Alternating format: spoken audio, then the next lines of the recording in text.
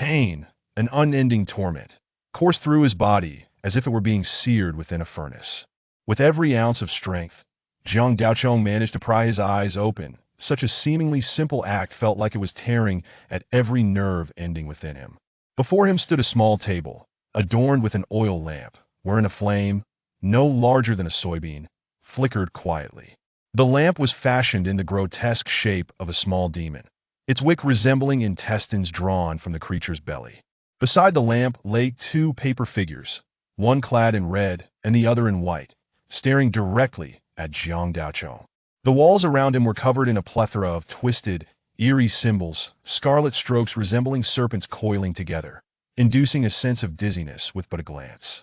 Jiang Daochong's body involuntarily convulsed, as an overwhelming wave of agony engulfed him from the soles of his feet to the crown of his head. Hiss! He inhaled sharply, hesitant to move further. He was merely a college graduate, visiting a museum, and he could only recall examining a mask before darkness enveloped him, leading him to this strange place. For days, he had drifted in a haze of confusion, beset by sporadic pain and a constant, low murmur that echoed in his ears, akin to a monotonous chant. This was the first instance he had regained consciousness, and to find himself in such a bizarre predicament was utterly unexpected. His eyes darted around the room, and he noticed a black beam above, from which hung an iron hook, swaying gently, as if it bore some garment. The room bore no visible entrance beyond the confines of his view. There lay more space, yet it remained obscured from his sight. Whoosh, whoosh, whoosh. A faint sound emanated from the small window, resembling either a breath or a groan. Jiang Daochong turned his gaze towards the source. The window was securely covered with white paper, allowing only a shadow to press against it. The figure seemed aware of his scrutiny, grinning with a disquieting smile. "Who goes there?" A chill enveloped Jiang Daochong as he cautiously spoke. His voice seemed to frighten away the shadow outside, which vanished before his eyes, as if it were a mere figment of his imagination. Days of delirium have rendered my mind foggy. Perhaps I merely misinterpreted what I saw, he mused silently. Bang! The door creaked open, and a cool breeze swept in, accompanied by the sound of footsteps approaching with a rhythmic patter. Clearly, I did not misinterpret. Something has entered. A tremor of fear coursed through Jiang Daochong. Paralyzed with trepidation, he lay still, wide-eyed, listening as the footsteps drew nearer. Patter! The footsteps halted beside him, and a shadow loomed over his head. A frail, elderly woman with hair as white as snow and a face lined with deep wrinkles appeared, peering down at him with an unnerving intensity. Her countenance bore a ghostly pallor, as if she were already departed from this realm, her expression devoid of emotion, fixated on Jiang Daochong in a way that sent chills down his spine. His eyes darted in a frenzy, suddenly fixating on a thumb's-eye spot on her chin. If he was not mistaken, it bore the telltale mark of a corpse. With a howl of terror, Jiang Daochong instinctively sprang up, ignoring the searing pain coursing through him, seizing an object nearby to hurl at her. Now standing, he surveyed the room and recoiled in horror at the sight before him. A disembodied head floated in midair, its neck twisting grotesquely beneath it. This head was attached to a body resembling a cow, its forelegs planted firmly on the ground outside, the long neck craning inside to peer at him. Such a ghastly apparition was beyond anything Jiang Daochong had ever encountered. The mere thought of fainting from fright was a testament to his resilience. In the throes of sheer panic, Jiang Daochong began smashing anything within reach, glass and pottery shattering around him. His frantic groping yielded nothing. He had obliterated everything at hand. A fleeting glance at the small table revealed the demon-headed oil lamp, appearing like a lifeline, and he grasped it with desperation. With a forceful throw, the lamp struck the creature's head, dousing it in oil. The flame erupted into a fiery inferno, eliciting a high-pitched shriek from the monstrosity, which swiftly retracted its elongated neck.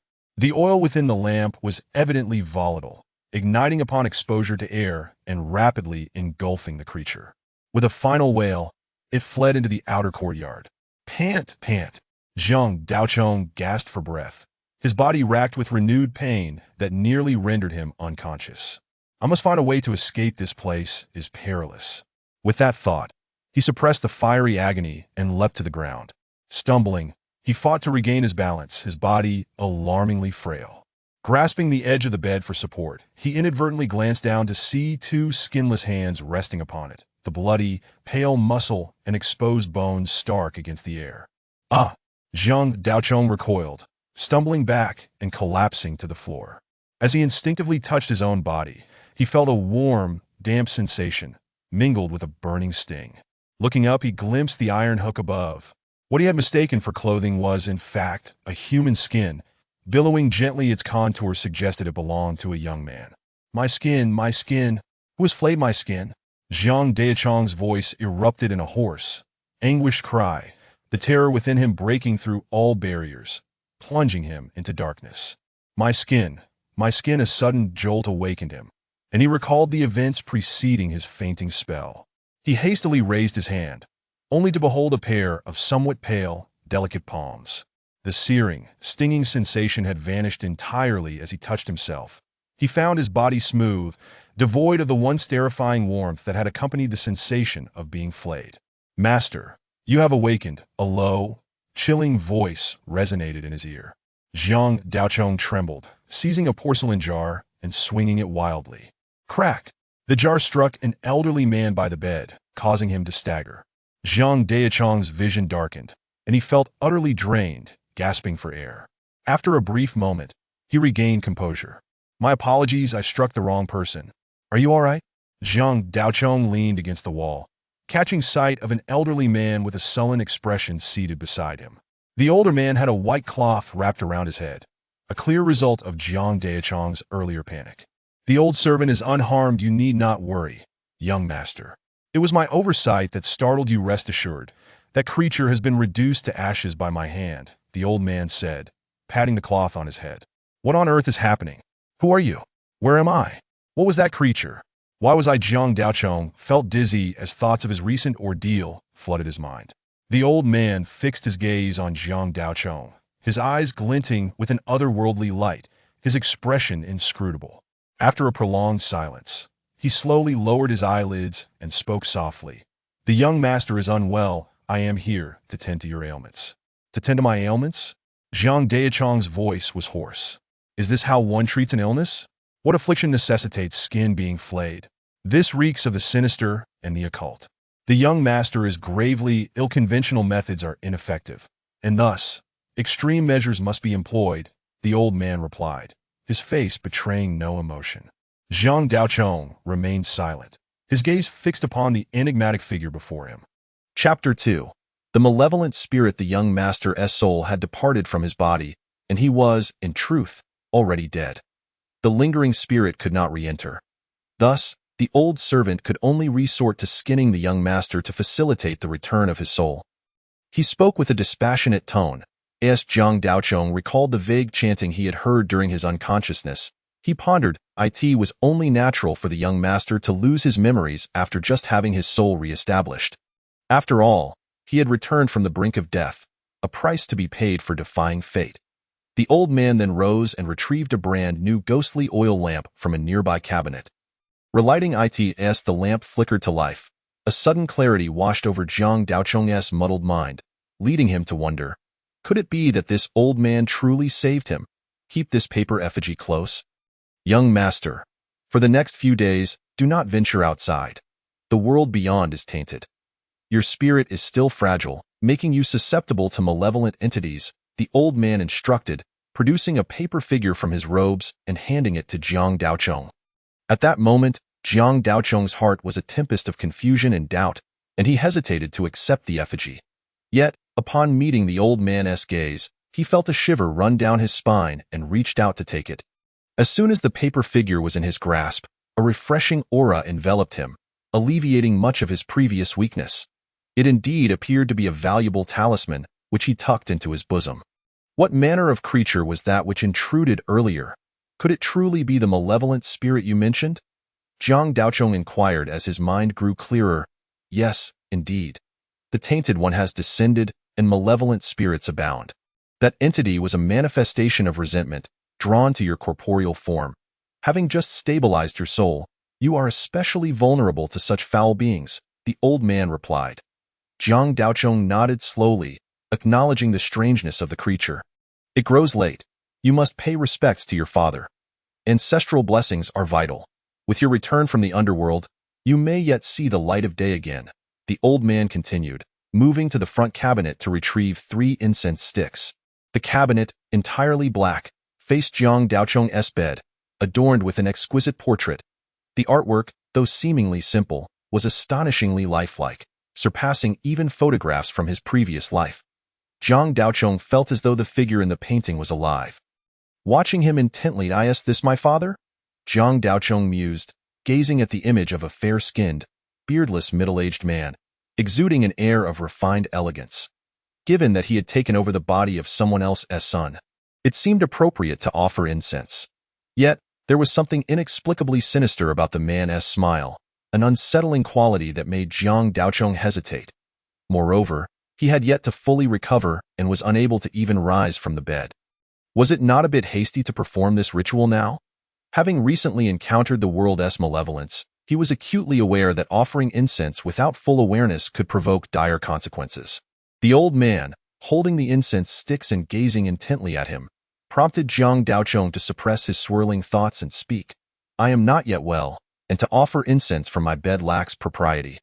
Furthermore, with my memory lost, it would be disrespectful to my father and ancestors.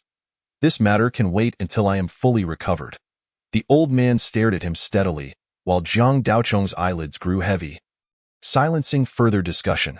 The young master has endured extraordinary trials, and indeed, his temperament has changed remarkably. This is a blessing for the Jiang family. "Very well, I shall heed your wishes," the old man affirmed with a nod. Turning respectfully to insert the incense into the incense burner. "Before I forget, how should I address you?" Jiang Daocheng inquired as he observed the old man preparing the incense. "Master, I am Lai Fu. I served as the steward of the Jiang household before its decline, and I have watched you grow," the old man replied with a courteous bow. "The Jiang household? It appears the owner of this body hails from a prominent family." Jiang Daocheng reflected, his mind swirling with questions. Just as he prepared to seek clarity from Lai Fu, the old man spoke again. "I must step out for a moment, young master. Please rest well and remember not to venture outside. As long as you remain within these walls, you need not fear," Lai Fu said, clasping his hands before departing. Jiang Daocheng thought to himself, "Rest? What nonsense is this? If not now, when should I flee?" With a swift motion, he opened the door, and the outside world appeared to be shrouded in an overcast afternoon light. Ignoring everything else, he stumbled out of the courtyard, eager to escape. Just a short distance away stood the outer gate. Dragging his weary body to the entrance, he found himself on the threshold of a bustling street, filled with a cacophony of voices and a profusion of shops, all alive with activity. This was fortuitous. If he could merge into the crowd, he might slip away unnoticed. Jiang Daocheng rushed to the door, pushing it open with a creak. However, the moment he stepped outside, the bustling throng seemed to freeze. As if the world had hit the pause button, countless heads turned in unison to gaze at him. "Hi!" Jiang Daocheng waved awkwardly to the crowd, attempting to break the silence. A series of whispers and incomprehensible murmurs floated to his ears. Carried by the wind, following the sound, he noticed a beautiful woman in a dimly lit alley, beckoning him seductively. "Come here, handsome," she called sweetly, her alluring face momentarily clouding Jiang Daocheng's judgment, compelling him to step forward. Yet, by the wall beside the door crouched a peculiar creature. It resembled a monkey, yet bore a human face, its stature towering over a typical man. It gnawed at something in its grasp, surrounded by a scattering of small bones. A chill swept through Jiang Daocheng. Clearing his mind, he glanced down, realizing his foot was about to cross the threshold. As he refocused, he noticed that the woman in the alley now had a long, crimson snake-like body, her neck flattening like that of a cobra. "What in the world?" Jiang Daocheng froze, halting his forward motion just before his foot touched the ground. In that moment, as he withdrew, he seemed to hear a chorus of sighs. The throng resumed its previous clamor, returning to their own lives. With a dazed expression, Jiang Daocheng turned back, realizing that compared to the outside world, his home felt much safer. As night descended, Lai Fu returned with a plate of bloodied meat. The wind howled outside, reminiscent of a demon's wail. Overwhelmed by the oppressive atmosphere, Jiang Daocheng finally inquired, "Where exactly are we?" Are those outside truly malevolent spirits? It seems the consequences of your return from the dead are indeed severe. Young master cannot even recall this, Lai Fu remarked, puffing on his pipe and exhaling a cloud of smoke. As the swirling mist obscured his features, he continued, "This is Yujing, the capital city, where the esteemed Jiang family has held sway over the Imperial Astronomical Bureau for generations. You hail from a noble lineage. The entities outside are not malevolent spirits, merely unfortunate souls bound by their obsessions." What? The capital, Yujing? Surely this place has become a wretched shadow of its former self. How could a grand city like this devolve into such a nightmarish realm? Jiang Daochong scoffed inwardly.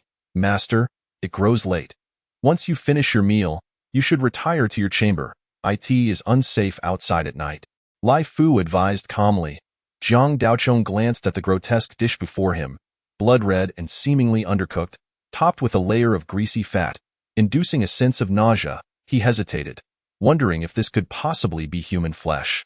Consuming this blood meal will hasten your recovery. Do you not trust me, young master? Lai Fu's gaze pierced through Jiang Daochong, causing him to flinch. Meeting Lai Fu's unwavering stare, Jiang Daochong felt a jolt of apprehension. He reached for the repulsive dish and, without further thought, began to swallow it hastily, nearly choking in the process. Yet, to his surprise, as the flesh slid down his throat, a wave of warmth surged through him, dispelling the coldness that had enveloped him. Chapter 3. The flesh mountain of the imperial city. Lai Fu observed as Jiang Daochong finished his meal, then said slowly, "Now that you have eaten, you should return to your room and rest. The night is dark, and the outside world is unclean." Though Jiang Daochong was still brimming with questions, the enigmatic presence of Lai Fu compelled him to quell his unrest. Peering out into the thick darkness, he felt as though countless sinister eyes were fixed upon him, their gazes crawling like a swarm of insects. He nodded in agreement, retreating into his chamber and lying down upon the bed. Outside, Lai Fu meticulously tidied the dishes, muttering incantations that resonated with a rhythmic cadence, akin to a scripture, steeped in mystery. The paper figure in Jiang Daochong's possession radiated a cool aura, and after the tumult of the day, his initial terror faded, leaving clarity in its wake. He had been reborn into the body of the young master of the Jiang family. The capital city of Yujing had undergone some cataclysmic transformation, its populace now resembling specters, besieged by malevolent spirits, and even his own household had been ensnared in this calamity. He had met with some fate that led to his demise. The reason for his arrival here was the old stewardess invocation, summoning him back. Yet, could a household of such prestige truly employ someone versed in these dark arts as its steward? The environment felt treacherous, as if he were ensnared in a web of danger. Lai Fu might not be entirely trustworthy, and remaining here any longer was perilous. He must devise a plan to escape and ascertain the truth. Jiang Daochong's mind raced with thoughts, each one rapidly organizing itself. However, the dark entities lurking outside seemed intent on keeping him confined within these walls. In this bizarre world, sleeping is hardly an advisable choice. However, amidst the chanting sounds, Jiang Daochong found himself unwittingly closing his eyelids. In a daze, a wave of black mist enveloped him, and as he waved away the fog, he suddenly realized he was standing on a street. Shops lined both sides of the street, yet there was not a soul in sight. In the darkness, he stood alone in the middle of the road. Where am I? Jiang Daochong glanced around and inadvertently caught sight of a shop sign, his pupils narrowing in surprise. The sign boldly displayed the characters Suli Ji. During the day, he had attempted to escape and had briefly observed the scenery on the street, discovering that this shop was not far from the courtyard where he resided. Could it be that this is the street of Yujing? A flicker of realization stirred within him as he turned to look behind. There stood a small courtyard with white walls and black tiles. The brown wooden door was adorned with white paper, and two white lanterns hung at the entrance, clearly indicating that someone had passed away in that household. This was indeed the very courtyard where he lived. What in the world is happening? Is this a wandering of my soul? Jiang Daochong felt utterly perplexed. Well, since I am already out, I might as well take the opportunity to explore. It is certainly better than being trapped in that room. After a brief moment of hesitation, Jiang Daochong proceeded along the street. As he advanced, the black mist parted around him, yet a sense of danger inexplicably arose within him. Falling into this black mist would undoubtedly lead to death. As Yujing, being the imperial capital, was naturally bustling with life, Jiang Daochong continued along the wide street, soon catching sight of a colossal structure in the distance. The night was heavy, with dark clouds obscuring the sky. As he approached, he saw a vast palace complex that resembled a towering beast, sitting ominously in the darkness. A massive gateway surrounded by red walls and golden tiles cast long shadows in the feeble light, as if countless phantoms were silently wandering about. The palace eaves soared high like the wings of a hawk, the carvings at the corners blurred and indistinct, while within, ancient trees towered, their branches intertwined, casting a foreboding and mysterious aura. The gateway, for some unknown reason, stood ajar, the heavy vermilion door, once resplendent, now faded and worn, leaving only a patchwork of decay. Such a grand edifice, nestled within the imperial capital, could only be the royal palace. Determined to explore, Jiang Daochong boldly stepped inside. However, upon entering, the scene that unfolded caused his soul to shudder. Outside, all seemed well, but once he crossed the threshold, he discovered that the royal palace was shrouded by an immense mound of flesh. There were no palaces within, only a black mountain of meat, its surface thick with pulsating lumps. It appeared that the disturbances within the royal palace were likely caused by this grotesque mound. Jiang Daochong struggled to suppress his horror. Suddenly, a faint sound emanated from the distant flesh mound, startling him into seeking a place to conceal himself. In this eerie royal palace, something was indeed stirring. A resigned smile crossed his face as he recalled that his current state was not of flesh and blood. His body floated upwards, following the source of the sound, and soon he arrived at the depths of the palace. At that moment, he witnessed a gaping hole in the flesh mound, through which eerie, spectral figures were entering and exiting in droves. Surrounding them were individuals clad in green robes, wielding white funeral staves, continuously waving about and scattering paper money. The figures emerging from the hole carried small wooden buckets, the contents of which were a mystery to Jiang Daochong. Concealed in the shadows, he observed this scene resembling a construction site. Holding his breath instinctively as a group of figures approached, each carrying a bucket, as they drew nearer, Jiang Daochong realized that they were not living beings but paper effigies crafted from paper. Perhaps in an effort to simplify matters, these paper figures bore blank faces, devoid of features, while paper money paved their path, exuding an aura of gloom. The buckets contained chunks of red flesh, roughly the size of a palm. These paper figures were being commanded to excavate flesh from the mound, akin to mining. It was a remarkable display of supernatural ability. Jiang Daochong gazed enviously as the group of paper figures departed. Just as one group left, another returned, carrying empty buckets toward the entrance. He wondered if his spectral form could somehow merge with these paper figures. A thought struck him, and he decided to give it a try. When the group of paper figures passed by, he seized the opportunity to float out from the shadows and attached himself to the last paper figure in line. To his surprise, it was effortlessly simple. Upon contact, he instantly entered the paper figure, feeling as if he had acquired a physical form, even more comfortable than his own corporeal body. Yet, the weight of the wooden bucket was burdensome. No wonder it only contained a small piece of flesh. For if it held more, the magically animated paper figure would likely be unable to carry it. After all, a product of sorcery could not compare to a living being. Jiang Daochong took control of the paper figure, mimicking its stiff movements, and soon arrived at the vast opening in the flesh mound. Here, he noticed that the figures in green robes outside the opening appeared somewhat ethereal, their feet suspended in midair. Clearly not ordinary living beings but also in a spectral state. However, their souls were far weaker than Jiang Daochong's.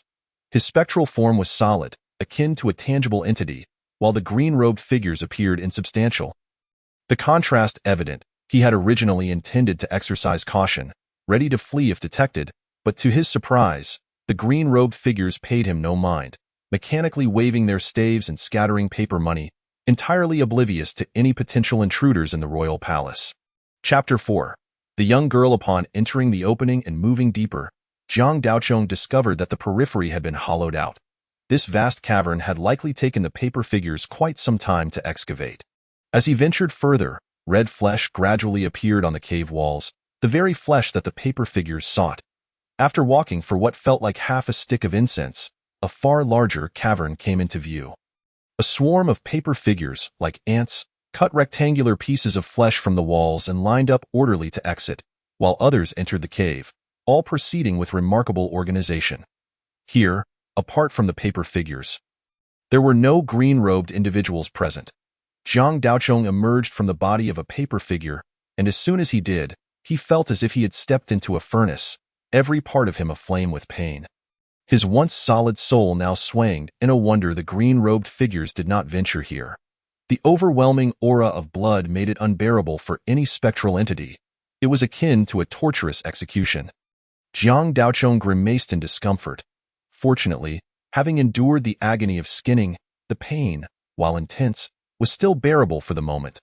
Moreover, given his solid spectral form, he could withstand it for a while longer. This enormous cavern was teeming with paper figures. And as Jiang Daochong surveyed the surroundings, disappointment filled him. Though this place was strange, it offered no assistance for his plight. It seemed he would need to devise another plan. Jiang Daochong turned to re-enter the body of a paper figure in hopes of escaping. What is that? A group of paper figures nearby caught his attention. Unlike the multitude of paper figures filling the cavern, these appeared substantially more robust, clad in black armor as if specially reinforced. At that moment, this group was gathered in one area, each approaching the cave wall before freezing in place, while the figures behind them pushed aside the immobile ones, mimicking the same motion until all 10 figures stood still. Jiang Daochong, observing this, hesitated to retreat, instead approaching the frozen black-armored figures. The wide space surrounded them, as the ordinary paper figures intentionally kept their distance. As Jiang Daochong drew near, he noticed that in addition to the black-armored figures, the ground was strewn with purple and yellow paper effigies. These motionless figures were evidently of far superior quality compared to the ordinary paper figures outside, not only in material but also in the subtle features etched upon their faces. The paper emitted an obscure aura, clearly not ordinary paper. Meanwhile, in a dilapidated palace somewhere within the royal city, a figure sat upon the ground. Beneath him lay a purple cushion, and before him stood an exquisite offering table adorned with paper ingots, incense, and fruits, flanked by 2 wax figures of beautiful young girls, around 16 or 17 years of age, kneeling on the ground. The wick extended from the dark cavity of one figure, emanating a ghostly light. As the group of black-armored paper figures ceased their movements, the seated figure sighed softly. Still not enough. This golden Tai Sui meat is indeed the finest blood food. Its heavy aura of blood is simply beyond the capacity of puppets animated by sorcery to bear. Even approaching it poses a challenge. It seems we must refine living souls instead. Concurrently, Jiang Daochong had discovered a man-sized hole in the cave wall, surrounded by red flesh, yet unlike the previous flesh. This bore strands of golden silk. The hole emitted a golden glow, and the paper figures were attempting to enter, only to be rendered inert by the golden light. Jiang Daochong's spectral form, upon exposure to the golden radiance, felt a wave of dizziness wash over him, instantly thinning by half. The intense pain he experienced was unlike any he had ever known. Compared to the tortures of skinning and dismemberment, this was akin to a mere tickle. After a considerable time, Jiang Daochong regained his senses, hiding away in fear, unwilling to approach again. Just moments ago, he felt as if he were nearing the sun, every part of him boiling. He dared not venture into the golden hole. And with only the paper figures remaining around him, he lingered for a moment before departing, attaching himself to a paper figure and leaving. At this point, the wooden bucket contained a small piece of flesh, and as he merged with the paper figure, it felt as though he was carrying an immensely heavy burden, struggling to move forward. Glancing at the other paper figures, they too seemed to be on the verge of collapse. Alleviating his concerns about discovery, yet he recognized the significant impact of the blood aura on a spectral entity. If one could devise a means to procure a modicum of that golden flesh and blood to take away, would it not be akin to slaying gods and Buddhas alike? As Jiang Daochong strolled outward, he pondered this notion. It appeared that the steward Lai Fu was also adept in spells of a rather sinister nature. Should he truly manage to acquire a fragment of golden flesh and blood, he would possess a trump card that might prove advantageous in his predicament. At that moment, having followed the main contingent outside, Jiang Daochong was jolted from his reverie by a cacophony of noise. He looked up to witness the chaos among the figures clad in azure. In the distance, Paper effigies transporting flesh and blood were teetering as if they were being robbed. What is going on? Jiang Daochong mused, bewildered by the scene before him.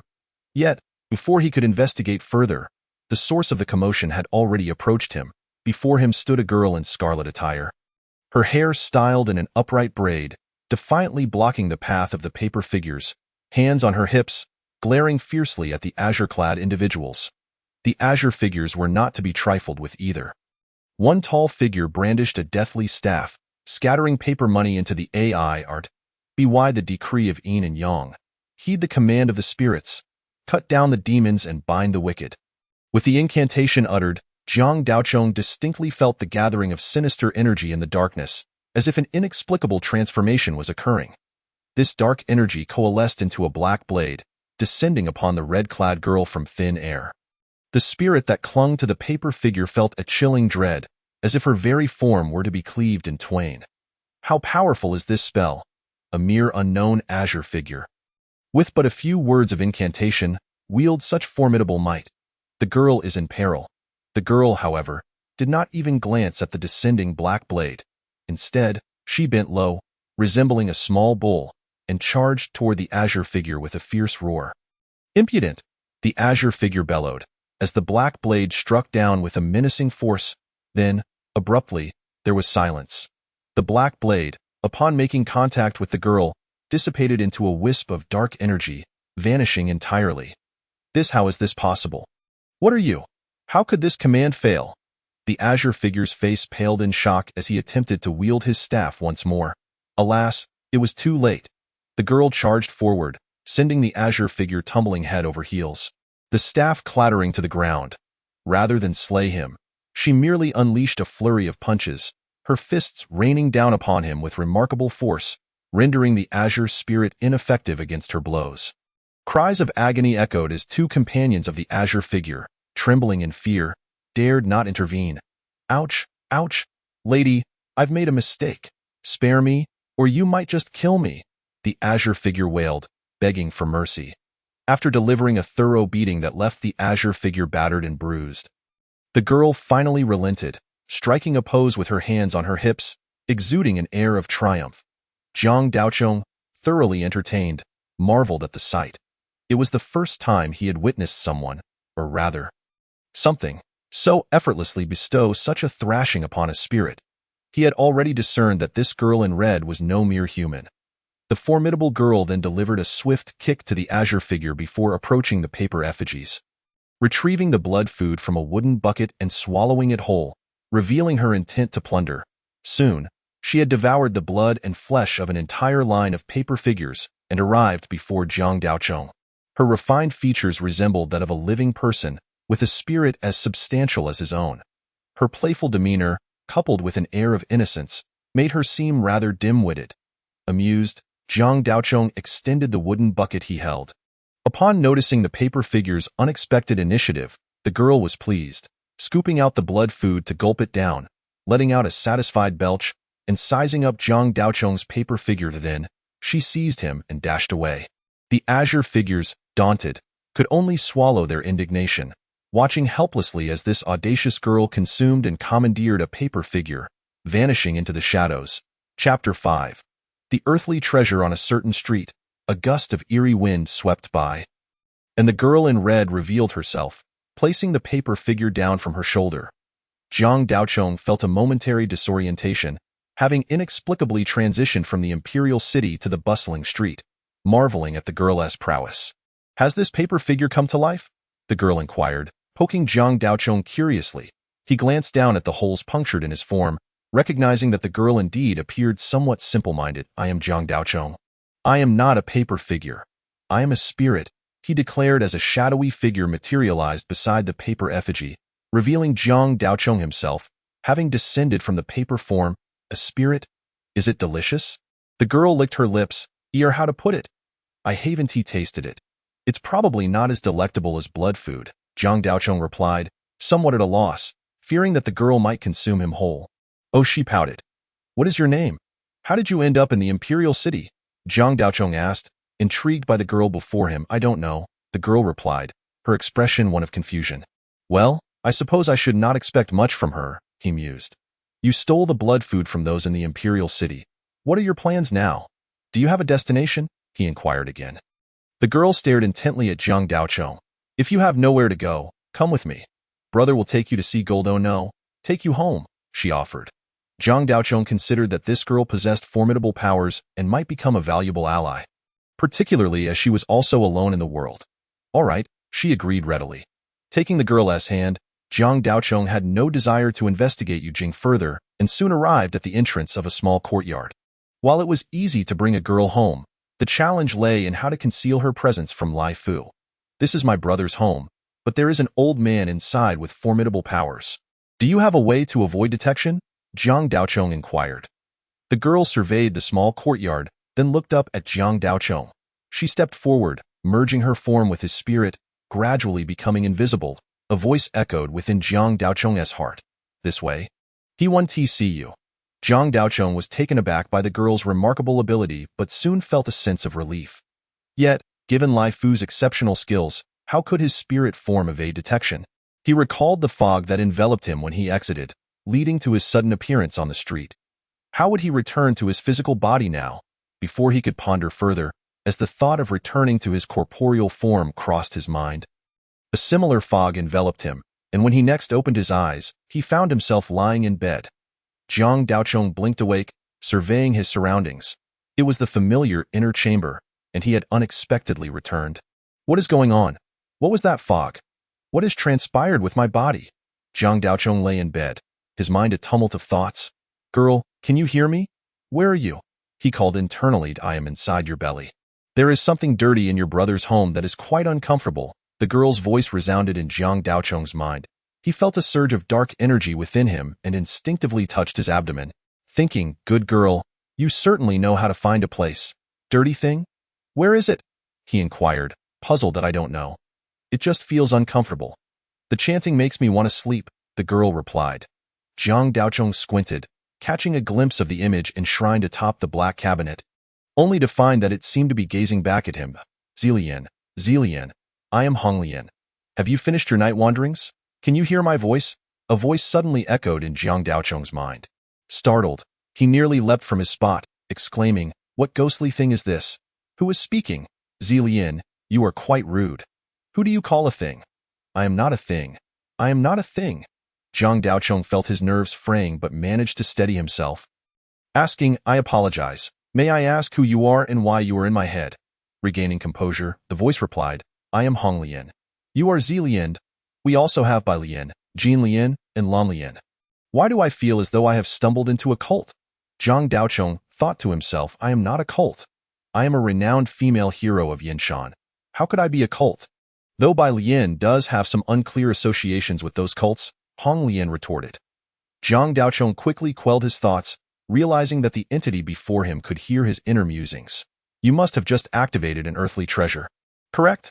It is normal to be unaware of many things. Do you need me to clarify?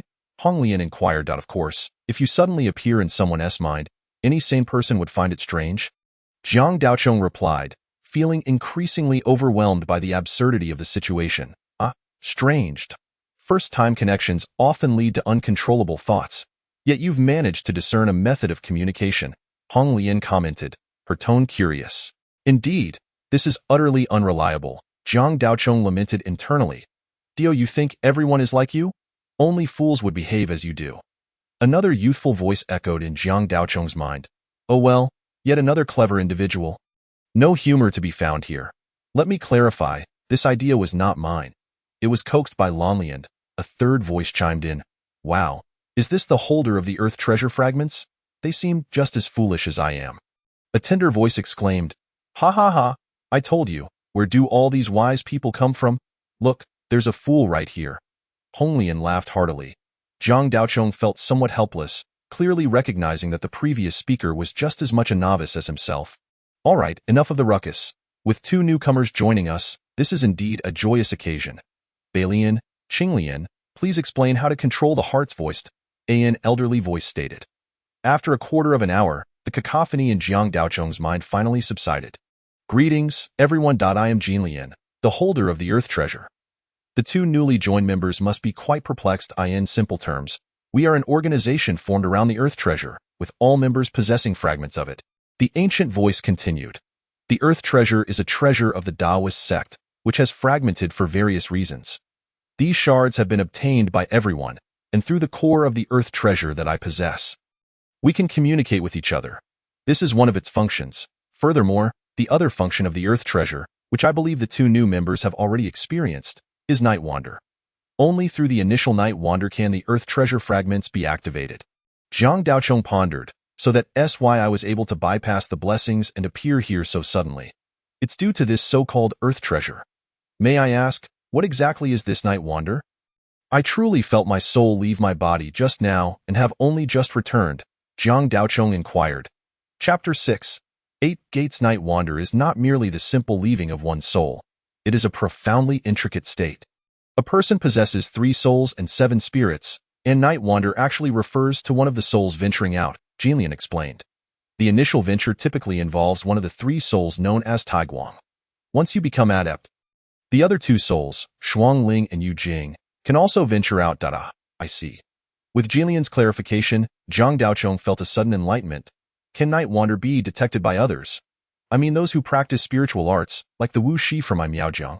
Or even the De Wu. The tender voice chimed in, presumably from Qinglian. There are myriad practices in this world, yet most fundamentally stem from the 8 great gates. First gate, brocade. Second gate, skin.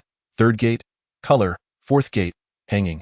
Fifth gate, difference. Sixth gate, willow. Seventh gate, shaman. Eighth gate, inviting spirits. Your Miaojiang practice belongs to the shaman gate, primarily focused on divination, curses, and fortune-telling. Those who have entered the hall are referred to as Wu Shi. If one's primary focus is on curses, they naturally cannot see through it, but if they specialize in shaman arts, that may not be the case, Jilian elucidated. Zhang Daochong listened carefully to the conversation, as it was his first encounter with information about practitioners since entering this world. The wealth of information revealed in their dialogue was immense. For instance, entering the hall likely referred to 2 levels of cultivation. Additionally, the esoteric paths of cultivation were all meticulously noted in his mind. The 8 gates and 8 great surnames. These surnames hold the fundamental methods of cultivation. How many people bow low in submission just to seek a single method and yet find it unattainable? Learning such skills is exceedingly arduous, Honglian remarked. All right, let us all introduce ourselves and get acquainted. Henceforth, if there are matters to discuss, you may communicate through the Earth Treasure fragments. Each may decide for themselves. Jilian stated. I am Balian, spoke a voice belonging to a somewhat cold woman. I am Honglian, known as the Yinshan heroine. Honglian laughed heartily. Greetings, newcomers, I am Lanlian. A robust male voice announced. I am Qinglian, residing in the southern wilderness. If anyone visits the southern wilderness, feel free to look me up. Qinglian's voice was tender and sounded rather soft. Zillian, Zhang Daochong said softly. He noticed that these Lotus individuals were quite cautious about protecting their identities, revealing not a hint of extra information, with the exception of Honglian, who appeared quite unconcerned. Even the seemingly naive Qinglian was only known to be in the southern wilderness, a vast region where such knowledge was negligible. After much contemplation, Zhang Daochong resolved to transmit a message to Jilian, inquiring about certain matters. Jilian, I have something to ask. What compensation is required? He transmitted. First, tell me what the matter is, then we can discuss compensation. Jilian replied, I would like to know if the dead can return to life. Zhang Daochong began. It is possible, but the conditions are quite stringent.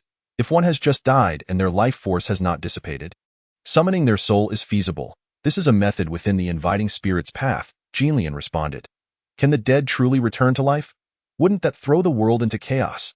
Zhang Daochong was astonished by Jilian's response.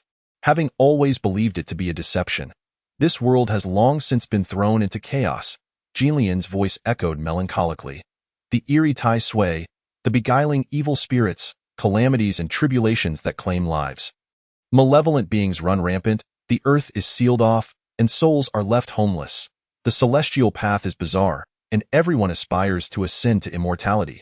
Zhang Daochong was taken aback by Jilian's strange words. Although he had been aware of the world's oddities since awakening, he had thought it was merely a situation peculiar to Yujing, believing that the outside world retained some semblance of order. He never imagined the entire world was in disarray, which explained why this grand palace had descended into such a state of neglect. So what are the conditions for summoning a soul? Does it require skin to be flayed from the body? Zhang Daochong steadied himself and asked again. Flaying skin? That is the most wicked of wicked arts. The difficulty in summoning lies with the practitioner conducting the ritual. Their cultivation must at least be at the entered hall level. In addition to establishing a ritual platform, the cool voice of Balian interjected, I am the inviting spirit's path. Skin is the portal of the body. If the skin is flayed, the soul is essentially left exposed, without any covering. This is an exceedingly dangerous practice. Moreover, summoning does not necessitate the removal of skin. Only when performing certain wicked arts would that be the case. Balian continued, and if someone has had their skin flayed, what can be done? Zhang Daochong pressed on. Jinlian and Balian fell silent, the atmosphere becoming somewhat heavy. After a long moment, Jinlian's voice finally broke the silence. If the skin is flayed, a person cannot survive. Zhang Daochong's heart jolted.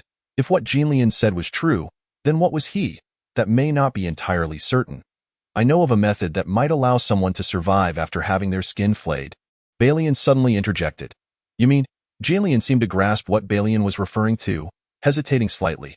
Indeed, it is that despicable technique from the color gate, known as Zhao Zhu. If that is the case, then it is not impossible. But if it truly is so, then, Jinlian murmured. What is Zhao Zhu? Zhang Daochong inquired eagerly.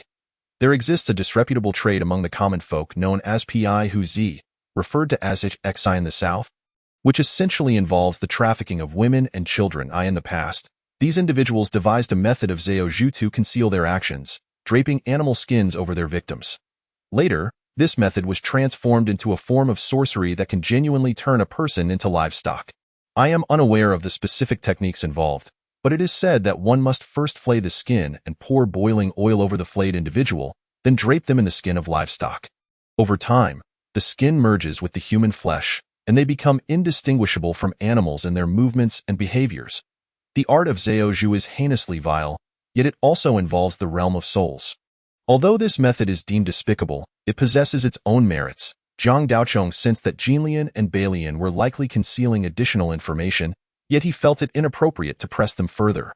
What should one do to recover after being flayed? Zhang Daochong posed the question that concerned him the most. Once the skin is flayed, the physical body loses its portal. While one may appear to walk and sit like an ordinary person, in reality, their vital door is already in someone else's grasp. If it can be flayed once, it can certainly be done again, making recovery exceedingly difficult, Jinlian explained. However, there are still methods available. Zhang Daochong understood this meant compensation would be required. What must I do? He inquired. I need the flesh and blood of a Tai Sui, but not just any ordinary red Tai Sui flesh. I require the golden Tai Sui flesh and blood. Jinlian stated her request. What is Tai Sui flesh and blood? Zhang Daochong asked, puzzled. It refers to the meat mountains that emerge from the earth, which can be found everywhere. The flesh and blood of Tai Sui are excellent. Consuming it strengthens the body, and practitioners of the path gain cultivation power from it. Zhang Daochong realized that the grand meat mountain within the imperial palace was indeed Tai Sui, which explained why there were efforts to command those paper figures to gather it. Golden Tai Sui flesh and blood are exceedingly rare in the world. Where would Zillian find it? Jinlian, your demands are quite steep. Balian expressed her astonishment. Jinlian remained silent, awaiting Zhang Daochong's response. How much do you require? After a brief pause, Zhang Daochong spoke. At least 2 taels. Deal, but I cannot provide it at this moment. That is not urgent. I am in no hurry to use it. We can discuss it once you have resolved your own matters. Jinlian replied. Wait, Zillian, can you truly procure golden Tai Sui flesh and blood? Balian questioned. I have some confidence, but whether it can actually be done remains to be seen, Zhang Daochong exaggeratedly claimed. Confidence is all that is needed. For 1 tael of golden Tai Sui flesh and blood, I will handle a matter for you, Balian stated coolly. Transaction confirmed, Zhang Daochong said without hesitation. Chapter 9. Departure. Jinlian, having witnessed Bai Lian's negotiation with Zhang Daochong, decisively expelled Bai Lian, leaving only Zhilian across from her, evidently to discuss matters that were not suitable for Bai Lian's ears. In Chongzhou, one of the 36 provinces, within the heavily guarded confines of a grand manor in Yingtian City. A graceful woman clad in white rose from her bed. A maid, who had been waiting nearby, approached to attend to her as the white-clad woman arose, with a slight furrow of her brow. The maid waved her hand, causing rows of silent servants outside to disperse. Only then did she push open the window, revealing an expanse of darkness outside, with a hazy full moon hanging in the sky. The white-clad woman inhaled deeply, as if drawing in a sliver of the silvery moonlight into her lungs, an extraordinary sensation. The maid behind her displayed a flicker of astonishment, having served her for a considerable time. She was well acquainted with her mistress, and it was evident that the mistress was in a rather good mood. Julien, this method of skinning is exceedingly sinister, and it is quite difficult. Nearly impossible to completely rid oneself of it. However, if one were to acquire the essence of the golden Tai Sui, hope would not be entirely lost. By utilizing the blood and flesh of the golden Tai Sui, you could temporarily free your own spirit from others' constraints by infusing it with yang energy. Yet, to eradicate the lingering issues completely, this alone would not suffice, and 2 days, a troupe of performers will arrive. You must find a way to become their apprentice. Whether you succeed depends on your fortune. Jane Lian seemed to possess profound knowledge of Zhang Daocheng's circumstances, her words implying she was aware of his presence in Yujing. All right, I have noted it. The 3 souls must be infused with the essence of the golden Tai Sui, and I must apprentice under the troop leader. Zhang Daocheng, however, took it lightly, merely committing Jane Lian's words to memory. Remember, once you become the leader's apprentice, only learn his foundational techniques. There is no need to study anything beyond that. He has a total of 49 techniques, and you must master them all. Jane Lian's voice gradually faded into tranquility. Zhang Daocheng, turning in bed, closed his eyes once more, his complexion lightening a bit. After this exchange, he had finally escaped the murky uncertainty of his situation. At least establishing a general direction. It appeared that the essence of Tai Sui was indeed a valuable commodity. Red Tai Sui, golden Tai Sui. He contemplated devising a means to stockpile some golden Tai Sui, as it would not only serve his own needs, but could also be used to curry favor with others. Judging by Lian's demeanor, golden Tai Sui must be exceedingly rare in the vicinity of Yujing. Zhang Daocheng's thoughts continued to spiral, his mind a whirlwind of ideas, gradually feeling his eyelids grow heavy as he succumbed to slumber. Lai Fu stood at Zhang Daocheng's bedside at an unknown moment, his shadowy face devoid of expression as he fixed his gaze upon the sleeping Zhang Daocheng. The night passed without conversation. Zhang Daocheng stretched languidly upon awakening. The previous night, his own spirit had wandered and had been momentarily illuminated by the essence of the golden Tai Sui, causing him great pain. After a night's rest, his own spirit now felt grounded. Previously, while his own spirit was confined within his body, it merely felt entrapped. Now, it seemed to be taking root. Young master. It is time for breakfast. Lai Fu's soft voice broke the silence. Lai Fu, do you walk without making a sound, like a ghost? Zhang Daocheng remarked helplessly. Understood, the old servant will be more mindful next time. Lai Fu paused, clasped his hands, and said, the Zhang manner is no more. There is no need for me to address myself as old servant anymore. It sounds rather odd. Zhang Daocheng approached the table, where a piece of meat still lay.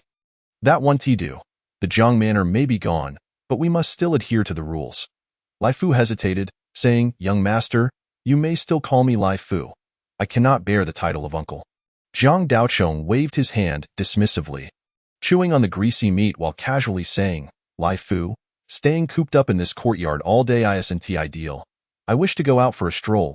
Do you have any means? This, young master, your own spirit is still unstable. There are many unsavory elements in the city.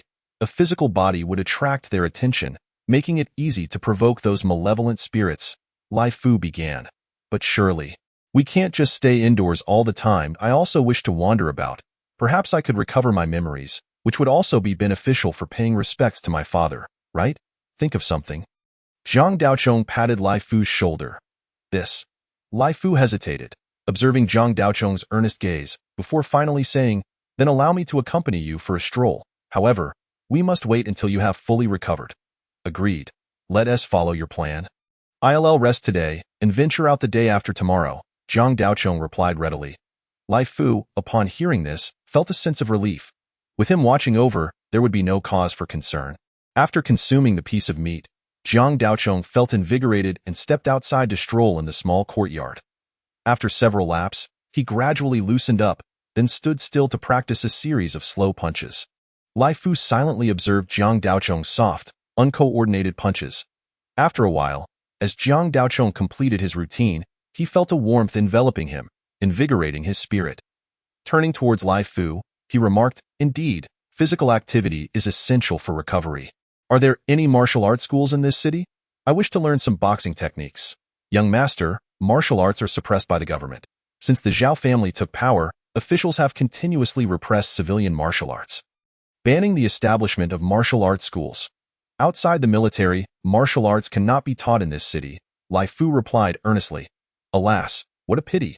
Jiang Daocheng sighed, turning to resume his military training exercises. 2 days later, the day arrived for Jiang Daocheng to go out. After breakfast, he practiced his punches intermittently in the courtyard until he felt warmth in his body, at which point he stopped. "Young master, it's time to go out." Lai Fu's voice called from the side. Jiang Daocheng suddenly realized and slapped his forehead, exclaiming, "I nearly forgot about that. It's good we're going out now." Seeing that Jiang Daocheng seemed to take the matter lightly, Lai Fu's expression relaxed somewhat.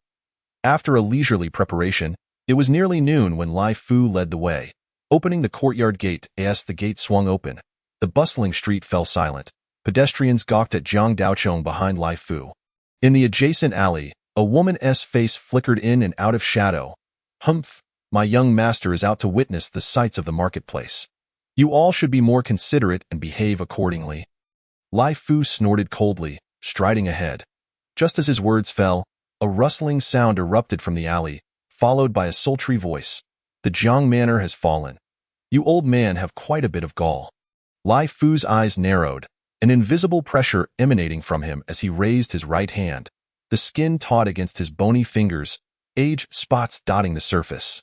Yet, despite the unremarkable appearance of that hand, Jiang Daocheng felt as if something intangible surged through the air toward the alley, followed by a piercing scream. "A mere wretched remnant dares to bark in my presence." Lai Fu waved his hand dismissively. As though to disperse ill omens, the alley reverberated with disturbing sounds of gnawing, mingled with pleading cries, which soon diminished, restoring silence. The onlookers who had been fixated on Jiang Daocheng now turned away, and the street buzzed back to life, bustling once more. Chapter 10. Fishing for wealth in the oil pot, 5 ghosts transporting treasure. Lai Fu then turned, assuring, "Young master, do not panic. As long as we return to the courtyard before nightfall, those things won't dare to act against us." Jiang Daocheng felt as though he had come to a new understanding of this seemingly inconspicuous old man. He had not anticipated that Lai Fu, who referred to himself as old servant daily, possessed such formidable strength. Thus, with Lai Fu leading the way, the master and servant strolled through Yujing. Jiang Daocheng occasionally entered shops to browse, his spirits high despite knowing that the surrounding figures were malevolent spirits. Soon, as the sun dipped in the west, Jiang Daocheng had spent the entire afternoon wandering, still brimming with enthusiasm, although his aimless route seemed to revolve around the imperial city. "Young master, it's getting late. We should head back," Lai Fu reminded him. This. Jiang Daocheng set down the item in his hand, as if just realizing the time. He looked up at the sky and said, "Oh dear, it's already afternoon. All right, let us good, one more." The sounds of cheers from nearby interrupted Jiang Daocheng's words. He turned to see a crowd gathered, seemingly engrossed in some spectacle, with intermittent shouts of approval emanating from within. "No rush. Let us see what is happening before we leave." Jiang Daocheng waved his hand, heading toward the crowd. Lai Fu hastily followed. As Jiang Daocheng approached, the crowd fell silent, yet it appeared as though they were subtly avoiding him. Parting to create a path, Jiang Daocheng was unfazed. He walked through the opening, only to find the center of the gathering alive with the sounds of drums and cymbals, a lively scene. Acrobats and performers entertained the crowd, while a large pot of oil, billowing smoke, stood prominently in the middle. Flames roared beneath the pot, and before Jiang Daocheng could draw closer, a wave of heat washed over him. That moment, an elderly man with silver hair, dressed in coarse linen, approached the oil pot, reaching into his garment to retrieve 3 copper coins, which he tossed into the pot. Subsequently, he seized a piece of unknown flesh and blood, tossing it into the pot. As the morsel entered the boiling oil, a sizzling sound arose, and the blood-soaked meat floated to the surface, releasing a tantalizing aroma, indicating it was nearly cooked.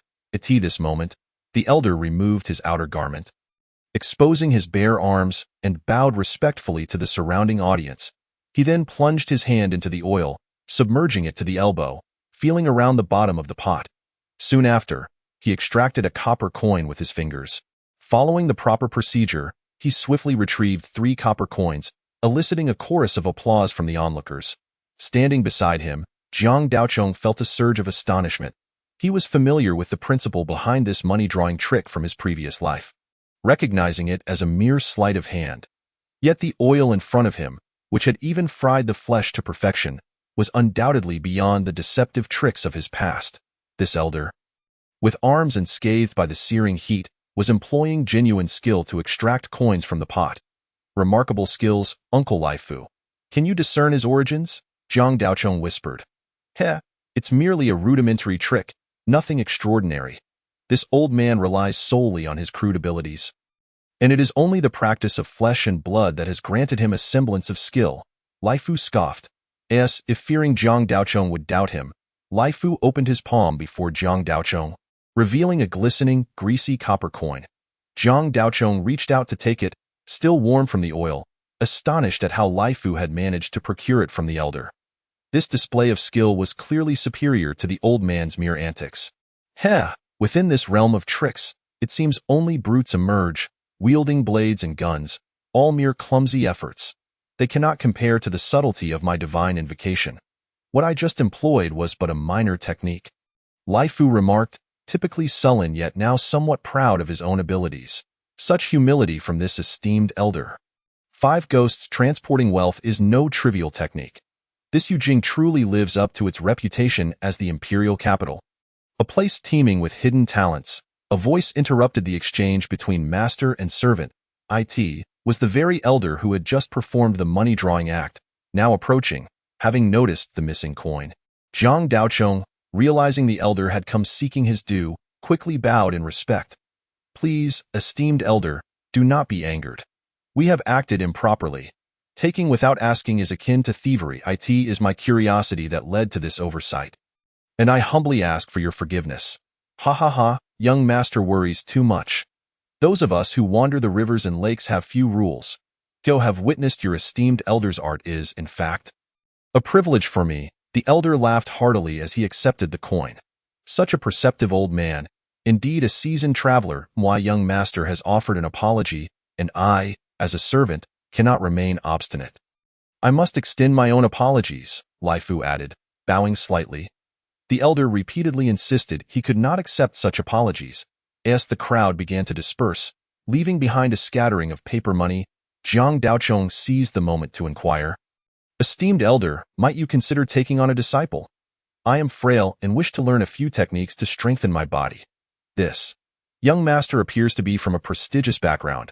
For someone like me, wandering the rivers and lakes, this may not be appropriate. Moreover, acquiring skills is not something that can be achieved in a day or two. The elder hesitated, a look of concern crossing his face. Laifu's expression shifted as well. Indeed, young master. What can a group of wanderers truly offer? Even if there is something of value, you cannot learn it in such a short time. Why waste your efforts? Silence. Jiang Daochong interrupted Laifu, turning to bow deeply at a 90-degree angle. Esteemed elder, rest assured, I seek only to learn basic stances to enhance my health. It will not consume much of your time. And I have gifts to offer in return. I hope, esteemed elder, that you will not decline. The elder, initially swayed by Laifu's words, felt his resolve waver upon witnessing Jiang Daochong's sincere demeanor. Rising, Jiang Daochong produced a paper package from his sleeve, revealing a piece of dark, unappetizing flesh, which Laifu often provided to bolster his health, having taken it from a stock hung in their home. Upon seeing the blackened flesh, the elder's hesitation dissipated, and he stated, Very well, but let it be clear, I will only teach you the basics. Jiang Daochong nodded eagerly, handing over the flesh. The elder accepted it, saying, Come to my dwelling each day at noon to practice. Thank you, esteemed master, Jiang Daochong responded respectfully.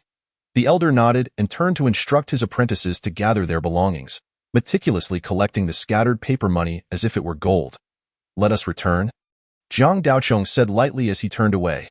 Laifu followed silently, the atmosphere growing somewhat oppressive. Uncle Laifu, my words earlier were harsh. I should not have lost my temper. However, my body is exceedingly weak, and my recovery is slow. I can only learn some basic techniques to regain strength. Otherwise, do you truly think I would willingly bow before these beggars of the rivers and lakes? Jiang Daochong sighed with a wry smile as they distanced themselves. Master understands well. What can these wanderers truly offer? They are mere outsiders. You have acted somewhat thoughtlessly in this matter. Laifu's voice was low and somber.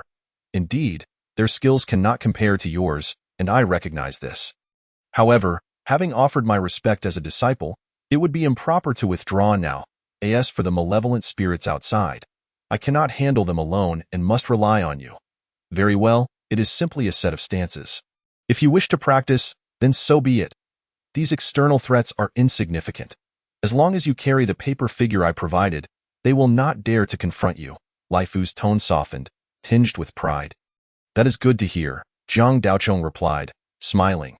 Yet Laifu, following behind, failed to perceive the chilling glint in Jiang Daochong's eyes, masked by his smile. A servant who could not discern his place dared to overstep, believing himself above his master. Regardless of your formidable skills, you are courting death. Jiang Daochong's outward demeanor remained calm, but within, his murderous intent surged to its zenith. Chapter 11. Hong San. As Jiang Daochong traversed the streets of Yujing, he resembled a fish gliding through water, the throng parting instinctively to make way for him. The malevolent beings cloaked in human guise revealed their unabashed greed, as if poised to pounce and devour him at any moment. Fortunately, the paper figure in his arms emitted a pulsating energy, deterring these entities from advancing. However, the paper figure, being an inanimate object, was not feared by all. At least the jade ring lying on the ground ahead seemed unperturbed. Since stepping out of his home, the jade ring had appeared twice, quietly resting along his path as though forgotten by its owner. It emanated a faint azure glow, its jade surface translucent and exquisite. Beckoning passers-by to pick it up and admire its beauty, Jiang Daochong, feeling somewhat exasperated, halted to examine the jade ring for the third time. He then retrieved the paper figure from his pocket. As the paper figure drew near, the jade ring could no longer contain itself. As if startled, it sprouted two tiny legs and scampered away. Passing by a shop he had previously visited, the rotund shopkeeper, clad in fine garments, stood at the entrance, gesturing enthusiastically for Jiang Daochong to return. Jiang Daochong walked past without a glance. Without Laifu by his side, he had no intention of entering that establishment. Every outing seemed to attract either malevolent spirits or sinister entities. Was his constitution truly so susceptible to such things? Jiang Daochong mused. It was said that the flesh of the Tai Sui was a treasure, the finest of blood delicacies. However, in comparison to the Tai Sui, human beings, as the apex of creation, embodied the essence of heaven and earth, representing the true treasures of the world. Laifu's somber words from before echoed in his mind. Holding the paper figure, Jiang Daochong scrutinized it closely. It was entirely black, adorned with crooked symbols, appearing to him as an ordinary piece of scrap. Yet this object could withstand the onslaught of formidable malevolent spirits. His desire to step into the realm of cultivation grew ever more fervent. This is an evil-repelling talisman. The girl within him suddenly spoke. Jiang Daochong's heart jolted, and he could not help but ask, "You recognize this item? I have seen something similar in the imperial city, where there is a grand altar adorned with such symbols." The girl mumbled dreamily, "An altar? What does it look like?" "It is simply an altar. There are many symbols." "Many symbols? Can you recall them all?" Jiang Daochong inquired, his spirits lifting. The girl fell silent. "You still remember how to get there, right?" Jiang Daochong pressed on. "I know this. I know this. It is cool and comfortable to sleep there." The girl nodded vigorously. "That is good." Turning a corner, he spotted a temporary shelter, where he could faintly discern human figures. Jiang Daochong confirmed that this was indeed his destination. Upon closer inspection, he noted that although it was a makeshift shelter, it was organized and equipped with various facilities, resembling a military encampment. Surrounding the shelter, a large circle had been drawn on the ground with stones, encompassing the entire structure, leaving only a gap at the front, which appeared rather peculiar. Jiang Daochong was aware that among those who traveled the rivers and lakes performing arts, there existed a vernacular term known as liao deer. When a performer arrived at a location to make a living, they would casually draw a circle on the ground, treating it as a stage for their performance.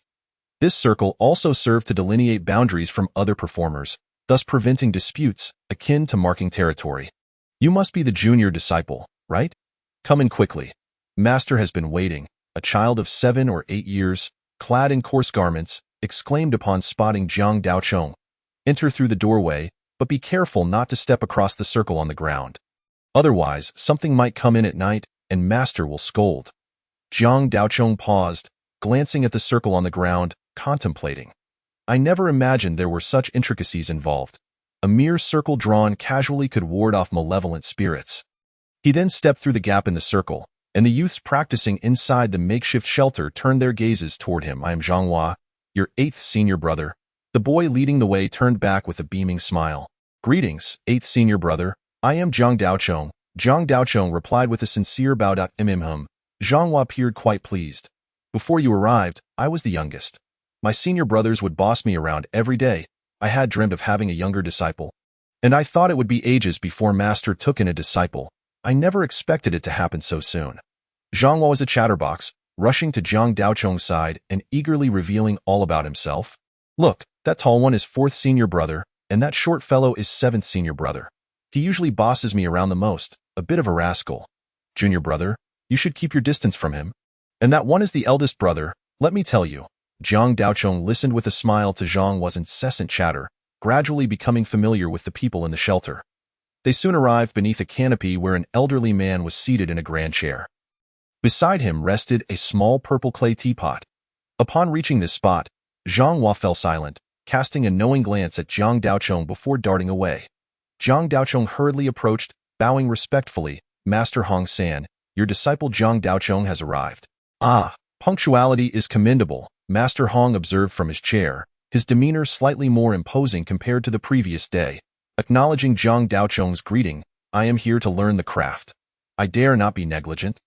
Jiang Daochong replied earnestly, Excellent, Daochong, you hail from a prominent family, and ordinarily, one like you wouldn't have much to do with us itinerant performers. Though we are but common folk, our skills are invaluable, as they are our means of livelihood and not easily imparted. Jiang Daochong stood still, affirming with a nod.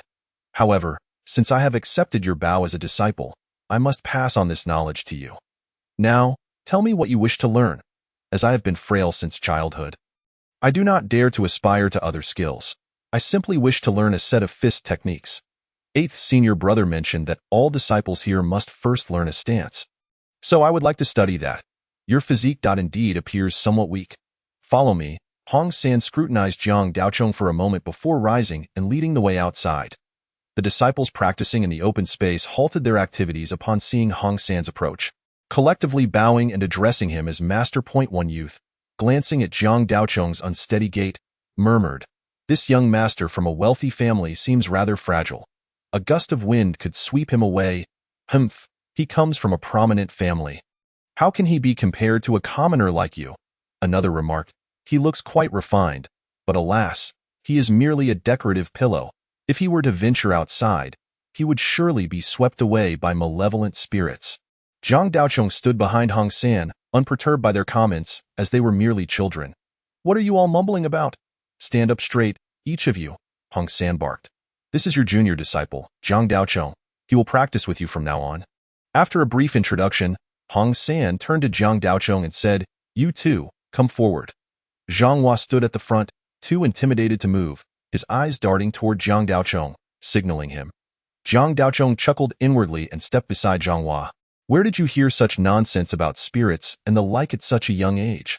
With proper training, why fear malevolent spirits? They are merely a gust of wind. Hong San chastised. If you encounter a spirit, vanquish it. If you meet a ghost, dispel it. If you cannot vanquish or dispel it, it merely indicates your lack of skill. Observing his disciple's submissive demeanor, Hong San's tone softened slightly. When I was young, I traveled the rivers and lakes alone.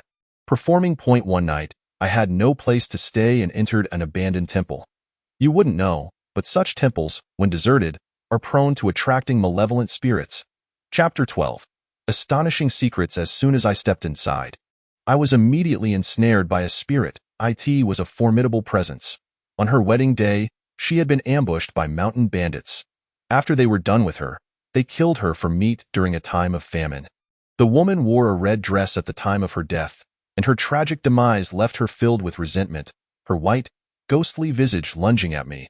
And then a voice from the group inquired. Their curiosity piqued, and others leaned in to hear the tale. Heh heh, well, in my youthful vigor, I managed to pin her down, and throughout the night, 7 times, Hong San said, holding up 7 fingers with a smug grin. The sun had risen by then. Good heavens, I never expected Master Hong to be the legendary 7 times in one night. Zhang Daochong couldn't help but exclaim. Indeed, 7 times in one night. Master truly possesses remarkable skills. The younger disciples gazed at their master with admiration. So, junior brother, have you ever experienced such a thing? What was it like? Zhang Hua tugged at Zhang Daochong's sleeve, whispering eagerly. Humph. Zhang Daochong raised an eyebrow. A proud expression on his face. Humph. What are you implying? Speak up. Zhang Hua urged, flustered. Well, how should I put it? It was exhilarating, just like relieving oneself, very refreshing. Zhang Daochong replied, visibly distressed. Hist, a collective gasp arose from the others. Their ears perked up, intently focused on Zhang Daochong's words. So it feels like that? Huh? Zhang Hua's eyes widened in realization. Indeed, indeed.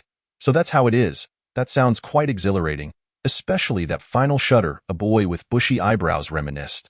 Zhang Daochong glanced at the boy, thinking, if you put it that way, it might indeed be quite similar. Enough, enough. Stop fooling around. Today is the day our new junior disciple joins us, so I will personally guide you through the stances and correct your postures. Hong San interrupted, redirecting the eager young disciples to position themselves for practice. Who? Ha?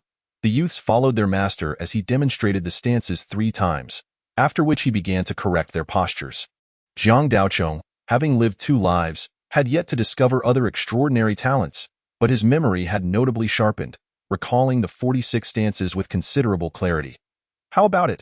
Did you remember? Hong San asked, adjusting Zhang Daochong's stance. I remember, Zhang Daochong affirmed. Very good. Our 46 stances are not particularly difficult. With diligent practice, you will master them. Zhang Daochong observed Hong San's back, pondering.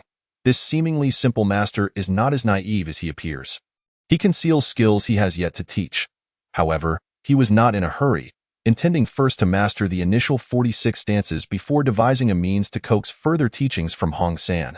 Zhang Daochong's frail physique began to falter after completing a set of stances, his vision dimming, and even the lingering spirits seemed to waver. Something feels off. Why do I feel weaker with each practice? Did Jilian miscalculate?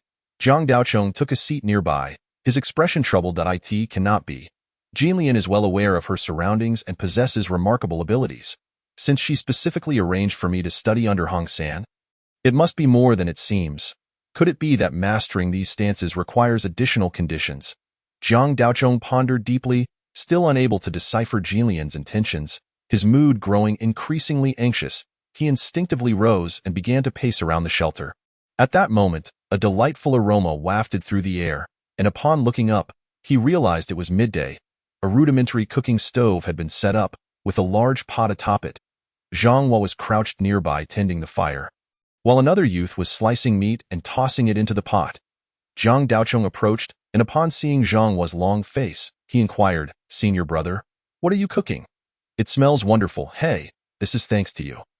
It's the piece of blood meat from the Tai Sui you brought when you became a disciple. We haven't had meat in ages, Zhang Hua replied, his eyes fixed eagerly on the pot. Zhang Daochong stood there, as if struck by lightning, taking some time to digest this revelation before sighing softly, realizing. So that's it. It's indeed Tai Sui blood meat. It turns out one needs to eat meat to practice the fists. With Jilian's intentions clarified, Zhang Daochong's doubts dissipated, and he began to formulate a plan. He then noticed Zhang Hua's words and asked, puzzled, what? Is there no meat to eat outside? Meat? Not eating people is already considered fortunate, replied the boy who had been slicing meat, sounding disgruntled. This is third senior brother, Zhang Hua whispered. There's a famine outside. Crops aren't coming in, and countless people are starving to death. Moreover, the world is unstable, with battles occurring everywhere. When we arrived, we stumbled upon a ghost town. The locals spoke of bandits besieging the city for 6 months. The inhabitants, deprived of sustenance, resorted to cannibalism, first consuming women, then children, and ultimately the elderly. As the siege dragged on, even the fallen soldiers became sustenance. A city that once housed 30 to 40,000 souls was ultimately reduced to a mere 300 or 400 survivors. Zhang Hua, with a pallid complexion, remarked, "What became of those bandits?" Zhang Daochong's expression also darkened. The bandits fared no better. They too engaged in cannibalism. It was a grim contest, akin to a battle of endurance, with each side vying to outlast the other. Yet, the inhabitants proved more resolute, ultimately causing the bandits' demise. The third senior brother spoke with a somber AI. "Is the outside world always like this?" Zhang Daochong inquired after a moment of silence. "Not entirely. When food runs scarce, there is still the presence of Tai Sui. It is said, when Tai Sui descends, evil spirits arise, feeding on flesh and blood, leading to immortality. Although Tai Sui is the most formidable of evil spirits, its flesh is highly prized. It not only alleviates hunger but also bestows strength. The supply is inexhaustible. Had it not been for this, there would scarcely be any survivors left," Zhang Hua explained. "Are there many Tai Sui outside?" "Indeed, they are ubiquitous, akin to meat lumps emerging from the earth, forming a substantial mountain of flesh. However, most are mere white vegetarian Tai Sui, vastly inferior to your blood Tai Sui." He continued, "Vegetarian Tai Sui? Isn't this red Tai Sui the most basic form of Tai Sui flesh?" Zhang Daochong questioned in confusion. "That is far from the truth. Blood Tai Sui is rare in the outside world. Only a select few meat mountains can yield such Tai Sui, commonly referred to as blood mines, controlled by formidable factions.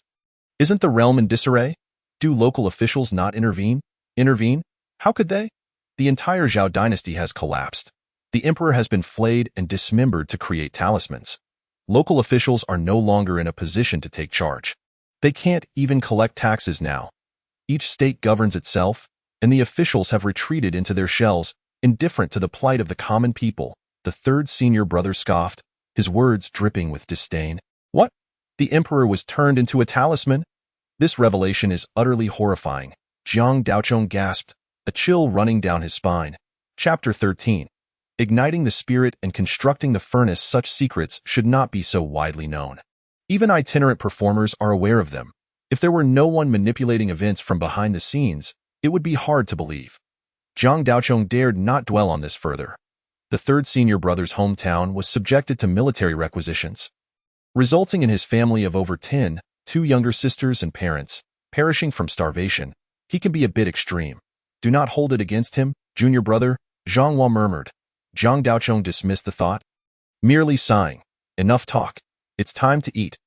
Once we consume this blood Tai Sui and restore our vitality, Master will grant you a spirit seed this afternoon. Once you have the spirit seed and construct the furnace, you will no longer feel so weak," Zhang Hua assured, glancing at the pot of rice. "Spirit seed? Constructing a furnace? What are those?" Zhang Daochong pondered, though he remained silent, knowing that all would be revealed in the afternoon. Life as a performer in the martial world is no simple endeavor. The tricks of the colorful gate, the skills of our sect, and even your companion from the divine summoning sect, each has its own path. If one cannot find their way, they remain an outsider. Yet, those who succeed gain distinction from ordinary folk. The morning's practice left you feeling unsteady, did it not? Hong San explained in an open space. "Indeed, the more I practiced, the weaker I felt. I no longer dared to continue after one round of forms," Zhang Daochong admitted. "Our sect emphasizes physical training, distinct from others. Our skills are embodied within us. When confronted by evil spirits, our vitality naturally disperses them. However, the typical person's vitality only reaches a certain limit, akin to a candle extinguished by a mere breath. Our method transforms that candle into a furnace, with a continuous supply of fuel, ensuring that no evil spirit dares to approach. To construct a furnace, one must first ignite the spirit. The essence within ignites into flames, using blood as fuel, creating an everlasting cycle. To use one's own body as the furnace, one must refine their blood vitality." "Why does this sound so fantastical?" Zhang Daochong mused. "Doubt it?" Hong San seemed to sense Zhang Daochong's skepticism but bore no offense. He merely gestured towards a nearby small shed. Zhang Daochong turned to see a porcelain jar resembling a wine vessel, its opening sealed with red paper. "Bring that jar over here," Hong San instructed. Jiang Daochong approached, struggling to lift the jar, and set it at Hong San's feet. "Open it," Hong San commanded. Jiang Daochong complied. Peeling away the red paper, a gust of chilling wind surged from the jar. Accompanied by peals of laughter, Jiang Daochong beheld a mass resembling hair escape from the jar, exuding a foul odor. The clumps of hair, akin to tendrils, reached towards Hong San. This is a binding spirit. If a person dies with resentment, such spirits manifest 3 feet underground at the place of their demise. On our way here, we encountered a family of 3 who had hanged themselves from their own rafters, which explains why this spirit is considerably stronger than usual. Hong San elaborated, observing the approaching mass. Hong San inhaled deeply, his chest swelling. As he exhaled, a tremendous and potent vitality erupted from his being, enveloping Jiang Daochong in a searing warmth. He could even discern ephemeral sparks within the expelled breath, those sparks igniting the binding spirit as if doused in gasoline, transforming it into a blazing fireball. With a wail, the spirit retreated back into the jar. In the aftermath, it appeared as though nothing had occurred, and Hong San seemed to have merely exhaled without effort, as if it had all been a figment of Jiang Daochong's imagination. Hong San took the red paper from Jiang Daochong, spat on it, and resealed the porcelain jar before casually tossing it. The jar flew over 40 to 50 meters, landing precisely beneath the shed. Such a feat required immense strength. One would need to possess at least 500 to 600 pounds of force to achieve such ease. This is the advantage of constructing a furnace. A single breath of vitality can injure or even kill ordinary spirits. Should one cultivate pure young blood, they can create a pure young blood arrow by piercing their tongue and expelling a breath mixed with their blood, amplifying its power tenfold. Jiang Daochong was thoroughly impressed by this display. His interest in the sect's capabilities peaked. Then, as if struck by a thought, he hesitated and asked, "Master, your abilities seem entirely reliant on young vitality. Does this require one to maintain a youthful state?" "Ha! You cheeky rascal, picking and choosing your skills as if you hail from a noble family. Your standards are quite high," Hong San chuckled, though he was not irritated. "It is not strictly necessary. Maintaining a youthful state enhances potency. However, I perceive you to be rather restless. If you wish to pursue deeper paths in the future, it is wise to refrain from losing your virginity." "That is good to know," Jiang Daochong murmured, not wishing to remain a solitary figure. However, as one cultivates in our sect, the more young vitality one accumulates, the deeper the path becomes, which can indeed tempt one. Hong San mused. Jiang Daochong felt a sudden pang of concern and asked, "How tempting is it?" Hong San regarded him intently and replied, "Even now, when I see a sow, I can't help but admire its grace." Jiang Daochong gasped, a shiver coursing through him. Fortunately, it was not imperative to maintain a youthful state indefinitely. The priority was to cultivate diligently. Gritting his teeth, he asked, "Master, how does one ignite the spirit and construct the furnace?" Hong San retrieved a tattered booklet from his robe, leafing through its pages before stating, "Igniting the spirit is essentially about kindling a fire, using blood vitality as a catalyst to stir the blood and generate spiritual flames. The quality of the blood food directly influences the strength of the spirit fire. The better the blood food, the more formidable the flames. I will teach you a talisman. Memorize it, and I shall explain its purpose shortly." After a moment's hesitation, Hong San sketched a simple talisman in the dirt. Jiang Daochong observed the lines and found them simple, merely 3 or 5 strokes, and memorized them instantly. With a few gestures in the soil, he could replicate it with ease. "Not bad. You are indeed more astute than your senior brothers. Generally, I would personally ignite the spirit for you, as I have for them. While our sect focuses on the physical body, the foundation of igniting the spirit lies within the 3 souls and 7 spirits. In truth, cultivating in our sect does not necessitate outside assistance. As long as there is sufficient blood food and vitality, one can naturally kindle the spirit fire. Alas, that was in the past. Now, it is no longer feasible, as no one is willing to expend such vast amounts of blood food for ignition. Thus, it has become customary for masters to ignite the spirit for their disciples. As I have done for your senior brothers. Is forced ignition truly effective? Jiang Daochong inquired. Indeed, forced ignition is not without its merits. However, it often feels somewhat incomplete, making it a method of the impoverished. But you are not of humble origins. Blood food will not be lacking. so I shall refrain from overstepping my bounds. Only the poor have their own way of living, while those from noble families pursue their own aspirations. Aside from the naturally formed spiritual fire, if one desires to achieve even greater heights, there lies a crucial method known as gathering spirit within the sect, which is precisely the talisman I have just taught you. When the spiritual fire is on the verge of igniting, employing this talisman can interrupt the process. Each interruption enhances the vigor of the spiritual fire by threefold upon its next ignition. The more times this is done, the more robust the fire becomes, until there are no interruptions left to make. Thus, the spiritual fire produced through this method far surpasses that of an ordinary individual. Albeit at the cost of considerable blood and sustenance, is there truly such a method? Could it be done indefinitely? You must be dreaming. All things have their destined limits. Overdoing it is as detrimental as doing too little. One can accumulate a maximum of 49 interruptions.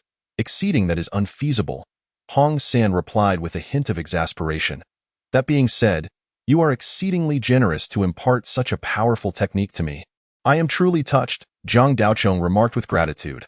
Hong San regarded Zhang Daochong with curiosity. That is hardly the case. This technique is widely known across the world of talisman practitioners and is not a secret by any means. However, while many are aware, few dare to employ it, as igniting one's spiritual essence requires an expenditure of 49 portions of blood and sustenance, which is an extravagant waste. Then why do you teach me? I see a bit of recklessness in you. On a rainy day, one might as well indulge in mischief, as it requires little effort. Hong San responded nonchalantly. Then how should one proceed with the furnace construction method? Zhang Daochong inquired. Did I not already teach you the furnace construction method? Once the spiritual fire ignites, you will naturally form the cauldron through your martial stances. A realization struck Zhang Daochong. There were still 3 stances that you had not imparted. He initially thought to find a way to learn them later, but did not expect that these stances were integral to furnace construction. This foundational aspect must not be neglected. It requires utmost perfection. Chapter 14. Igniting the Spirit. Moreover, Jean Lien had advised him to master all 49 stances. There was no choice but to proceed with determination. Master, I practiced the stances this morning until the last sequence, and I feel there are still hidden techniques awaiting discovery, Zhang Daochong expressed. You do not appear to be inexperienced in martial arts. Your perception is quite exceptional. Indeed, there are 3 stances that I have not taught. Not just to you, but to your several senior brothers as well, Hong San admitted candidly. Why is that? One cannot truly understand the value of resources without being in charge. A teacher must keep some secrets. Otherwise, how would I maintain my role? Zhang Daochong pondered numerous reasons but failed to consider this angle. Then, Master, would you be willing to teach me? I have no intention of wandering the world as a performer. I wouldn't dare encroach upon your livelihood, Zhang Daochong said with a hint of resignation. Such knowledge cannot be shared lightly. This set of martial stances is my means of sustenance, more valuable to me than my own son. Which complicates matters, Hong San replied, caught in a dilemma. You have no son, and this set of widely known techniques, you dare to speak of sharing knowledge lightly? Zhang Daochong scoffed. He understood the meaning behind his master's words. The deeper the bond, the greater the cost. Knowledge cannot be shared lightly. The disciple is indeed considerate, but there are still 2 portions of blood essence remaining at home, and you toil daily that I, as your disciple, am eager to show my respect. What is the point of discussing this? Our bond as master and disciple is profound. Let us not dwell on blood essence. It is primarily because you are exceedingly sincere that withholding knowledge would seem miserly on my part. Very well, take this martial manual. A tattered booklet flew into Zhang Daochong's embrace. Indeed, the disciple feels a strong kinship with you, Master. However, this blood essence is my offering to you, and should you refuse, I will not accept it. Zhang Daochong declared with admiration, this child is truly filial. Very well, bring it tomorrow, and remember the methods I have shared with you. Hong San waved his hand. Zhang Daochong bowed and departed, and once his figure vanished from sight, Hong San mused, a living ghost in human guise, seeking entry into the world of talismans. How intriguing to as the 15th approaches, it is time for these old bones of mine to take action. Zhang Daochong returned to the small courtyard, deflected a few inquiries from Lai Fu, dined, and promptly lay down. He had already perused the manual, which detailed the 49 stances and the talisman for igniting the spirit, with nothing else of note. Hong San had not deceived him in this regard.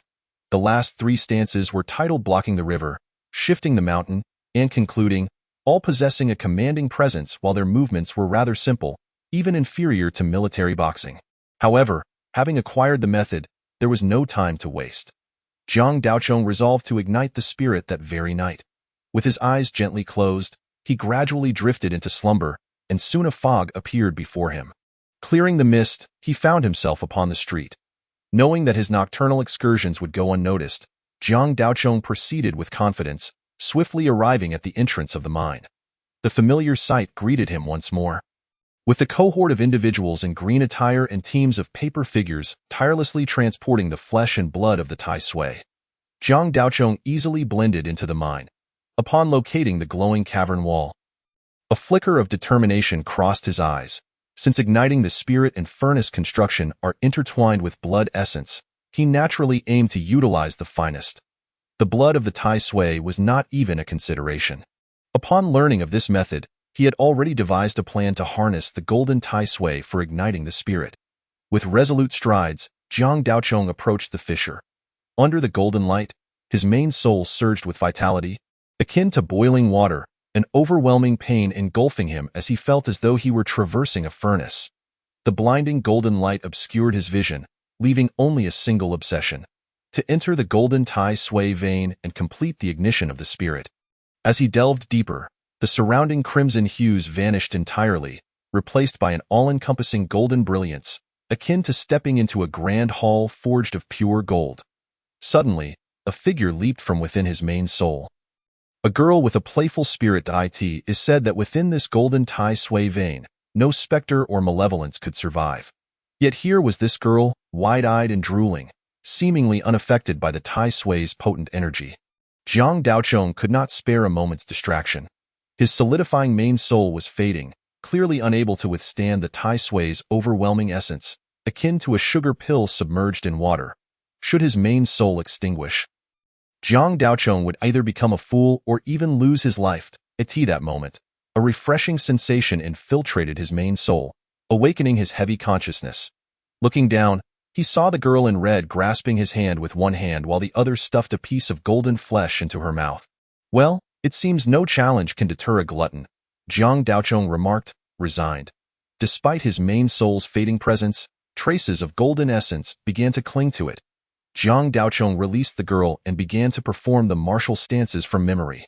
With each movement, his main soul underwent transformation. Countless golden energies were drawn toward him, infusing his essence at an astonishing pace. Particularly with the final stance, the now golden main soul felt as though it had been struck by a mighty hammer. Quickly solidifying, it turns out that this seemingly inconsequential final stance is the essence of the entire martial art. Jiang Daochong exclaimed in astonishment. As his main soul absorbed the golden energy, the suffering he endured swiftly diminished. Repeatedly executing the stances, his main soul transformed as though it were iron being forged within a furnace. At a certain moment, Jiang Daochong sensed a tumult within his main soul, as if something were about to break free.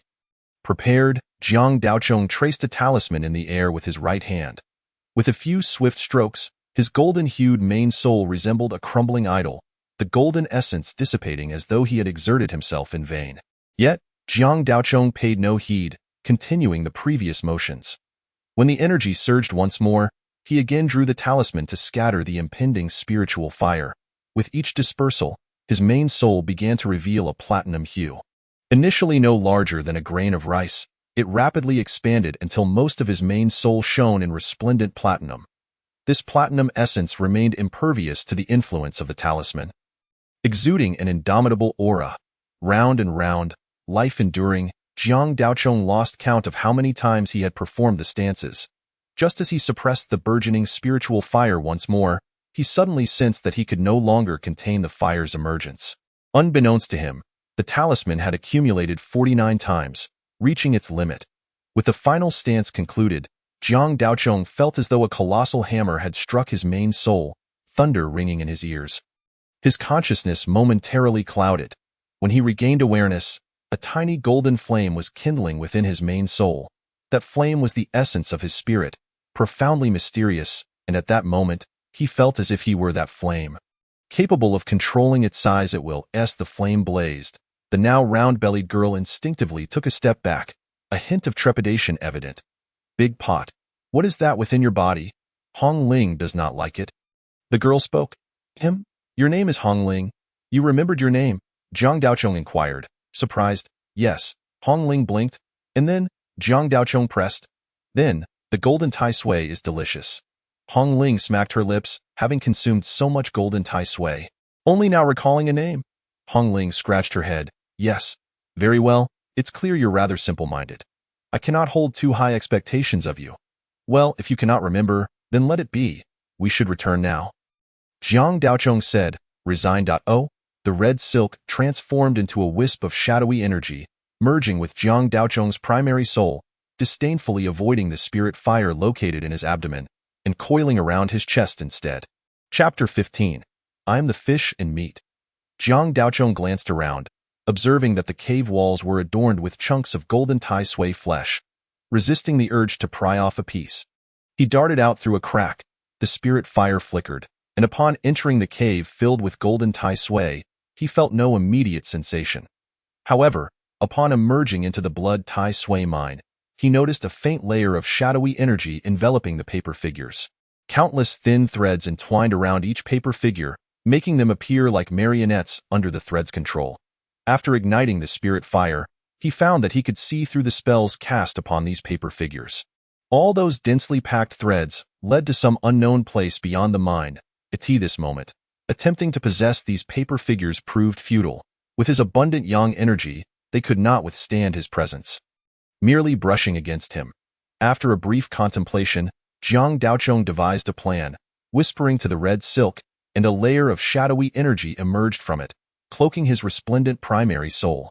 Yet, the spirit fire in his abdomen could not be concealed and shone through the shadowy veil.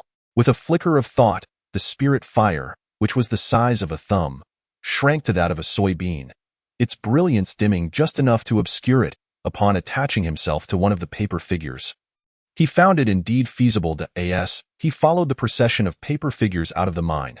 Jiang Daochong cast a deep glance at the threads extending from these figures into the depths of the imperial city. Suspecting that the one controlling them was the most perilous entity within the entire city. Without any delay, as the paper figures reached an uninhabited area, he revealed his primary soul, soaring away from the imperial city towards his small courtyard.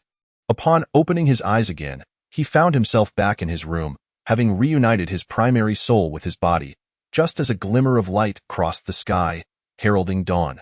With his primary soul restored and the three souls unified, his entire shadowy essence transformed into a platinum hue, while the spirit fire quietly burned within him. At this moment, a thought suddenly struck Jiang Daochong. Since a person possesses three primary souls, could this spirit be ignited thrice?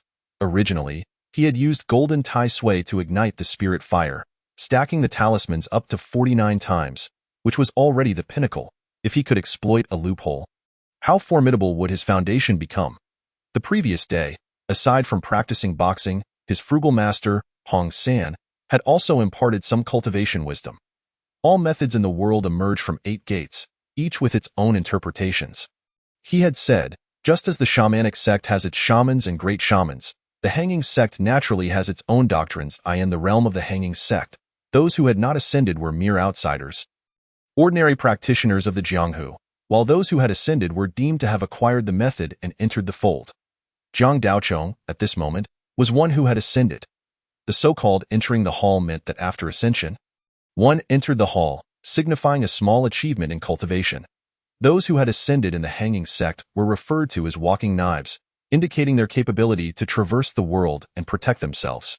The uniqueness of the walking knife lineage lay in igniting the spirit fire and forging the furnace, which constituted the foundation of a walking knife. The distance a walking knife could travel depended not only on possessing methods and wealth but, most crucially, on the vigor of their spirit fire and the strength of their furnace. The spirit fire born from stacking 49 talismans was the apex of the yang body, referred to as the true fire of Samadhi in the walking knife lineage.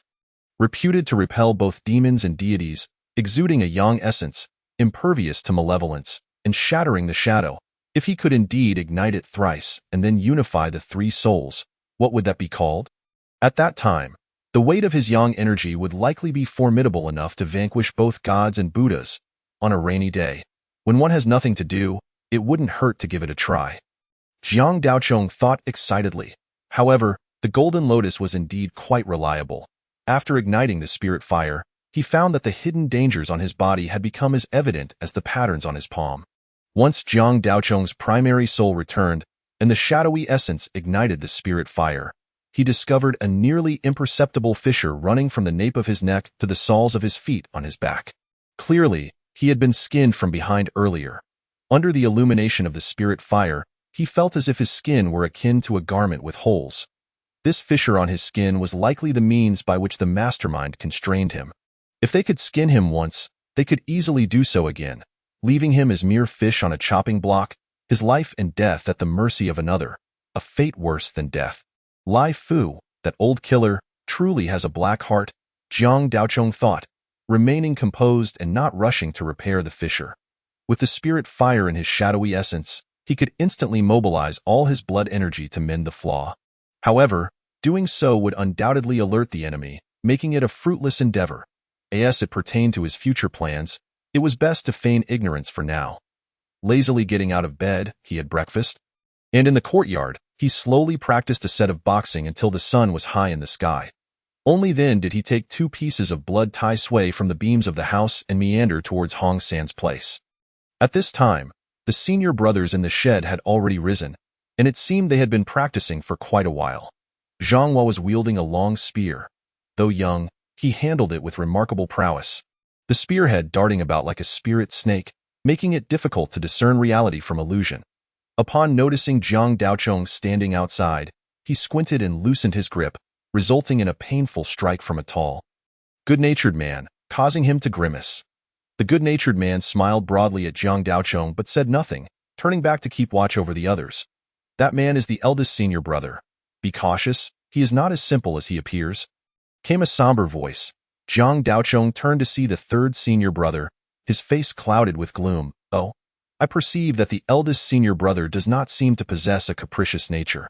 Though he is somewhat strict with the junior brothers, it is ultimately for their benefit, Jiang Daochong replied softly.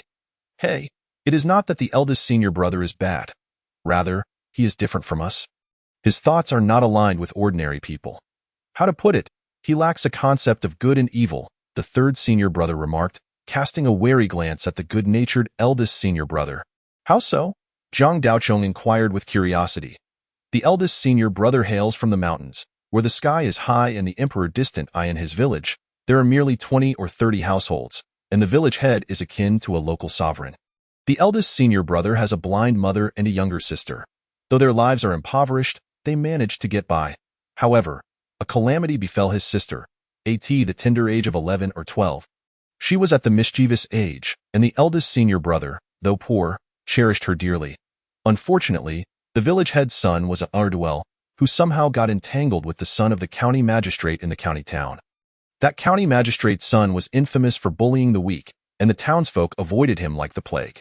Perhaps growing weary of his antics, he was incited by the village head's son and came to the village. Coincidentally, when the group of second-generation heirs arrived, the eldest senior brother's sister was playing alone at the village entrance. Naturally, a small village stood no chance against a group of lawless ruffians from the county town. You can probably guess what happened next. The third senior brother sighed.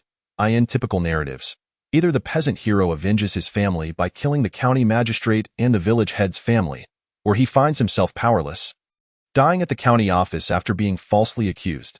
Jiang Daochong interjected, who says otherwise? The eldest senior brother is indeed a terrifying individual. Although the county magistrate is a mere local official, he is not someone a farmer could easily kill.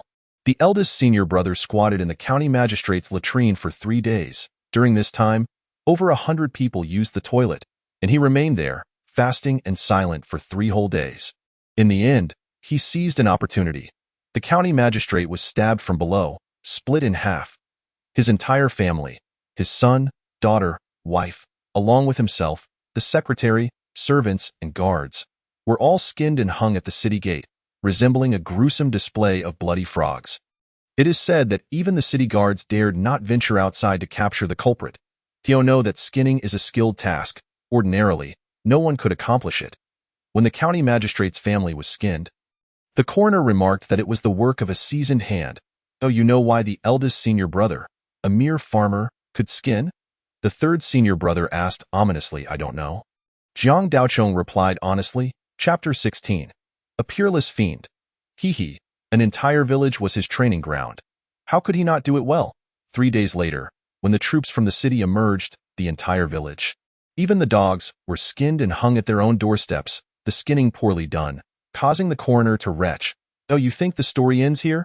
The third senior brother said, staring at the eldest senior brother in the distance. It's not over. The culprits were punished, and the entire village was buried. What more could there be? Can one really kill off an entire county city? Jiang Daochong questioned, puzzled. The eldest senior brother is human, not a deity. How could he possibly kill every person in the county city? I just said that the eldest senior brother thinks differently from ordinary people. He lacks a sense of good and evil. In this story, you have overlooked two individuals. The third senior brother paused, prompting Jiang Daochong. Overlooked two individuals? Jiang Daochong pondered, then his eyes widened as a thought flashed through his mind. You mean, indeed, his most beloved sister and the blind mother who raised him with great difficulty. The third senior brother inhaled sharply and continued. When the eldest senior brother arrived, his sister had been violated repeatedly by the second-generation heirs, a 12 or 13-year-old girl. How tragic. However, in truth, the eldest senior brother's sister did not die.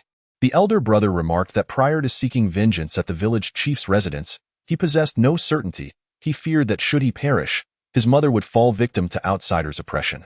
Thus, before enacting his revenge, he took the tragic step of ending his mother's life. He further lamented that witnessing his sister's profound sorrow rendered him unable to bear her suffering, leading him to similarly slay his sister. Only after laying to rest both his mother and sister did the elder brother embark on his quest for retribution. Astonishingly, this individual undoubtedly exemplifies a deranged mind, a true embodiment of malevolence. Jiang Daochong was overtaken by goosebumps. Consequently, everyone harbored fear of the elder brother, including even the master, who exhibited a hint of trepidation. At that moment, not far away, the elder brother chanced to glance up, directing a mischievous smile at Jiang Daochong and the third senior brother, revealing his pearly white teeth. The third senior brother waved his hand, offering a greeting. In truth, one cannot place the blame solely on the elder brother. Rather, one must lament the state of the world. The elder brother is but a pitiable soul, a victim of misfortune, where good individuals have been transformed into specters, all driven by circumstance. Jiang Daochong observed the elder brother's solitary figure and spoke softly. Not far away, Zhang Hua let out a mournful wail, having once again endured a blow from the elder brother's rattan stick. However, this time the impact was particularly severe, bringing forth tears and snot. Everyone can utter platitudes. Generations of common folk have lived thus. Who among us possesses the right to pity another? You, born into a prestigious family, need not feign empathy, the third senior brother mocked. Just because generations have lived this way does not mean it must continue. The lofty aristocracy is but a collection of bones in the grave. The true strength of this world resides among the common people. Do noble lords truly possess any innate superiority? Jiang Daochong retorted before turning to depart. The third senior brother paused momentarily as, in the distance, Zhang Hua received another harsh reprimand from the elder brother, discarding his long spear and resolutely refusing to continue. Jiang Daochong discarded the remnants of flesh in the kitchen and sought out a secluded area. Having successfully ignited the spirit fire the previous night, today he intended to practice his boxing and refine his furnace. He had avoided the crowds, fearing that activating the spirit fire might create too much commotion. As he unleashed his punches, the sensation was markedly different from the increasing frailty he had felt yesterday. Waves of vital energy surged forth from the spirit fire, permeating his entire being and replenishing his bodily deficiencies. It felt as though an immense furnace had been established within him, with abundant energy coursing through it, illuminating the flesh and blood within his body. A powerful warmth flowed slowly through his abdomen, dispelling the chill, leaving him feeling pleasantly warm, and he no longer sensed the previous weakness. His energy surged abundantly. With the establishment of the internal furnace, his movements became increasingly fluid. and his punches grew more robust. According to the boxing manual, the accumulation of yang energy within the furnace was a gradual process. However, Jiang Daochong experienced something entirely different. Upon the creation of his furnace, he felt an immediate abundance of yang energy, with no discernible accumulation phase, advancing at a remarkably rapid pace. The bone-chilling sensation that had plagued him vanished entirely, as if he had only now truly returned to vitality. Yet, the vigor of his furnace had a drawback. It was impossible to conceal it any longer. Anyone could sense the immense yang energy radiating from him, especially the individual known as Lai Fu at home. Even Lai Fu was merely a pawn pushed forth, leaving one to ponder the formidable force behind him, likely of vast power. At this moment, he had only just stepped onto the threshold of cultivation, lacking the qualifications to confront that hidden figure. And even now, he did not understand what Lai Fu and his master sought to gain from him. Jiang Daochong halted his punches, feeling the furnace ablaze within him, and let out a wry smile. Others yearned for rapid advancement, yet he found himself troubled by his swift progress. As he dispersed the furnace within him, the overwhelming yang energy retreated into the spirit fire, and once more, the chill enveloped his body. The sensation of weakness resurfacing.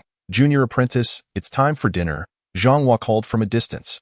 "All right, coming," Jiang Daochong replied. At the dining table, Hong San occupied the head seat, while the other senior brothers took their places according to rank.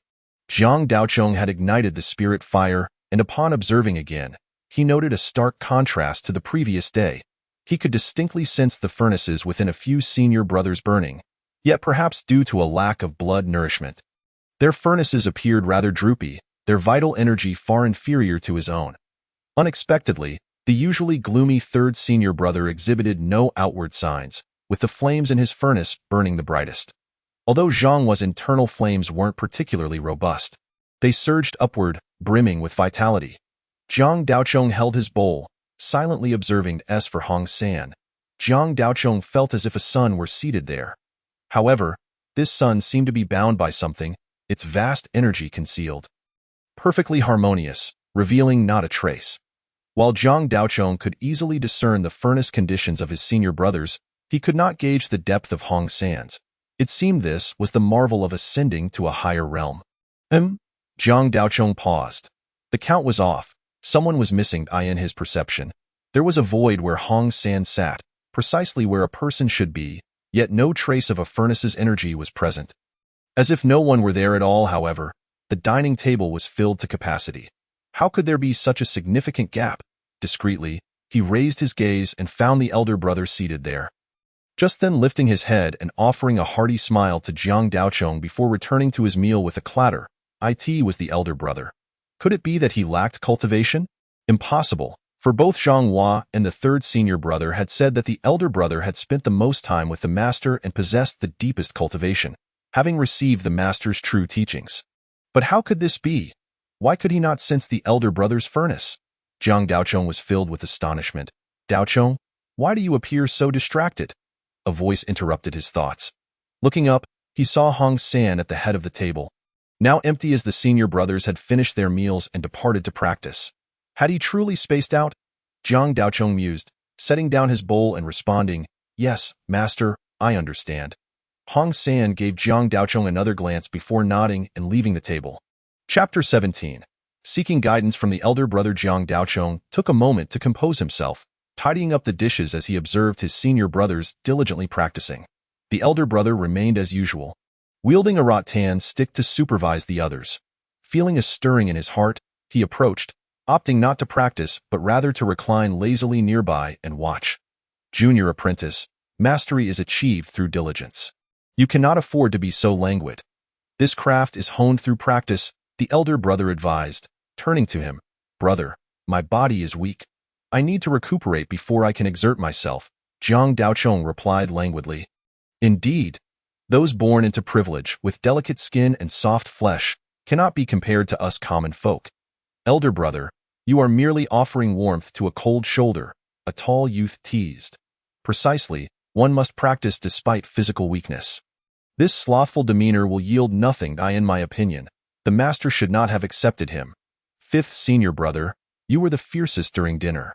You devoured the junior apprentice's initiation feast. If the master does not accept you, where will you find your meat? Zhang Hua jested. You little rascal. It seems you've grown restless again. The fifth senior brother, embarrassed, ignited his furnace, his vital energy surging as he swiftly lunged at Zhang Hua, intent on delivering a sound thrashing. Enough, enough. Cease the ruckus and focus on your practice, the elder brother interjected, gently restraining the fifth senior brother, who could not budge despite his exertions, akin to a chick being lifted. Jiang Daochong reclined nearby, remaining calm and collected, devoid of any turmoil, adopting a zen-like demeanor. However, all his focus remained on the elder brother, as he had yet to detect any trace of a furnace within him. It was well known that when the fifth senior brother activated his furnace and employed vital energy, even in jest, he possessed considerable strength, yet in the elder brother's grasp, he appeared as a mere toy. The elder brother's cultivation evidently surpassed that of the others, yet he could not sense the elder brother's furnace. He could sense the master's. Why was it that he could not perceive the elder brother's? Jiang Daochong lay there, observing his senior brother's toil and practice, treating it as a form of observation until an hour passed and the afternoon session concluded, prompting him to rise. Elder brother, do you have a moment? I wish to consult you about something. Jiang Daochong approached the elder brother and spoke. The elder brother regarded Jiang Daochong with surprise before repeatedly affirming, I have time. I have time. What is it? Junior apprentice? I wish to inquire, elder brother.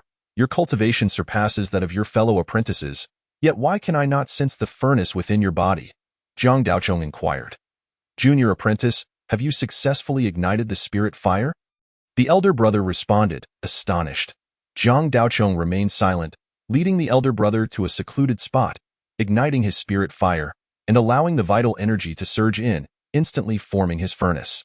The elder brother gazed at Jiang Daochong, brimming with blood energy, in utter astonishment, and upon witnessing Jiang Daochong disperse his furnace, he exclaimed, Junior apprentice, how did you do that? Jiang Daochong withdrew his vital energy, puzzled, asking, what do you mean? How did I do it? I merely dispersed the furnace within me.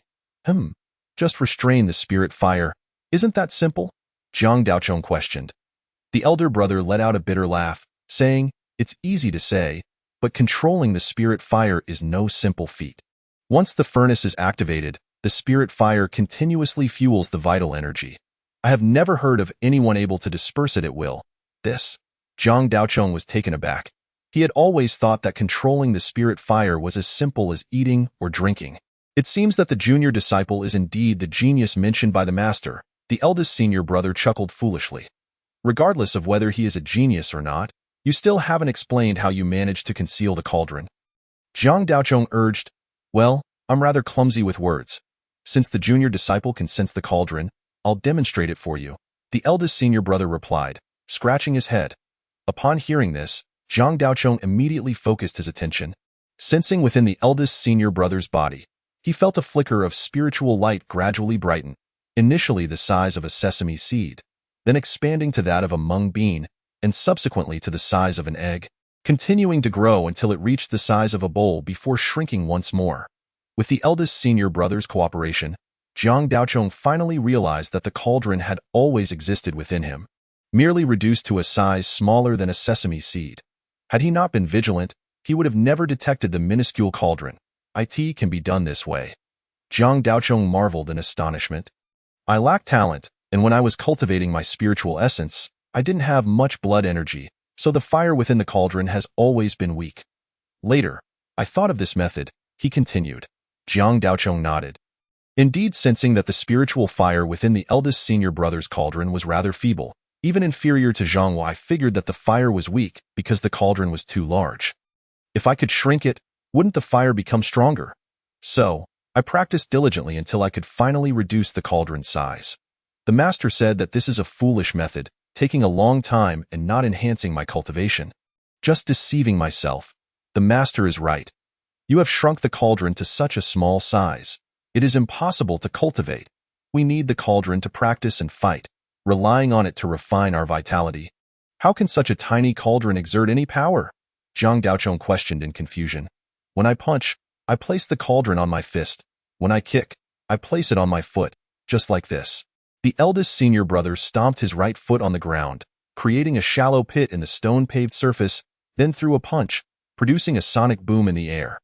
This cauldron can be transported anywhere? And so swiftly? Zhang Daochong gazed at the eldest senior brother's simple face and shocked.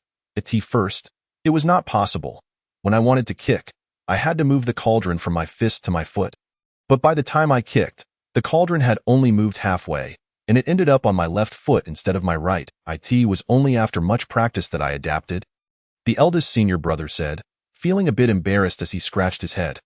Later, I thought it was still too cumbersome, so I built a few more cauldrons, placing one in each hand and foot, so I wouldn't have to transport them during fights. Zhang Daochong sensed the eldest senior brother's limbs glowing with a cauldron each. Unable to contain himself, he asked, "Eldest senior brother, how long have you been practicing this?"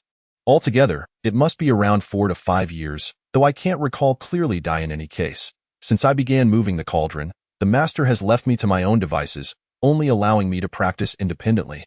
Zhang Daochong looked at the seemingly simple eldest senior brother, astonished beyond words. The eldest senior brother might not even realize the wisdom contained within his seemingly foolish method, yet he understood the tremendous impact it would have on their sect once this method became known. No wonder Hong San later ceased to bother with him. It was not a matter of neglect, but rather an inability to teach him further, leaving him to fend for himself. Zhang Daochong took a deep breath and respectfully clasped his hands in a bow, saying, "I humbly ask you to teach me." "Oh, no need for that. No need. Teaching you is just a burden. It's nothing particularly valuable, just hard work." The eldest senior brother flustered as he helped Zhang Daochong up and waved his hand. Following that, the eldest senior brother shared his experiences in shrinking and transporting the cauldron, confirming that, as he had said, practice makes perfect and it all relied on sheer diligence. Nevertheless, even so, the eldest senior brother's insights saved Zhang Daochong from many detours. Chapter 18. The bird in the net. From that day forth, Zhang Daochong devoted himself entirely to mastering the control of the cauldron. His spiritual fire was the three-flavored true fire, abundant in vitality, which added to the difficulty. Initially, he found it completely unmanageable, as the cauldron would almost instantly be destroyed by the force of his blood energy. Fortunately, his control over the spiritual fire was unparalleled. In just 4 to 5 days, he managed to shrink the massive cauldron within him down to the size of an incense burner. He then began to attempt moving the cauldron within his body, but unfortunately, progress was minimal. It was slow, and his aim was quite poor. Zhang Daochong felt as though the cauldron inside him was like an eel, completely unresponsive to his commands. One day, while lazily reclining nearby, watching his senior brothers practice, the cauldron within him continued to slide about. It was not until the afternoon's training concluded that Zhang Daochong approached the eldest senior brother, expressing his confusion. The eldest senior brother, seemingly having anticipated this, led him to an open space. "Junior disciple, you truly are a genius. In just a few days, you've managed to shrink the cauldron to the size of an incense burner, far surpassing my own efforts. It took me half a year to reach your current level. However, to master the method of transporting the cauldron, mere practice won't suffice." "Then how should I practice?" Zhang Daochong humbly inquired. The eldest senior brother chuckled heartily and said, "By taking hits with that." He swung a rattan stick toward Zhang Daochong's right arm. Without a moment's hesitation, Zhang Daochong threw a punch in defense, but the cauldron within him couldn't keep pace, resulting in a painful red mark on his arm. The eldest senior brother did not give him time to react, striking again, this time aiming for his left leg. Zhang Daochong hurriedly attempted to maneuver the cauldron, but instead, it ended up on his right leg. Crack! Another lash from the rattan stick struck him. The pain was particularly intense. Thus, for nearly half the afternoon, Zhang Daochong accumulated countless red marks on his body. Even though he had endured excruciating pain before, he found it increasingly difficult to bear. Transporting the cauldron requires instinct. It must become second nature, like eating, drinking, or attending to one's needs. When someone strikes you, they won't allow you to pause and think. The eldest senior brother explained. "Yes, I understand," Zhang Daochong replied, rubbing the red marks on his skin as he nodded. Noticing the day was getting late, he bid farewell to the eldest senior brother and turned to leave. The eldest senior brother quietly watched him depart before returning to a makeshift shelter where Hong San sat in a grand chair, eyes half closed, holding a purple clay teapot. "So, Have you figured out this young one's cultivation progress? Hong San asked nonchalantly. I've gathered the details. The junior disciple's spiritual fire is exceptionally vibrant, with a solid foundation. He possesses the three-flavored true fire from our sect. His talent is remarkable, and the cauldron has already shrunk to the size of a fist. With an unprecedented vitality, the eldest senior brother reported, somewhat woodenly, indeed. It seems that he has truly refined the three-flavored true fire. How has his body refinement progressed? A flicker of greed flashed in Hong San's eyes. The junior disciple's spiritual fire and vitality are abundant. Even without deliberate practice, his body is gradually being influenced. If he finds the right method, he could soar to great heights, though his progress in the method of transporting the cauldron is slow. Your method of transporting the cauldron relies on time and perseverance. Achieving it in a short period is impossible. However, this young man is quite peculiar. He has managed to endure without seeking my guidance on the entering the hall method. Hong San murmured. The eldest senior brother stood by silently, knowing that the master was not addressing him. After a long pause, Hong San straightened up and spoke. In 7 days, it will be the 15th of this month. This time, things are different. When the gates of Yujing City open, experts from all walks of life will seize the opportunity to compete for the golden Tai Sui. Our preparations should commence. Understood. Thank you, master. The eldest senior brother bowed deeply. Jiang Daochong lay with his eyes closed on his bed. Though he had been trying to suppress the impact of his blood energy on his body, the spiritual fire was, after all, a manifestation of his intellect. And his body was continuously growing stronger, solidifying his foundation. His complexion remained pale, and he appeared weak. However, internally, he had become exponentially more robust, as evidenced by his ability to spar with the eldest senior brother for a couple of hours that afternoon. I must find a way to escape Yujing City. My condition cannot be concealed for much longer. Thanks to the eldest senior brother's guidance, I have managed to hold on until now, Jiang Daochong pondered. Yet, those who plotted against him were exceptionally astute. A mere stroke of fortune had rendered him immobile, and he was oblivious to the other arrangements. Any movement on his part would likely lead to capture. So it seemed he must consult with the Lianhua. Can you hear me, Zillian? A voice echoed in Jiang Daochong's mind. It was Jin Lian. Jiang Daochong subtly turned over, evading a certain gaze in the room before responding. What is it? I was just about to find you when you contacted me first. From the sound of your voice, has the hidden danger been resolved? Thanks to your guidance, it has been taken care of. I was just about to discuss our next course of action, Jiang Daochong replied. That's good to hear. I need to leverage your spiritual fire for something, and the timing is just right, Jin Lian said. What do you mean? Have you arrived in Yujing? Jiang Daochong's heart leaped with joy. Yes, I'm currently hiding in the city. But Yujing City has always been in a state of lockdown. How did you get in? Jiang Daochong inquired curiously. The city gates open every 15th of the month. With just 7 days to go, the restrictions in the city have loosened, and I managed to find a way in. Fantastic! I was just fretting over how to escape Yujing, and now you've arrived, with you by my side. I feel more assured. You find yourself ensnared in the machinations of others, much like a pawn upon a chessboard, where escaping the confines of the board proves to be no simple task. Ever since the grand upheaval in Yujing City, no one has managed to break free. Do you comprehend the reason? What? No one can escape. Jiang Daochong's heart raced at the revelation. Indeed, even if the city gates were flung open for your egress, you would still find it impossible to flee. Why is that? Jiang Daochong questioned urgently. The inhabitants of Yujing City are intrinsically linked to it by karmic ties. Should they venture beyond 10 miles, they would be compelled to return by the very fabric of fate. What nonsense is this? To return to Yujing City after merely 10 miles? Surely you jest, Jiang Daochong remarked, his expression darkening. The upheaval of your has wrought many peculiar transformations upon Yujing City, and this manifestation of karma is but one such anomaly. Without breaking this cycle, escape remains unattainable. The voice of Jin Lian echoed once more. However, consider yourself fortunate, for this time the gates of Yujing City will open to numerous factions. Should you manage to stir the waters? A glimmer of hope may present itself. Chapter 19.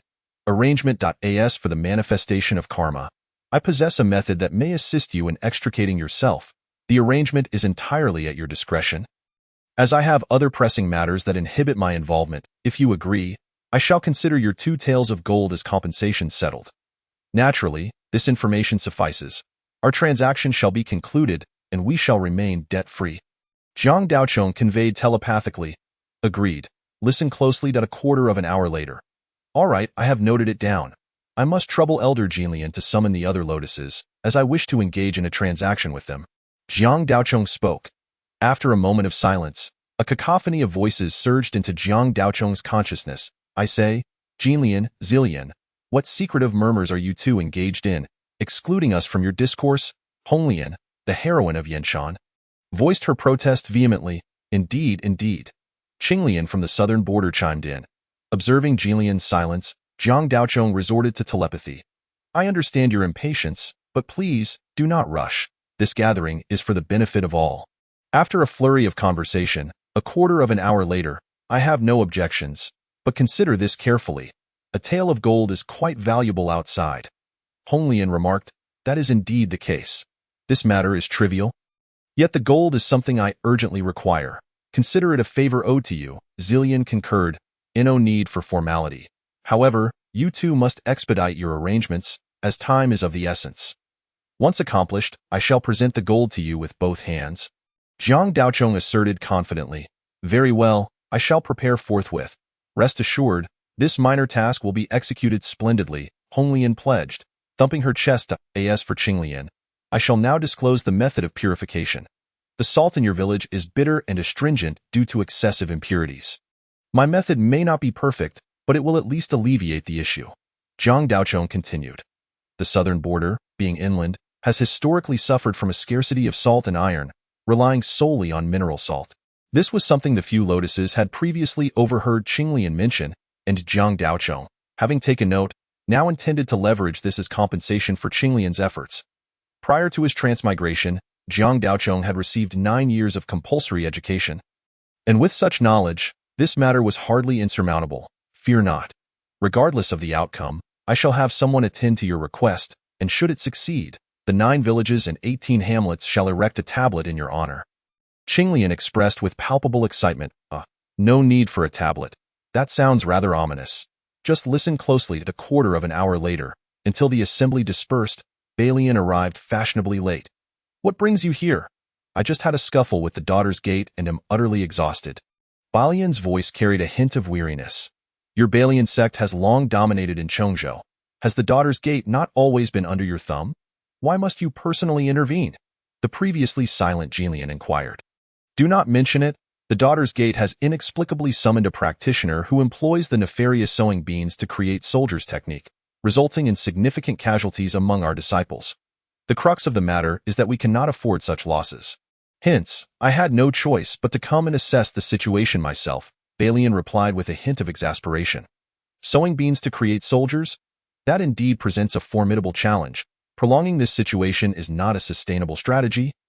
Jinlian noted. What sort of entity is this Daughter's Gate? Jiang Daochong inquired curiously. It is a sinister cult that, despite its name, comprises brawny men clad in nothing but red aprons, which are fashioned from garments worn by women born on days of the Yin calendar for 3 years, thus rendering them exceedingly malevolent and impervious to blades and sorcery. Your Balian sect is hardly an orthodox sect either. Jiang Daochong mused inwardly. It is Zillian seeking you. I shall remain here and listen, Jinlian communicated.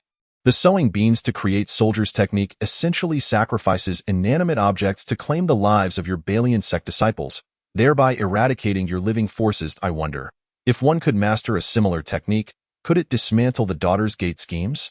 Jiang Daochong broached the subject tangentially. It is indeed possible, but where might we find such a technique in this haste? Balian sighed. I do know of a similar method, but it depends on whether your Balian sect can procure it. Is that true? Balian exclaimed in surprise.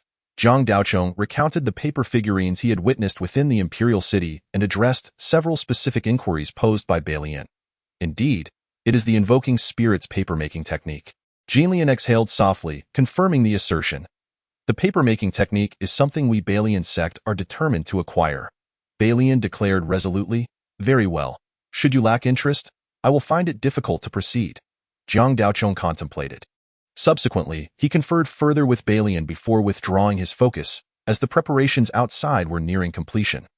Now, it was a matter of relying on his own abilities, for ultimately, This world is one governed by strength.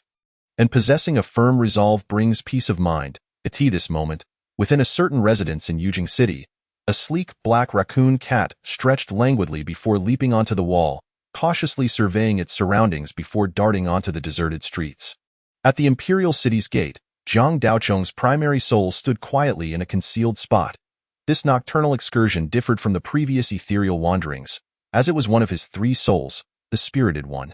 He had initially intended to attempt his earlier idea of reigniting the spirit, but regrettably, upon igniting the spiritual flame, all three souls were simultaneously affected.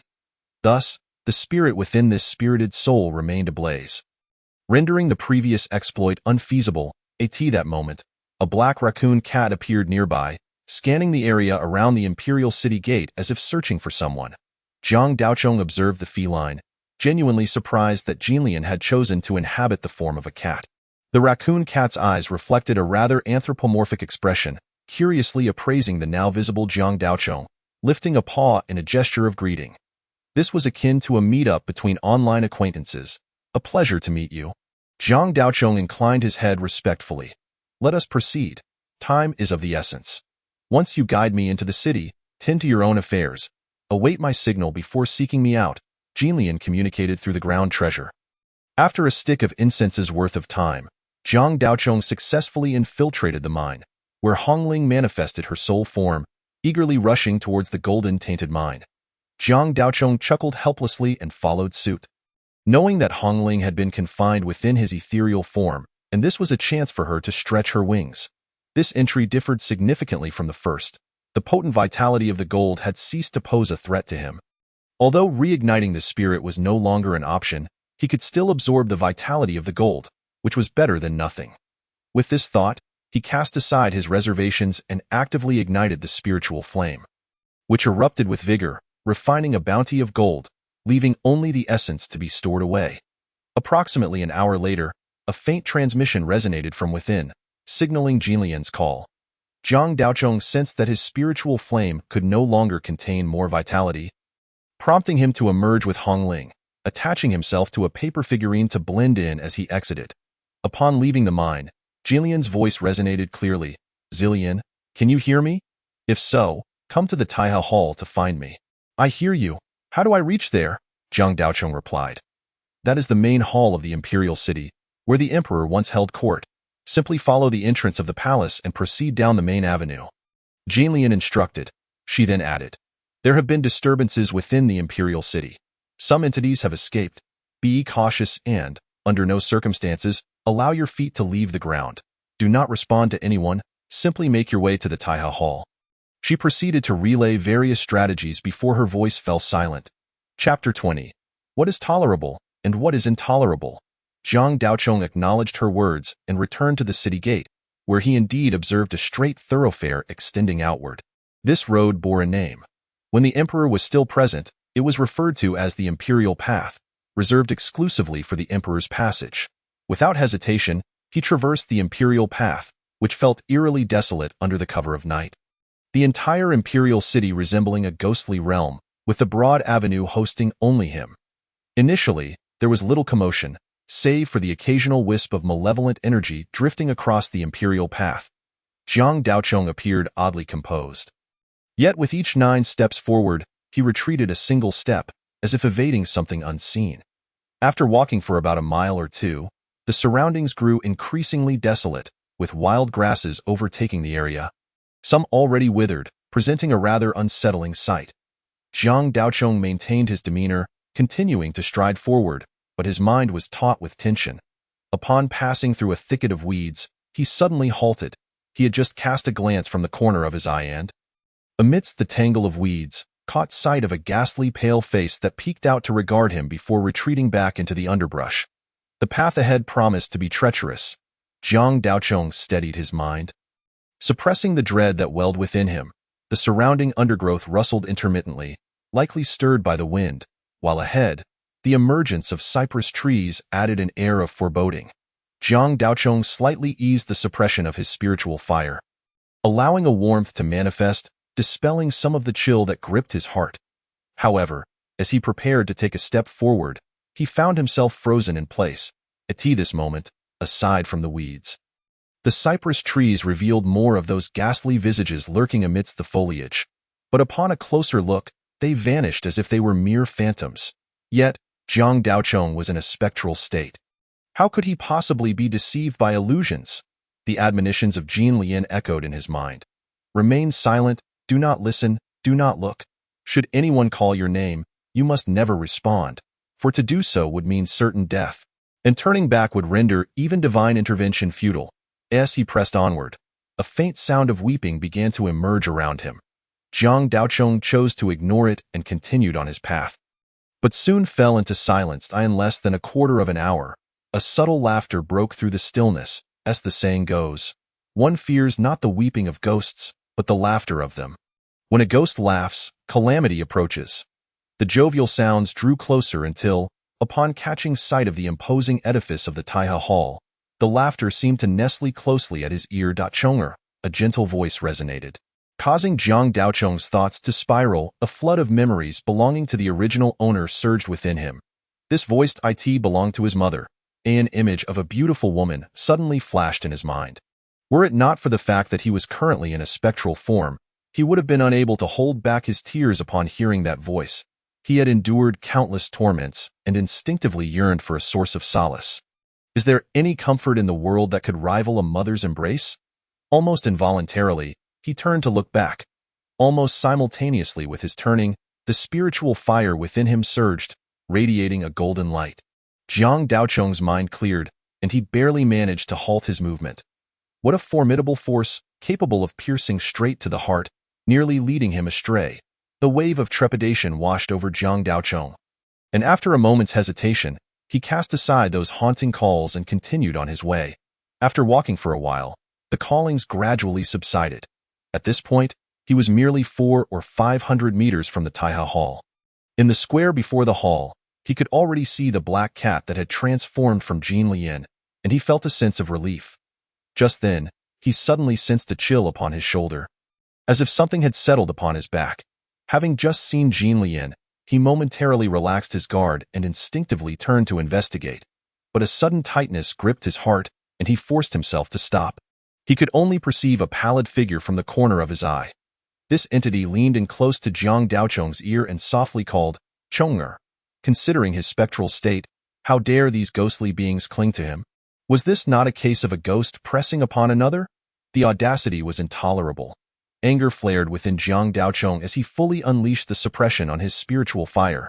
This fire was the legendary Samadhi True Fire, renowned for its potency against spectral beings, and having absorbed countless pure energies within the Jin Tai Sui mind, it was formidable indeed. Previously, he had refrained from unleashing its power for fear of causing unnecessary trouble. But now that he was being infringed upon, his tolerance had reached its limit. With a flourish, Jiang Daochong transformed into a golden orb of light. From a distance, one could see a black, shadowy figure clinging to his back. Its face pale with 2 rosy spots on its cheeks, it writhed as if plunged into molten lava, desperately attempting to escape. Jiang Daochong let out a cold snort, so fond of clinging to others. "Are you eager to flee?" Without turning around, he clasped the malevolent spirit's shoulders tightly, his inner spiritual fire radiating brightly, and the spirit's shrieks echoed as its form began to dissolve, as if doused in acid. The previously eerie laughter and cries around them fell silent, replaced by an unsettling stillness. Jiang Daochong glanced forward and realized he remained in place, merely on the verge of glimpsing the Taiha Hall's structure. Having heard that call, he had unknowingly fallen under its spell, remaining rooted in place. At this moment, the anguished wails of the spirit intensified, echoing far and wide, as pale faces emerged from behind the trees and within the underbrush, quietly observing Jiang Daochong. For an ordinary person, being stared at by so many malevolent spirits would be unnerving. But Jiang Daochong had grown accustomed to the scrutiny of the city's ghosts. He was unfazed. With an expression of cold determination, he firmly held onto the spirit clinging to his back and strode forward, unfazed by its anguished cries, as nearly half of the spirit's form had already disintegrated. "This young man, the ghosts of the city are but pitiable souls. Could you perhaps spare him this once?" A voice called from behind. Jiang Daochong, however, paid no heed, fully aware that while he could vanquish this spirit, he understood his own limitations. Having just ascended, he was cognizant of the peculiar rules governing the royal city, which even Jin Lian regarded with caution. He had been advised not to respond, not to look back. Even if Jin Lian were to appear before him at the Taiha Hall, he would not give any acknowledgement. Heed the counsel of others, fill your belly, he mused. Though he seemed furious, his mind remained clear. The voice following him, seeing that Jiang Daochong offered no response, fell silent, yet he could sense the presence still trailing behind him. With the spirit he had vanquished, Jiang Daochong faced no further obstructions and soon arrived at the square of the Taiha Hall. Upon stepping onto the imperial path, the chilling atmosphere dissipated. At this moment, a sacrificial altar had been erected in the square, measuring 24 feet square, with 4 gates: Dog Gate, Earth Gate, Sun Gate, and Moon Gate, each extending 3 yards and 2 feet. Behind the altar, the 8 trigrams were arranged. The altar was adorned with red lacquered wood, painted with lotus flowers and fire pearls, flanked by images of auspicious clouds representing the sun and moon. And lotus lamps set upon the altar. In the center of the offering table lay 3 incense sticks, a bowl of clear water, a bowl of white rice, a stack of talismans, a long-handled bell, a pair of golden bells and jade chimes, as well as a peachwood sword. At that moment, a tall, peculiar-looking Taoist with a long beard, clad in a robe adorned with 7 stars, stood behind the altar. Upon closer inspection, it became apparent that this Taoist's form was ethereal, belonging to the realm of spirits. So this was Jin Lian, putting on quite the act, exuding an air of celestial grace that could easily deceive many a pious believer. Jiang Daochong thought. The altar appeared to be of high quality. The golden bells and jade chimes were clearly antiques, and the peachwood sword showed signs of wear, suggesting it had been around for no less than 300 to 500 years. The multitude of talismans hanging from the bell were anything but ordinary. Jiang Daochong could not help but salivate at the sight. Jin Lian was indeed swimming in riches. Jin Lian, when did you set up this altar? It is truly extravagant, Jiang Daochong exclaimed in admiration. Oh, not at all. It was hastily arranged and remains somewhat rudimentary, Jin Lian replied, feigning humility, though his tone betrayed a sense of pride. My young friend, you have an eye for quality. I have laid bare my treasures. Alas, vanity leads to ruin. Jin Lian thought to himself. Turning his head, he was aware that his young friend was ensnared in peril, struggling for safety, and could not afford to injure his pride. As he turned back, he spotted a figure glowing with golden light standing nearby, radiating a brilliance that could blind the unprepared. The sheer depth of his vital energy emanated warmth akin to a furnace. Clinging to his back was the spirit, now nearly half dissolved, letting out mournful howls. What a terrifying force of life energy! The spirits within the royal city were no ordinary foes. Releasing one of them would wreak havoc beyond the walls of Yujing City. Observing Jiang Daochong with that half-dead specter, Jin Lian began to doubt the accuracy of the records within his sect. Feeling a touch of awkwardness as Jin Lian stared at him, Jiang Daochong was aware that he appeared somewhat destitute. Relying solely on his spiritual fire to suppress the spirit, unlike Jin Lian, who had an orderly legacy and an array of magical artifacts. The road was fraught with ghostly shadows, and I could not bear their torment. Thus, I had to make an example, he said with a hint of embarrassment. Chapter 21. Vanquishing Ghosts. Hee. Jin Lian chuckled lightly, discreetly returning several yellow talismans he had prepared for Jiang Daochong to his sleeve and replacing them with a purple talisman. When seeking assistance, one must offer a token of gratitude. Observing Jiang Daochong's golden, radiant spirit, he deemed the yellow talismans unworthy. Despite his seemingly simple appearance, Jiang Daochong was cunning beneath the surface. If he were as adept at disguising himself, he would not have to worry about finances, and the monastery would not be reduced to meager cornmeal porridge twice daily. Jin Lian mused to himself, "Young friend, is it possible to spare him now?" The entity trailing Jiang Daochong spoke up. Turning around, Jiang Daochong beheld an elderly man with a white beard standing on the imperial path. At that moment, 2 other figures emerged beside the old man. One was a golden-armored warrior, while the other was a lithe woman, her beauty reminiscent of blossoming peaches yet cold as ice. Spare him? On what grounds? Simply because of your age. He has ensnared my senses in the name of familial compassion, blinding my sight. Where were you then? Now you approach me. asking for mercy? Jiang Daochong scoffed. You young man, have you stirred up trouble without realizing it? This spirit is the adopted son of the gluttonous Ghost King, who roams this royal city with impunity. Who has ever held him accountable? You are courting disaster, the elderly man admonished. Jiang Daochong, however, paid no heed to his words and turned his gaze back to Jian Lian. Jian Lian stroked his beard and replied. No mattered I in hushed tones, he conveyed. The corpulent Ghost King is a malevolent spirit formed from the sinister energy of the ancestral altar. My purpose here is to reinforce the altar, and should the opportunity arise, I shall also eliminate this Ghost King with ease. You may act freely. What is the ancestral altar? Jiang Daochong inquired with curiosity. It is the foundation of the world, the source of the great Tao. In ancient times, the Zhao Emperor conducted a grand sacrifice, and the ancestral altar was the principal offering. Your current cultivation is too shallow. Knowing too much would be of no benefit, Jian Lian explained. Such a formidable entity, and we too are tasked with reinforcing it. This feels rather hasty. Jiang Daochong suddenly felt a pang of insecurity. Ahem, understanding the essence is sufficient. Our main task is to cleanse the sinister energy while examining the seals of the ancestral altar. To be frank, had I come in my corporeal form, even if there were flaws in the seals, it would be inconsequential. Jian Lian boasted nonchalantly. Without a hint of embarrassment, I might spare it, but I cannot do so without something to show for it. Jiang Daochong turned to reply. You ungrateful wretch, today, regardless of your will, this ghost must be dealt with, the golden-armored man said impatiently. Oh, so you're trying to bully me, are you? Jiang Daochong raised an eyebrow. At that moment, the demon on his back, sensing reinforcements, felt emboldened and thought, 3 against 2 is an advantage for me then. No longer wailing, it endured the pain and sneered. You little bastard, I shall turn your soul into a wick, igniting it for 100 years, making you suffer the torment of blazing flames daily. It then yelled at the 3 ghosts on the path. You 3 scoundrels, do you not see your master suffering? Cease your incessant prattling and come to my aid, or else I shall surely tear up your life contracts, condemning you to eternal damnation.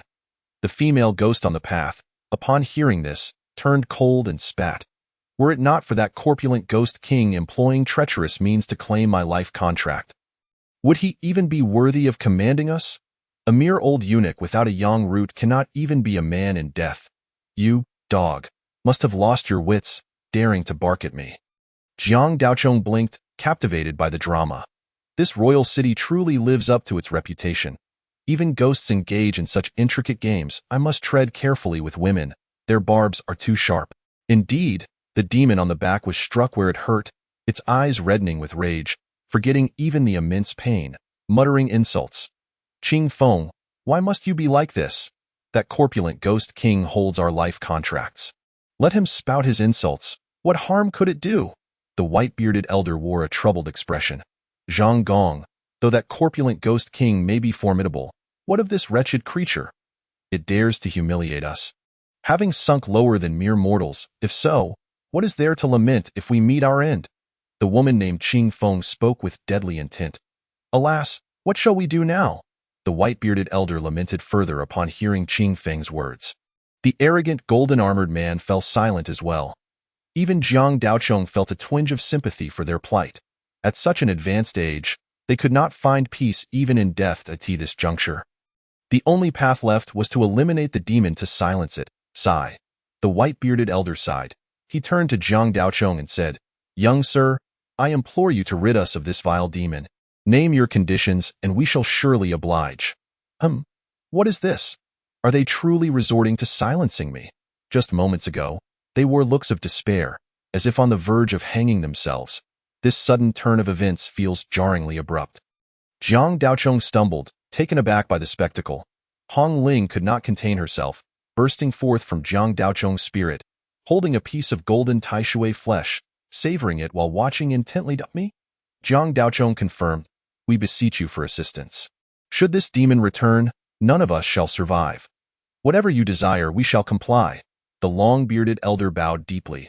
The golden-armored man sighed, following suit, while Qing Feng appeared somewhat dazed, standing in place. The demon on Jiang Daochong's back was equally stunned. How could it be facing death so soon? Jiang Daochong had not anticipated that the spectacle would turn upon him. Steadying himself, he found the situation rather favorable. Having already made an enemy of this demon, he had no intention of letting it go. Now, he could even reap some benefits. With a glance, he pointed to the golden armored man's waist, where hung a double-handed broadsword with a green scabbard, elegantly crafted and ancient in design, stating, "I want that sword." Initially, Jiang Daochong expected the golden armored man to refuse, yet surprisingly, a sly smile crept across the man's face as he tossed the long sword over, eager to appease Jiang Daochong. Seeing the smile, Jiang Daochong realized the sword must be of ordinary quality. He had outsmarted himself and let the demon play him for a fool. Nonetheless, the sword was now in hand, and he had no thought of retracting his request. Once Jin Lian confirmed the sword's integrity, he summoned the spirit fire within him, and the three-flame true fire erupted like a volcano, surging forth. The demon, witnessing its imminent demise, lost its bravado, wailing in supplication. But Jiang Daochong remained unmoved, coldly stating, "Therefore, whether in life or in death, one must not be overly arrogant in your next life." Oh, wait, you no longer have a next life. The demon dissolved into a wisp of azure smoke, scattering with the wind. The three ghosts on the path released sighs of relief, and the elder ghost spoke. "Let us depart. We must devise a plan to deceive that corpulent ghost king."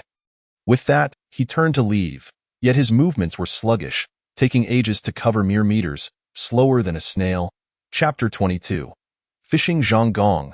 This is not right. That person did not command us to stay. What shall we do? The golden armored man looked back and transmitted. Hiss, this should not be. These two came to cleanse the ancestral altar's sinister energy, and the corpulent ghost king is precisely that energy's manifestation. He should fall within their purview. The elder ghost stroked his beard in response. Need it be said? Clearly, the truth has been revealed. My suggestion is to directly state our request. Beating around the bush only breeds annoyance. Now, we find ourselves in a tight spot. Qing Feng interjected. Young sir, do you intend to eliminate that corpulent ghost king? If so, we three are willing to assist. Jiang Daochong stood there with a bemused smile, observing the three ghosts return. Heh, what's this? Are the three of you not leaving? Alas, the corpulent ghost king possesses profound abilities. Even if you were to set up the altar, you may not secure victory. I truly do not wish to see you two perish in vain. So, enough. Jiang Daochong furrowed his brow, cutting off the white-bearded elder's words with a sharp command. Though you three think me easily deceived? Previously, you lured that corpulent ghost king's adopted son to harm me, and now you dare speak such nonsense. Young sir, do not misunderstand. The adopted son of the corpulent ghost king was drawn by your sinister energy, coveting your blood vitality. This has nothing to do with us, the white-bearded elder insisted, waving his hands repeatedly. Humph, do you truly think I am that fool, to be manipulated by you? Jiang Daochong scoffed coldly, suppressing the spirit fire, causing the golden light surrounding his main spirit to retract. At this moment, the three ghostly figures finally noticed that a nearly burnt-out purple talisman was affixed to Jiang Daochong's chest. The white-bearded elder's expression shifted, glancing towards Taoist Jin Lian behind the altar. Why? Your expression suggests you recognize this talisman? Jiang Daochong inquired. I wondered what it was. It is indeed the Yin body talisman. You truly are willing to invest in this. The white-bearded elder resigned himself to the truth. Point one cannot catch a wolf without parting with its cub. Jin Lian remarked casually. What is the Yin body talisman? The golden armored man asked, puzzled that it is, of course, used to deceive ghosts. You may be unfamiliar with the Yin soul talisman, but this talisman, when applied to the corporeal body, is also known as the invisibility talisman, the white-bearded elder explained with a wry smile. What? An invisibility talisman? Is that not a lost art? Qing Feng exclaimed in astonishment. The method of crafting it has indeed been lost, yet the talisman itself remains. Each one is exceedingly precious, Janlian remarked, feeling a twinge of regret. Since I dared to come to the Taiha Hall, I naturally possess complete assurance. This invisibility talisman was gifted by the Taoist, originally intended to evade the malevolent spirits on this path. In principle, no malevolent spirit should be able to perceive my Yin soul. So why is it that this demon has locked onto me? Jiang Daochong chuckled coldly. Naturally, it is because there exists someone, or perhaps something, that can unravel this talisman. It is widely known that the Taoist sect is divided into the three schools of heaven, earth, and man. Yet few are aware that there exists a fourth branch, deeply concealed within the royal palace. Dedicated to serving the royal family, known as the Qi observation sorcerers, Jian Lian explained indifferently, I had thought it was merely a common diversion like ghostly illusions. If broken, then so be it. Yet I did not anticipate it to be an invisibility talisman. The white-bearded elder lamented. This invisibility talisman is a secret transmission of the Taoist sect, rarely seen. Once deployed, it can obscure all traces, rendering it invisible to spirits and gods. Exceedingly powerful, however, there exists no perfect object in this world. While the invisibility talisman is formidable, it can also be undone. That is the specialty of us Qi observation sorcerers. The pretense of cleansing the ancestral altar's sinister energy was merely a ruse to draw me out. You, young one, have plotted deeply. The white-bearded elder looked at Jian Lian behind the altar, forcing a smile. Not at all. You are, after all, a branch of the Taoist sect. How could you not distinguish between mere illusions and the invisibility talisman? To mistake the Yin body talisman for a common diversion, you have unwittingly exposed yourself to testing. Qing Feng questioned, puzzled. What do you know? It is precisely because one cannot discern it that the Yin body talisman is so ingenious. The white-bearded elder retorted. Annoyed, an elder once remarked that summoning you is indeed true, as is dispelling the malevolent aura. The ways of heaven are enigmatic, and the evil spirits have descended upon the world, causing great suffering among the populace. We, as righteous beings, cannot shirk our duty. At this juncture, Jian Lian spoke up. However, the burly man clad in golden armor scratched his head, suddenly feeling somewhat bewildered. What episode had he missed that left him so utterly lost? Observing the confusion on the face of the golden-armored giant, Qing Feng elucidated. This Taoist has come to the imperial city in search of Zhang Gong, the master of divination. Yet, this master is renowned for his ability to conceal himself. Finding him is no simple task. We must devise a means to compel Zhang Gong to reveal himself. Like us, Zhang Gong is also under the dominion of the corpulent Ghost King. To escape, he must rely on the strength of others. This Taoist must have sensed something, hence employing that young gentleman as bait. However, there are numerous spirits bound by the corpulent Ghost King, and we are not the only ones. How can we be certain that among the spirits drawn to us lies one from the lineage of divination? The golden-armored giant questioned, perplexed. Qing Feng sighed, a glimmer of admiration flickering in her eyes as she responded. Thus, the brilliance of this scheme lies here. The bait can only be perceived by those skilled in divination, and that in-body talisman ensures that other spirits cannot see this bait. Therefore, those who take the bait must be practitioners of divination. Consider this. Were it not for Zhang Gong's incantation, we too would be oblivious to the presence of this young gentleman. The golden-armored man gasped, exclaiming how convoluted the ways of these Taoists are. As if their hearts had turned dark. Now that the cards are on the table, there is little left to discuss. You three spirits shall assist us in vanquishing the corpulent Ghost King. And in return, we shall help you reclaim your life talismans. The matter between that old ghost and the Taoist can be resolved privately. We have an accord. Jiang Daochong interjected. The three spirits exchanged glances, and with no remaining dignity to lose, they could only nod in agreement. The corpulent Ghost King, wielding the life talismans, could obliterate us with a mere thought. We are of no help in this regard. Qing Feng remarked, Fear not, once you enter my altar, I shall take command, and no spirit, no matter how powerful, can surpass the might of the altar. You need only unleash your abilities. Taoist Jian Lian declared, brandishing a peachwood sword as he prepared the altar. Qing Feng and the golden-armored man turned to Zhang Gong, who nodded. Thus they believed in Jian Lian's words. Taoist Jian Lian began to inscribe a talisman with his peachwood sword, his left hand forming seals as he stepped upon the 7 stars. The sound of treasures resonates. Silence prevails in all directions, the rivers and seas fall still. The mountains exhale clouds, spiritual sounds abound, absolving sins and dispelling chaos.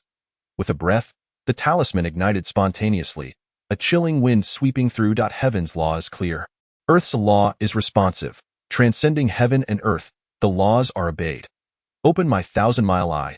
Open my listening ear, I command. With a flick of the peachwood sword, Taoist Jian Lian drew symbols in the air. sending a gust of wind into his forehead and another to his ears. Purple Lotus, ignite the spirit fire and protect my law.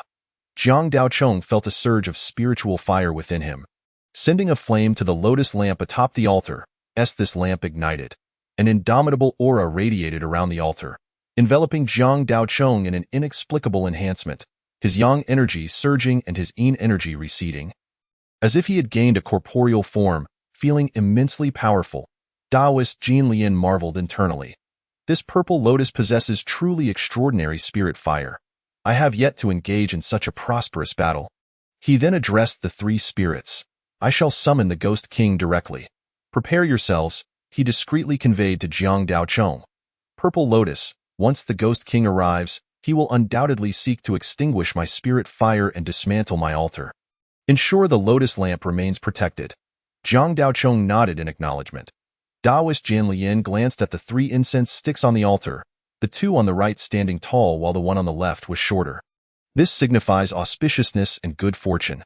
Chapter 23. The Gate of Difference. He then picked up a token from the table, proclaiming, 3 bins and 5 escapes, obscuring the eyes and binding the body. Shifting and transforming, summoning spirits and deities, swiftly, as the token struck the ground. A fierce wind arose within the altar, rendering one's eyes unable to open, accompanied by the sound of clashing chains. Jiang Daochong conjured 2 small flames of spiritual fire. Witnessing 2 armored figures with blades encircled by thick chains appear before the altar. The 2 figures bowed before the altar, retrieving the token and rising into the air. Meanwhile, in a specific location within the imperial city, a series of palatial structures were interconnected, shrouded in an ominous atmosphere. In a spacious courtyard paved with bluestone, 8 stone platforms lined with white bones served as fuel for the pale ghostly flames that flickered. In the courtyard, 7 or 8 large tables were set up, laden with grotesque and strange evil spirits who were engaged in raucous revelry. Above the courtyard, a stone platform was adorned with 8 vibrant red lanterns, a thick mass of sinister energy coiling beneath them. From this mass emerged a head adorned with a ghastly white mask, its features shifting constantly in a grotesque display of emotions: joy, anger, sorrow, and mirth. At that moment, a hand emerged from the sinister energy, beckoning one of the spirits feasting in the courtyard, causing it to pause in its revelry, its eyes clouded with confusion as it staggered toward the ominous mass. As the spirit drew near, countless pale hands reached out from the sinister energy, seizing it and attempting to drag it into the darkness. Only then did the dazed spirit awaken, emitting a series of desperate shrieks, its face a mask of terror. Unfortunately, the multitude of spirits still reveling in the courtyard remained oblivious, as if unaware that one of their own was calling for help, as the small hands exerted their strength. The spirit was gradually pulled into the dark mass, followed by the chilling sound of gnashing teeth. Moments later, the masked head re-emerged from the darkness, its features now contorted into a gleeful expression. The small spirits reveled in their banquet, while the larger spirits feasted upon the smaller ones, creating a surreal and eerie tableau. At that instant, 2 towering figures descended from above, chains clanking around them, resembling colossal serpents as they lunged toward the ominous mass on the stone platform. A panicked exclamation echoed from within the dark energy, which then swelled, attempting to repel the chains. The sinister energy was thick and murky, akin to viscous mud, holding its ground against the chains. A self-satisfied scoff resonated from within the dark mass, which then attempted to flee into the sky. Observing this, the towering shadows hurled a token, a seemingly ordinary wooden piece. Yet the entity within the dark mass let out a shrill cry, as though it had encountered its nemesis. The token burst into flames, igniting the viscous darkness, as the corpulent Ghost King emitted a howl of despair. Before it could react, it was ensnared by the chains. The 2 massive figures then stepped forward, leading the chains away, vanishing from sight. This altar summons spirits, a hallmark of the summoning arts. Once established, it can harness the power of heaven and earth, granting the practitioner almost limitless magical potential, provided they can withstand the strain. You must exercise caution in future encounters, Jin Lian advised. I find this summoning process exceedingly intricate. It likely entails numerous protocols, which may be impractical in the heat of battle. Jiang Daochong mused, indeed, The initiation of a summoning requires careful selection of the altar site and preparation of the necessary items. The location is paramount, emphasizing the significance of feng shui. The higher the ground, the better the auspices, and the more power can be harnessed. As for the items for the altar, there are many, but the most critical is the stabilizing object. The better the stabilizing object, the less likely the altar is to topple. Therefore, theoretically, as long as one possesses a superior stabilizing object and occupies a favorable location, summoning is quite feasible. Experts from the summoning arts can even carry a stabilizing object with them, drawing a circle on the ground as an altar, allowing for spontaneous summoning. Of course, the potency of such a makeshift altar pales in comparison to a formal one, but it suffices in emergencies. Should you encounter anyone from the summoning arts, it is vital to catch them off guard, denying them the opportunity to prepare or establish their altar. With your physique as practitioners, it would be a matter of a single strike. Jiang Daochong nodded repeatedly, committing these invaluable insights to memory. At this moment, the altar underwent further transformations, with the dark winds swirling in place, forming a miniature vortex, the clanking of chains drawing nearer. As the winds subsided, a mass of pitch-black malevolence settled in the center of the arena. This foul energy was tainted and wicked, causing Jiang Daochong's spiritual fire to dim. Taoist Jian Lian called out, and the talismans upon the altar soared into the air, transforming into fireballs that sped toward the tainted mass. A cold snort emanated from within the darkness, and a masked head emerged, exhaling a gust of chilling wind that dissipated the fireballs. Exercise caution. To vanquish the corpulent Ghost King, we must first shatter his outer layer of malevolent energy. This energy is collected from his ancestral altar and is formidable, the old ghost with the white beard cautioned. Qing Feng's voice rang out sharply as a long sword appeared in her hand. Casting it into the air, it multiplied, splitting into 16 blades. Flying sword technique, swiftly, Qing Feng commanded, her right hand gesturing as the flying swords pierced toward the corpulent Ghost King. What in the world is this? Even flying swords have emerged, Jiang Daochong exclaimed, his eyes wide. This is merely a technique of the Zhicha, a form of illusion, not true flying sword mastery, Jian Lian explained after casting a fireball. Zhicha? Is that not the term used for the gate of difference within the 8 gates? Indeed, the practitioners of the gate of difference are referred to as Zhicha, but this flying sword technique is merely a minor art. This Qing Feng has yet to reveal her true capabilities, Jian Lian assured. Jiang Daochong was about to inquire further about the arts of the gate of difference when he refrained, deeming it unnecessary, for Qing Feng had already commenced her demonstration. Though the king of the big-bellied ghost had only recently been restrained, he had already realized that someone had set a trap to take his life. With a breath of malevolent energy, he extinguished the talisman of the Golden Lotus. Observing his former subordinates attempting to strike him down with flying swords, he let out a contemptuous sneer.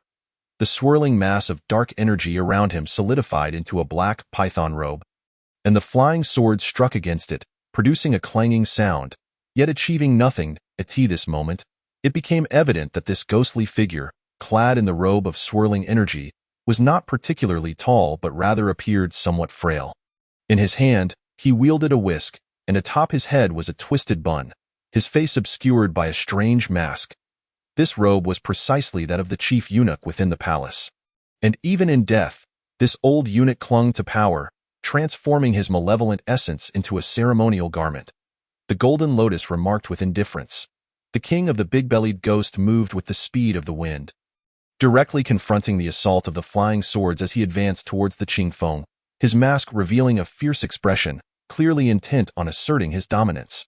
The white-bearded old ghost and the golden-armored giant were caught off guard and could not react in time. In the realm of balance, the vastness of the earth, the laws of heaven are unyielding and merciless. At this moment, Qing Feng radiated an overwhelming celestial authority, akin to a judge seated high in the court. Each word she uttered resonating like the edicts of law, instilling a sense of futility in any thoughts of rebellion. With a soft command from her lips, the king of the big-bellied ghost's speed plummeted, as if burdened by the weight of a mountain. This was the essence of the enforcer's principle, applying pressure to subdue, wielding authority over the spirits. The law enforcement officers of the government pursue criminals relentlessly. Yet they are merely minor officials, not even worthy of the title of officer, yet they embody the ultimate manifestation of the law's severity. The Golden Lotus explained to Jiang Daochong, "It's utterly magnificent.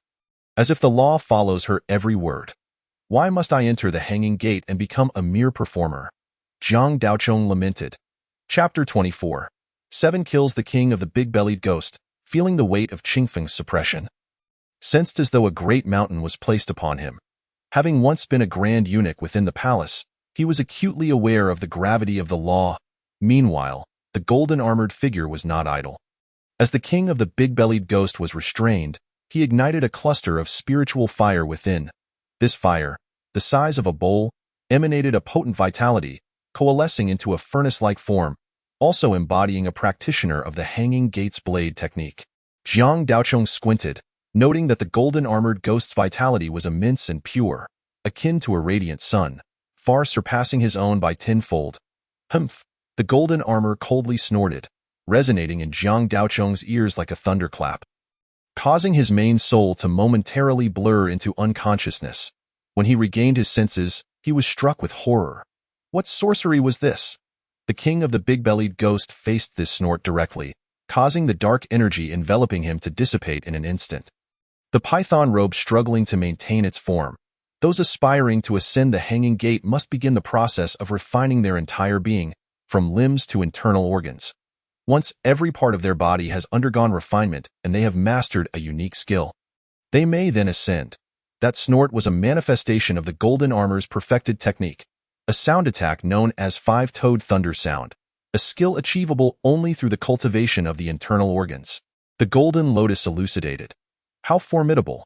Were it not for the blessings of the law altar, my main soul would have been shattered by that roar. Jiang Daochong expressed his trepidation. Indeed, you have only recently embarked on this path. Your cultivation is still somewhat lacking. The five-toed thunder sound is a secret transmission from the palace, and not only you, but even others of the same level would struggle to withstand it, the Golden Lotus remarked. You mentioned that to ascend, one must refine the entire body. Does that imply that, aside from the internal organs, the hands and feet can also be honed into unique skills? Jiang Daochong inquired. Certainly, though one must possess the requisite fortune. Each unique skill is a treasured secret, seldom imparted. The pursuit of such techniques is not an easy endeavor. One may toil for years without guarantee of instruction, and even if taught, one must still conceal some secrets. The Golden Lotus sighed.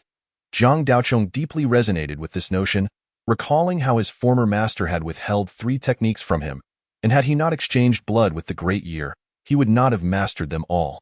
How much more challenging would it be to acquire the skills of ascension, which are truly the hallmark of a master, often withheld even from one's own progeny? Now that you have ascended, the five-toed thunder sound, a secret of the palace, is perfectly suited for your use, yet it is regrettable that this golden armor is only half-versed in it. The Golden Lotus hinted, "Is the power only half? Is there another half known as Ha?" Jiang Daochong jested. The Golden Lotus looked at Jiang Daochong with astonishment. Wait, there truly is one? The 2 generals of HIH? Jiang Daochong felt a stir of intrigue at the Golden Lotus's expression. Within the law altar, the golden armor unleashed its skill, working in tandem with Qingfeng to keep the king of the big-bellied ghost immobilized. Seizing the moment while the king was momentarily stunned, it wrapped its arms around the king's waist, executing a throw that sent the king crashing to the ground, infusing its entire being with vitality to firmly pin him down. Observing this, Qingfeng proclaimed, "The laws of heaven and earth are immutable, the principles of law are clear. Execution is imminent." Once the decree was issued, the heavens responded. The bright moon turned blood-red, and amidst the howling, ominous energy, 2 colossal figures dragged forth a massive guillotine, inscribed with a grinning, ghostly visage. The guillotine materialized. The law altar echoed with chilling wails. Jiang Daochong even experienced a hallucination, witnessing a ghostly figure severed at the waist, its clean cut crawling upon the ground. Such overwhelming malevolence. Jiang Daochong felt as if his very flesh was being meticulously carved away with a small knife, hastily employing spiritual fire to dispel it. The king of the big-bellied ghost, upon seeing the guillotine, revealed a glimmer of fear in his eyes. His retaliatory force intensified, yet the golden armor's vitality furnace could not contain him. Just as the 2 colossal figures approached the guillotine to drag the king away for execution, one of his arms detached, that arms swelled in the wind, transforming once again into a big-bellied ghost. Yet this manifestation appeared dazed and insensible, its form thin and insubstantial. Noticing the giant's relentless advance, the king gritted his teeth and severed his other arm, sending it to merge with the newly conjured doppelganger. The doppelganger's previously flimsy form solidified, becoming indistinguishable from the original. The two giants seized this doppelganger, hurling it onto the guillotine with a resounding crack. Cleaving it in two, the unfolding events, though lengthy to recount, transpired in the blink of an eye. Even if this substitution tactic bought a moment's respite, what of its ultimate efficacy? Qing Feng, observing the scene, chuckled coldly. If the techniques of the enforcers were so easily countered, they would not have attained their status as one of the 8 gates. Indeed, the guillotine showed no signs of dissipating. The two giants turned back once more. Heh.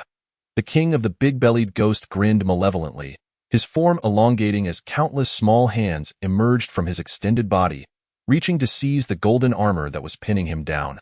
This is bad. The golden armor's expression shifted dramatically as it leapt into the air, unleashing its vitality to incinerate the grasping hands into ashes. Yet those hands seemed endless. For everyone that was burned, 2 more emerged. The golden armor found itself ensnared deeper, its vitality enveloped by those relentless hands. Do not resist. Merge with me. Voices overlapped in a cacophony, echoing from all ages and genders, as if countless souls were simultaneously crying out, inducing a dizzying sensation. What manner of being is this king of the big-bellied ghost, to be so bizarre? Zhang Daochong suppressed his dizziness. Naturally, Qing Feng would not idly watch as the golden armor was consumed. She formed a hand seal, the giant reaching out towards the now transformed king of the big-bellied ghost.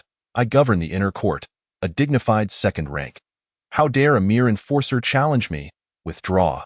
The mask of the king of the big-bellied ghost contorted into an expression of rage, the overlapping voices issuing forth a fierce reprimand. Earlier, Qing Feng and the golden armor's combined efforts had caught the king off guard, rendering him speechless and nearly leading to his capture. Now that he revealed his true form, Qing Feng's techniques were significantly weakened, as expected. With the king's rebuke, a powerful aura emanated from him, one far surpassing Qing Feng's.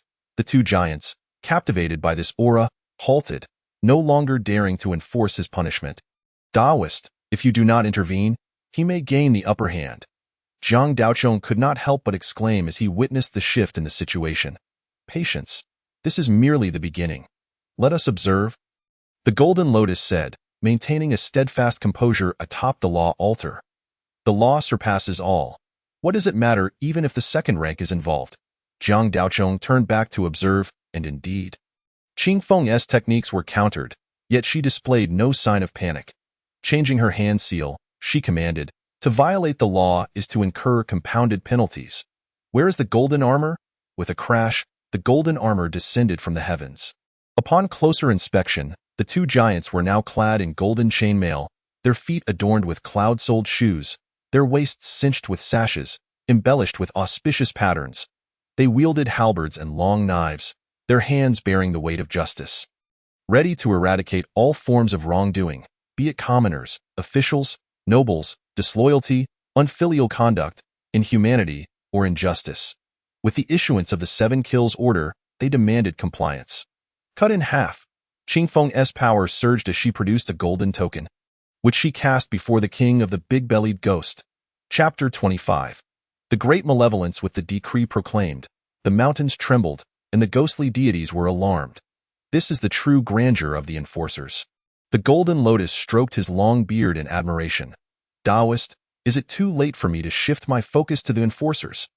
Zhang Daochong gazed enviously at the imposing Qing Feng, with the law in place. The golden armored giants advanced to seize the king of the big-bellied ghost, preparing to deliver him to the guillotine for punishment. Surrounded by those diminutive hands, the golden armored figure seized the opportunity to strike back, its vitality surging mightily. This essence transformed into chains that erupted from the small hands, encircling the elongated form of the corpulent ghost king, intent on cooperating with the golden giant to restrain it. Remarkably, the golden armor feigned weakness, biding its time to synchronize with the azure phoenix to capture the rotund ghost king in one fell swoop. However, The beleaguered Ghost King remained oblivious to the impending danger, cackling with a sinister glee. How can the laws of the mortal realm restrain the divine and the demonic? He sneered. At that moment, the corpulent Ghost King, towering at 9 zhong, resembled a massive python, coiling itself upright, its pallid mask looming above as it gazed down upon the masses. An ominous aura emanated from its being, transforming into a dark, foul-smelling gas that wafted through the air, inducing nausea in all who inhaled it. The potency of this toxic vapor was so severe that even the restless souls were affected. The 2 golden giants found themselves engulfed in the noxious fumes, their golden sheen peeling away like paint from an old statue, rendering them dilapidated and mottled. Taking advantage of the situation, the golden armor charged forth, albeit tainted by a spreading pool of black liquid, clearly a result of the contamination. This liquid resembled sulfuric acid, hissing as it corroded its soul, while the spiritual flames within the armor struggled to expel a torrent of vitality to counteract the poison, dwindling with each passing moment. Curse that corpulent Ghost King. He is no formidable spirit but rather a vile demon that has devoured the old eunuch's soul. This time, there is no escape, the golden armor lamented, its essence dimming as it battled the toxic liquid. A bitter smile gracing its visage, it appeared that annihilation was imminent. At that juncture, the white-bearded old ghost, who had remained stationary with closed eyes since the duel began, finally opened his eyes and declared, "The spirits are approaching," and no sooner had he spoken than the malevolent spirits began to manifest, filling the air with an eerie chill and a palpable wickedness. From his elevated position, the Golden Lotus called out, "The true form of this demon has been revealed. The malevolent aura is laid bare. The fierce battle is upon us. Purple Lotus, safeguard the Lotus lamp." As the spirits materialized, they surged toward the altar in droves. Jiang Daochong responded with a firm acknowledgement, unsheathing the formidable blade he had acquired from the golden armor, and drew his hand across the blade's edge, causing a radiant golden light to erupt. At this moment, the 3 spirits had retreated to the altar's forefront. The white-bearded old ghost observed and instructed, "Qing Feng, assist this young nobleman in defending the altar. It must not falter." Qing Feng acquiesced, and the 2 already battered giants positioned themselves on either side of the altar, drawing forth their long, curved blades to strike down the advancing spirits. Jiang Daochong, noticing the ethereal form of the golden armor wavering, its flames nearly extinguished, flicked his hand, sending a beam of golden light soaring upward. Instantly, a significant portion of the toxic liquid evaporated, granting the golden armor a reprieve. "Thank you." The golden armor, having resigned itself to fate, felt an infusion of pure vitality coursing through it. This essence, though not vast, possessed remarkable resilience, rekindling the suppressed flames within, finally stabilizing the situation. Upon opening its eyes, it beheld Jiang Daochong and expressed its gratitude. However, Jiang Daochong had no time for pleasantries.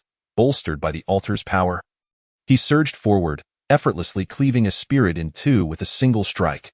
With the spiritual fire of the golden Tai Sui igniting his own, he had absorbed an immeasurable essence from the golden Tai Sui, making spirit slaying feel like child's play as he dispatched several spirits in a flurry, propelling himself into the fray with a sweeping motion, the golden light upon his blade becoming tangible. Even igniting into golden flames, he stood shoulder to shoulder with the 2 giants, effectively sealing the breach. Witnessing Jiang Daochong's effortless slaughter of the spirits, the golden armor's eyes nearly popped from their sockets. As a fellow member of the Hanging Gate, he recognized that Jiang Daochong had yet to ascend fully. He was merely at the threshold. Yet, could such a force of vitality truly be possessed by one at such a nascent stage? And that spiritual fire, his own spectral essence quaked in its presence. How could such purity exist? The golden armor felt its long-held beliefs shatter. Such pure spiritual fire, how does it seem even more refined than my own? Did you not claim he was merely a fledgling at the threshold? Qing Feng remarked with a hint of incredulity as she observed Jiang Daochong standing alongside her golden armor. Do not trouble the golden armor. That young man wields the supreme spiritual fire of the Hanging Gate. How can it be compared? The white-bearded old ghost mused. Such a prodigal exists, daring to conjure true fire of Samadhi? Qing Feng exclaimed, her eyes widening. This individual is endowed with boundless fortune. I did not even dare to employ the divination techniques. Such a person cannot be compared to the ordinary. What is so remarkable about possessing a true fire of samadhi? The white-bearded old ghost sighed. Boundless fortune, indeed, no wonder. Qing Feng mused, glancing at Jiang Daochong, then at the red silk seated leisurely at the table, her expression thoughtful. Boundless fortune or not, have you seen that swordplay? It is a chaotic mess. Even with boundless fortune, one must start from the basics, the golden armor scoffed. Golden armor, you seek to achieve the balance of yin and yang. Five-toed thunder sound belongs to the yang, yet you lack the yin. The methods of cultivating the five viscera are long held by the eunuchs of the inner court. This demon has devoured the soul of that chief eunuch. Perhaps you may need to rely on them this time. Prepare your ultimate skill, the white-bearded old ghost intoned ominously. What? Are you serious? The golden armor's expression brightened. If it were anyone else, it would be impossible, but this individual carries fortune. Thus, it is not a certainty. Just be ready to attach yourself to their side when the moment arises. As long as I can acquire the method of yin cultivation, I would gladly exchange five-toed's thunder sound. But how do I repay this life-saving grace? Surely, I cannot simply cling to their leg, can I? A true man, born of heaven and earth, cannot remain beneath others for long. The golden armor feigned nonchalance. Why do you both gaze at me so? Oh, it's nothing. We merely understand why you were always ostracized in life. Qing Feng replied coolly. They were simply envious of my talents. The golden armor retorted with conviction. You do indeed possess talent. The white-bearded old ghost observed intently at the golden armor. See, there are always those who appreciate talent. Zhang Gong, you are my confidant, the golden armor declared triumphantly. Indeed, a court attendant who speaks of how a true man cannot remain beneath others. Only someone of great talent would dare such a thing. The white-bearded old ghost remarked, subtly withdrawing his hand from the golden armor's grasp. There is nothing that cannot be shared with others. One must be upright in conduct, acknowledging knowledge as knowledge and ignorance as ignorance. The words of sages are never wrong, are they? I wonder why they all avoid me. The golden armor lamented, a hint of grievance in its tone. Not that. Were the sage's words meant for this situation? Qing Feng replied, astonished. What else? In the past, when I had no place to go after my shift, I would read books. My dream was to become a cultured general, to vanish in the blink of an eye amidst laughter. The golden armor reminisced wistfully. Well, golden armor, that I mean. Take some time to practice your skills. Do not waste time on such frivolities. Otherwise, before your enemies disappear, you might very well lose your head, the white-bearded old ghost advised earnestly. The emperor is gone. Who would dare to behead me now? The golden armor waved dismissively as this statement hung in the air. Qing Feng and the white-bearded old ghost lost their interest in conversation. Returning to their respective tasks after a brief silence, only Qing Feng cast a glance at the red silk seated at the table, her eyes reflecting a touch of sorrow. Chapter 26. Celestial light illuminates as the noxious gas emitted by the corpulent ghost king continued to thicken. Threatening to engulf the altar, Taoist Long Jin wielded a peachwood sword and inscribed a talisman. Chanting incantations, he intoned, heaven and earth's profound origin, the root of myriad energies, with golden light encompassing my form. Unseen by the eye, unheard by the ear. This was indeed the Taoist's cleansing light spell. As the talisman on the peachwood sword was reduced to ash, it scattered into a bowl of clear water upon the altar. Remarkably, as the water splashed, dark clouds formed overhead, perfectly shrouding the Taiji Hall's plaza. With the water's descent, an earthy scent wafted through the air, followed by a light drizzle that fell from the sky. The toxic gas was washed away by the rain, rendered ineffective. The corpulent ghost king coiled its lengthy body into a ball, its pallid mask perched atop, and upon witnessing its spell thwarted, it soared skyward. Its dark form undulating like waves, crashing toward the altar, as it flew. A mournful sound resonated throughout the surroundings, initially faint, akin to a wail, but as its speed increased, the sound crescendoed until it filled the entire plaza with its eerie echo. Jiang Daochong, engaged in slaying spirits at the forefront, initially found the sound bothersome. He brushed away his irritation with a flick of his spiritual fire, while the three spirits at the altar remained largely unperturbed. However, as they listened longer, they unwittingly succumbed to the sound's mesmerizing influence, their vision dimming, and their ears dulled to all else. leaving only the haunting wails. Jiang Daochong felt a surge of resentment rising within him. Simultaneously, he became dizzy and disoriented, unable to discern direction. Had it not been for the altar's support, he would have lost his senses entirely. In stark contrast, the spirits before the altar, stirred by the sound, seemed invigorated, their confidence swelling and rushing forward without fear of death. Standing behind the altar, Jean Lien felt the sound's impact on her own spectral essence, momentarily wavering before regaining her clarity. She observed the three spirits at the altar, struggling to maintain their composure. Even Zi Lien, who had previously shown great valor in slaying spirits, found herself faltering, barely holding on with the altar's backing, on the verge of collapse. Without any further action, she picked up a small hammer from the table and tossed it to the onlooker. Hong Ling, commanding, "Strike then." She brushed her hand across the peachwood sword and, with a flick, sent the entire sword transforming into a streak of red light, hurtling toward the oncoming corpulent ghost king. As for the red silk, what was initially meant for leisure and entertainment suddenly turned into an unexpected task. With a small hammer in hand and an expression of sheer excitement, I mustered all my strength and struck it against the golden bell and jade chime. The initial sound was akin to a mosquito's buzz, but it quickly expanded, resembling a lion's roar, and ultimately culminated in a thunderous clap that drowned out the previous murmurs. Jiang Daochong, bewildered by the eerie sounds, felt as though he were on the brink of being torn apart by malevolent spirits. Just then, the echo of a grand bell jolted him back to reality. With the tides turned, it was now the turn of the ferocious spirits to experience the consequences. Taking a step forward, he unsheathed his knife with a swift motion, effortlessly dispatching two spirits that stood frozen in place. Then, with a change in momentum, he brought the blade down again, cleaving through another. Although he was not well versed in swordplay, he was proficient in martial arts. That previous horizontal slash was reminiscent of the block the river technique from his training. On Earth, traditional martial arts were largely derived from the methods of ancient cold weapons, transforming blades into palms and spears into fists.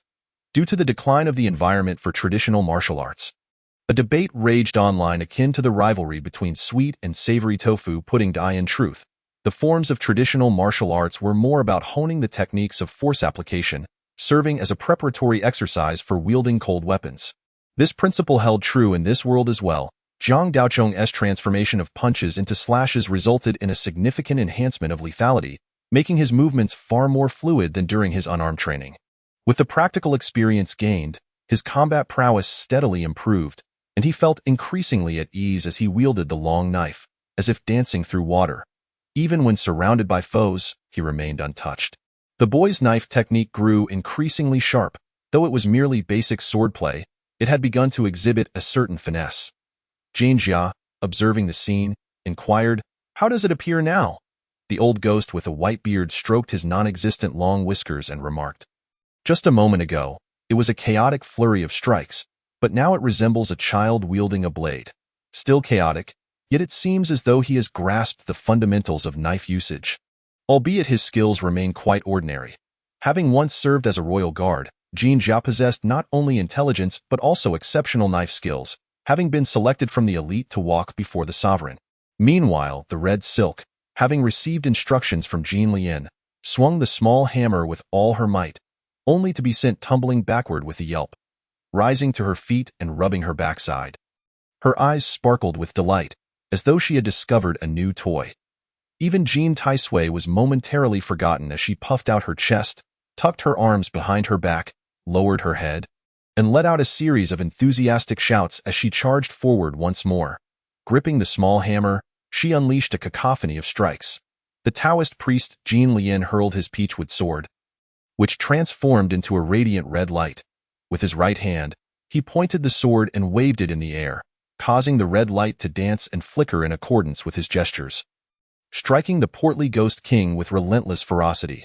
The portly Ghost King, having emerged from the ancestral altar, possessed innate magical abilities and deep cultivation, accustomed to acting without restraint. Apart from the depths of the royal city, he had never faced such humiliation. More pressing was the increasing pressure he felt from the altar as time dragged on. If he did not resolve this quickly, he risked a downfall. With this thought in mind, he resolved to act, curling his body into a ball, and the eerie mask on his face revealed a solemn visage as he addressed Jin Lian. You mere mortals dare to offend divine might? Very well. Allow me to show you the methods of the celestial realm. Jian Lian's expression shifted slightly, while Zhang Daochong sensed a great danger looming. Retreating to the altar, he only managed to repel the surrounding spirits. As the saying goes, one need not fear the fiercest of ghosts, for even the most ferocious spirits can be subdued. It merely comes down to the depth of one's cultivation. What one truly fears is the malevolent spirits that masquerade as divine beings. Humans who mimic divine powers merely seek wealth or pleasure, and there is little to commend about it. However, when malevolent spirits don the guise of divinity, true anomalies may occur. The ignorant populace, unaware of the miraculous methods of immortals, are easily swayed. Come, join me, and I shall guide you to the realm of immortals, where eternal life awaits. How delightful it would be, with celestial light illuminating all that that moment. A compassionate visage appeared on the portly Ghost King's mask, surrounded by a halo of light, radiating a series of white beams outward, exuding an air of solemn grandeur. Wherever the white light reached, the grass and stones remained unharmed, yet the spirits around him vanished one by one. As though truly being transformed into something mystical, Zhang Daochong, witnessing this bizarre scene, involuntarily gasped, "We must not be touched by that white light. Qing Feng, withdraw your ghostly subordinates, if they are captured by that light. Your techniques will be rendered ineffective," the old ghost with a white beard cautioned. Qing Feng, quick to act, needed no urging. She dispelled her magic before the white light could touch her, though it was a fraction too late. One of her ghostly aides lost a foot to the radiant beam and vanished without a trace. This ghostly aid was a manifestation of her magical prowess, linked to her very mind. Now, with a foot lost, Qing Feng felt an ominous thought arise within her. If she could not return home, that missing foot might never grow back. Such formidable dark magic. Could Zhang Gong be aware of its origins? Qing Feng pondered, her face grave. The portly Ghost King, audaciously impersonating a celestial being, had indeed borrowed a sliver of divine power. Such a weighty consequence, had it not been for the royal city's obscuring of heavenly secrets, he would have been reduced to ash. Now, they found themselves in a troubling predicament, uncertain whether the Taoist priest could counter this threat. The old ghost explained. What? Celestial beings? Is it possible that such exist in this world? Qing Feng exclaimed, astonished. Naturally, they do not. What people refer to as celestial beings are merely figments of human imagination, as long as one lives. Desires persist, whether for wealth or peace. When reality fails to meet these desires, they hope for an ethereal entity to fulfill them, thus the conception of celestial beings arises. Take, for instance, the idea of evil begetting evil, where people place their hopes on unseen forces to punish wrongdoers, leading to the creation of concepts like the underworld and the Ten Yama Kings. If the world were just and laws were enforced, would people still cling to the hope of celestial punishment? It is precisely because of rampant disorder and the unchecked malevolence of evildoers that they turn to the heavens, seeking solace in celestial beings. This is why, in times of chaos, heretical cults and dark forces flourish. Ultimately, celestial beings are but manifestations of human desires. Yet, if celestial beings do not exist, how can the portly Ghost King wield their power? Qing Feng questioned, perplexed. Perhaps they did not exist before, but now it is uncertain. For the heavens have shifted, Jin Lian's voice resonated. Zhang Daochong instinctively recoiled, sensing the immense terror behind Jin Lian's words. As a mere bystander, am I truly fit to hear such things? Let's not rush into this. We need to prepare for the impending crisis. Can you handle this, or should we gather our belongings and retreat to Gao Laozhuang? Zhang Daochong interjected. Indeed, subduing the portly Ghost King is of utmost importance. If you cannot, we three shall find ourselves in dire straits. By the way, where is Gao Laozhuang? Jin Jia inquired curiously. Gao Laozhuang has a long story behind it, originating from an intriguing novel titled Journey to the West. Allow me to elaborate. Zhang Daochong began enthusiastically. Do not elaborate. We are in a life-or-death situation, and you still have the leisure to tell stories, Qing Feng sighed, feeling a sense of despair for their future. Before the Hall of Supreme Harmony, the portly Ghost King stood at the center, surrounded by a bright white light that enveloped the entire square, leaving only the area of Jin Lian's altar untouched by the radiant glow. The altar's power slowed the encroachment of the white light, yet the portly Ghost King's dark arts were profound. Even the altar could only delay the inevitable, and it seemed they could hold out for no more than the duration of an incense stick. Ultimately, evil remains evil. No matter how it masquerades, it cannot shed its inherent nature. Jin Lian produced a blank purple talisman and a brush made of jade, saying, "Purple Lotus, I request your vitality for a moment." Jiang Daochong nodded, as a surge of dense vitality flowed from him to the brush's tip. With a swift movement of his sleeve, Jin Lian began to chant, "Heavenly thunder shakes the cosmos. Earthly thunder guards the center, human thunder circles around, ghost thunder strikes with force." A dazzling talisman formed beneath his brush.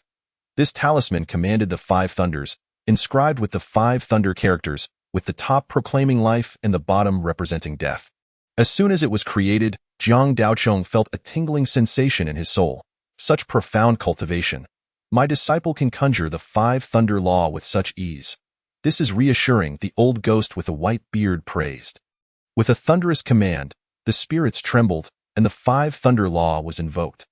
Jin Lian hurled the 5 thunder talisman into the air, grasped a long-handled ritual bell from the altar, stepped upon the Big Dipper, and began to chant, "Boom." Just as he called for rain, the ominous clouds that loomed over the square had yet to dissipate. Now, with the incantation of the 5 thunders, the clouds expanded even further.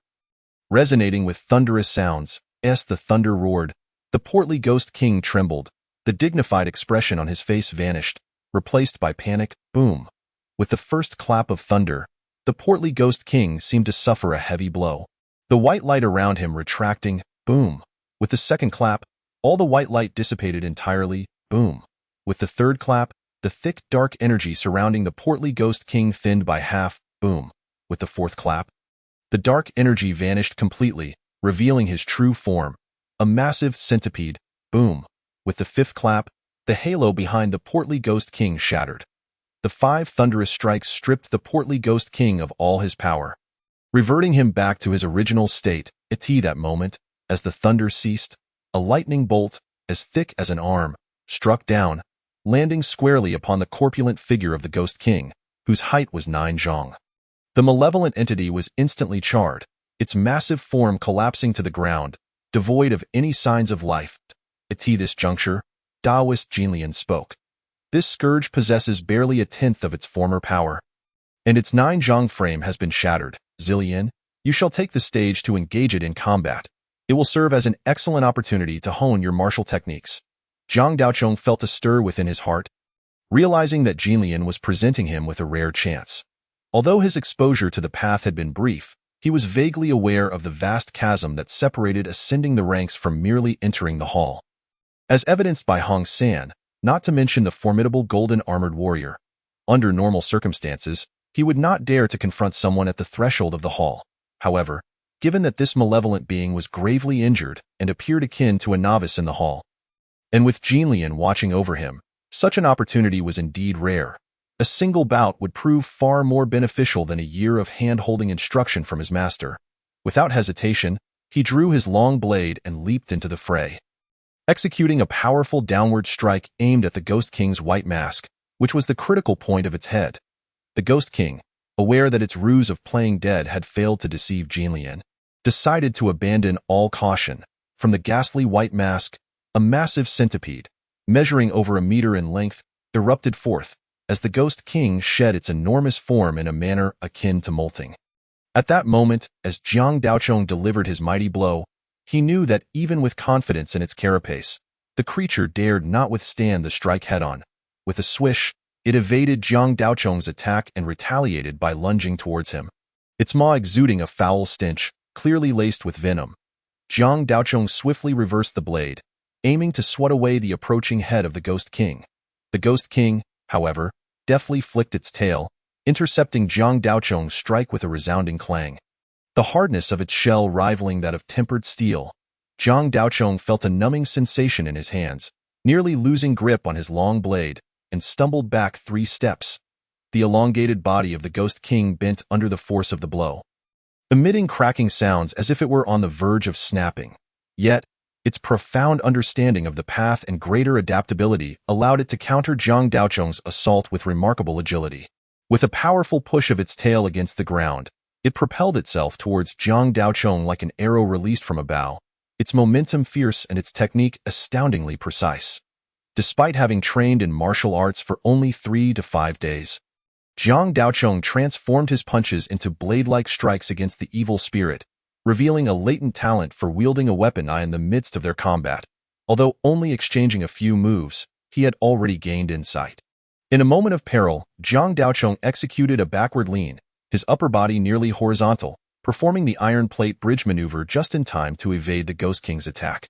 However, he did not merely execute the bridge. As he leaned back, his right hand wielded the long blade above him, clearly anticipating a follow-up strike from the Ghost King. This very strike proved effective, for as the Ghost King lunged, seeking to cleave Zhang Daocheng's torso with its myriad sharp claws, Zhang Daocheng's blade sliced through the side of its body. The hardest part of its carapace, located on its back, managed to withstand his cut, yet its side was a vulnerability, should it persist in its assault. Zhang Daocheng could cleave it in two, thus, the Ghost King had no choice but to retreat. The disparity in their strengths was glaring, and it was evident that, after a few more exchanges, defeat was imminent. Having battled the Ghost King for merely 3 exchanges, Zhang Daocheng had already come to a realization. This was merely a contest of close-quarter combat. Had spells been involved, he would have turned to ash in the blink of an eye. Chapter 28. The Candle-Blowing Technique. How can one fight like this? The two are not even on the same level, remarked Qingfeng, who was observing the battle. It's quite impressive, considering the vast difference in abilities, that he could engage in 3 direct exchanges. This young man has a remarkably solid foundation, and he is merely in a ghostly state. One must understand that the true combat strength lies in the flesh and blood of the knife-wielding practitioner. Praised the old ghost with white whiskers, as Zhang Daocheng appeared on the verge of defeat. Daoist Jinlian lightly stamped his right foot. A surge of force descended upon the Ghost King from the altar, significantly diminishing its ghostly speed. Consequently, although the Ghost King continued its fierce assault, it lacked its previous speed advantage, allowing Zhang Daocheng to tenuously regain equilibrium and engage in a flurry of exchanges, fully unleashing his technique of transforming fists into blades. Meanwhile, the golden armored warrior, intrigued by the unfolding battle, occasionally offered pointers and, at times, picked up a withered branch to demonstrate a series of blade techniques. Zhang Daocheng, focusing on both combat and observation, unknowingly transitioned from merely maintaining balance to gaining the upper hand against the Ghost King. Thus, they battled for nearly half an hour. The Ghost King, initially intending to capture Zhang Daocheng to leverage against Jinlian and escape, now found itself transformed into nothing more than a sharpening stone for its opponent, growing increasingly frustrated and resorting to increasingly vicious and cunning tactics, as it accepted a blow from Zhang Daocheng. It released a thick plume of malevolent energy. Zhang Daocheng, sensing the density and ominous nature of this energy, felt the spiritual fire within him flicker uneasily, indicating danger. He retreated while attempting to wash away the sinister energy with his vigorous vitality. But unfortunately, the once potent blood energy faltered upon contact with the malevolent force, quickly turning feeble and gray. As the Ghost King pressed Zhang Daocheng back, it lunged towards the edge of the arena, clearly attempting to flee. Observing this, the golden armored warrior cautioned, the knife-wielding practitioner's spiritual fire is particularly effective against malevolent energy. Young man, while your spiritual fire is impressive, it fails to exert its full power. Allow me to share a technique with you. Divide a portion of your spiritual fire to coalesce at the ancestral aperture, circulate your blood energy throughout your body to your chest and abdomen, and expel this purest blood energy outward. This is known as the candle-blowing technique, rooted in the martial arts of the rivers and lakes, which utilizes the technique of flame swallowing and fire spitting. Remember the path it takes. Zhang Daocheng soon perceived a voice, delicate as a whisper, relaying a method for transporting and differentiating blood energy and spiritual fire. At that moment, as the Ghost King sought to escape, Jinlian reached for a handful of rice from the table and scattered it across the ground, forming a circle that ensnared the Ghost King within. The creature seemed to collide with an invisible barrier, emitting a wail of anguish as its own momentum sent it tumbling to the ground. Zhang Daocheng, having received the golden armored warrior's teachings, quickly grasped the technique. With a mere thought, the spiritual fire within him became ethereal. Soon, an ethereal flame split from him, resting 3 inches in front of his brow. At this stage, as his main soul ventured forth, he did not need to circulate blood energy. Instead, he directly differentiated a portion of his blood energy to congeal at his chest. Instantly, he felt as if a great furnace had ignited within him. With a forceful exhalation, a torrent of golden flames erupted from his mouth. The malevolent energy, akin to dry tinder, ignited with a crackling sound, rapidly transforming into azure smoke, consumed entirely within mere breaths. Time is of the essence. Quickly comprehend its life essence. I will take you to the ancestral altar for a glimpse. There may be further opportunities, urged Jinlian. Having acquired the candle-blowing technique, Zhang Daochong finally possessed a semblance of understanding within the path, liberating himself from the predicament of merely wielding a blade against adversaries. Observing that the Ghost King was trapped and unable to escape, he felt a surge of blood energy rising within him and expelled it outward. The roaring golden flames surged forth as if he were refining a pill, and despite the Ghost King's desperate howls, it could not evade the spell cast by Taoist Jinlian, ultimately becoming a pill destined for refinement. Dazed, Zhang Daochong followed closely behind Taoist Jinlian, having left the arena and entered the Taiha Hall. After expelling the Ghost King, he felt slightly dizzy from the intensity of his earlier exertions. While the candle-blowing technique was indeed powerful, it was also quite taxing, leaving even his main soul somewhat overwhelmed. Observing Zhang Daochong examining the mask he held, Jinlian remarked, "This mask is a relic of the inner court from years past. It may contain methods of yin cultivation pertaining to the 5 viscera and 6 bowels. I have already inspected it, and there are no issues. Once you acquire the yin cultivation method, you can exchange it with the golden armored warrior for the 5-toed thunder sound, thus gaining a path into the hall." Zhang Daochong held in his hand the very mask worn by the Ghost King, which possessed the uncanny ability to change expressions. To be honest, he was somewhat averse to donning this mask. Earlier, he had utilized the candle-blowing technique to refine the ghostly entity, expelling breath for a full quarter hour until the Ghost King dissipated into azure smoke, yet the mask remained entirely unscathed. Regrettably, it contained the very techniques he desperately needed as a knife-wielding practitioner, leaving him no choice but to wear it. With a single thought, the mask vanished and was stored away. This was yet another highly practical function of the Earth Treasure Fragment, storage. The altar in the arena was brought in by Taoist Jinlian using the Earth Treasure Fragment. When he had waved his hand, the entire altar had vanished into thin air, leading Zhang Daochong to initially believe it was the handiwork of a mystical portal. Realizing Zhang Daochong's confusion, Jinlian recalled that he had overlooked introducing the storage capabilities of the Earth Treasure to these 2 newly initiated members. Thus, he began an impromptu lesson, communicating with Qinglian through the Earth Treasure Fragment to fill in the gaps.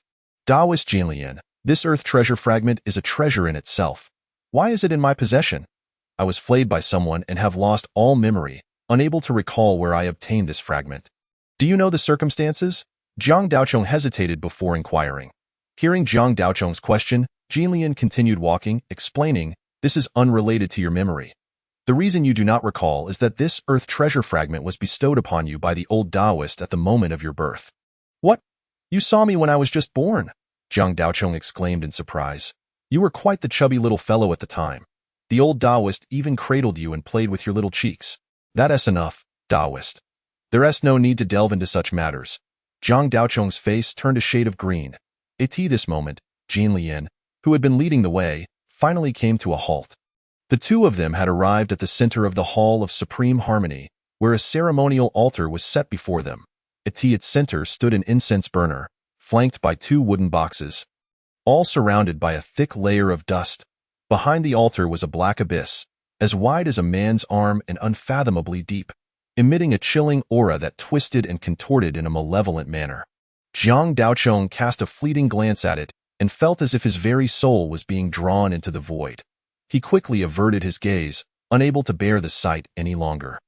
Jinlian turned around, producing 3 slender incense sticks that swayed gently in her hand, their tips igniting with 3 red sparks, followed by a wisp of blue smoke that curled upward. "Go, light the incense," she instructed, casting a lingering look at the gaping hole, her voice tinged with nostalgia and sorrow.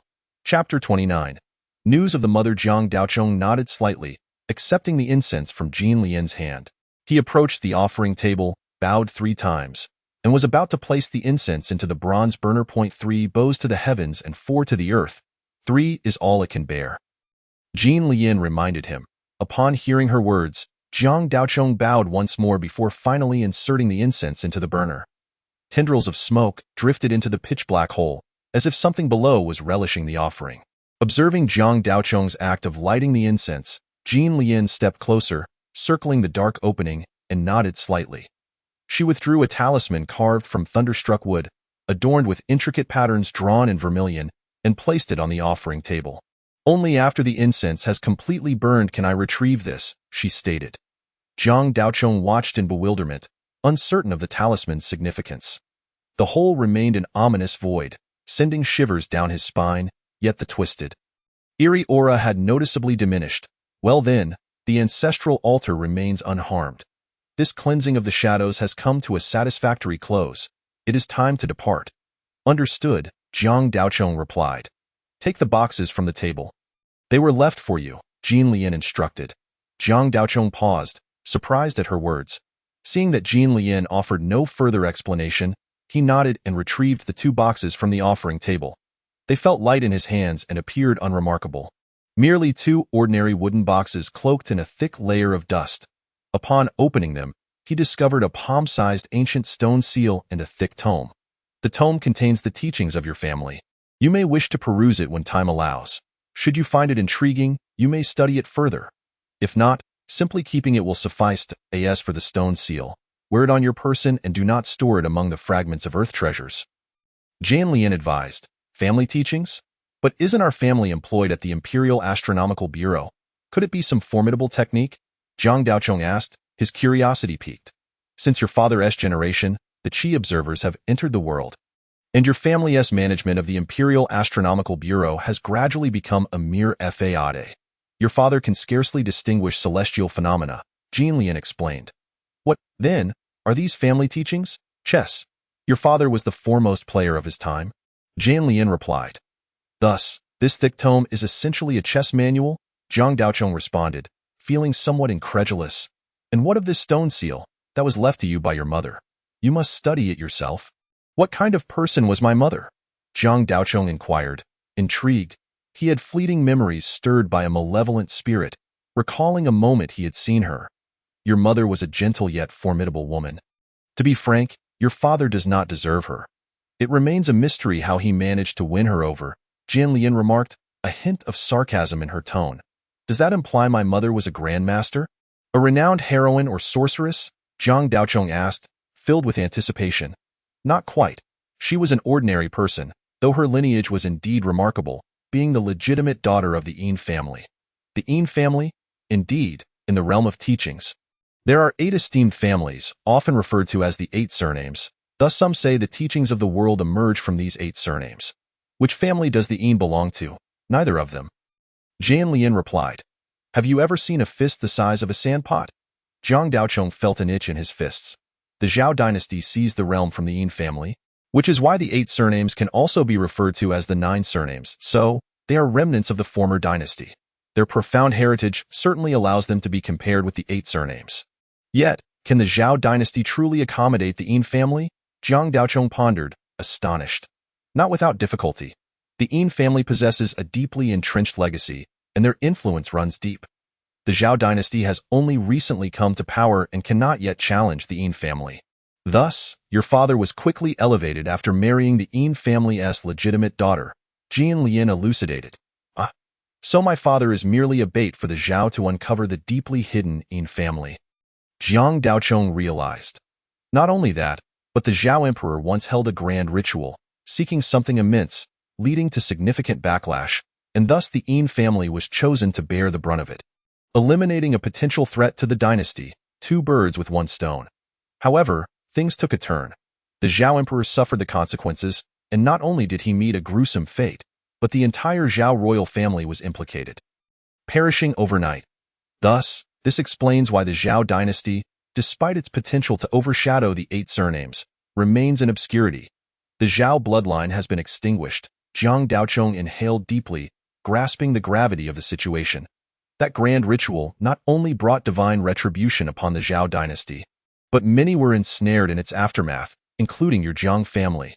Your mother shielded you from most of the consequences, yet she remains in torment, Jin Lian continued. What are you saying? My mother is still alive? Jiang Daochong felt an overwhelming surge of joy, a sentiment that did not stem from his own heart, but rather from the remnants of this body. Well, of course she is alive. Who has claimed she is dead? I told you, your mother is a remarkable individual. For someone of her caliber, it is rare for anyone to bring about her demise. However, living may be worse than death. Divine retribution is not easily deflected, Jin Lian sighed. You consistently describe my mother as formidable, yet she is merely an ordinary person. What is her strength? Jiang Daochong inquired, intrigued. Chess. Your mother was the only one capable of defeating your father at the game. Your father was rather honorable, playing dead chess, whereas your mother was cunning, adept at both dead and living chess, treating people as mere pieces, Jin Lian expressed, a mix of admiration and apprehension in her gaze. The fragments of earth treasures you possess were won for you by your mother, or perhaps they were given as hush money by the Taoist sect to silence her. Besides the Taoist sect, she also bested many formidable individuals, the repercussions of which are too vast for me to disclose at present. In short, everyone owed her a debt of silence. Jin Lian's expression was complex. Wow, my mother is that impressive, Jiang Daochong exclaimed in shock. Huh? What does impressive mean? Jin Lian asked, puzzled. It means extraordinary, something remarkable, a kind of exclamatory particle. Not just impressive. She is truly exceptional, almost legendary. When you meet your mother in the future, be sure to let her tell you the tales. As the two exchanged light-hearted banter while walking away, Jin Lian, oblivious to the shadow lurking in the darkness, slithered closer to the gaping hole once they were a distance away, transforming into a wisp of dark energy that slipped inside. Upon exiting the Hall of Supreme Harmony, Jiang Daochong arranged to meet the armored figure, Jin Jia, the following evening to exchange teachings, and then took his leave. He lingered at the palace gate for a moment until he spotted Hong Ling peeking cautiously from within the royal city before he approached her, taking her small hand to depart. Old Ghost Qingfeng and Jin Jia each retrieved their talismans and temporarily accompanied Jin Lian in hiding. The area before the Hall of Supreme Harmony soon returned to its tranquil state. Not long after Jiang Daochong and his group departed, a figure descended from the heavens. This person stood where some rice grains lay scattered on the ground, showing signs of being scorched. This was precisely where Jiang Daochong had previously refined the gluttonous Ghost King. The individual was a middle-aged man clad in a purple long robe, with streaks of white in his hair and a somewhat effeminate visage, accentuated by thin lips that gave him a harsh demeanor. His eyes appeared particularly profound. He stood still, dispatching several paper figures that flew to various corners of the plaza, reenacting the earlier scene with remarkable accuracy, almost as if by divine intervention. Two were wielding knives. One was an enforcer, and another appeared to be casting spells. Their movements were confined within a set area, indicative of a ritual altar, suggesting that he was an adept of the summoning spirit sect. This situation is becoming increasingly chaotic. How did word of Lord Jin Tai's news leak from Yujing City, drawing so many martial experts? They should be preparing to reel in their catch. We cannot let the fish slip away. The purple-clad man mused, retracting the paper figures and gazing toward a direction outside the royal city. Chapter 30. The foundation is finally established on the following day. Jiang Daochong made his preparations, calculating that the Yujing City would soon open. After a brief contemplation, he summoned Lai Fu.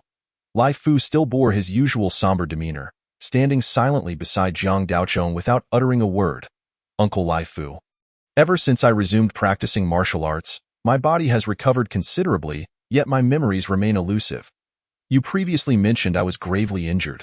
What exactly happened to me? How did I end up in Yujing City? Jiang Daochong inquired, looking towards Lai Fu. Young master, you were brought back by others. They wished for you to return to the ancestral home to retrieve something. Retrieve something? What is it? Where have those who brought me here gone? Jiang Daochong gently touched the stone seal hanging at his waist. I do not know, replied Lao Fu. When I rushed over, the young master was lying outside the Jiang residence, already a lifeless shadow, and those people had vanished without a trace. It seems they must have perished in the ancestral home. Jiang Daochong pondered this for a moment, noticing the sun had risen high in the sky, reminding him that it was time to visit Hong San. He refrained from further inquiries and, as he reached the doorway, suddenly turned back and said, 3 days from now, please offer incense for my father and for the ancestors of the Jiang family. Lao Fu's body trembled, a flicker of joy flashing in his eyes as he agreed and watched Jiang Daochong depart. It seems that the offering of incense must come from my sincere heart. Lao Fu and the others cannot compel it, for if my heart is not genuine, then the offering would be in vain.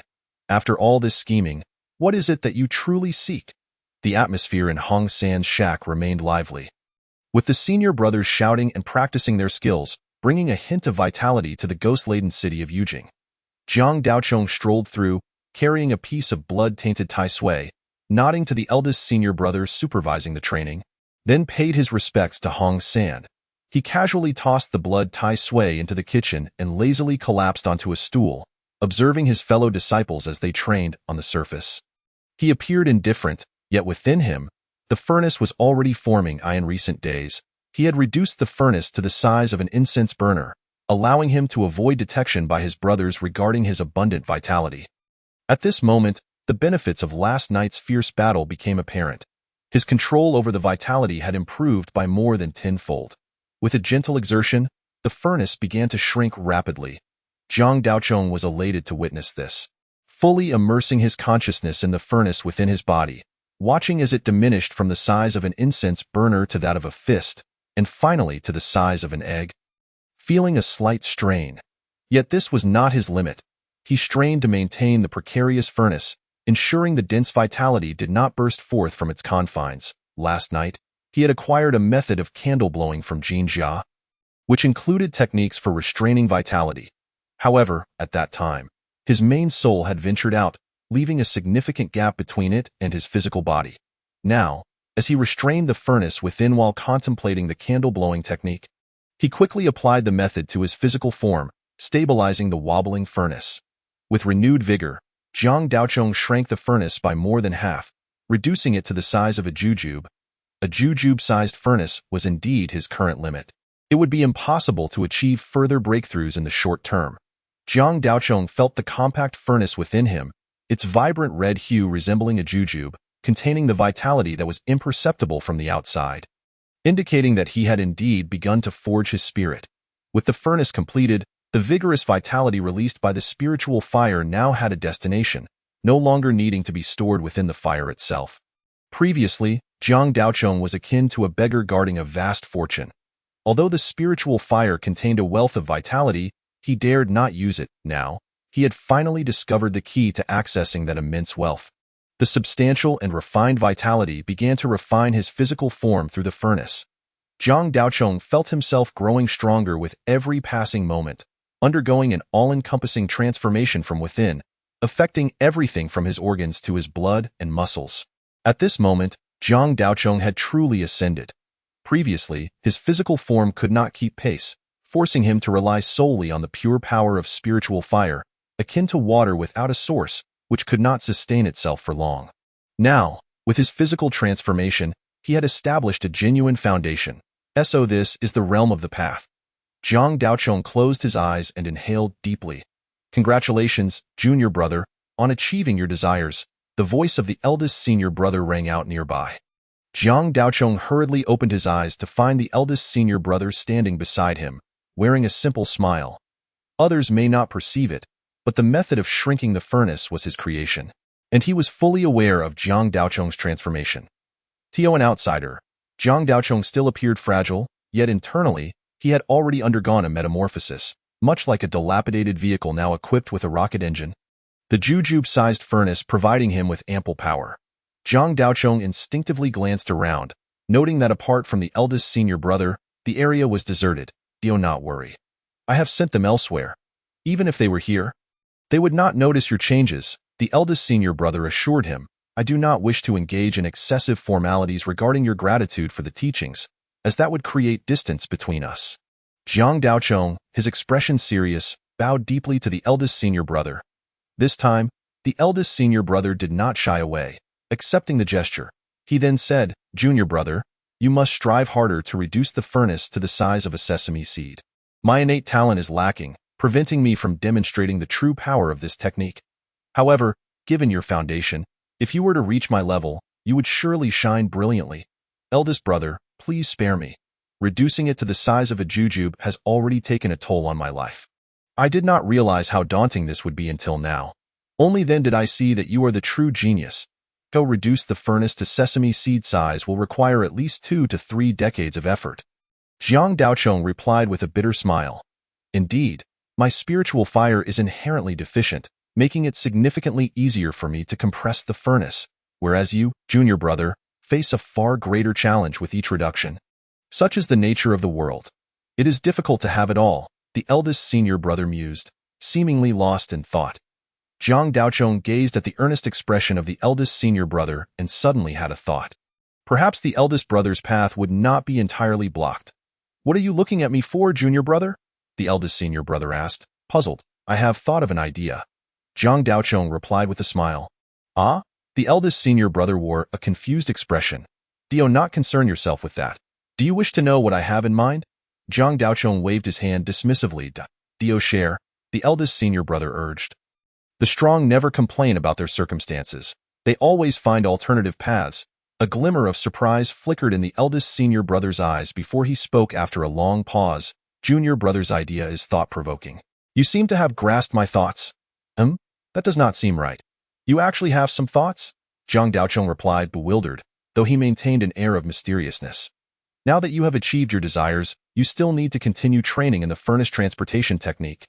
I can assist you, the eldest senior brother said, skillfully changing the subject. Of course, it is always beneficial to have more skills. I will rely on you for the next couple of days. Jiang Daochong eagerly responded. A trivial matter. Let us begin now. The eldest senior brother produced a vine whip from nowhere. You truly are a generous man. Jiang Daochong thought to himself. Chapter 31. The Mask. 2 hours later. Jiang Daochong lay on the ground, gasping for breath. The eldest senior brother observed and said, That's enough for today. We shall continue tomorrow, okay? Jiang Daochong wheezed, struggling to speak. He was not lacking in stamina. With his foundation, he could endure a day and a night of training without issue. The primary challenge was the pain inflicted by the eldest senior brother's whip. At first, he could barely tolerate it, but as time passed, it became sheer torture. He had to endure waves of pain while simultaneously transporting the furnace and countering the eldest senior brother's techniques. The last 2 hours was a testament to his resilience. The eldest senior brother mimicked Jiang Daochong's gesture, signaling an okay, before turning to leave. Junior brother, you are truly impressive. You endured the eldest brother's whip for a whole 2 hours. I can barely stand one hit without tearing up. Zhang Hua exclaimed as he peered around the corner, squatting beside Jiang Daochong with a look of astonishment. Go away. Do you even know how to speak? It was not just 2 hours of whipping. The eldest brother is teaching me a unique skill, and you know nothing, Jiang Daochong retorted. What, are you envious? Call me Dad, and I will teach you, he added mysteriously. It is just the furnace transportation technique, Zhang Hua scoffed. What? You can do it too? Jiang Daochong asked in surprise. No, Zhang Hua replied. Then where does this inexplicable pride come from? Jiang Daochong rolled his eyes. It's too difficult. I can't learn it. The master said I have good talent, so I don't need to learn the eldest brother's method. Jiang Daochong observed Zhang Hua's furnace within him. It was indeed vibrant and full of life, indicating a solid foundation. In a few days, the eldest brother will arrange for us to go out on a mission. I came to ask if you would like to join us. Zhang Hua revealed his purpose. Is it too coincidental for you to be going out on a mission at such a critical time? Jiang Daochong's curiosity was piqued as he inquired, Do you know where you are headed? I will be leaving the city with the 3rd and 5th senior brothers. The others are unknown to me. Zhang Hua explained, I will not go, but before you leave, please let me know. I need you to help me with something once you are outside the city. Jiang Daochong pondered before speaking. All right, just be careful. I overheard the master mumbling about how things have not been peaceful lately. Zhang Hua murmured. Mumbling? Jiang Daochong questioned. Yes, I heard it from the eldest senior brother. After the master's wife passed away, he drained his savings to hire someone to summon her spirit, hoping to bring her back to life. Unfortunately, it failed, and since then, he has been greatly affected. Sometimes talking to himself, Zhang Hua sighed. It is not easy to bring the dead back to life. Such individuals are hard to find. It can only be said that the master entrusted his hopes to the wrong person. Zhang Daochong had not realized that his master was such a sentimental figure. The two continued to chat for a bit, and seeing that it was getting late, Zhang Hua took his leave. Zhang Daochong glanced at the sky, noting that it would soon be dark, and suddenly remembered he still had matters to attend to. He made his way to a secluded corner where a pale mask appeared in his hand, the very one he had obtained from the Big Belly Ghost King the night before. The mask, held in his hands, exuded a gentle warmth, its surface smooth and exquisite, as if crafted from a certain type of polished jade. The exterior of the mask appeared stark and barren, while the inner side was inscribed with a myriad of tiny characters. He had witnessed firsthand the eerie sight of this mask adorning the corpulent figure of the Ghost King. The facial features etched upon it seemed to have been drawn with ink. Capable of shifting freely at will, this mask possessed the remarkable ability to manifest different expressions according to the wearer's emotional state, far from the current pallid emptiness it displayed. Could it be that the mask's supernatural qualities only revealed themselves when worn? As for the inscriptions on the inner side, they likely pertained to methods of refining the internal organs. Yet, those minute characters appeared to be ensnared by some hidden trickery, for no matter how intently he focused, they remained indecipherable. Well, since Taoist Jinlian assured him there was no danger, it was worth taking a risk for this method. With this thought in mind, Zhang Daochong pressed the mask against his face. The mask seemed to possess an alluring suction. Upon mere contact with his skin, it adhered firmly, refusing to budge despite any vigorous shaking. Zhang Daochong felt as though the mask had transformed into an integral part of his being, to the extent that he almost forgot the existence of his own face, believing instead that the mask was his true visage. "Junior brother, what do you need a mask for?" called out his senior brother, approaching from afar. "Indeed, this is not my face. It is merely a mask," Zhang Daochong thought in a daze, hastily removing the mask, a sense of bewilderment washing over him. What an uncanny mask, attempting to supplant his own face. Had it not been for his senior brother's timely intervention, he might have forgotten his true countenance entirely, mistaking the mask for his own visage, a gift from a friend. "I thought I would try it on," Zhang Daochong replied. "Just now, when you donned the mask, I could not sense the furnace within you, and I feared something had gone awry. So it can also conceal one's aura," Zhang Daochong mused inwardly. Once his senior brother departed, Zhang Daochong steadied his mind, unleashed his spiritual fire, and donned the mask once more. This time, he distinctly felt his memories of the mask fading, albeit at a much slower pace than before. Unlike the previous instance where he had almost instantaneously lost all recollection, treating the mask as his true face, it seemed that to wear this mask, one must constantly harbor the thought of its presence. Otherwise, one could unwittingly lose all memory of it, mistaking it for one's own face. Zhang Daochong came to an understanding. With this newfound insight, he no longer felt trepidation towards the mask's strangeness. Gazing outward, he observed that the world through the mask appeared entirely different from what his naked eye perceived. Peering through the mask, the entire world was illuminated, colors vibrant and alive. Even the ants on the ground were distinctly visible. Akin to a nearsighted person donning glasses, at that moment, Yujing City appeared to him shrouded in a gray haze, the entire city enveloped in an oppressive gloom, the source of which lay within the imperial city. Turning his gaze towards the passing pedestrians, he could see that these seemingly living beings walked with their heels barely touching the ground, tiptoeing as if they were specters. Some bore ashen faces, while others were pallid, unmistakably resembling malevolent spirits. Due to the peculiar nature of Yujing City, the evil spirits within its confines remained undetected by human eyes, appearing indistinguishable from the living, regardless of one's level of cultivation. Through the mask, Zhang Daochong beheld for the first time the true nature of Yujing City, and frankly, it was quite terrifying. Even more alarming were the countless black threads extending from the heads of these malevolent spirits into the depths of the city's sky. An intricate web that blanketed the heavens above Yujing City. Turning to his fellow senior brothers, he noticed that none of them bore such dark threads overhead. This was surely the manifestation of causality that Taoist Jinlian had spoken of.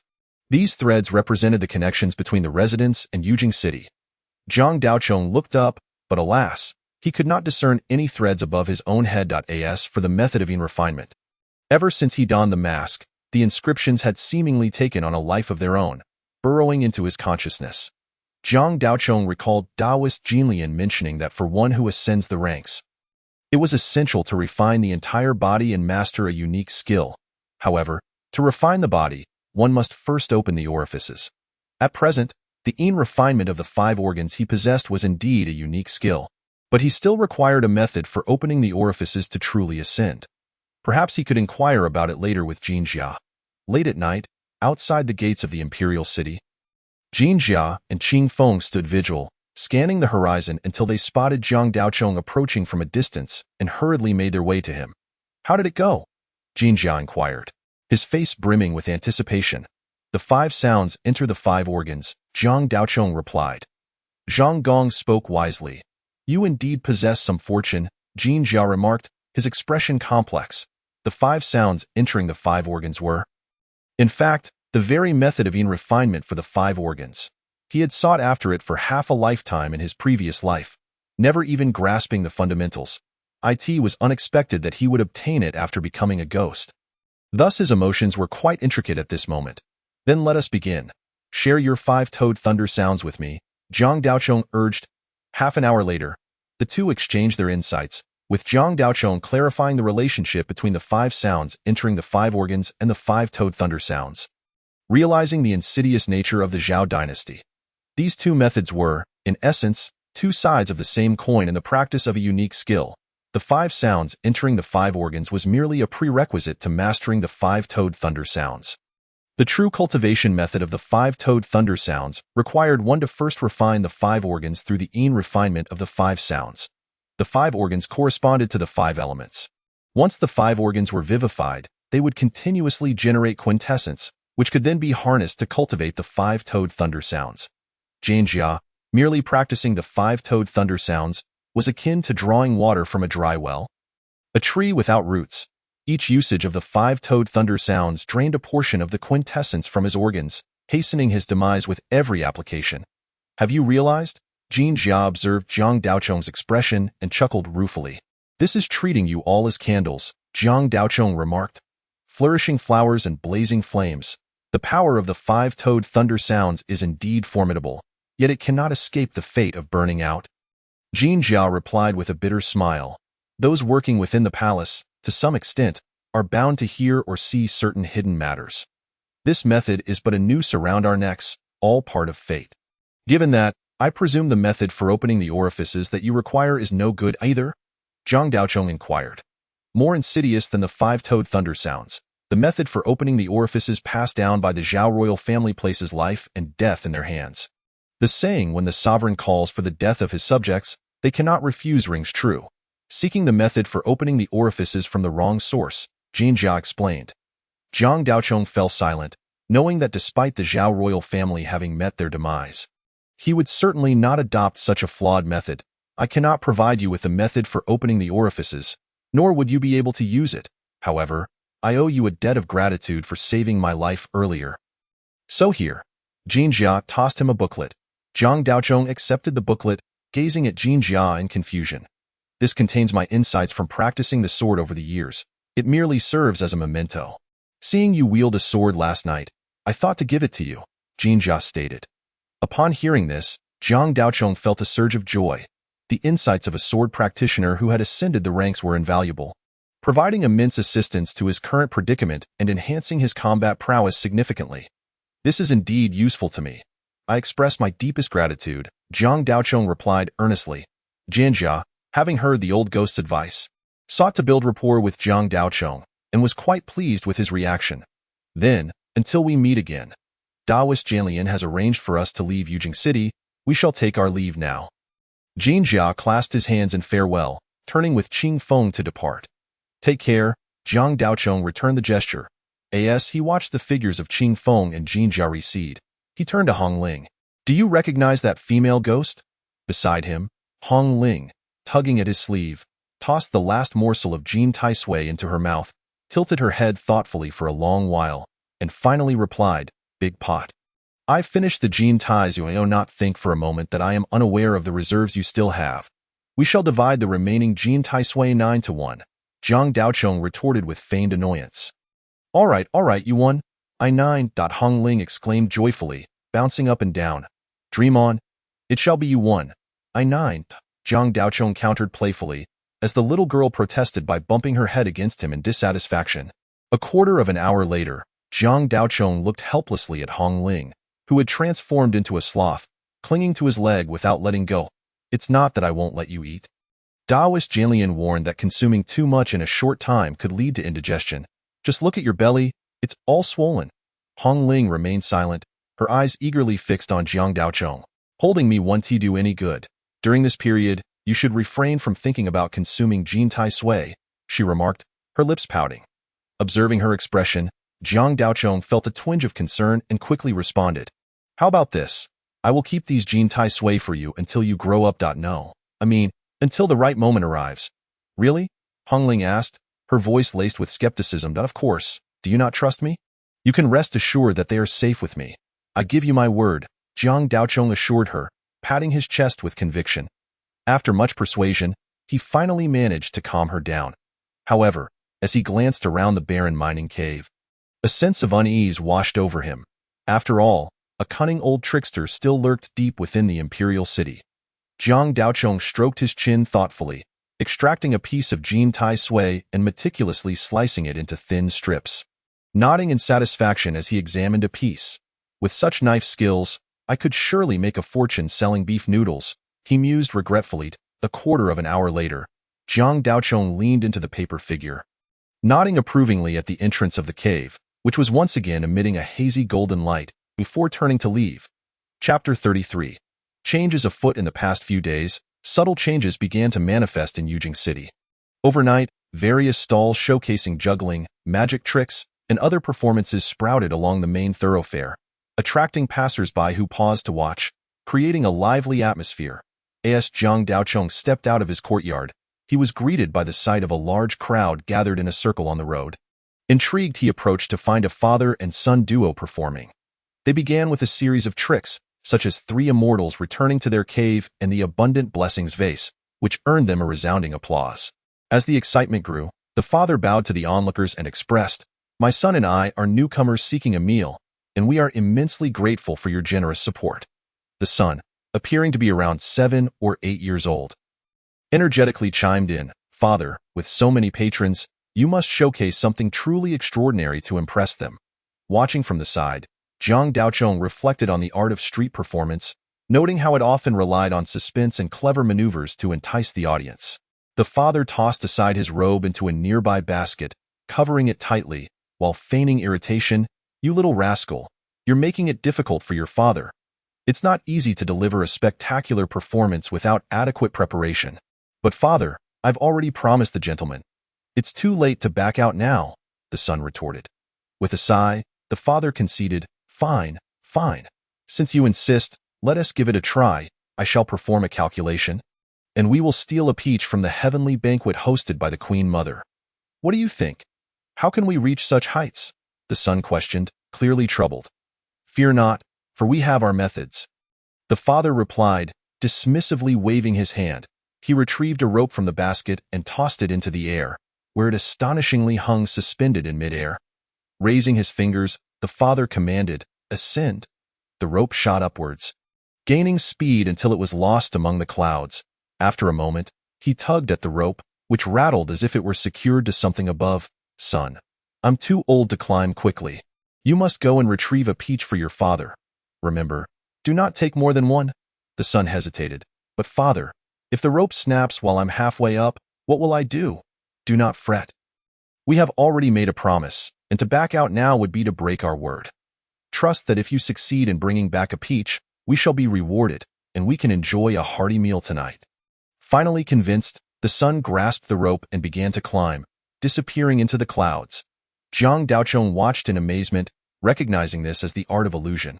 After a lengthy wait, a peach, the size of a bowl, suddenly plummeted from the sky, and the crowd erupted in applause, showering the performers with coins. Just then, the rope snapped, crashing to the ground as the father lamented, "My poor son. He has been discovered. The celestial beings will surely be wrathful." Soon enough, a round object fell from the heavens, and Jiang Daochong focused intently, realizing it was the head of the young boy. Following that, limbs and the torso rained down like a downpour.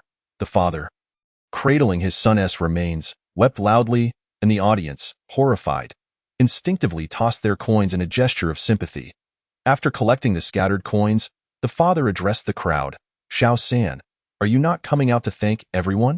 The boy, who had climbed up, emerged from beneath the robe, bowing in gratitude. The crowd cheered once more, and the performance concluded with the duo bowing before the audience, who then dispersed. Zhang Daochong regarded the father and son with a contemplative gaze before merging into the departing crowd.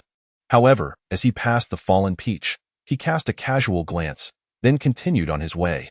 Yet, his heart was not as tranquil as his expression suggested, for he recognized that peach on the road leading to the Tai Sui meat mountain in the imperial city. There stood a small courtyard with several peach trees, bearing fruit even in this season. He had only dared to glance from a distance, not wishing to intrude, and was surprised to see one here. The methods of these performers were truly inscrutable. Through their trickery, they had traversed the imperial city and uncovered the very location of the cave.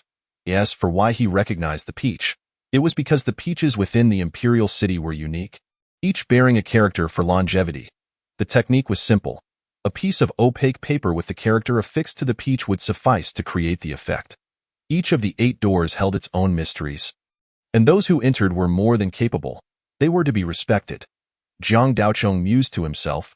Upon arriving at Hong San's place, he prepared to pay his respects, but this time he was turned away.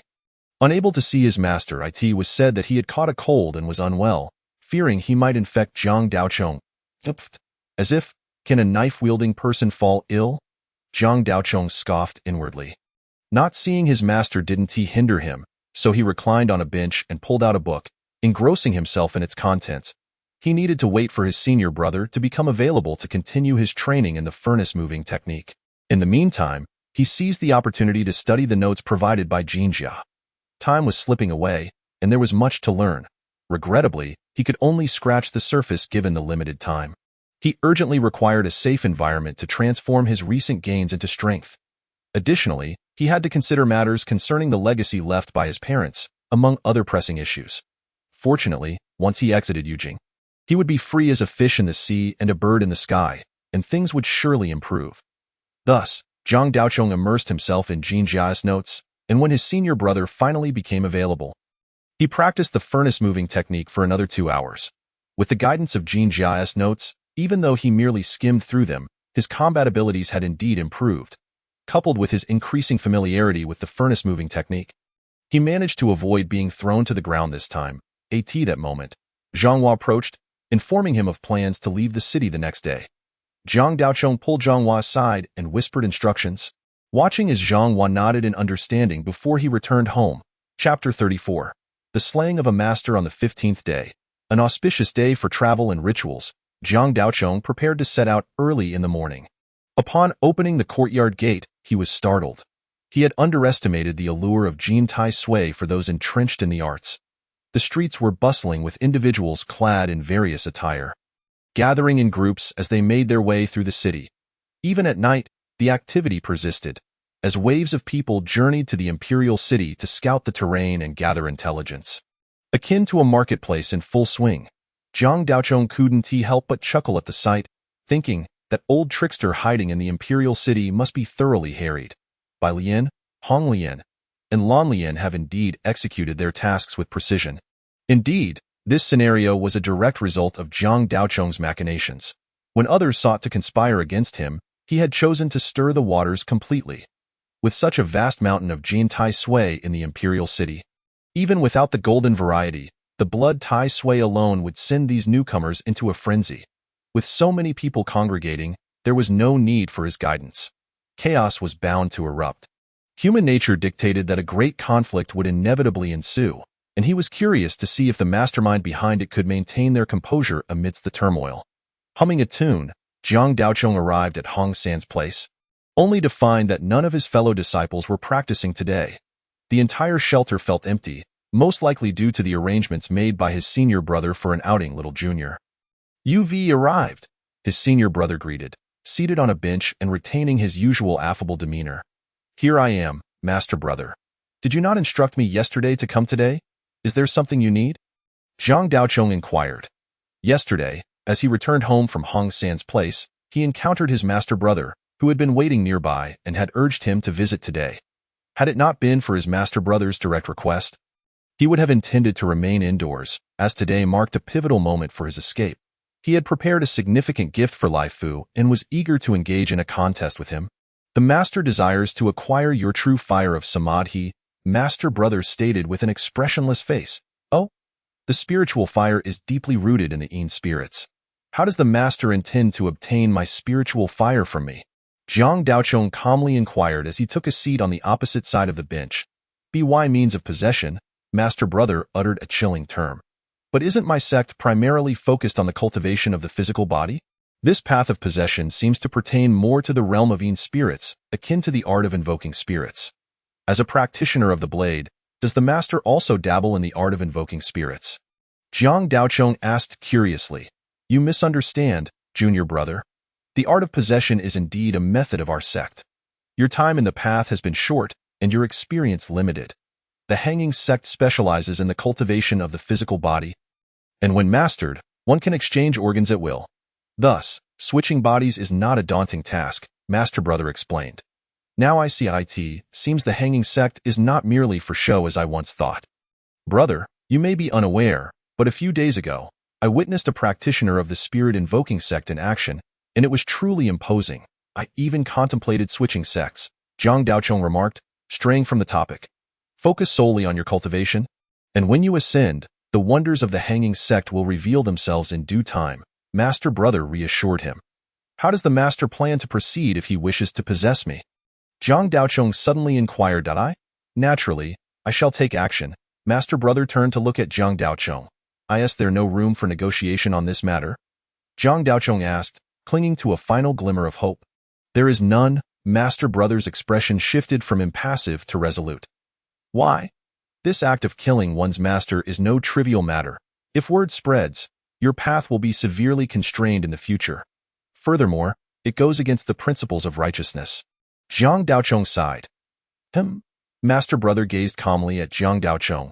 At that moment, realization dawned on Zhang Daochong, who mentally berated himself for forgetting that his master brother was a ruthless individual capable of heinous acts such as matricide and fratricide, making the act of killing a master hardly significant. In truth, Hong San is not my master. He is my master-in-law, master brother revealed.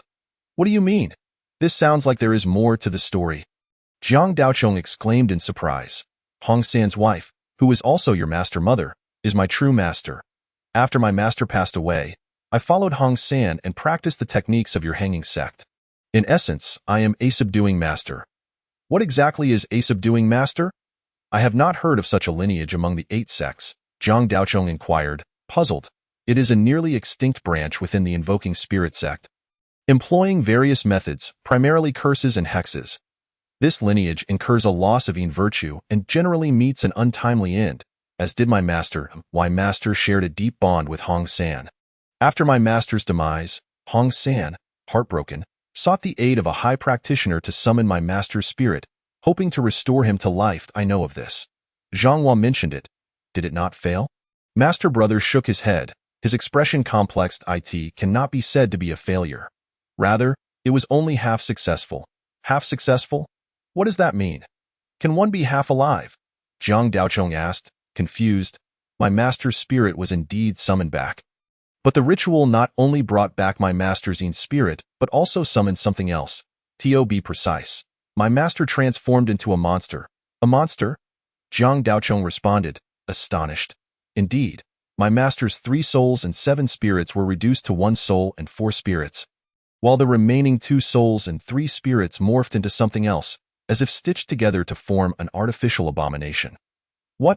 Yin spirits can be stitched together? Zhang Daochong gasped, feeling a sense of dread.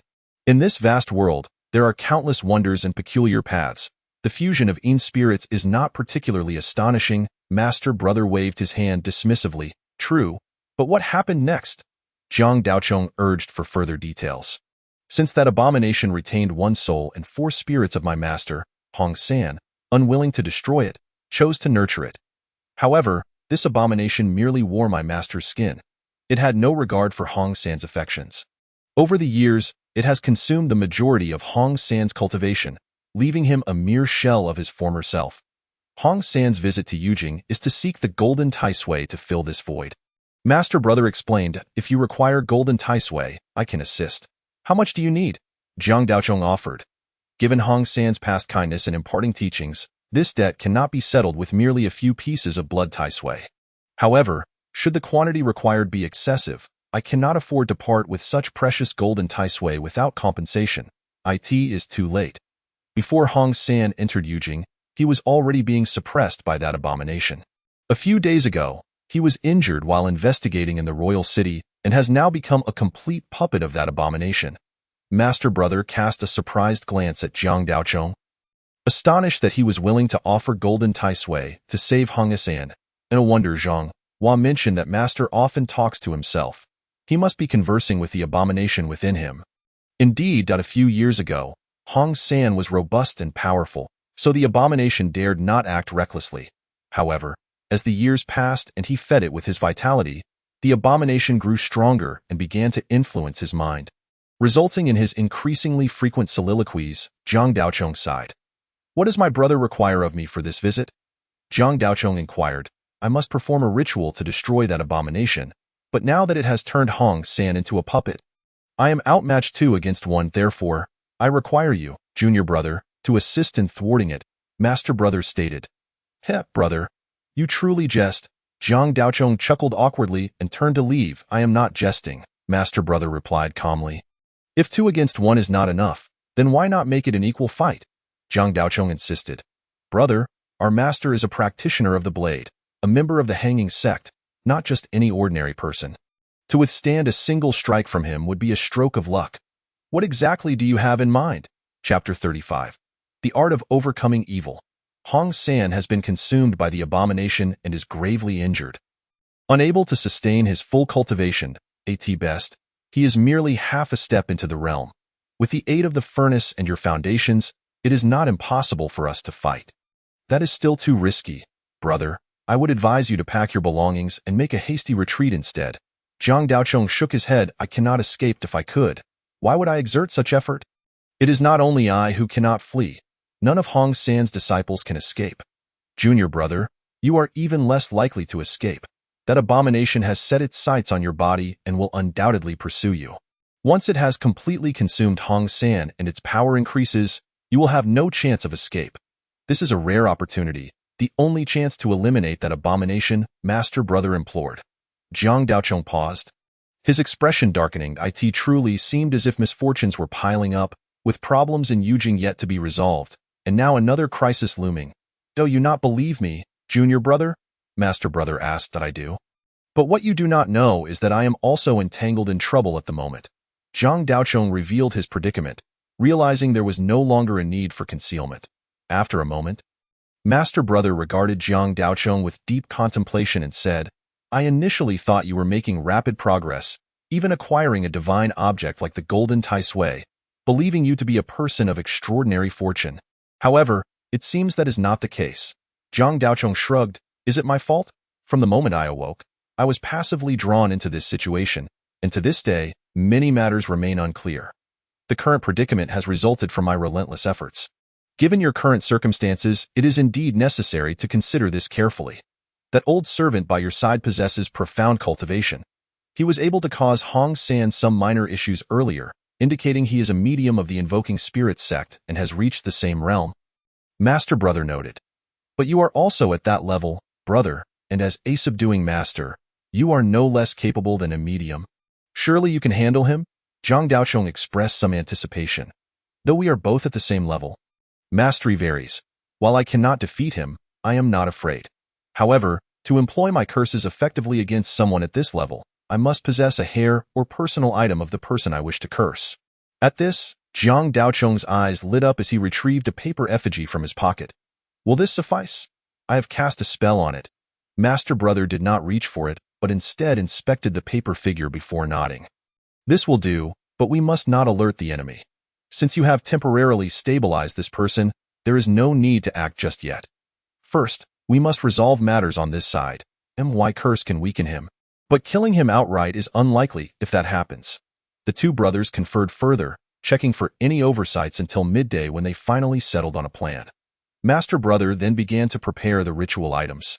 Jiang Daochong pondered the outcome of their discussion, stroked his chin, and released the red silk from within, whispering into its ear. After listening, the red silk pouted, appearing reluctant. Jiang Daochong sighed and murmured something low, after which the red silk smiled and nodded eagerly. Subsequently, a talisman was retrieved and handed over, revealing a subtle purplish hue. Hong Ling accepted the talisman and reiterated Jiang Daochong's instructions. Upon seeing that nothing was forgotten, Jiang Daochong affectionately ruffled Hong Ling's hair. Hong Ling then transformed into a wisp of shadowy energy, vanishing without a trace, leaving one to wonder where she had gone. It was not until the sun began its descent that the long-absent senior brother reappeared. Observing this, Jiang Daochong straightened up, stretched lazily, and produced a long knife, the very one bestowed by the golden-armored one. Following closely behind the senior brother, they soon entered a modest courtyard. Jiang Daochong surveyed his surroundings. The courtyard was rather simple, featuring only a main hall at the front.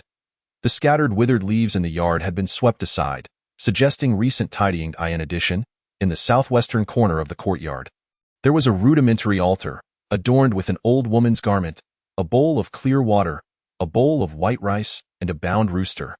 Flanking the altar were a pair of black paperweights, with an incense burner positioned in the center, along with 3 straw dolls of palm-sized proportions. Beyond this, there was nothing else, starkly contrasting with the altar set up by Jean Lian just days prior. Upon noticing a completely black raccoon perched atop the surrounding wall, Jiang Daochong paused momentarily, then subtly nodded in acknowledgement. The black raccoon stretched and lazily rubbed its face, as if washing it. Jiang Daochong mused, the Taoist Jean Lian is increasingly adept at mimicking a cat.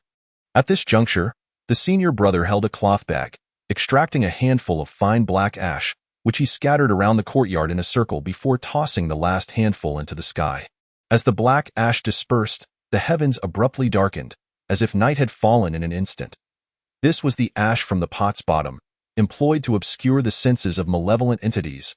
A voice resonated within Jiang Daochong's mind, unmistakably that of Taoist Jean Lian.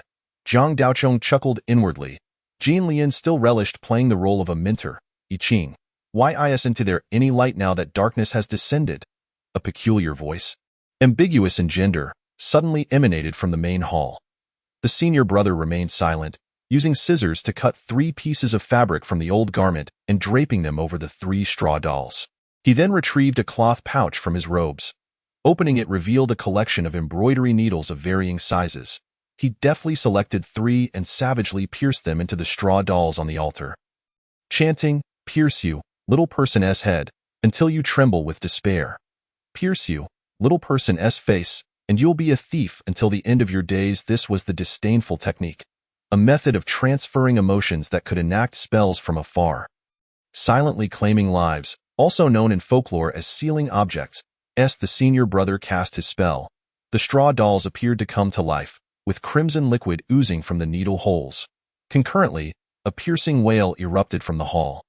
Reminiscent of a woman shrieked, a grotesque entity, resembling a bloodied figure stripped of skin, devoid of eyes or nose, save for a gaping mouth, suddenly burst forth from the hall, lunging toward a vacant spot in the courtyard.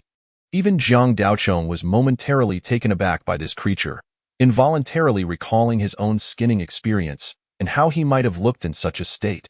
The entity, shrouded in the pot's ash, found its surroundings to be a thick haze, utterly unable to locate the senior brother's altar. The senior brother continued his incantation, stabbing repeatedly. With each thrust, the creature let out a mournful cry, shedding chunks of its red flesh, the stench overwhelming. Just then, a furious roar erupted, and a figure burst forth from the hall. Jiang Daochong focused his gaze, recognizing his unworthy master, Hong San. At that moment, Hong San appeared ruddy and full of vigor, resembling an ordinary person, yet his eyes were wide open, devoid of any spark of life. Truly, he was a master of the blade, having lost a significant portion of his vital energy to the creature, yet still retaining remarkable vitality. Jiang Daochong marveled at the sight. At this juncture, the malevolent entity, having found Hong San's eyes, finally located the senior brother's altar. However, an inexplicable surge of magical energy surrounded the altar, causing the creature to hesitate, unwilling to approach, and instead directing Hong San's cadaverous form to assault the altar. While the magical energy might have been effective against the creature, it posed no threat before the altar. Whether summoning spirits or casting curses, a single strike could bring an end to it. This was the unyielding nature of the altar. Cultivating one's vital energy could shatter all spells, no matter how arcane the techniques or profound the Taoist mastery. One must never allow the altar to draw near. Otherwise, a single strike would seal one's fate, leaving no place to lament. Chapter 36. A Brush with Death. Naturally, Zhang Daochong could not stand idly by. Drawing the knife, he executed a horizontal cut. Unlike the previous encounter with the spectral blade, this time, bolstered by the furnace within him, his knife surged with formidable power, enhanced by a third. Although Hong San had become a mere puppet, his extensive experience still lent him remarkable combat instinct. With a sharp command, he wielded his ghostly blade with surprising agility, managing to intercept Zhang Daochong's strike. The clash rang out, both combatants retreating a step. Zhang Daochong felt a tingling in his arms, nearly losing his grip on the hilt, while the furnace within him swiftly circulated vital energy to alleviate the numbness. Hong San, despite stepping back, appeared slightly unsteady, indicating the pressure from Zhang Daochong's earlier strike had not been insignificant. Zhang Daochong, having relieved some of the numbness, advanced a few steps for another strike, channeling the furnace's energy into his right arm. Maintaining the momentum of his assault, the spectral knife was inherently suited for two-handed use, excelling in direct confrontation. The force of his strikes surged like a mighty river, imposing and relentless. He delivered blows with remarkable speed, determined to seize the upper hand. Each strike was precise and fierce, devoid of superfluous movements, reminiscent of military blade techniques focused solely on slaying foes, a testament to the teachings from the Golden Armored One. The Golden Armored One had risen from humble beginnings in the military, mastering his blade through countless battles, later being summoned to serve before the Emperor, where he gained comprehensive knowledge of blade techniques. Although the royal family had plotted against them using the five toads and thunderous sounds, they spared no expense in training the combat prowess of their guards, providing access to concealed techniques and regular instruction from renowned swordsmen. The Golden Armored One, being an expert with the blade, had since cultivated his skills to an extraordinary level, demonstrating the ability to preserve his spirit through calamity, showcasing his formidable prowess. Thus, upon acquiring his manual, Zhang Daochong, though only having skimmed through it, immediately developed an affinity for the concise and refined blade techniques it contained, leading to significant progress in his abilities. While Hong San's skills may not have matched the Golden Armored One's, as a seasoned fighter, he had traversed countless challenges, excelling in adaptability, and his cultivation level overshadowed Zhang Daochong. The seemingly cumbersome ghostly blade in his hands danced with finesse, unfazed by Zhang Daochong's aggressive onslaught. He deftly parried each attack in that instant. The two formed a peculiar equilibrium, neither able to gain the upper hand, their blades flashing perilously, the danger palpable to none but them. The senior brother, observing Hong San's defense, shifted his focus, for the true crux of the battle lay in his hands. Having gained the initiative, he had already diminished the creature's power by 2 points, and he would not afford it a moment's respite. Grasping a straw doll, he retrieved a silver needle from his pouch, biting his tongue to draw blood, which he smeared onto the needle before piercing it through the straw doll. Although Zhang Daochong had intercepted the creature's attempt to breach the altar, it had nonetheless discerned its location. Now, with a tremor, it expelled a mass of foul blood. This foul blood, being a vile substance, was particularly potent against the altar's spells, far surpassing even the likes of Black Dog's blood. As the foul blood erupted, the straw doll laden with silver needles on the altar began to emit smoke, igniting into flames and burning to cinders. With the dispelling of the curse, the senior brother let out a muffled groan, tears of blood streaming from his eyes. This was the cost of employing the disdainful technique. Once the spell was broken, the caster bore the backlash in haste. The senior brother produced a doll, inscribed with his birth details in cinnabar, and drew blood from his fingertip to mark it. With a resounding pop, the doll shattered into pieces, clearly a means for the senior brother to absorb the backlash of the broken spell. Seizing the opportunity, the malevolent entity advanced toward the altar, taunting, "Good disciple, All the disdainful techniques you wield are teachings of mine. How dare you use them against me? It then lunged forward, for if it managed to touch the senior brother, all his essence would be instantaneously drained. The creature was now perilously close, merely an altar's width away from the senior brother. Yet, the senior brother's countenance remained impassive, devoid of even the slightest tremor. He merely dipped his fingers into the bowl of clear water and flicked them. A few droplets ascended into the air, piercing the shrouded darkness above, allowing a ray of light to seep into the dim courtyard.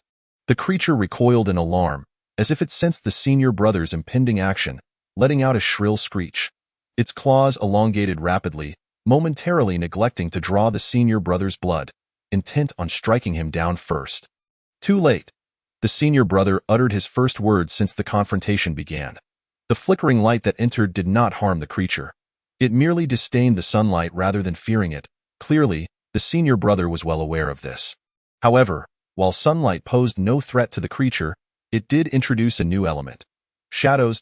As the senior brother scattered the clear water, 3 silver needles materialized between his fingers, launched forth alongside the droplets. Thus, as the creature's shadow emerged, the needles struck almost simultaneously. The creature's movements abruptly halted, its elongated claws poised perilously close to the senior brother's nose, mere millimeters apart. Regrettably, a mere fraction of difference can create an insurmountable chasm. The clash between Jiang Daochong and Hong San's long blade reverberated with a thunderous sound as they engaged in close combat. Just as they found themselves in a stalemate, Hong San let out a cold snort. His gaze fixating on Jiang Daochong's shouldered eye in that moment, Jiang Daochong felt a sudden loss of sensation in his shoulder. Alarmed, he hastily withdrew, yet alas, the speed of a human cannot rival that of a gaze. Hong San's eyes shifted to Jiang Daochong's legs, and he felt an immediate numbness, rendering him incapable of fleeing. As he beheld Hong San's blade poised to strike, Jiang Daochong envisioned his own head soaring through the air. Sighing inwardly as he resigned himself to fate, closing his eyes to await death. Although he had summoned the 3 mystical true fire and possessed an exceptionally solid foundation, capable of contending with a half-step ascendant, the fire was ineffectual against any path beyond the threshold of the hanging door, proving utterly useless in this confrontation. Meanwhile, the knife-wielding ascendants possessed their own unique skills, and though Hong San had fallen to a half-step ascendant, his abilities were unaffected. After a prolonged silence, the voice of the elder brother broke through. "Little junior brother, why are you standing there with your eyes closed? Aren't you going to sever the master's head?" Jiang Daochong opened his eyes, only to find Hong San frozen in place, his blade a mere inch from Jiang Daochong's throat, a slender beam of light casting down from above. Beneath him lay a dark border, the shadow of Hong San, where 2 silver needles were now embedded. The elder brother had previously sprinkled clear water, not only calculating for that malevolent entity but also ensnaring Hong San within it, achieving a remarkable victory at this moment. Jiang Daochong took a step back. Responding earnestly, "I have gained much from my recent duel with the master, and momentarily lost myself in contemplation." Yet internally, he lamented, "How utterly embarrassing! I intended to die with a touch of grandeur. And now that I have not perished, it only makes me appear foolish. I should refrain from such pretentiousness in the future." Chapter 37. A mind near demonic at this moment, the malevolent entity, pinned in place before the altar, let out a venomous roar as the elder brother grasped a large rooster. Its blood-red body writhed as if something within it struggled for freedom. Suddenly, with a pop, a thumb-sized opening broke through its crown, and a shadowy soul began to claw its way out. This specter, entirely black, was starkly different from the typical human spirit. The elder brother, holding the rooster firmly, twisted its head with great force, severing it completely, and blood sprayed forth. The phrase "when the rooster crows, the world awakens" rang true as the rooster's dawn cry filled the air, its blood embodying the essence of the sun. Though the malevolent entity had siphoned Hong San's vitality, it could not steal the masculine vigor contained within that life force. As the accursed being was drenched in the rooster's blood, it instantly melted away like a wax figure, writhing and howling as it transformed into a pool of foul blood. Concurrently, a pitch-black specter was liberated, its face devoid of features save for a pair of white eyes. On its back, the visage of a middle-aged woman appeared. Her eyes barely open, a grotesque juxtaposition that bore the marks of crude craftsmanship, as if she had been cleaved in two and stitched back together. Upon its emergence, this creature exuded an aura of unspeakable malice. Holding a straw doll wrapped in a piece of aged white paper, stained with a dark, oxidized blood streak, my good disciple, I did not anticipate you could force your master into such a predicament. This talisman is imbued with your heart's blood and birth date. Your effigy cannot withstand this curse. Today, we shall engage in a contest. Has the master forgotten? The altar's incantation is tenfold more potent. Now that I am within the altar while you are outside, how can you possibly contend with me? The elder brother interjected. Ha ha ha, my good disciple, how could I possibly be unaware? Today, I shall impart one final lesson to you. As we descend, we must tread cautiously. Every endeavor requires a contingency plan. However, your altar is rather diminutive. The creature cackled. With a stomp of its right foot, the feng shui of the entire courtyard shifted. The southwest corner, once a position of auspiciousness, was now beset by malevolent winds, the soil seeping with blood color, transforming into a site of ill fortune. According to the teachings of Master Jinlian, the altar had effectively been rendered null. The elder brother's master, Jiang Daochong's mistress, possessed the uncanny ability to manipulate the feng shui of this courtyard at will, turning adversity into advantage. A remarkable feat indeed. An ominous atmosphere enveloped the courtyard. The walls shedding their skin to reveal blood-red symbols that twisted like serpents, burrowing into the eyes of onlookers. My good disciple, what do you see now? The creature taunted. The master's meticulous nature remained unchanged. Yet this makeshift refuge had transformed the entire courtyard into an altar. The disciple's altar now resided within the master's, creating a nested structure that allowed for manipulation at will. The elder brother sighed in realization. Ha ha ha, now you understand. Time is of the essence, my good disciple. I shall send you on your way. The creature laughed arrogantly before producing a silver needle and plunging it into the center of the straw doll's forehead. As the needle pierced, the elder brother let out a muffled groan, a droplet of blood forming at his brow. The mistress did not require incantations like the elder brother. With a mere gesture, she could cast her spells. Release my master's soul, and I shall spare your life, granting you transcendence. What say you? The elder brother wiped the blood from his brow, his complexion pale. Himph, what nonsense are you spouting? Ungrateful disciple? I am your master, and what right does a dying soul have to negotiate terms? The creature scoffed, preparing to drive the silver needle deeper, intending to end the elder brother's life. However, as it pressed down, it found the needle would not penetrate fully, sensing something amiss. What? Can't push it in? The elder brother remarked. Humph, you think to obstruct my incantation with your trifling sorcery? Under the altar's enhancement, even if your abilities were celestial, you cannot escape my spell, the creature sneered, forcefully pressing the needle down again, invoking the malevolent energy of the courtyard, which surged like a river into the sea, returning to its control. The needle, now seemingly glowing red-hot, was thrust down once more. Yet, the creature's expression changed drastically, for it still could not succeed. How peculiar. What is happening? Jiang Daochong pondered, recalling Master Jinlian's uncertain voice. Jiang Daochong chuckled inwardly. Finally, Master Jinlian encountered something unknown. In his eyes, a small, green bean-sized furnace at the elder brother's brow radiated brilliance, blocking the unseen force of the curse. Jiang Daochong understood at last why the elder brother had developed this method of miniaturizing and transporting the furnace. Recalling the time when the elder brother had squatted beneath a toilet for 3 days and nights to kill, Jiang Daochong felt a chill at the depth of his perseverance and patience. He was almost certain that the elder brother had prepared countless contingencies for this day, and the furnace method of the hanging door was likely just one of his many schemes. In this contest of cunning and endurance, the creature had unwittingly chosen the wrong opponent. Jiang Daochong even entertained a more dreadful suspicion. Had the elder brother subtly influenced Hong San's downfall? As the creature's spell faltered, it too began to panic. Though uncertain of the cause, it gazed at the expressionless elder brother at the altar's rear, and a chill crept into its heart. Thus, steeling itself, it produced a pair of scissors from nowhere, intent on cleaving the straw doll in two, confident that whatever means had been employed, it would not fail. The elder brother could not withstand it. While he could block the needle with the furnace, he could not defend against the brutal act of severance. Therefore, he raised his right foot and stomped down. Humph, within my altar, I hold the final say. Even if you crush your foot, you shall not summon the slightest bit of curse power. The creature sneered. With a decisive force, the straw doll was cleaved in two, and a ferocious curse descended upon the elder brother, seeking to rend him asunder as well. Yet, around the elder brother, a more potent curse materialized, inexhaustible in its flow, repelling the creature's deadly intent. Impossible. How did you accomplish this? The creature exclaimed in terror. I in the future. I must examine the altar thoroughly. Though you have stolen my master's memory, you hold no respect for the lineage of the descending masters, and that is your downfall.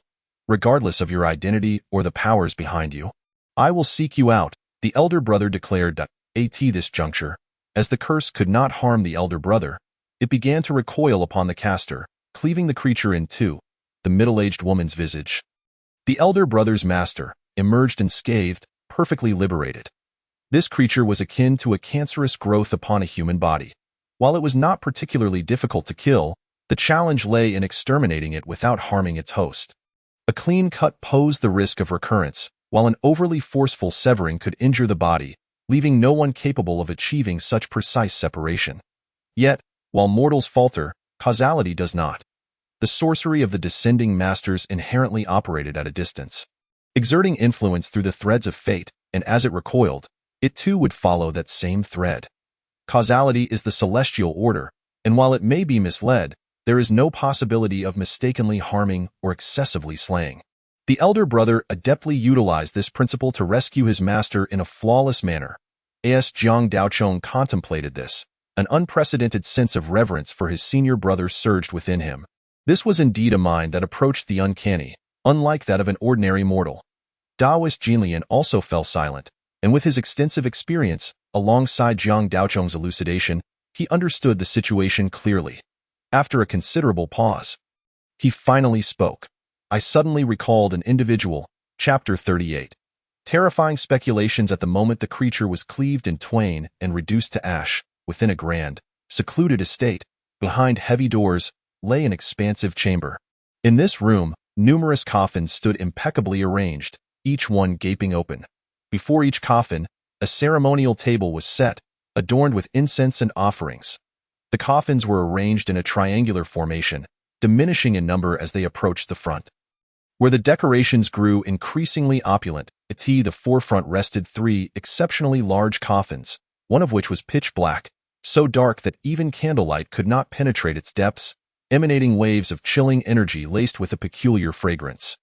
Had any knowledgeable individual been present, they would have recognized this as wood, a rare material that grows merely 1 centimeter every century and naturally exudes a fragrant aroma. Those interred in such coffins would remain uncorrupted, rendering it an exceedingly rare burial vessel. At that moment, one of the coffins suddenly emitted a mournful wail before falling silent. The guardian of this place, an elderly man hunched with age, approached the coffin upon hearing the noise. Upon inspecting it, he noticed that the incense had burned into 2 short sticks and 1 long one, causing his countenance to change dramatically. Peering into the coffin, he gasped in horror, falling to the ground with a pale face. He hurriedly scrambled to his feet and rushed toward the inner residence, shouting as he went, "Second Master is dead! Second Master is dead!" After a while, in a vast hall, a middle-aged man of imposing demeanor sat at the head, gazing down at the kneeling elder with a furrowed brow. "What has happened? How did the Second Master suddenly perish?" Reporting to the family head, "I only heard the coffin of the Second Master emit a lament, then saw the incense had burned into 2 short sticks and 1 long, which is a dire omen. Upon investigation, I found the Second Master had died within the coffin. His body was cleaved in 2. A truly tragic demise. Enough, you may leave. Guard the incense hall well." The middle-aged man waved his hand dismissively. The elder bowed 3 times and then retreated. Once he left, the hall erupted into a flurry of discussions. Alas, the method of stripping the een and sowing the soul was originally devised by the second branch. After years of refinement, it reached this seamless level.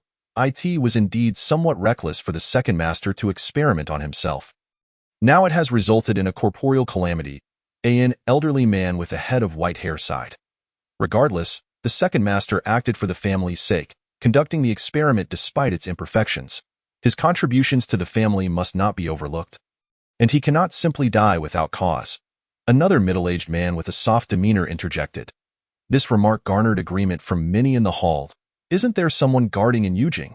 I suggest we send someone nearby to investigate. Someone proposed, Hemph, the Yujing Tai Sui blood mine is of utmost importance. How can it be left unattended?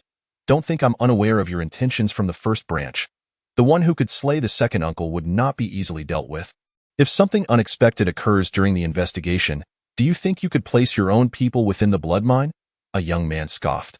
How dare you speak like that? Is this the upbringing of your third branch?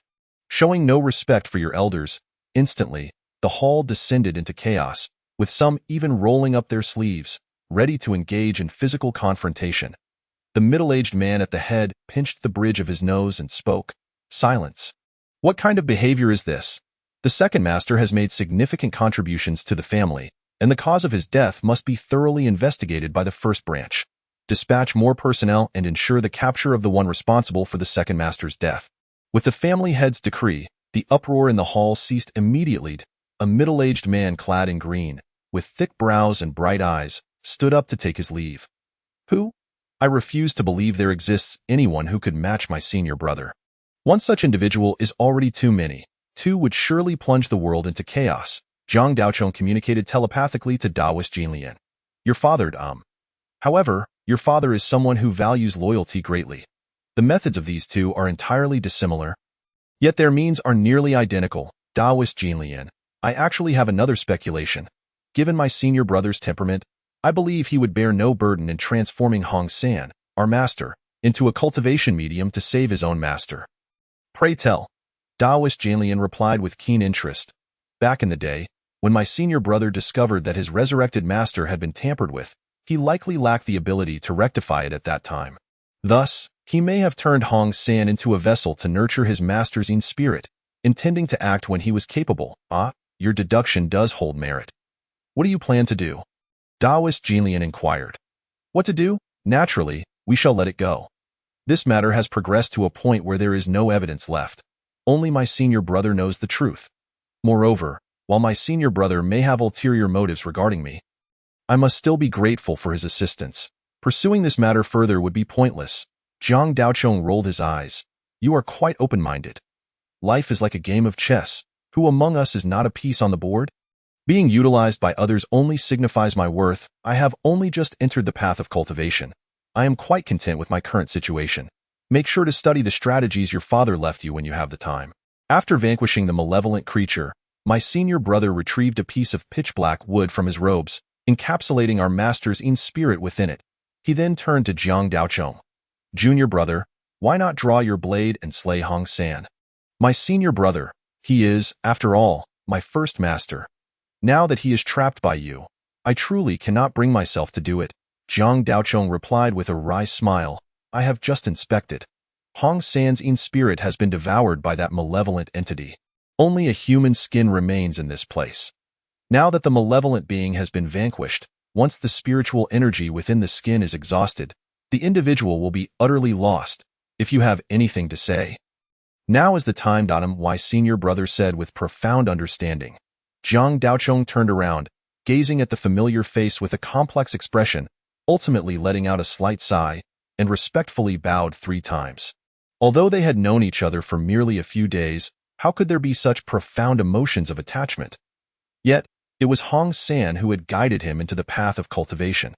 However, in recent days, I have observed that this young man seems to have suddenly transformed, entirely becoming a different person.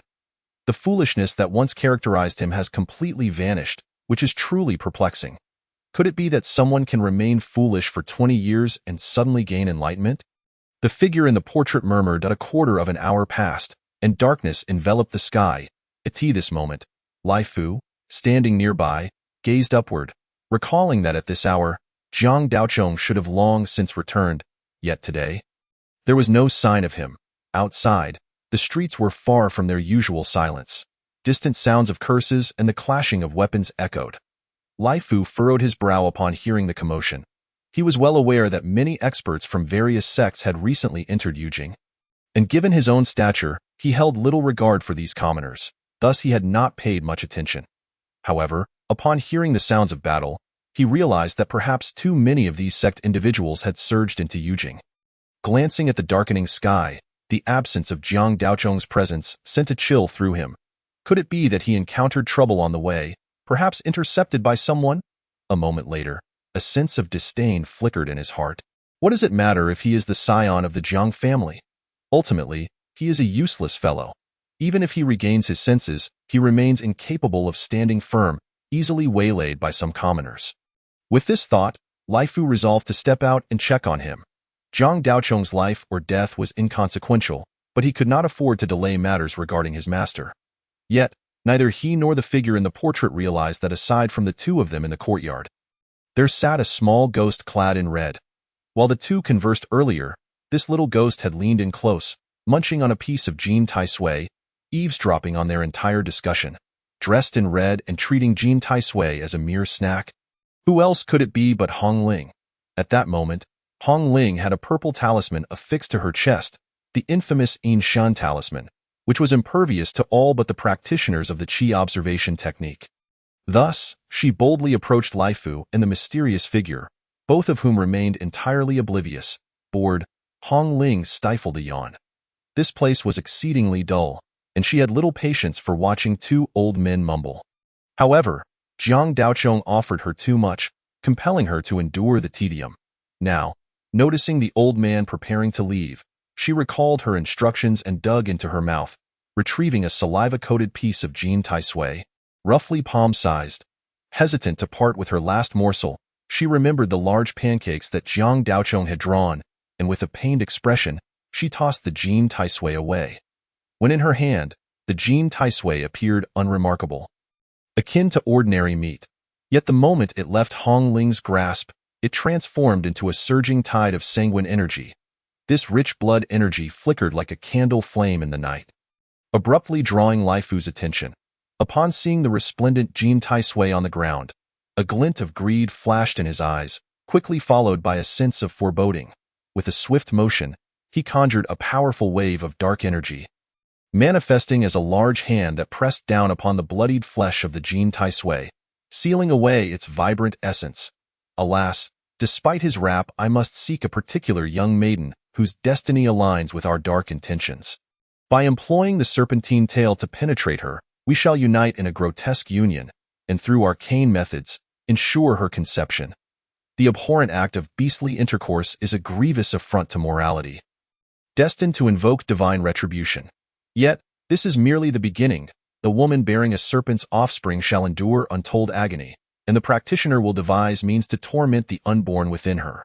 When the moment of delivery arrives, the mother shall breathe her last, and at that juncture, the anguished spirit of the mother shall rise in wrath, for the serpent within, having perished just before its emergence, is already a wretched ghost. The wrath of both entities shall merge, yielding a malevolent force.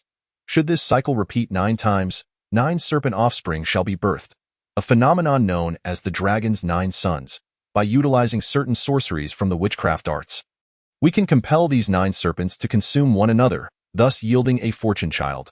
Previously, the Qingyi Hall had been investigating a nefarious cult known as the Dragon God Sect, successfully dismantling one of its branches, which contained several unformed serpent offspring, and gleaned insights into this dark sorcery. Alas, the cult's organization was so tightly knit that it lay dormant, leaving our efforts incomplete. Thus, it becomes clear. I had heard that the elite of the Qingyi Hall had mobilized towards Mingzhou, and now I understand the reason, spoke an elderly beggar clad in colorful garments. Others in attendance wore expressions of realization, recalling how the typically gentle Qingyi Hall had suddenly stirred up a tempest within the martial world, causing various factions to tremble in fear overnight. Not knowing it was due to this matter, fellow martial friends, our hall master harbors a profound disdain for this vile sorcery, and has declared that those who practice it shall be met with obliteration. If you can lend your strength to eradicate it, you may exchange it for a chance for an elder of our hall to intervene, said Hida. Upon hearing this, the individuals in the gathering began to feel a surge of motivation. In a world rife with myriad forces, The Qingyi Hall stands apart, being founded by the Pai sect among the 8 doors.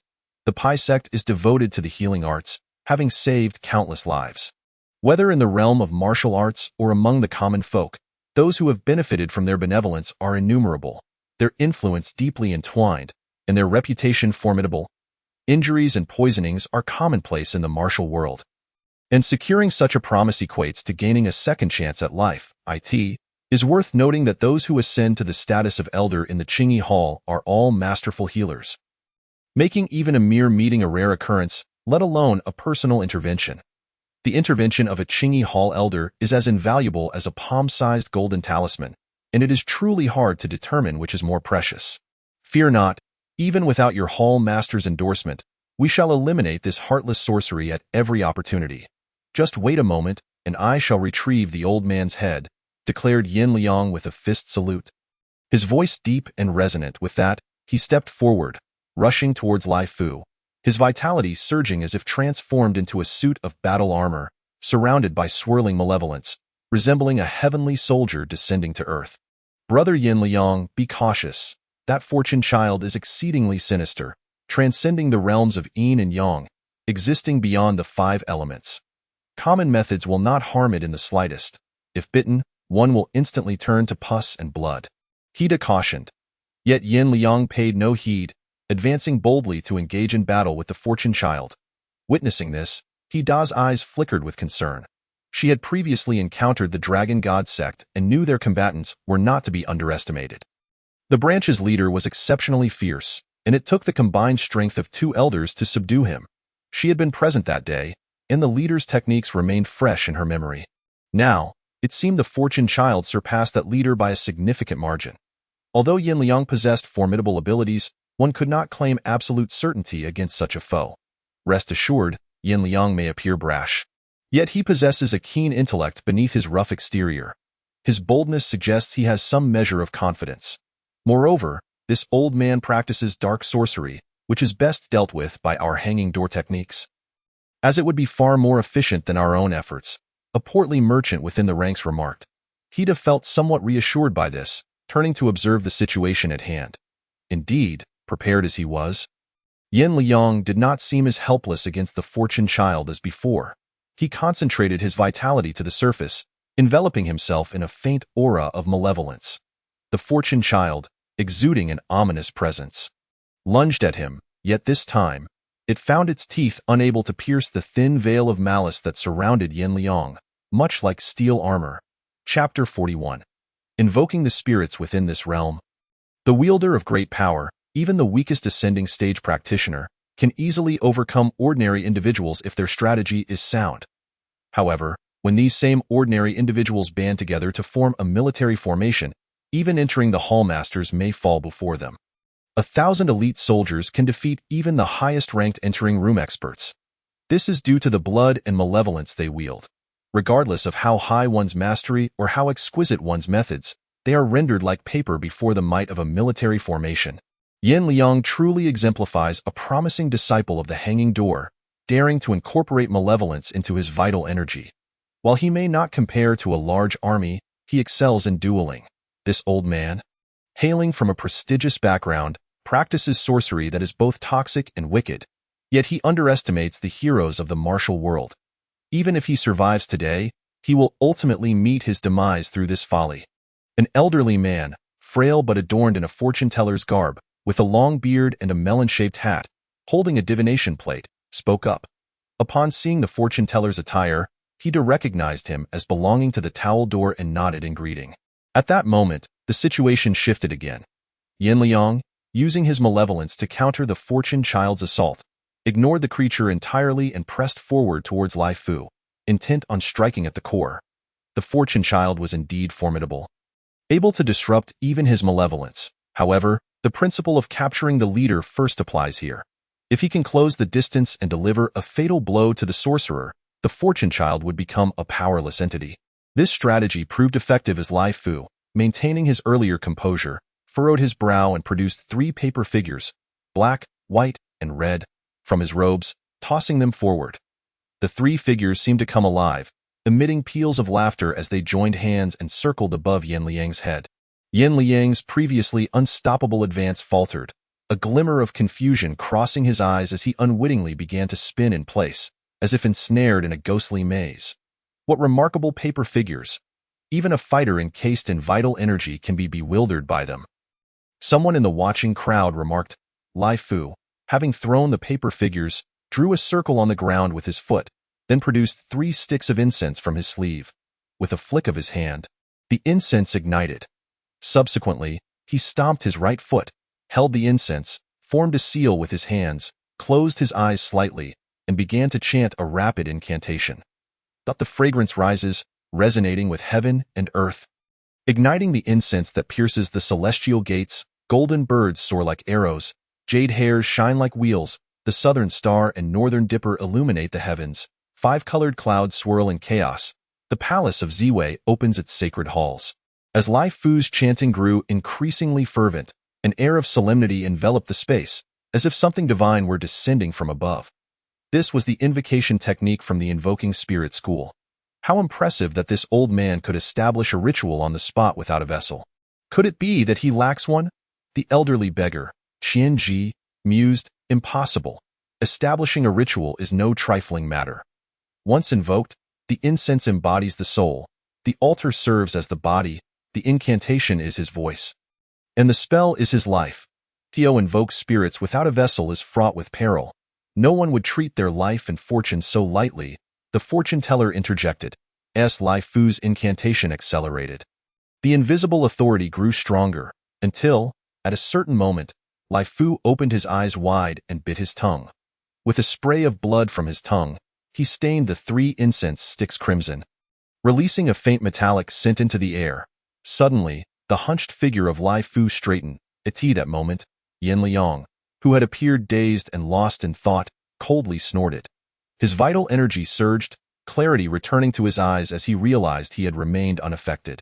Simultaneously, the 3 paper figures above him let out a shriek, bursting into flames and vanishing, relieving Yin Liang of the burdensome pressure. Earlier, when the 3 figures had approached him, he had felt an immense force manifest out of thin air, pulling at his body and hindering his progress. With his strength, he could not break free immediately. Fortunately, he decided to play along, feigning confusion to lure Lai Fu closer to him for a lethal strike. As soon as Lai Fu approached, the techniques of the hanging door would ensure that even if Lai Fu's mastery were superior, it would only take a single punch to subdue him. Among the onlookers, there were those who, with ill intentions, contributed remarks like "what remarkable paper figures," hoping to ease Lai Fu's defenses.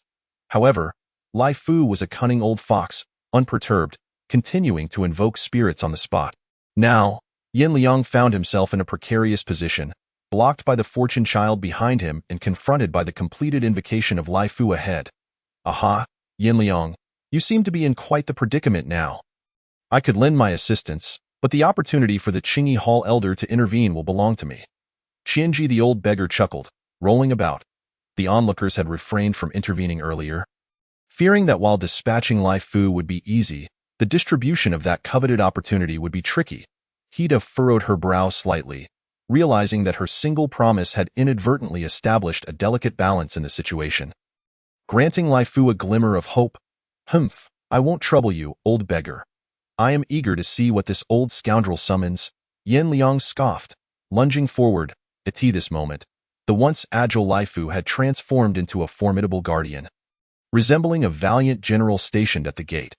His feet stood firmly in an 8-character stance, his eyes half closed, exuding an aura of unwavering stability akin to Mount Te.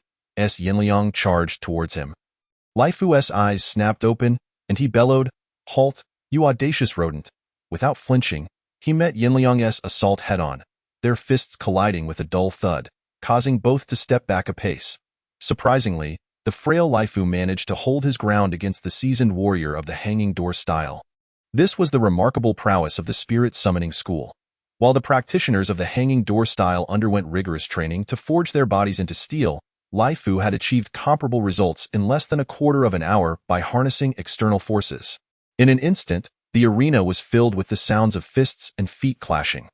Yin Liang's punches were swift and precise, as he absorbed Lai Fu's onslaught while relentlessly targeting him with lethal strikes. Lai Fu, however, protected the three fragrant incenses behind him with intricate and fluid movements, effectively neutralizing Yinliang's fierce attacks, rendering them ineffective. Both warriors were cautious, unable to gain the upper hand. Yet, as time passed, Yinliang, being the genuine practitioner of the hanging door style, gradually began to dominate, his solid foundation allowing him to press forward. At this moment, Yinliang spotted a flaw in Lai Fu's technique and delivered a powerful punch, causing Lai Fu to stagger back half a step. That half step proved pivotal, allowing Yinliang to unleash a barrage of punches, forcing Lai Fu closer to the three incense sticks. Should the incense be extinguished, the spirit summoning ritual would collapse, leaving Lai Fu vulnerable. Just as the situation grew dire, Yinliang felt his body stiffen. Looking down, he saw the spirit doll clinging to his ankle, its mouth wide open, preparing to bite down at that moment. The protective aura around his ankle, bolstered by his vitality, had been eroded by the spirit doll's relentless assault. This malevolent entity was intangible and insubstantial. Even fellow practitioners of the spirit summoning school would struggle against it, leaving Yinliang with no choice but to endure its gnawing. However, amidst the fierce battle with Lai Fu, his vitality surged, creating a breach in his defenses. The once invulnerable aura around him now bore cracks, allowing the malevolent entity to exploit the weakness, finally breaking through his outer defenses. As the spirit doll prepared to consume Yinliang's vitality, he remained undeterred, his eyes flashing with golden and silver light. The dual beams enveloped the spirit doll, freezing it in place. This was Yinliang's signature technique, known as the Yin-Yang Eye. With the ability to perceive the duality of existence, it was a rare gift. Had he pursued the spirit summoning path, he would have been considered a prodigy of a century. Alas, the path was fraught with challenges, and he inadvertently found himself in the hanging door style, ultimately honing this innate talent into a formidable skill. Zhang Daochong, who had previously witnessed the prowess of the hanging door practitioners, had barely escaped with his life, recognizing that the power of the spirit doll far surpassed that of ordinary mediums. The malevolent entity was elusive, transcending the realms and defying conventional methods of combat. It could strike, yet could not be struck in return. At that moment, Yinliang's Yin-Yang Eye firmly anchored the spirit doll, but it also rendered him unable to engage with Lai Fu. Seizing the opportunity, Lai Fu delivered a decisive punch, radiating a golden glow that flickered in the air like sparks from a fire, transforming his entire arm into a golden weapon aimed at Yinliang. The golden body of the spirit summoned was indeed formidable, capable of matching the might of the hanging door practitioners in close combat. The onlookers, including the fortune teller and the middle-aged merchant, exchanged glances of realization, acknowledging that Lai Fu's all-out attack was indeed formidable. As Lai Fu's golden fist connected with Yinliang's back, a dull thud echoed, yet the latter remained unfazed, merely inhaling deeply while keeping his gaze fixed on the spirit doll, his form seemingly shrinking. When Lai Fu's punch landed squarely on Yinliang, it produced a muffled sound. However, rather than displaying triumph, Lai Fu's expression soured, iron cloth shirt. Yet another extraordinary technique. At that moment, Yinliang had successfully redirected his protective aura back to his ankle, isolating the spirit doll from his defenses, yet the exertion of the Yin-Yang Eye had drained him significantly, leaving him pale. The stalemate resumed, neither warrior able to gain the advantage. The spectators outside began to feel the weight of the situation. The spirit doll was indeed a formidable opponent, leaving them somewhat at a loss. Just as the standoff reached its peak, a change occurred behind Lai Fu, where the three incense sticks suddenly emanated a chilling wind, resembling three black snakes spiraling upward. Lai Fu's expression shifted dramatically. He was engaged with Yinliang and could not afford to act carelessly. However, the ghostly wind charged directly towards the incense, targeting the very heart of his ritual. The spirit summoning method relied heavily on the incense's presence. Should it be extinguished, the entire summoning would falter. As the saying goes, it is easy to summon a spirit, yet difficult to dismiss one.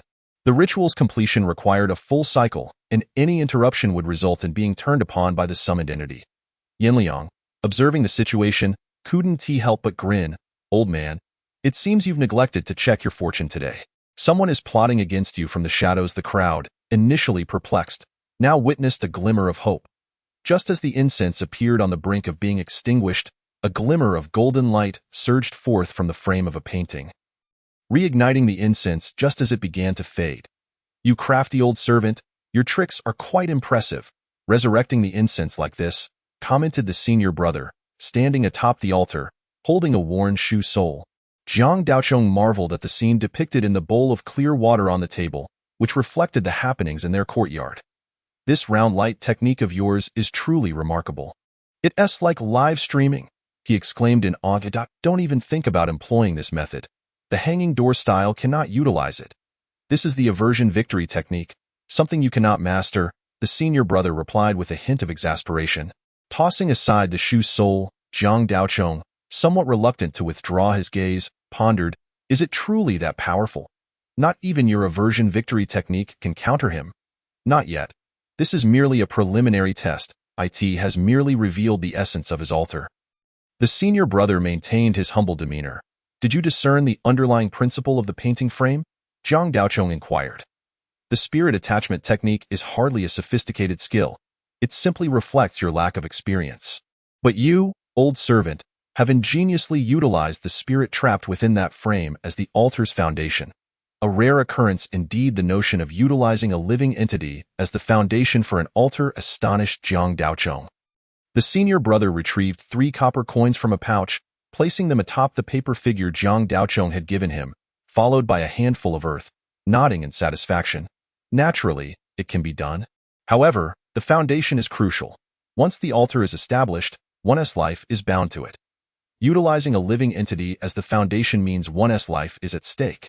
Rarely would even blood relatives engage in such practices." Jiang Daochong nodded, enlightened by the lesson, as he focused on the senior brother's incantation. "Heaven unleashes killing intent, shifting stars and constellations. Earth releases killing intent, summoning dragons and serpents. Humanity unfurls killing intent, reversing the cosmos. Having evaded 1 kill, 2 more remain. Let us see if your skills can withstand this," the senior brother murmured.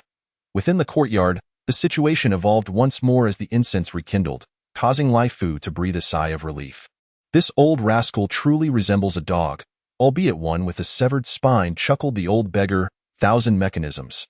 The onlookers regarded Lai Fu with thinly veiled contempt, fully aware that he had used the spirit within the painting frame as the foundation for his summoning. While it was no shame for a practitioner of the altar to submit to another, to employ a living entity as the foundation was tantamount to surrendering one's very soul. Such a state of servitude was truly disgraceful. Even Yin Liang could not help but smirk. "You, son of a dog, truly tarnish the art of combat by battling an old servant like this. You are even inferior to a stray dog on the street." Feeling the disdainful gazes of the crowd, Lai Fu's expression hardened. The mockery from Thousand Mechanisms and Yin Liang struck a nerve, shattering his composure. With a furious roar, he lunged at Yin Liang, intent on tearing him apart.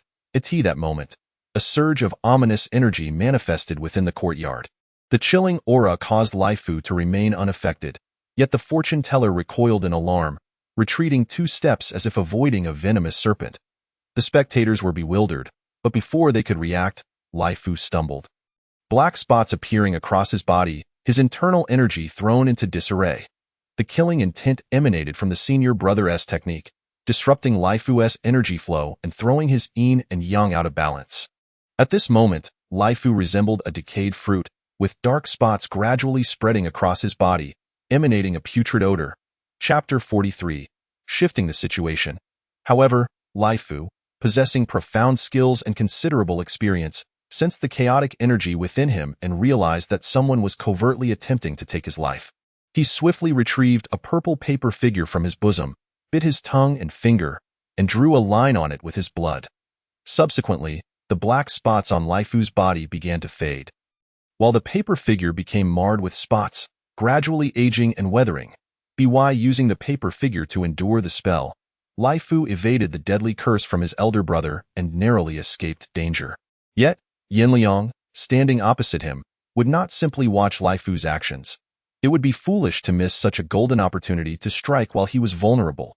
He quickly advanced and delivered a punch to Lai Fu. Despite Lai Fu's possession of a spirit and his extensive experience allowing him to hold his ground in close combat, the mortal body ultimately could not rival the essence of a blade. After taking a punch from Yin Liang, Lai Fu's body leaned back and a golden, somewhat blurred figure was expelled halfway from within him. Indeed, it was the spirit he had summoned, that of a certain lord. Following this blow, Lai Fu's chest sank slightly, and he coughed up a mouthful of blood. With no time to spare, he immediately attempted to cast a spell to draw the golden figure back into his body. Facing the imminent danger of Yinliang's blade, without the spirit's protection, he would surely perish in an instant. Simultaneously, the Fuwa on Yinliang's leg went berserk, transforming into a shadow that surged through the malevolent energy and burrowed directly into his body. Yinliang felt a chilling sensation in his leg, followed by a stiffness, as he gradually lost sensation in his right leg, startling him. However, this was a rare opportunity. Having successfully driven the old man's spirit from his body, retreating now would mean losing the chance forever. Therefore, he disregarded the discomfort, temporarily circulating his energy to block the encroaching influence, and continued to strike fiercely, landing a blow squarely on Lai Fu's forehead. The impact caused blood to spurt from all 7 orifices of Lai Fu, who appeared on the brink of death. Only then did Yinliang retreat, directing his energy flow towards his leg to confront the encroaching Fu. That moment, Lai Fu, bleeding from his 7 orifices, suddenly reached out with both hands, firmly grasping Yinliang, while a faint golden hue began to appear on his skin. "Want to flee? After all my meticulous planning, do you think I would allow you to escape so easily?" Lai Fu sneered. "This is bad. I've fallen into a trap." Yinliang thought, a sense of alarm surging within him as he attempted to break free from Lai Fu's grasp. Trouble! This old man is plotting deeply. Yinliang was in peril. "What does the fortune teller mean?" asked Hida. "If I'm not mistaken, that golden glow surrounding him should be the power of incense. He has cloaked his body in a layer of golden skin with it. Such a golden body is not easy to deal with," the corpulent merchant remarked gravely. Yinliang, unable to breach the golden skin, found himself too occupied to contend with the Fuwa. Soon, all his energy would be devoured by this malevolent entity. The old beggar, Qianji, interjected. "But how did the Fuwa manage to penetrate Yinliang's protective malevolent energy?" inquired Hida, puzzled. "Indeed, the malevolent energy can repel the Fuwa, provided Yinliang remains fully focused and leaves no openings. Once he begins to circulate his energy, a flaw appears. The Fuwa must have long since discerned Yinliang's vulnerabilities, only waiting for the right moment to strike, until this old man lured Yinliang into action. Allowing their combined forces to gain the upper hand, the fortune teller elucidated. Such mastery, such cunning, such a battle of wits. This journey has been worthwhile. This old fellow is truly formidable, yet he willingly serves as a pawn. Which is simply. Qianji the old beggar marveled. Moreover, if Yinliang were to be slain, the spectators would hesitate to take action. Just consider. If one can command such a powerful figure as a servant, what kind of formidable force lies behind him? The implications of this alone would intimidate those watching from the sidelines, and my scheme to ensnare this old servant would be rendered null. Jiang Daochong explained to the elder brother beside him. "I suspect it's not merely that. Little junior brother has gone to great lengths to lure people into the city, even casting out the golden Tai Sui, merely to eliminate an insignificant Lai Fu?" The elder brother shook his head. "You see clearly, elder brother. I cannot hide it from you." Jiang Daochong admitted candidly. "For years, outsiders have viewed Yujing City as a den of danger, an impression deeply ingrained.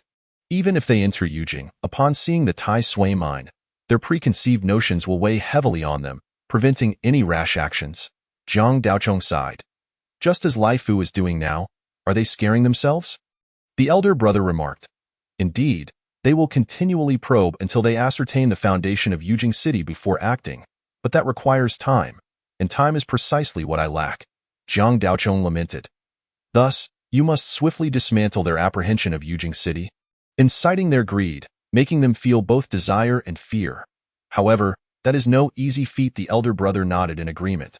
"Yet it is not insurmountable. It is indeed manageable, for you have provided them with a stumbling block in the form of Lai Fu, allowing them to shatter their own trepidation regarding Yujing City, leaving them consumed by desire.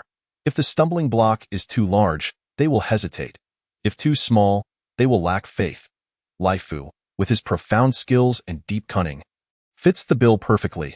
The first emergence of the golden Tai Sui attracts the attention of the entire city, placing the small courtyard under the public eye. as long as Yinliang kills Lai Fu. The second emergence of the golden Tai Sui will follow, and their fears will dissipate. Indeed, for they will witness firsthand that Yujing City is indeed perilous, yet this danger can be overcome. After all, the power of example is limitless. Everyone refrains from action for two reasons: the lurking dangers of Yujing City and the current inability to obtain the golden Tai Sui. However, once someone secures it, this stalemate will be shattered instantaneously. Such is the nature of this world. Worry not for scarcity, but for inequity. At that point, everyone will think, since one can eliminate the dangers to seize the golden Tai Sui. Might the golden Tai Sui within the city be snatched up by these individuals? Perhaps it would be wise to wait until things stabilize before acting, but what if the golden Tai Sui is gone by then? Jiang Daochong smiled. Once Lai Fu is dead, the floodgates will open.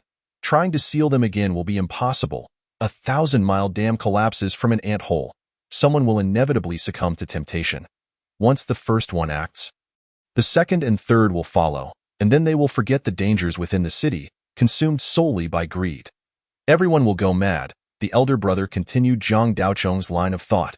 The insatiable heart of man can swallow an elephant. Should chaos erupt in Yujing, the Tai Sui mine within the imperial city will undoubtedly become the center of the vortex. I shall see how those lurking shadows can hide themselves, Jiang Daochong said. Gripping his right hand lightly, the elder brother fixed his gaze on Jiang Daochong before speaking. Junior brother, your thoughts are meticulous, but have you overlooked someone? Oh? Who? Jiang Daochong inquired, puzzled. The elder brother pointed to his own nose. Me. If I were to betray you now, wouldn't your efforts be in vain? The elder brother was the one I esteemed and trusted most, having bestowed upon me the gift of teaching. If he were to turn against me, I might as well end it all. Jiang Daochong touched his nose, casting a discreet glance at the black cat on the wall. That seems a bit exaggerated. The elder brother paused, feeling somewhat embarrassed. Not exaggerated. In my eyes, elder brother, you have always been a figure of great stature and brilliance. My admiration for you flows like the mighty river. Jiang Daochong patted his chest. Letting his banter flow freely, the elder brother's face flushed slightly, pondering. Little junior brother is truly sincere. Having passed down two techniques, I never expected he would hold them in such regard. Jiang Daochong thought to himself, observing the elder brother's earnest demeanor. What a pity for you, junior brother, the elder brother sighed. What a pity. It's a pity that junior brother has taken the wrong path. 9 fakes to 1 truth. With a clever design to shift the crowd's apprehension of Yujing City to that of your old servant. Had you entered the door of fortune, you could have played everyone to their demise. The elder brother remarked earnestly, that may not be so. At least you and I would not perish. If you could outsmart me to death, I would believe it. Jiang Daochong observed the elder brother's honest countenance. Contemplating. Chapter 44. Heaven unleashes its killing intent. The situation in the arena shifted abruptly as Yinliang, having fallen into the trap, found his life hanging by a thread, and the onlookers began to stir restlessly. Indeed, as Jiang Daochong had predicted, considering retreat. Just then, the seemingly dominant Lai Fu suddenly let out a muffled groan, and the faint golden hue enveloping his body flickered momentarily, although it was quickly suppressed by Lai Fu.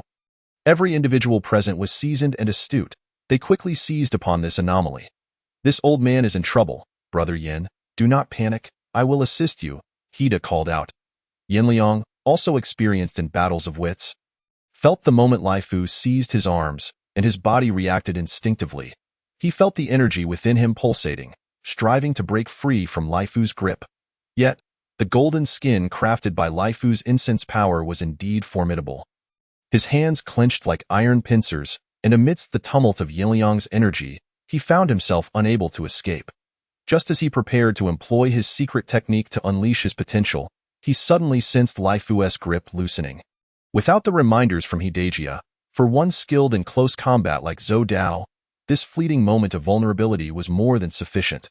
With a light shout, Yin Liang drew in his vital energy. And then, as if a volcano had erupted, he unleashed it in an instant. Lai Fu felt the overwhelming force of Yin Liang's vitality and was startled. By the time he attempted to withdraw, it was too late. Yin Liang's skin rippled like waves, forcefully breaking apart Lai Fu's grasp. The power surged into Lai Fu's body, causing his golden skin to quiver slightly before emitting a faint crackling sound. The delicate noise was akin to a thunderclap in Lai Fu's ears. He felt as if he were a porcelain vase riddled with cracks, his body covered in fine fissures, as Yin Liang's close-range strike unleashed a terrifying power that shattered his golden skin. At this moment, Hidejia's assistants arrived. A silver needle flew from Hidejia's hand, but instead of attacking Lai Fu, it pierced Yin Liang's right leg. Suddenly, Yin Liang's right leg withered, even showing signs of withering upwards, a testament to the handiwork of the Fuwa. As the silver needle penetrated, Hidejia's hands became a blur, creating a dazzling display of illusions, clearly a result of his swift movements.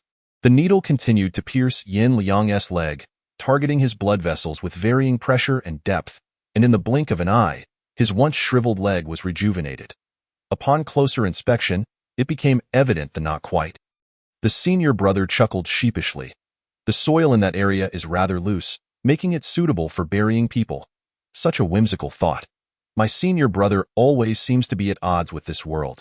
Jiang Daochong pinched his brow in contemplation. Alas, the world is chaotic now, and these individuals possess some level of cultivation. It would be unwise to leave their corpses exposed in the wilderness, as it may attract malevolent spirits. The senior brother sighed. Well, senior brother, you are quite the good-hearted one, managing both the killing and the burying. After a moment's pause, they halted before a grove of trees. Senior brother, it appears someone has had the same thought as you. Jiang Daochong remarked, turning around at Ati that moment. A chilling voice emerged from the woods. Do not enter the forest when night falls. At midnight, spirits conceal themselves among the living. Ati this witching hour. Where do you two come from? And where are you bound? As the voice faded, rustling sounds echoed, and a pale face peeked from behind a large tree, only to retreat swiftly. We come from where we come and go where we go. Jiang Daochong declared loudly. The voice in the woods fell silent. Such audacity, trying to play games with me, as if this were some kind of examination. Jiang Daochong observed the forest with a faint smile. Seeing this, the senior brother, without waiting for a response from the woods, led Jiang Daochong directly to a mound at the forest's edge.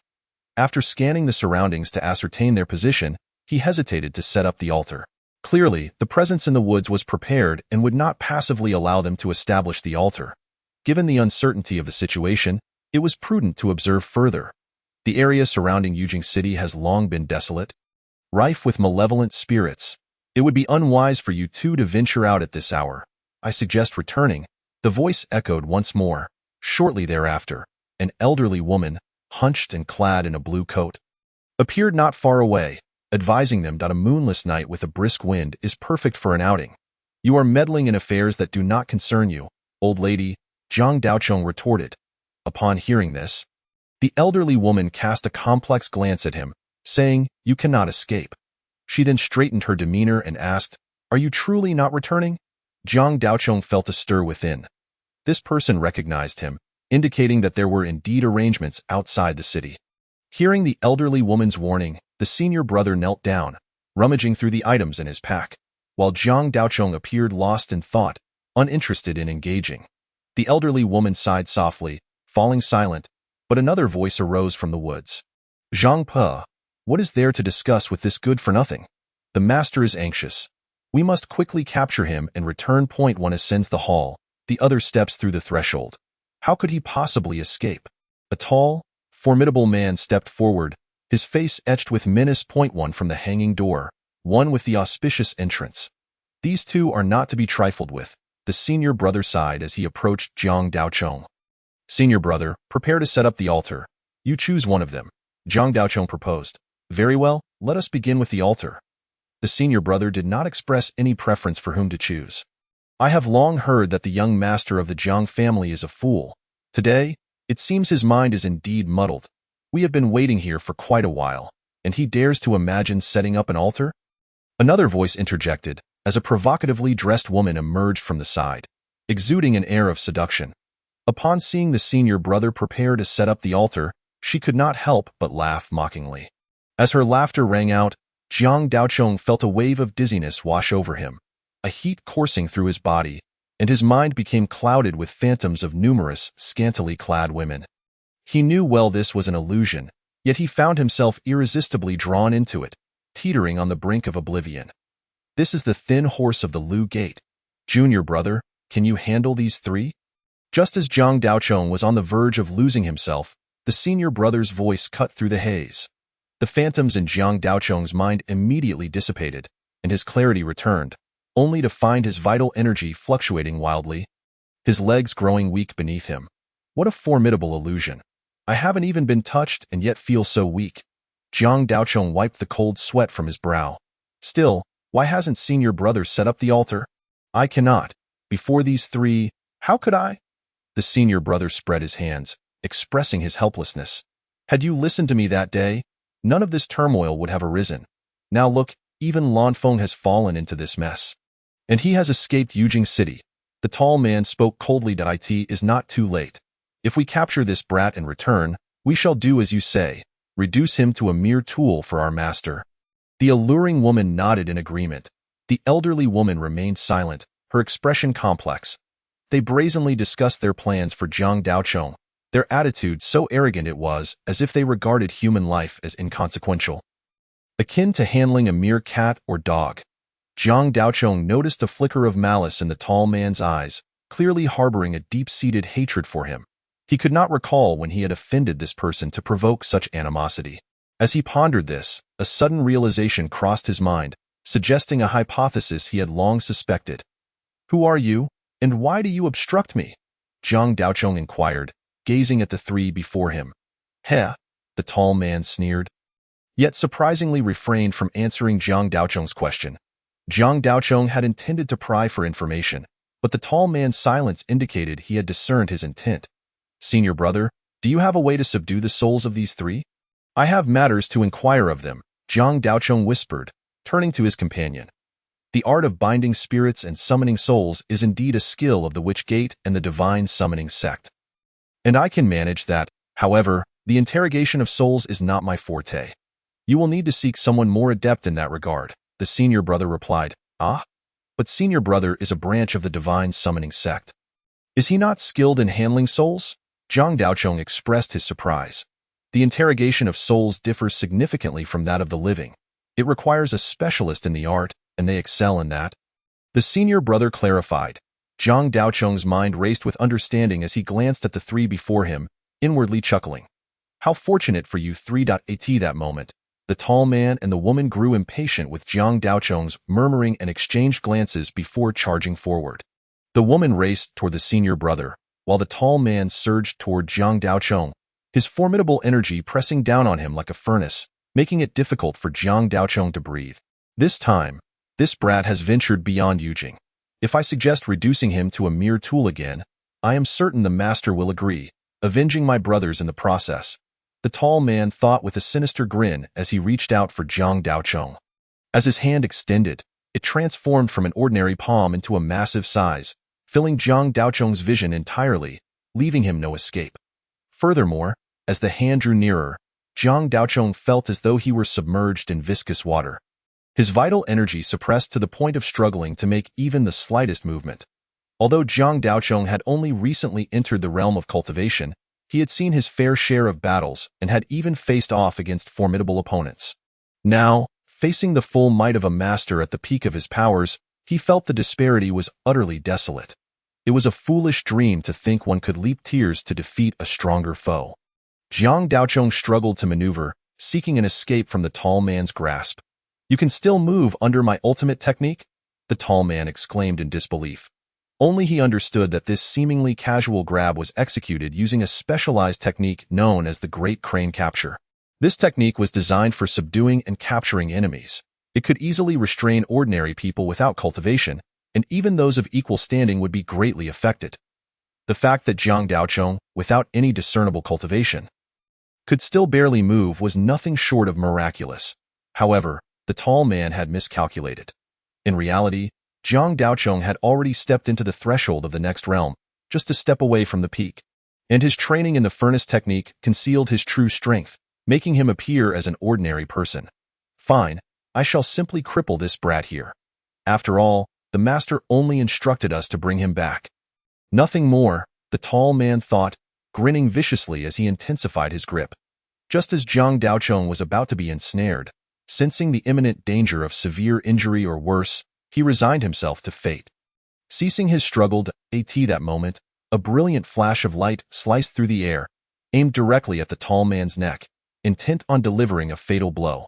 Jiang Daochong had also halted his attempts to escape, and the tall man's focus was entirely on him, making the timing of the strike impeccably precise. Just as it seemed the tall man would meet his end, a sly smile flickered across his lips, and the skin on his neck transformed into a golden hue. Upon witnessing this, Jiang Daochong's brow furrowed in recognition. He had encountered this familiar face before. "Do you truly believe others are fools? I have long been prepared for your trickery." The tall man unleashed a punch at this moment. The enchanting woman smiled charmingly, her laughter like a melody as she reached out towards Jiang Daochong. Once she had him in her grasp, with her cunning methods, there would be no hope for Jiang Daochong to escape. While he calculated against others, he was equally being calculated by them. Anyone not a fool would realize that Jiang Daochong, bold enough to swagger out of the city, must have some reliance. His adversaries were all seasoned veterans of the underworld. How could they allow Jiang Daochong to manipulate them? Those who treat others as fools while forcefully diminishing their intellect are the true simpletons. The burly man and the woman appeared to have clearly defined roles facing Jiang Daochong and his senior brother, yet their ultimate aim remained solely Jiang Daochong. Once he was captured, everything would come to an end, rendering any of Jiang Daochong's tricks useless, as they aimed to overpower him with brute force and strike at his vital points. Indeed, Jiang Daochong was swiftly thrust into a perilous situation, on the brink of falling into the hands of his enemies. The law is formidable. It does not permit your recklessness. Step back. A sharp command rang out from beside Jiang Daochong. The sound of this reprimand. The woman furrowed her brow and instinctively retreated 3 paces. Then, the shadow behind Jiang Daochong began to writhe, as if concealing a monster. However, it was not a monster, as the shadow contorted. A figure emerged. This person had a face as delicate as a peach blossom, yet cold as ice, with almond-shaped eyes and donned in white court attire. Qing Feng, the enforcer. Taoist Jinlian had previously stated that he would refrain from intervening, yet he had never declared that Qing Feng and the others could not act. Upon Qing Feng's appearance, the slender horse was immediately driven back, allowing Jiang Daochong to escape from his dire predicament. However, merely preserving his life would be an underestimation of Jiang Daochong's resolve. This confrontation was a matter of life and freedom. He not only needed to eliminate the 3 who obstructed him, but also the mastermind behind them, ensuring no future threats lingered. Thus, while Qing Feng repelled the slender horse, she swiftly pointed her right hand forward, drawing her sword to pursue, showcasing the flying sword technique she had previously displayed. Yet, that was not the end. As the flying sword ensnared the slender horse, another decree flew from her right hand. With the emergence of this decree, the malevolent energy in the forest surged, and 2 towering ghostly enforcers dragged a guillotine from a far point. One of the enforcers limped slightly, having been injured by the strange, celestial light of the gluttonous Ghost King. Unable to recover, with a resounding thud, the massive guillotine crashed to the ground. Qing Feng uttered lightly, "Golden armor, execute her swiftly. Behead her at once." Heavenly gold armor descended. The ghostly enforcers clad themselves and advanced towards the slender horse. Witnessing the burly man and the woman being restrained, Zhang Pe, not far away, could no longer contain herself and prepared to strike. A few emerald threads appeared in her grasp, and with a flick of her hand, the threads flew towards Jiang Daochong. The seemingly short threads appeared endless, traversing the distance of the arena, aiming to ensnare Jiang Daochong. This was Zhang Pe's signature move, flipping the flower rope. Once entangled, it would instantly strip Jiang Daochong of his skin. Zhang Pe, with keen eyesight, was employing a strategy to pressure Qing Feng into turning back and protecting Jiang Daochong, thus alleviating the slender horse's peril. The heavenly law is vast, and justice does not show mercy. Faced with Zhang Pe's pressure, Qing Feng indeed had a countermeasure. However, Zhang Pe's expression changed drastically when she realized that the decree had not landed on her at all. Those flying threads had no effect whatsoever. "Be careful, their lethal strike is targeting you," Zhang Pe warned the slender horse. Too late.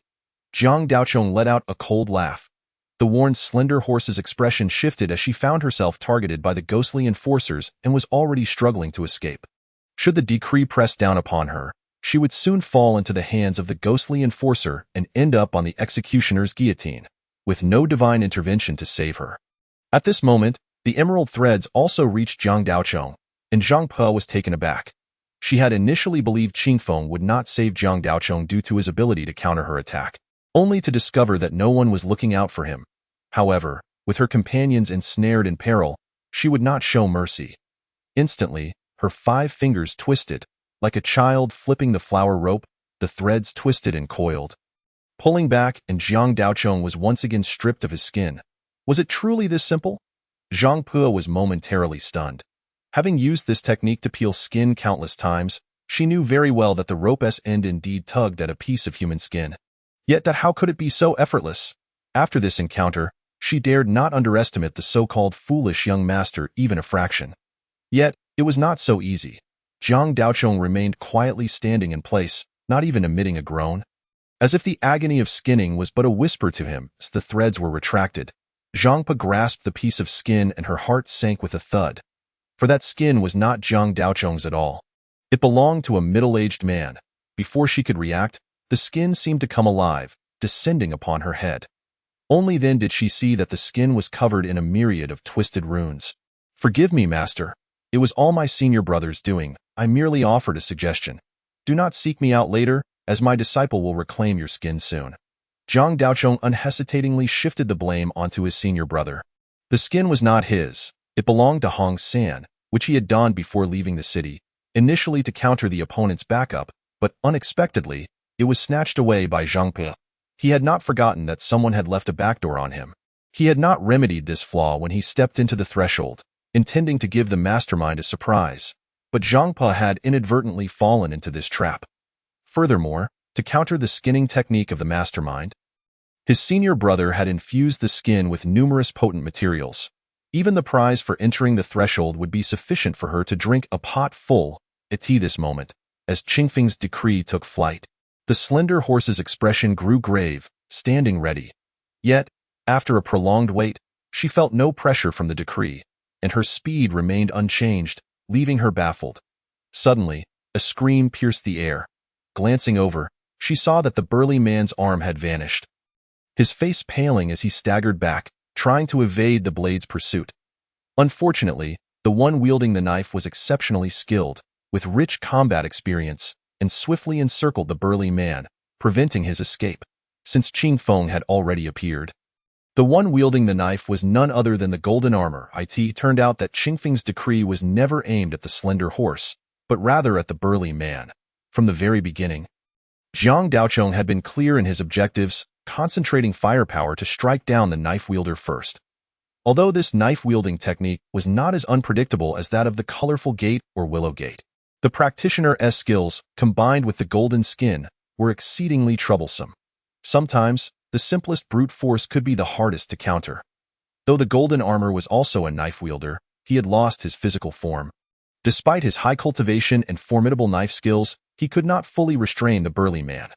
Once his strength waned, and with the cooperation of the other 2 companions, Jiang Daochong risked the chance of a devastating defeat. Thus, upon seeing the golden skin around the burly man's neck, he instantly altered his strategy, signaling Qingfeng to covertly assist, intending to eliminate the knife wielder first. Time rewound to 15 minutes prior, anticipating the golden armor's ambush. The burly man, well prepared, disregarded the blade aimed at his neck and turned to throw a punch at the true form of the golden armor. As a spectral being, the golden armor was already at a disadvantage in terms of vitality. Facing the full-blooded punch from a genuine knife wielder, he could not afford to be careless and ready to withdraw the knife for self-defense. In a critical moment, receiving Jiang Daochong's telepathic message, the experienced golden armor immediately altered his strategy. He chose to disregard the incoming punch, instead intensifying his grip on the knife, determined to sever the burly man's head. The burly man felt a surge of joy at this. The spectral knife wielder did not recognize the perils of the golden body. He believed that this cut would only sever half of his neck, yet with his punch, he was certain to inflict severe damage. For a knife-wielding practitioner, as long as the head remained intact, it was not a significant matter. However, for the spectral being, a punch would instantly dissipate a portion of its essence, leaving it at his mercy. Just as his punch was about to make contact with the golden armor, He suddenly felt as though he were being crushed by a great mountain, causing his form to sway precariously, nearly collapsing.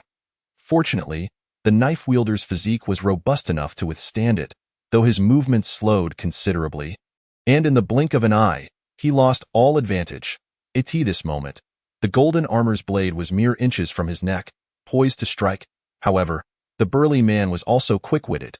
In a critical moment, the golden skin around his neck became more pronounced, evidently enhancing his defense to avoid a disastrous fall. What he thought would be a secure position, however, underestimated the golden armor's knife skills. The imposing blade, about to cleave into his neck, suddenly veered off, targeting his right arm instead. This change in tactics was as elusive as a deer's antlers, appearing without a trace, a stroke of genius that the burly man had never seen anyone achieve with their knife skills. Following that, a piercing pain ensued. All the golden skin had gathered around his neck, while the golden armor severed his arm. How could this be? The burly man, one of the three entering the threshold, had been manipulated from the start. His strongest defense had not yielded a trace of effectiveness, and he had lost an arm, while Zhang Puo from the colorful gate was now entangled by Hong San's skin. Even more distracted, as the situation in the arena turned dire, the slender horse felt a surge of panic within. Yet, amidst the life-and-death clash, once the spirit faltered, death was not far behind. The slender horse, having used illusions to confuse the ghostly enforcers, found her ruse undone as one slip in her concentration exposed her presence. Just as she was about to flee, a chilling grunt escaped the lips of the ghostly enforcer, and a wave of sinister energy wafted from his nostrils, momentarily clouding her senses and leaving her in a daze. When she regained her composure, she found herself lying on a cold, unyielding surface. Raising her gaze, she was confronted by a ghastly sight, the souls of the departed hovering ominously around her. It dawned on her that she had somehow ended up on the executioner's block. Just as she was about to plead for mercy, she witnessed the ghostly guillotine descend from above. Inwardly lamenting her plight, her head was severed in an instant, her eyes remaining wide open as if filled with unquenched resentment. At that moment, the crowd exhaled in relief upon witnessing the demise of the gaunt horse from the Willow Gate. At this juncture, Jiang Daochong noticed a familiar figure materialize beside him, an elderly man with a white beard, the esteemed diviner Zhang Gong. Zhang Gong's eyes shimmered with a verdant glow as he pointed towards a distant spot within the forest, declaring, "I have found it, 2 miles yonder." Upon hearing this, the elder apprentice standing nearby broke into a foolish grin and bowed in the direction Zhang Gong indicated. Igniting a talisman crafted of white paper, stained in shades of black and red, exuding a metallic tang of blood, its surface adorned with grotesque green runes that stirred a sense of unease in those who dared to behold it. With that bow, a blood-curdling scream erupted from the depths of the woods. At that moment, Qing Feng cast forth a decree, and the ghostly enforcer vanished for an instant, only to reappear dragging a shadowy soul from the abyss. To be precise, it was 2 souls, among them, the wretched Lai Fu, who had earlier been reduced to ashes. However, Lai Fu now appeared as a drifting specter, on the verge of disintegration, a testament to the grievous injuries he had sustained as a medium for the spirit summoning. The other soul belonged to a middle-aged man of refined appearance, exuding an air of distinction, yet his ethereal form flickered uncertainly, indicating he had suffered grievously from the elder apprentice's earlier actions. Jiang Daochong recognized him instantly. After all, one cannot help but remember a figure who has been relentlessly pursued. This man, upon seeing Jiang Daochong and his companions, exhibited no signs of distress, but instead wore a smirk of triumph. "Chonger, why treat your father in such a manner? Why not release this ghostly enforcer?" he chided, his gaze fixed upon Jiang Daochong. The onlookers exchanged glances, noting the undeniable resemblance between this man and Jiang Daochong. Jiang Daochong regarded him with a disinterested glance, his eyelids drooping as he replied flatly, "I have no particular penchant for recognizing estranged fathers. I am, however, quite curious about what contingencies you might still hold. Given your confident demeanor, you remain as foolish as ever, deluding yourself into thinking that some preparations could liberate you from my grasp. In reality, you are but an ant attempting to shake a tree. How laughable." The man stroked his long beard, exuding a blend of exasperation and fondness, as if addressing a mischievous child. Aside from these 3 who have ascended, the others perished within the ancestral home, I presume? Yet, I dare say, many of your elite soldiers must have met their demise as well. How do you intend to account for that upon your return? Jiang Daochong posed a perplexing question to the man. At this, Lai Fu lifted his head in disbelief, while the middle-aged man's countenance darkened, the smug expression evaporating. After a long pause, he burst into laughter. Ha ha ha, splendid, truly splendid. No wonder you are of my bloodline. When did you come to possess such insight? Meanwhile, a thunderous roar erupted from the exterior of the woods, reminiscent of rolling thunder, mingled with shouts and the clash of weaponry. A figure emerged from the tree-line, appearing disoriented as though injured. Upon witnessing the scene within the forest, despair washed over her visage as she stepped into the light, revealing herself to be a woman. Jiang Daochong, upon recognizing her, remarked, "Ah, I see now. You have skillfully maneuvered your way out, having prepared your escape." The middle-aged man's expression shifted to one of satisfaction. The newcomer was none other than Hidejia of the Piman sect, it. Turned out that after Yin Liang had seized the Golden Sovereign, the crowd had dispersed in haste. Hidejia, attuned to the wary glances of the onlookers, understood that tranquility was a fleeting luxury in Yujing City. As a physician of the Piman sect, she had no desire to entangle herself in such disputes. Her visit to Yujing City sparked by mere curiosity towards the Golden Sovereign, intending to retreat before any conflict could arise. Little did she anticipate that the death of those within the courtyard would plunge the city into chaos, compelling her to flee. Regrettably, she had no inkling that her instigation of the crowd to slay Lai Fu had already caught the attention of the shadowy figure pulling the strings. Moreover, given the long-standing enmity between the Qingyi Hall and the Shenlong sect, the destruction of their sub-branch had rendered Lai Fu's acquisition of the Fu Wang a glaringly evident link to the machinations of the unseen puppet master, with old grudges and new grievances colliding. It was inevitable that Hidejia would not escape unscathed. She had unwittingly stumbled into a snare, pursued relentlessly and barely escaping with her life. As she drew closer, she discerned the standoff between the 2 factions, and a glimmer of hope flickered in her heart. Esteemed friends, I am He Yinjin of the Qingyi Hall. I have been pursued and fled here, causing an interruption. I apologize for the intrusion. She introduced herself with a bow. There's no need for formalities. I am Jiang Daochong, and these are my companions. May I inquire, Miss He, are you being pursued by these 2 individuals? Jiang Daochong responded courteously. He Yinjin had already noticed the state of Lai Fu's spirit and assessed the abilities of those present. Recognizing they were all of the ascendant realm, a sigh of relief escaped her. Perhaps there was a chance for survival. Indeed, that is the case. This man practices vile sorcery and bears countless sins. Just moments ago, the martial associates of the city vanquished him, yet I did not expect him to remain unscathed.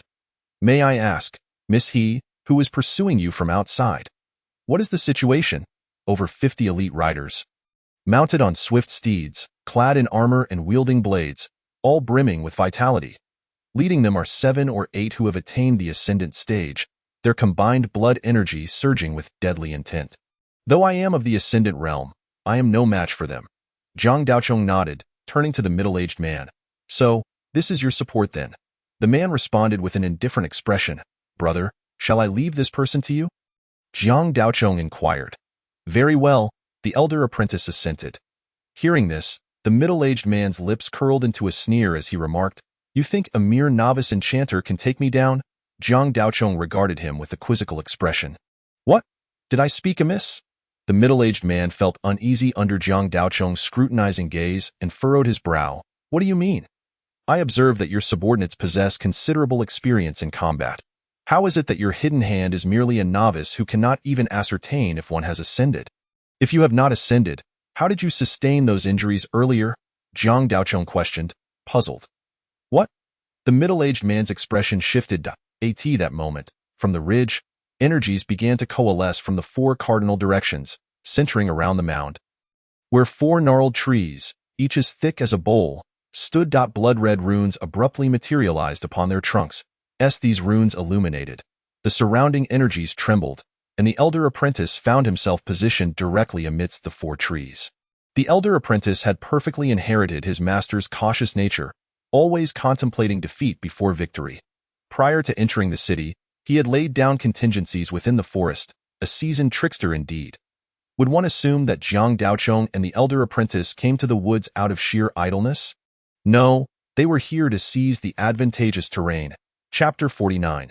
Unleashing all means. The middle-aged man's countenance darkened as he stepped forward, moving like a serpent shedding its skin, leaving behind two shadowy forms. The two ghostly enforcers conjured by Qingfeng gazed on in bewilderment, yet continued to drag the shadowy figures toward the execution block, sending them beneath the guillotine, where a scream erupted as they were severed in two. What a clever scapegoat! Your adversary possesses quite the formidable background, Zhang Gong remarked. Yet Jiang Daochong felt no stirring within. He had known from the moment the man was captured that Qingfeng's methods could not contain him. As the middle-aged man broke free, Jiang Daochong commanded, "Engage." Qingfeng gestured towards Jiang Daochong and inscribed a circle in the air. "No path above, no door below. I bind you within this circle, swiftly." With the incantation, the scene transformed before their eyes. Unexpectedly, a woman appeared before Jiang Daochong, none other than the previously executed Willowgate Spectre. Her sudden appearance seemed to force its way into the perception of those present. The Willowgate Spectre was renowned for her mastery of illusion, yet beyond mere illusions, she also excelled in clouding the senses of perception, a craft more refined than simple trickery. Zhang Gong stroked his beard and spoke. "Indeed, this Willowgate Spectre is adept at deception." At that moment, the Spectre appeared startled, seemingly unprepared for her own techniques to be countered so easily. It can directly obscure sight and sound, rendering us oblivious to her presence. What a formidable ability! Jiang Daochong mused, adjusting the mask upon his face. "Regrettably, it is ineffective against me, nor does it work on a diviner," Jiang Daochong thought to himself. Qingfeng let out a cold snort, brandishing her decree as she engaged the Willowgate Spectre in combat. Meanwhile, everyone else had found their opponents, leaving only Zhang Gong, an ineffective combatant, and the injured Hidejia. Although the colorful figure of Zhang Pe was temporarily entangled, she was hardly a reliable ally. Hidejia, observing the situation, displayed remarkable awareness as she pressed down on a wound on her thigh. Then, a miraculous sight unfolded. As Hidejia moved her finger, the gaping wound, deep enough to expose bone, seemed to shift along with her hand. Eventually, her finger halted atop her left shoulder, and upon removing it, a small incision appeared, oozing blood, while the wound on her thigh vanished entirely. At this juncture, Hidejia procured a porcelain vial and sprinkled its contents over the wound, staunching the flow of blood, before nodding towards Jiang Daochong and advancing towards the colorful Zhang Pe. "What an astonishing phenomenon this gate presents. Initially, I had presumed this particular threshold would exhibit a semblance of normalcy. However, it now appears that the intricacies of these 8 gates are increasingly bizarre, each more enigmatic than the last. With the display of skills by the esteemed He family, could it be that this gate's physician is rendered virtually invincible?" Jiang Daochong mused silently. He quickly composed himself, recognizing that he remained amidst the battlefield, a time not suited for idle contemplation. Turning his gaze towards Lai Fu, who lingered in the corner, he certainly would not forget this old servant. Lai Fu, sensing the penetrating gaze behind the white mask, felt a weight in his heart. He had hoped to remain stealthily in the shadows, but it seemed Jiang Daochong had not overlooked him in such a scenario. The directive was clear. Close the gate and release the red silk. Jiang Daochong tugged at the red silk, gesturing towards Lai Fu in the corner, muttering a flurry of instructions. He then produced a palm-sized piece of blood-soaked meat, offering it with a casual remark. "Here, a treat for you. Do savor it sparingly." Red silk, with her 2 skyward braids, approached with a beaming face, her small nose twitching as she caught a whiff of the meat in Jiang Daochong's hand. However, her expression soured as she recoiled, displaying a hint of disdain before darting towards Lai Fu in the corner. How outrageous! This was indeed blood-soaked meat? The girl, accustomed to feasting on gold-soaked delicacies, had become so spoiled that she turned her nose up at blood-soaked offerings. Such a detrimental habit must be corrected. Jiang Daochong awkwardly retracted the blood-soaked meat, feeling somewhat embarrassed. At that moment, as the battle intensified, over 50 elite riders outside the woods began to stir, evidently having received orders to charge in and assist. While these knights might not appear particularly formidable, their highest rank merely being that of a stepping stone, should they breach the battlefield, the tides would undoubtedly turn in an instant. seasoned by years of conflict. They bore a palpable aura of ferocity, and each was a robust man, brimming with vitality. Individually, they might not seem threatening, but once they formed ranks, they would become a nightmare for anyone versed in the arts. Any technique or method would falter under the onslaught of their bloodlust, unable to unleash even a fraction of its power. Moreover, these elite riders, being knights, possessed remarkable speed, even if one's martial prowess was exceptional. Unscathed by the influence of bloodlust, how many could truly be felled? Should these elite riders close the distance, death would be inevitable. Among the 8 gates, the only one capable of confronting an army head-on was the crude hanging gate. Embodying the spirit of the wandering martial artist, in many respects, this hanging gate bore resemblance to the soldiers. Both exuded a robust vitality, eschewing the convoluted intricacies of other methods, relying solely on sheer physical prowess. At this juncture, both sides revealed their hidden cards, leaving only Jiang Daochong and the fortune-teller Zhang Gong at leisure amidst the forest. Jiang Daochong cast a sidelong glance at Zhang Gong's physique.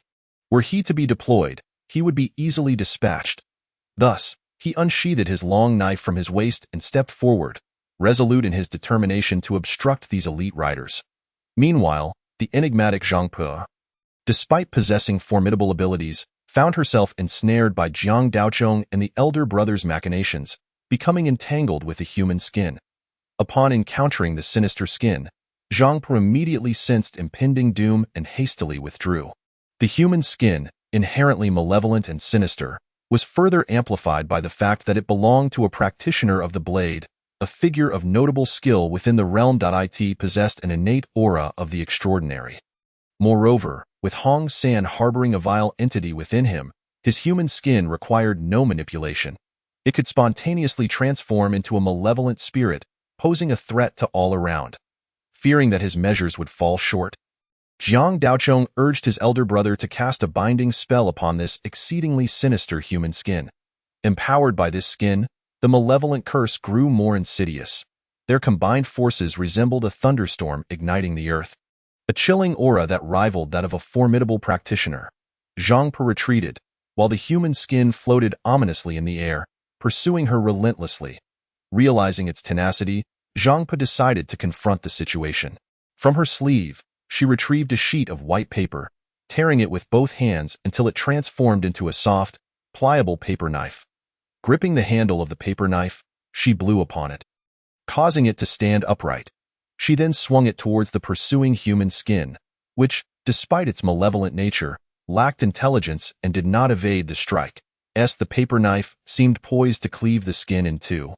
The twisted runes within it radiated a crimson glow, causing the paper knife to become immobilized upon contact, rendering Zhang Pe's efforts futile.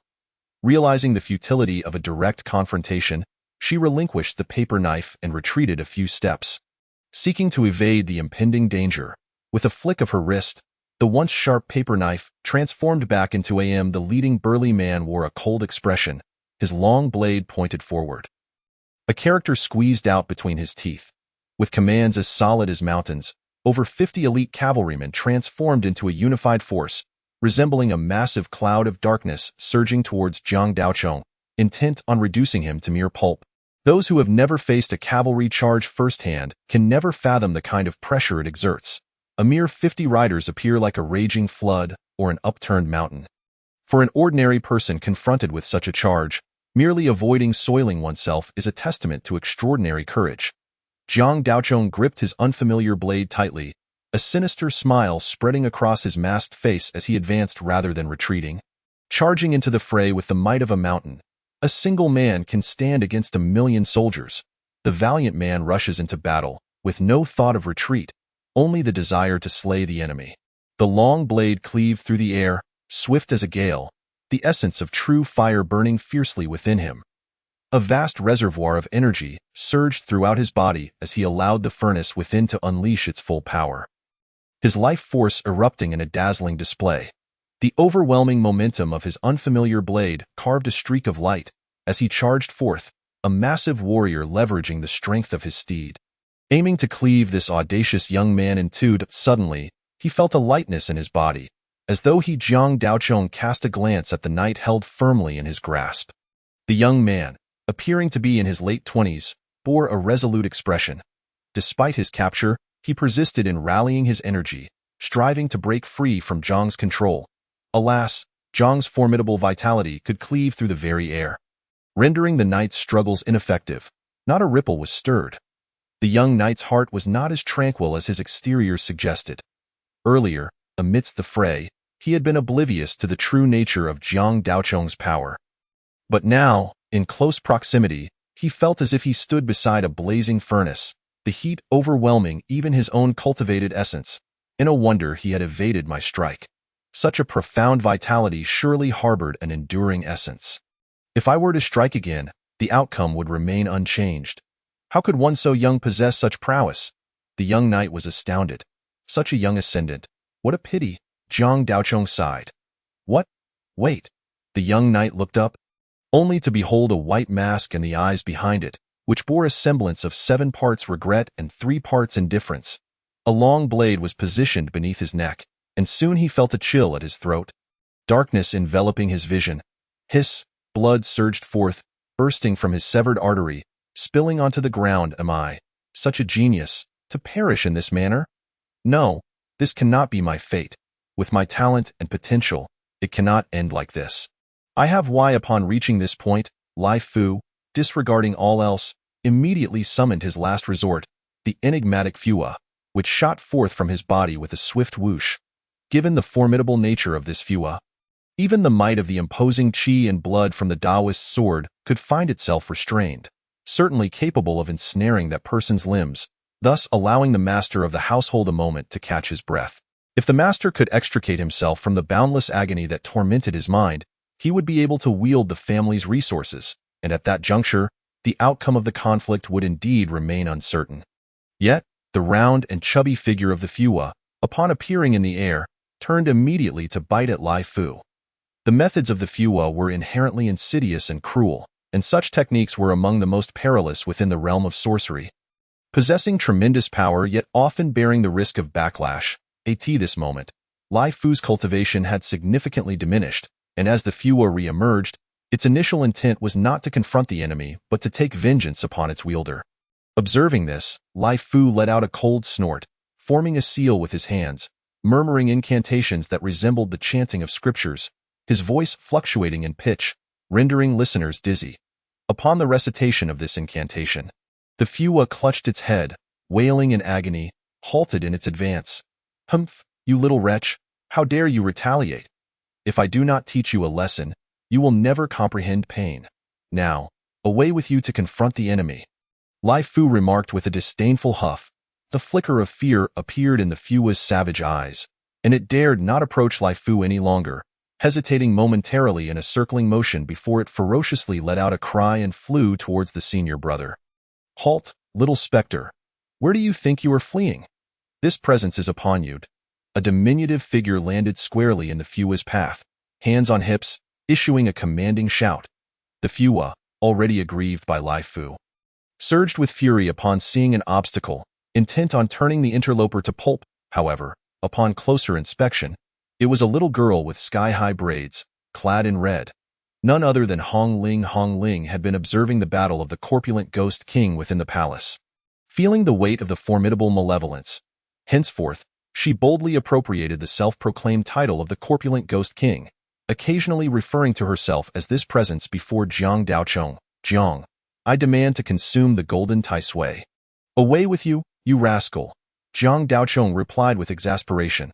Such exchanges were commonplace in their daily lives, driving Jiang Daochong to the brink of frustration. Finally, the moment had arrived for Hong Ling to take action, eager to demonstrate her prowess. Having received Jiang Daochong's instructions, Hong Ling fixed her gaze upon Lai Fu, waiting impatiently until she encountered the right target, at which point she sprang forth. The Fua, being a treacherous entity with limited intellect, did not comprehend Hong Ling's might and charged directly at her. Observing this, Hong Ling furrowed her short brows and growled fiercely, You vile spectre, receive a punch from me. She delivered a punch directly at the oncoming Fua. The Fua, having transcended the 3 realms and existing beyond the 5 elements, possessed no tangible form or substance, rendering it impervious to ordinary means of harm. Even the Taoist sword's might was ineffectual. Yet, Facing Hong Ling, it was unexpectedly sent reeling by her punch, its fierce demeanor momentarily subdued. Hong Ling, undeterred, witnessed the Fua topple from her strike, and in her excitement, she cried out as she leapt atop the Fua. "Receive a punch from me, smack! Receive 2 punches from me, smack, smack! Receive 3 punches from me, smack, smack, smack! Countless punches from me, smack, smack, smack, smack, smack!" Hong Ling swung her tiny fists, pummeling the Fua until its face was bruised and battered. The Fua howling in protest, yet unable to retaliate, becoming a passive victim of her onslaught, its once fierce eyes now reflecting a hint of clarity, observing the duel from earlier in the courtyard. Jiang Daochong had keenly discerned the extraordinary nature of the Fua. However, while most could not contend with such a malevolent being, Hong Ling was no ordinary adversary.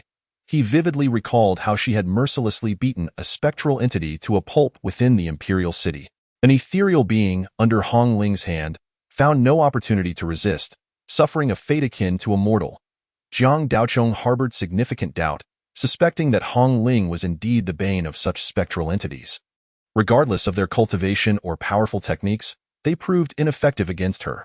The spectral entities in the royal city had not been without resistance, utilizing formidable methods, yet their attacks upon Hong Ling elicited no more than a ripple. While he held such suspicions, he was reluctant to assign Hong Ling to confront the refined gentleman. Dealing with the Fua was well within his grasp. Chapter 54. The battle's initial resolution. Hong Ling's vigorous intervention created a considerable commotion. Lai Fu had dispatched the Fua with the intention of buying time for the master of the household, thus he was particularly attentive to the situation. The senior brother, wielding a whip against the spectral entities, was also vigilant, prepared for the peculiar creature's advance. However, he could not have anticipated that the girl who persistently lingered beside Jiang Daochong would possess the ability to counter the Fua. Observing this, the senior brother contemplated deeply, casting a thoughtful glance at Hong Ling, who was energetically pummeling the Fua, before continuing his pursuit of the gentleman's figure, denying him any respite. At this moment, the battlefield maintained a precarious equilibrium. Yet, with a piercing cry, the robust man embroiled in combat with the golden-armored foe succumbed first.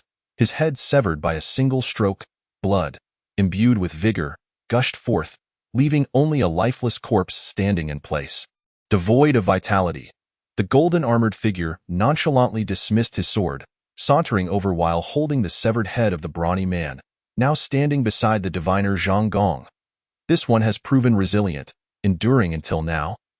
But alas, he fell victim to that cunning youth's schemes, succumbing to Qing Feng's overwhelming might. He now merely struggles in his death throes, the golden-armored figure remarked. The demise of the brawny man's sword-wielding ally directly impacted Lu Men, the lean horse, who was engaged in a contest of sorcery with Qing Feng. Turning to gaze at the master of the household, whose spectral form had dwindled to a mere shadow, and then at the Fua, which had been pummeled into a state of disarray, Lu Men sensed the silence of the elite cavalry beyond the woods, a foreboding sign of impending doom. Zhang Per, having entered the woods, had not made a sound. Leaving her fate hanging precariously in the balance, a sinking feeling gripped Lu Men, realizing that their scheme had unraveled, and thoughts of retreat began to surface. Just then, the sound of galloping hooves echoed from beyond the forest. Could it be the elite cavalry? Lu Men felt a flicker of hope. If that were the case, the addition of this cavalry might yet turn the tide of battle. All eyes instinctively turned towards the forest. Even the senior brother's actions slowed momentarily. Should the cavalry indeed enter the woods, it would indicate that their companions outside had perished, rendering the conflict here meaningless. As the sound of hooves drew nearer, a figure astride a tall steed soon came into view, appearing before everyone. Lu Men, recognizing the rider as one of the elite cavalry, felt a surge of joy. However, before she could celebrate, the rider's head lolled to one side as he collapsed to the ground, lifeless. Following that, Jiang Daochong emerged, his clothing tattered, blood-soaked, and in shambles, with wounds resembling a baby's mouth gaping outward. The injuries were ghastly, pale flesh visible, rendering the description of him being battered and bruised entirely accurate. Jiang Daochong approached the fallen cavalryman, withdrew the foreign blade embedded in his back, sheathed it, and surveyed the battlefield. His gaze fell upon the severed head at the feet of the golden-armored figure. and he could not help but exhale a sigh of relief, feeling a weight lift from his heart. Remarkable. 7 or 8 of the same realm, plus over 40 elite cavalry. Truly remarkable, the diviner Zhang Gong exclaimed, gazing at Jiang Daochong in awe. Not 7 or 8, but 9, Jiang Daochong replied with a wry smile, a hint of trepidation rising within him. When Jiang Daochong later faced the remaining 30 or so knights, he found himself besieged by 2 or 3 of the stepping stages each time he charged into battle. Ultimately, 3 of the last remaining stepping stages had attacked simultaneously, nearly costing him his life. The most perilous encounter had occurred when one of the stepping stage knights, employing an unknown technique, concealed their cultivation. Had he not reacted swiftly, he would have been cleaved in two. Even so, a massive gash had been left on his back, stretching from neck to tailbone, penetrating deeply enough to almost incapacitate him. Had it not been for this, that knight would not have ventured into the woods, ultimately throwing the foreign blade that resulted in his demise. Jiang Daochong's emergence shattered the last vestige of Lu Min's resolve. Upon seeing the golden-armored figure standing by, poised and watchful, Lu Min felt her limbs grow heavy, unable to unleash her full power any longer. At that moment, a piercing shriek echoed once more, and the senior brother approached, one hand clutching a whip and the other dragging a spectral entity that had been rendered insubstantial. The entity appeared dazed, devoid of awareness, mumbling incoherently as though afflicted by a form of dementia. The senior brother casually discarded the spectral being onto the ground, chuckling, "This one's methods are peculiar. Having struck too forcefully, I nearly shattered his consciousness." Zhang Gong and the golden-armored figure exchanged wary glances, instinctively stepping back to distance themselves from the senior brother. "Senior brother, that seems rather unsporting. Are you a tamer or a swordsman? You resemble a melee sorcerer." Jiang Daochong remarked with curiosity. "Melee sorcerer? My junior brother has a point. However, I am a tamer, so melee tamer would be more fitting." The senior brother replied with a serious tone. "Very well, as long as you're pleased. This one's methods are formidable and enigmatic, capable of sealing my sorcery platform. It is a pity that their experience in combat is lacking, wasting such a fine technique." The senior brother kicked the spectral being lying on the ground. Jiang Daochong nodded in agreement, having sensed this from the onset of the battle. At that moment, 2 ghostly enforcers from Qing Feng dragged a figure beneath the guillotine, and with a swift motion, the blade fell, severing Lu Min in 2. Upon witnessing this, Qing Feng's expression remained devoid of joy. After a brief moment of waiting, the bisected body vanished from sight, and the elusive thin horse that had been locked in a fierce struggle with Qing Feng was nowhere to be found. Indeed, it had slipped away with remarkable ease. Qing Feng sheathed her long sword and inquired, "What? You did not kill it?" Naturally, her actions did not escape the notice of Jiang Daochong and his companions, now, witnessing the disappearance of the severed thin horse. They had already come to an understanding and thus posed the question. The Lu Min thin horse was adept in the art of illusion, capable of bewildering the senses, making it exceedingly difficult to kill. With so many eyes upon it, how could it have escaped so effortlessly? Zhang Gong remarked, "Is it possible to locate it, using the Qi observation technique?" Jiang Daochong furrowed his brow. "It is too late. The range of the Qi observation technique is limited, and employing it now would yield no results.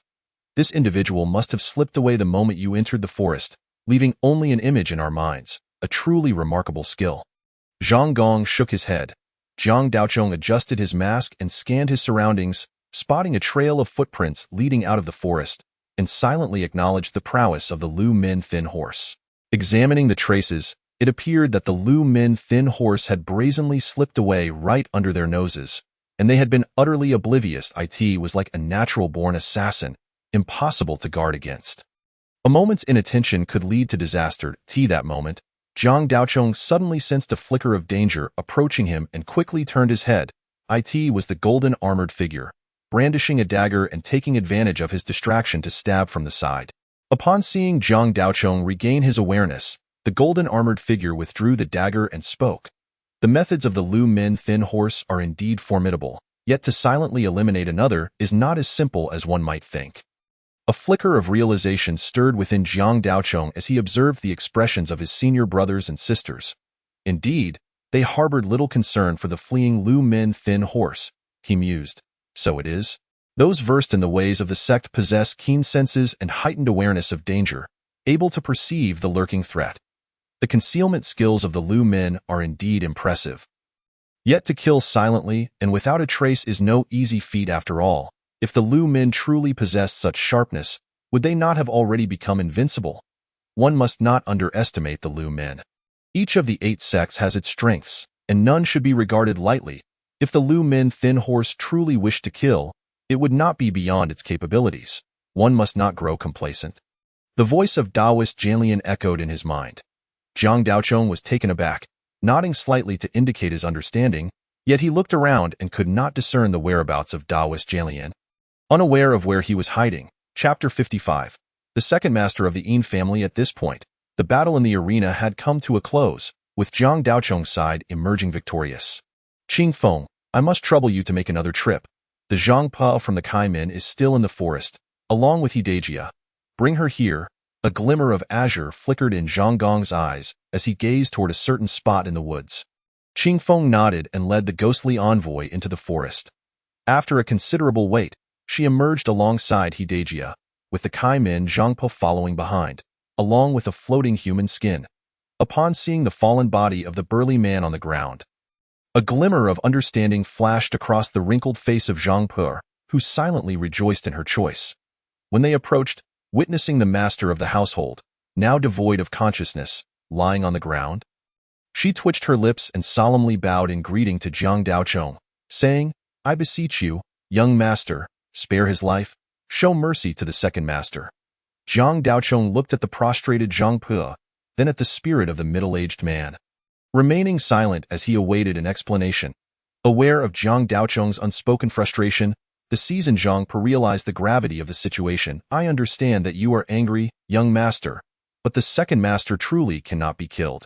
Oh, ha ha, he can kill me, yet I cannot kill him? Am I not my father's child?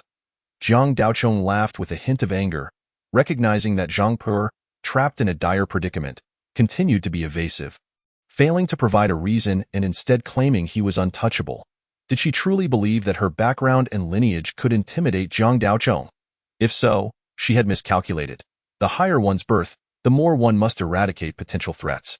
Not only must Zhang Pa in the arena face death, but the fleeing Lu men thin horse must also be dealt with.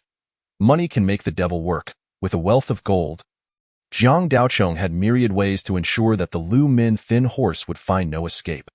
Zhang Pa, sensing the dire turn of events, realized she had shot herself in the foot, intending to negotiate but instead inciting Zhang Daochong's ire.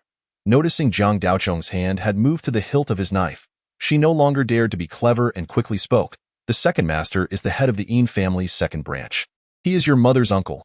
These words elicited varied reactions among the onlookers. Qing Feng and the golden-armored figure involuntarily gasped, while Zhang Daochong's senior brother maintained a foolish grin, revealing nothing of his thoughts. Zhang Gong stroked his beard, his eyes flashing with surprise. Observing the expressions of those present, Zhang Pa felt a sense of calm return. At least until Zhang Daochong spoke, they had managed to stabilize the situation. Looking at Zhang Daochong, she noticed a flicker of comprehension in his eyes, devoid of any significant surprise, clearly having anticipated their identities. Your mother, the fourth lady, is the eldest daughter of the Yin family. Now reliant upon them, if you were to kill the second master, it would be difficult for your mother to explain. Zhang Daochong furrowed his brow at this revelation. His mother was dependent on the Yin family? This did not bode well for him. If that is the case, then why seek my harm? Zhang Daochong inquired. Years ago, during the grand festival of the Zhao dynasty, Zhang family's son-in-law was the main officiant, possessing the rights to the ancestral altar, granting others access to it.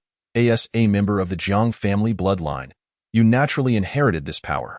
However, you have been somewhat dim-witted since childhood. Thus, Zhang Daochong understood. He, the heir of the Zhang family, was perceived as a fool, clutching such a coveted privilege, akin to a child holding gold. No wonder it attracted covetous eyes. It was likely that within the Yin family, many harbored similar thoughts, but the second master had taken action. It was no wonder that during the grand festival, his father had been the chief officiant. No wonder his fate had been so dire. Considering the Zhao royal bloodline had been nearly extinguished, it was a miracle he had survived, even if it meant becoming a fool. What treasures were sought during the royal ancestral altar rituals? Zhang Daochong continued to question. That remains a secret of the royal family. I do not know. Zhang Pei answered honestly. Is the ancestral altar privilege highly valued? What can one gain from entering it? Zhang Daochong pondered for a moment before asking. It is indeed precious. Both the 8 main families and my Yin family wish to enter the altar. What they seek within remains unknown. Zhang Daochong nodded in response. He had only asked casually, not expecting Zhang Per to provide answers. Now, the situation had become clear, and he had identified the root cause of his troubles, though he had not anticipated it to unfold like a family drama. His lineage was intertwined with this ancestral altar privilege, yet his current capabilities were merely at the initial stage. Those powerful factions. This was akin to a breathtaking beauty parading naked on the street. Which official could resist such temptation? It was perilous. Without gaining any advantages, he found himself mired in complications. He wondered if it was possible to sever ties with the ancestral altar privilege and resolved to consult Taoist Jinlian when he had the chance. Zhang Daochong's thoughts raced as he contemplated his predicament. Taoist, urgent call, are you there? What is it? Taoist Jinlian's voice resonated in his mind. I would like to inquire if your sect possesses any methods for controlling the spirits of others? Absolutely not. My sect is a legitimate Taoist lineage. How could we possibly engage in such underhanded practices? Taoist Jinlian categorically denied. 2 Tails of gold. Absence is absence. Even gold cannot change that. Why sect does not stoop to such levels. But it most 4 tails. I do not have much gold left. Zhang Daochong glanced at the fragments of the earth treasure, realizing how close he had come to losing sight of his mission. However, the human sect does possess such methods. Deal. Zhang Po watched anxiously as Zhang Daochong's expression fluctuated, his fate resting on the whims of this young master. After a brief moment, Zhang Daochong returned to his senses, a wry smile playing on his lips as he regarded the spirit lying on the ground. His own uncle. Oh, dear uncle, we are family, and this is a bit excessive. If you have awakened, why do you feign death? The second master of the Yin family opened his cold eyes, gazing at the seemingly triumphant Zhang Daochong with a sneer. I did not expect to fall into the hands of a child like you. What, do you intend to humiliate me? He chuckled darkly. You may be celebrating a bit too early. Let me ask you, your mother consumes the Yin family's resources while engaging in a secret affair with your father. Now that calamity has befallen her, she returns to the Yin family to stir up trouble. I, representing the Yin family, demand compensation from your Zhang family. Is that too much to ask? Not at all. Zhang Daochong blinked and replied. You, with your mere initial stage of cultivation, burdened with the ancestral altar privilege, are merely courting death. Do you really believe you can escape this time and the next? I have no confidence. Zhang Daochong confirmed once more. Surprised by Zhang Daochong's attitude, the second master of the Yin family had not anticipated such a response. He had expected denial and sophistry. Good child. Your awareness suggests there is still hope. How about this? Accompany me to Yujing City, assist me in locating the token to enter the ancestral altar, and relinquish the privilege you carry. The Yin family will ensure safety for you and your mother. And we can live harmoniously as a family. Does that not sound appealing? Not at all, Zhang Daochong replied with a smile. Haha, you dare to play me for a fool. Truly, a wolf raised without gratitude. Prepare to meet your end. The second master of the Yin family closed his eyes, sneering. When did you establish contact with the master of the spirit-invoking sect guarding the imperial city? Zhang Daochong inquired of the second master of the Yin family. Upon hearing this, the Yin family's second master's expression shifted dramatically, and he abruptly turned to Zhang Daochong. How did you discover that? Zhang Daochong regarded this self-important yet inept second master of the Yin family, pondering how such a fool could emerge from a family that was, after all, a remnant of the previous dynasty. Chapter 56. The Jianghu is not just about fighting and killing. Lai Fu was healing his wounds with fresh blood from the Tai Sui. But this was peculiar. Yujing City was a ghost city, and apart from the Tai Sui mines within the imperial city, where would one find fresh blood? Moreover, this old servant was well versed in the ways of the spirit-invoking sect and had mastered the art of paper dolls. The method of controlling paper dolls was something even the eldest senior brother coveted, having explicitly stated it was a secret technique of the spirit-invoking Wang family.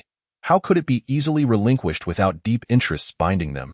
Furthermore, the second master of the Yin family had brought so many masters into the city, both elite cavalry and seasoned experts, and without the permission of the one within the imperial city. A confrontation would have erupted long ago. How could they easily gain entry? The Tai Sui mines of the imperial city utilized the paper crafting technique of the spirit-invoking sect, which blatantly indicated to others that the second master of the Yin family had allied with the spirit-invoking Wang family. If Jiang Daochong could not perceive this, he might as well take his own life.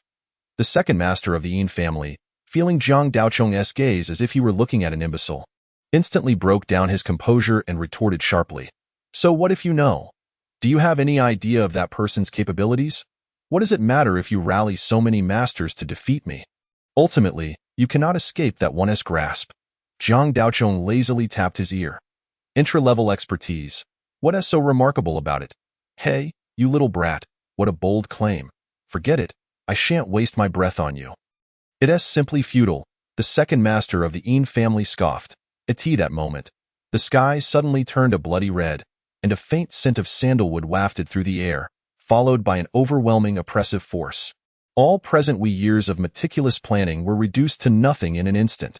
The losses in men and resources scarcely conveyed the magnitude of the blow and defeat he suffered, which inflicted a profound shock upon his spirit. At that moment, Jiang Daochong flicked his finger, and a drop of crystal-clear blood from his heart shot forth, landing atop the head of the second master of the Yin family before vanishing from sight. Simultaneously, the second master of the Yin family emitted a piercing wail, clutching his head and rolling on the ground, entirely oblivious to everything else in the face of such agony. All notions of defeat and setback felt trivial. He could only perceive a searing iron rod being thrust into his skull, violently stirring within. For a full instant's duration, the second master writhed in pain on the ground until he gradually settled into unconsciousness. It was only then that Jiang Daochong hoisted the second master of the Yin family and strode towards the forest's edge. Observing this, Zhangpa hesitated to speak, her gaze caught by Jiang Daochong's frigid eyes, which made her swallow the words poised on her lips, fearing that uttering even a single syllable might provoke a beating. In a clearing beyond the forest, a black raccoon had long awaited their arrival. Jiang Daochong tossed the Yin family's second master's spectral form at the creature's feet. Taoist Jinlian raised a paw and tapped the second master's forehead, lifting his paw upwards, as the paw ascended. A somewhat translucent visage of the second master emerged from the spectral form, his eyes reflecting a hint of confusion. Subsequently, Taoist Jinlian produced a talisman, enclosing the separated second master within it. The talisman flickered with a pale light before reverting to its original state. Jiang Daochong took the talisman in hand, noting the intricate patterns drawn in vermilion around its perimeter, with a blank space in the center where a wisp of dark energy materialized. This is the Sua Yuan talisman of my Taoist sect. I just extracted a wisp of the second master's soul essence. If you hold this talisman and conduct nightly rituals during the midnight hour for 49 consecutive days, you will be able to plant a demonic seed within this person's heart, determining their life and death at your discretion. He then conveyed the method of the ritual through fragments of earth treasures. Jiang Daochong posed questions intermittently, ensuring no detail was overlooked before returning with the second master. Ever since the second master was taken away by Jiang Daochong, Zhangpa had been consumed with anxiety, fearing that in a fit of rage, Jiang Daochong might kill him, and equally terrified of facing punishment upon returning home. Upon seeing Jiang Daochong return with the second master, she finally breathed a sigh of relief. With the second master of the Yin family to bear the brunt, those who merely acted on orders would naturally be free from the fear of death. I am eternally grateful for young Master Xia's mercy. Zhangpa expressed with tears of gratitude. Of course. After all, he is a relative. It would not be just for me to truly act ruthlessly. I, Jiang Daochong, am a man of principle. Jiang Daochong replied with a smile. Indeed. Upon my return, I will certainly report the circumstances to the family patriarch. Zhangpa assented repeatedly. Well, I have no need for my life now. Let us discuss the matter of ransom. Jiang Daochong grinned like a fox who had stolen a hen. Huh? Zhangpa gasped in astonishment. What do you mean, huh? I'm not sparing my life, nor my wealth. Do you truly consider me to have such a good temperament? Jiang Daochong replied with a lazy flick of his eyelids. I wouldn't dare. May I inquire, how shall we ransom our lives? Zhangpa hastily asked. You inquire of me? Your life, along with the second master of the Yin families, what do you reckon they are worth? I grant you a single opportunity to make an offer. Remember, this chance is singular. Should I find it lacking in value? Well, upon witnessing the murderous glint in Jiang Daocheng's eyes, Zhang Po's heart raced, realizing that her life hinged upon this very moment. She thought to herself, forgive me, second master, for my heartlessness. Being a pauper is far better than losing my life. She then directed her gaze toward a bag at the second master's waist. Jiang Daocheng, aware of her intentions, inwardly cursed her as an old fox and swiftly removed the bag from the second master's waist. He took the bag in hand, sensing a cool, slippery texture that felt quite pleasant. Young master, you cannot take that. You mustn't. The soul bag contains the entirety of the second master's fortune.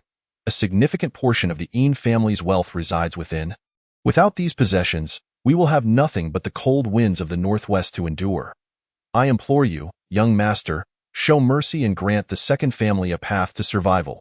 At that moment, Zhang Po suddenly wailed out, "Ah, so this is how it is to be played, is it? I've learned something new, truly. A person without shame is invincible in this world."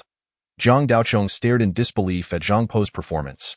Zhang Po howled for a while, wiped her tears, and with a swift motion, hoisted the second master onto her back, preparing to depart. "Wait, do you think I will let you go?" Jiang Daocheng interjected. "Huh? What do you mean?"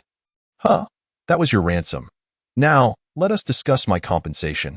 Due to the machinations of your family over these past days, I have been laboring day and night, unable to find rest, my spirit tormented to a great extent.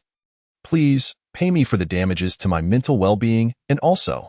Jiang Daocheng began to count off on his fingers. "Well, that should be about it. A total of 203 jin of golden Tai Sui. Now, I am a man of fairness. After all, we are relatives. Just a little rounding off will suffice. You are indeed fortunate, as I shall consider your debt to me as 200 jin of golden Tai Sui." After an incense stick's duration, Jiang Daocheng looked down at Zhang Po, who was crumpled on the ground, and spoke. But, why must breaking a teacup be calculated as half a jin of golden Tai Sui? And what is this mental damage fee? A full 100 jin of golden Tai Sui? Moreover, we do not possess such wealth. 200 jin. The entirety of the second family would not be worth that much. What, do you dare to claim that I am extorting you? Fine then, let us not round off the figures. It shall be 202 jin, not a single ounce less. Jiang Daocheng's brow furrowed, revealing his displeasure. "I did not say that. I did not say that," Zhang Po lamented, "but you thought it. Yet we do not have that much golden Tai Sui. Just kill us." Zhang Po closed her eyes, resolved to risk it all. Come, you cannot repay. Is that it? No problem. I am a man of fairness. If you cannot repay now, you may owe me later. However, one must be clear about the terms. You will owe me interest. Jiang Daocheng produced a document shrouded in dark energy from his robe. "Now, do not say I lack compassion. Let us agree on 4% interest. The next time I visit the Yin family, you shall repay me both principal and interest." Jiang Daocheng pressed the second master's hand onto the ominous document. Thereafter, a chain pattern appeared on the right hand of the second master in his spectral form, with the two ends of the chain held in the mouths of two small ghosts. Take note, this is a Yin contract. Should you default, the entire lineage of the Yin family will face extinction, and even the Yin family shall be implicated. Jiang Daocheng waved the document with a cold smile. The Yin contract was made in duplicate. Jiang Daocheng tucked away his copy and paid no further heed to Zhang Po or the second master.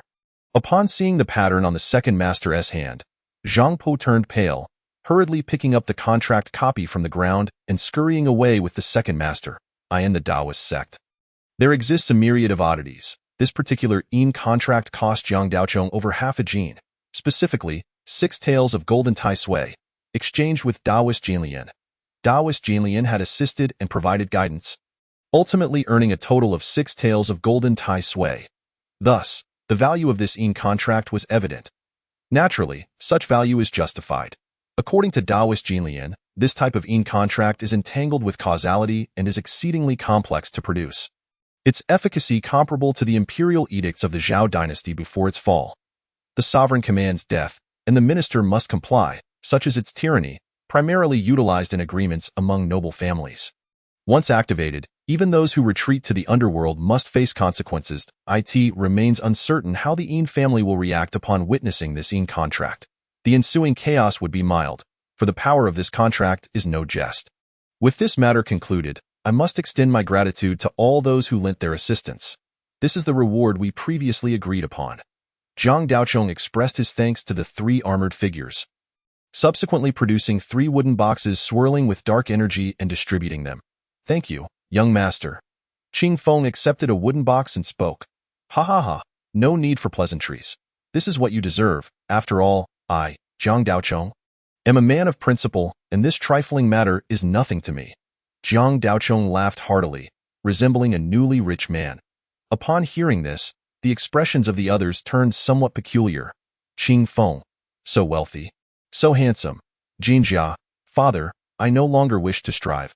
Zhang Gong, the Yin family has truly run into misfortune this time. To truly exit Yujing City, the next steps will rely on the skills of you lot. The lotuses. Zhang Daochong clasped his hands together, murmuring. Chapter 58. The winds rise in Chongzhou, one of the 36 states. Since a few days ago, the White Lotus sect's branches throughout the region suddenly opened their granaries, providing relief to the impoverished, including the state capital, Yingtian. A total of 6 major cities participated in this endeavor. Outside a porridge kitchen in Yingtian, nearby impoverished families were queuing for food. In recent years, calamities and disasters have been unrelenting. Even with the availability of Tai Sui to consume, most commoners have been living in dire straits. Consequently, the response to this grain distribution has been tremendous. Over these past few days, word has spread like wildfire, with villages in the vicinity flocking to partake, resulting in at least 40 to 50,000 individuals receiving food. However, this grain distribution differed from previous relief efforts. Beside the porridge kitchen stood a table adorned with a large incense burner. Yet no deity was present behind it, only a tablet. To receive grain, one must first light a stick of incense before the tablet and utter words of gratitude. The White Lotus sect is a religious organization. The locals were accustomed to such practices. They had engaged in similar rituals before, thus they took it in stride. They followed the guidance of the white-clad believers, offering incense and prayers. The southern frontier, a treacherous wilderness, has been fraught with danger since the descent of Tai Sui, plagued by evil spirits and monsters. In the face of the suddenly deteriorating living conditions, the tribes scattered throughout the mountains gradually united in their quest for sustenance and survival. As time passed, within the Southern Frontier Alliance, 6 of the largest and most powerful tribes began to assert their dominance. The 6 tribal elders from these tribes formed the highest authority of the Southern Frontier. Collectively referred to as the 6 Great Elders, a few days ago, the Grand Elder from the Wuching tribe unexpectedly issued a summons for a council, and today the other 5 elders have entered the council hall, which has now elapsed nearly half an hour. The so-called council hall is merely a slightly larger bamboo hut, for in the impoverished southern frontier, no one would construct a dedicated hall for deliberations. Within the hall, the 6 elders sat on bamboo chairs, smoking their pipes, their gazes fixed upon a small patch of open ground at the center. On this patch lay several iron buckets, arranged from largest to smallest. Interconnected by bamboo tubes, a young girl of about 10, adorned with jingling silver ornaments, was busily engaged in her task. Leiyu, my dear, do you truly believe you can lessen the bitterness of the salt? Inquired an elder clad in white, puffing on his pipe. Oh, grandfather by man, fret not. This method was taught to me by a bearded old man in my dreams. It will surely work. Besides, I tried it a few days ago. Just ask my grandfather. The elder of the Bai Man tribe turned to an elderly man nearby, whose hair and beard were entirely white. Grand Elder, is what the girl says true? The other elders also turned their attention to him. Indeed, it is no falsehood. Yesterday, Leiyu did indeed refine some fine salt. Though it cannot completely eliminate the bitterness, it has reduced it by at least 70%. Oh? Is there any tangible proof? Inquired an elder clad in black. The Grand Elder tapped his smoking pipe against his hand, returned it to his waist, and then produced a small cloth bag from his robe, placing it on the table. The other 5 elders exchanged glances and each took a pinch to taste, their eyes brightening in unison, affirming the Grand Elder's words. The previous salt was bitter and astringent, but now only a trace of bitterness remained.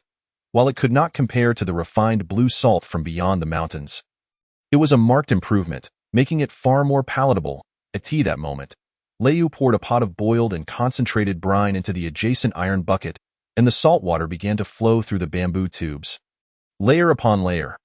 The smallest bucket at the bottom had already accumulated more than half a bucket of brine, which was visibly much clearer than the earlier mixture. The Wuching elder observed the excited Leu and spoke.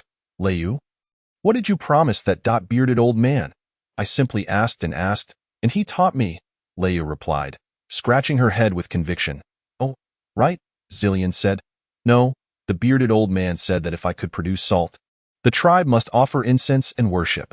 The several elders exchanged knowing smiles. They naturally did not believe in such a bearded old man, yet they understood his intentions, the grand elder replied. Offering incense and worship is a practice of the Central Plains. We do not adhere to such customs here. Your bearded old man likely seeks the power of incense offerings. We shall simply have the various villages kindle bonfires in his honor. Though the power of such offerings was not substantial, should it inadvertently be drawn away by malevolent spirits, it could lead to trouble. The Wuching elder feigned difficulty. Grandfather Wuching, that man is surely not a malevolent spirit. Simply agree, for he also mentioned he would visit the southern frontier and could produce salt devoid of bitterness. Leu pleaded, sidling up to Wuching with a charming demeanor. Then you must speak truthfully to us. Just who is that bearded old man?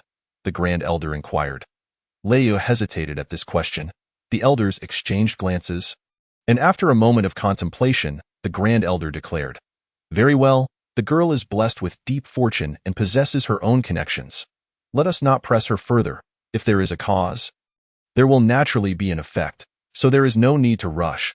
He then turned to Leu and said, Child, you shall produce the salt here, as you wish. Upon hearing this, Leu cheered and became busily engaged once more.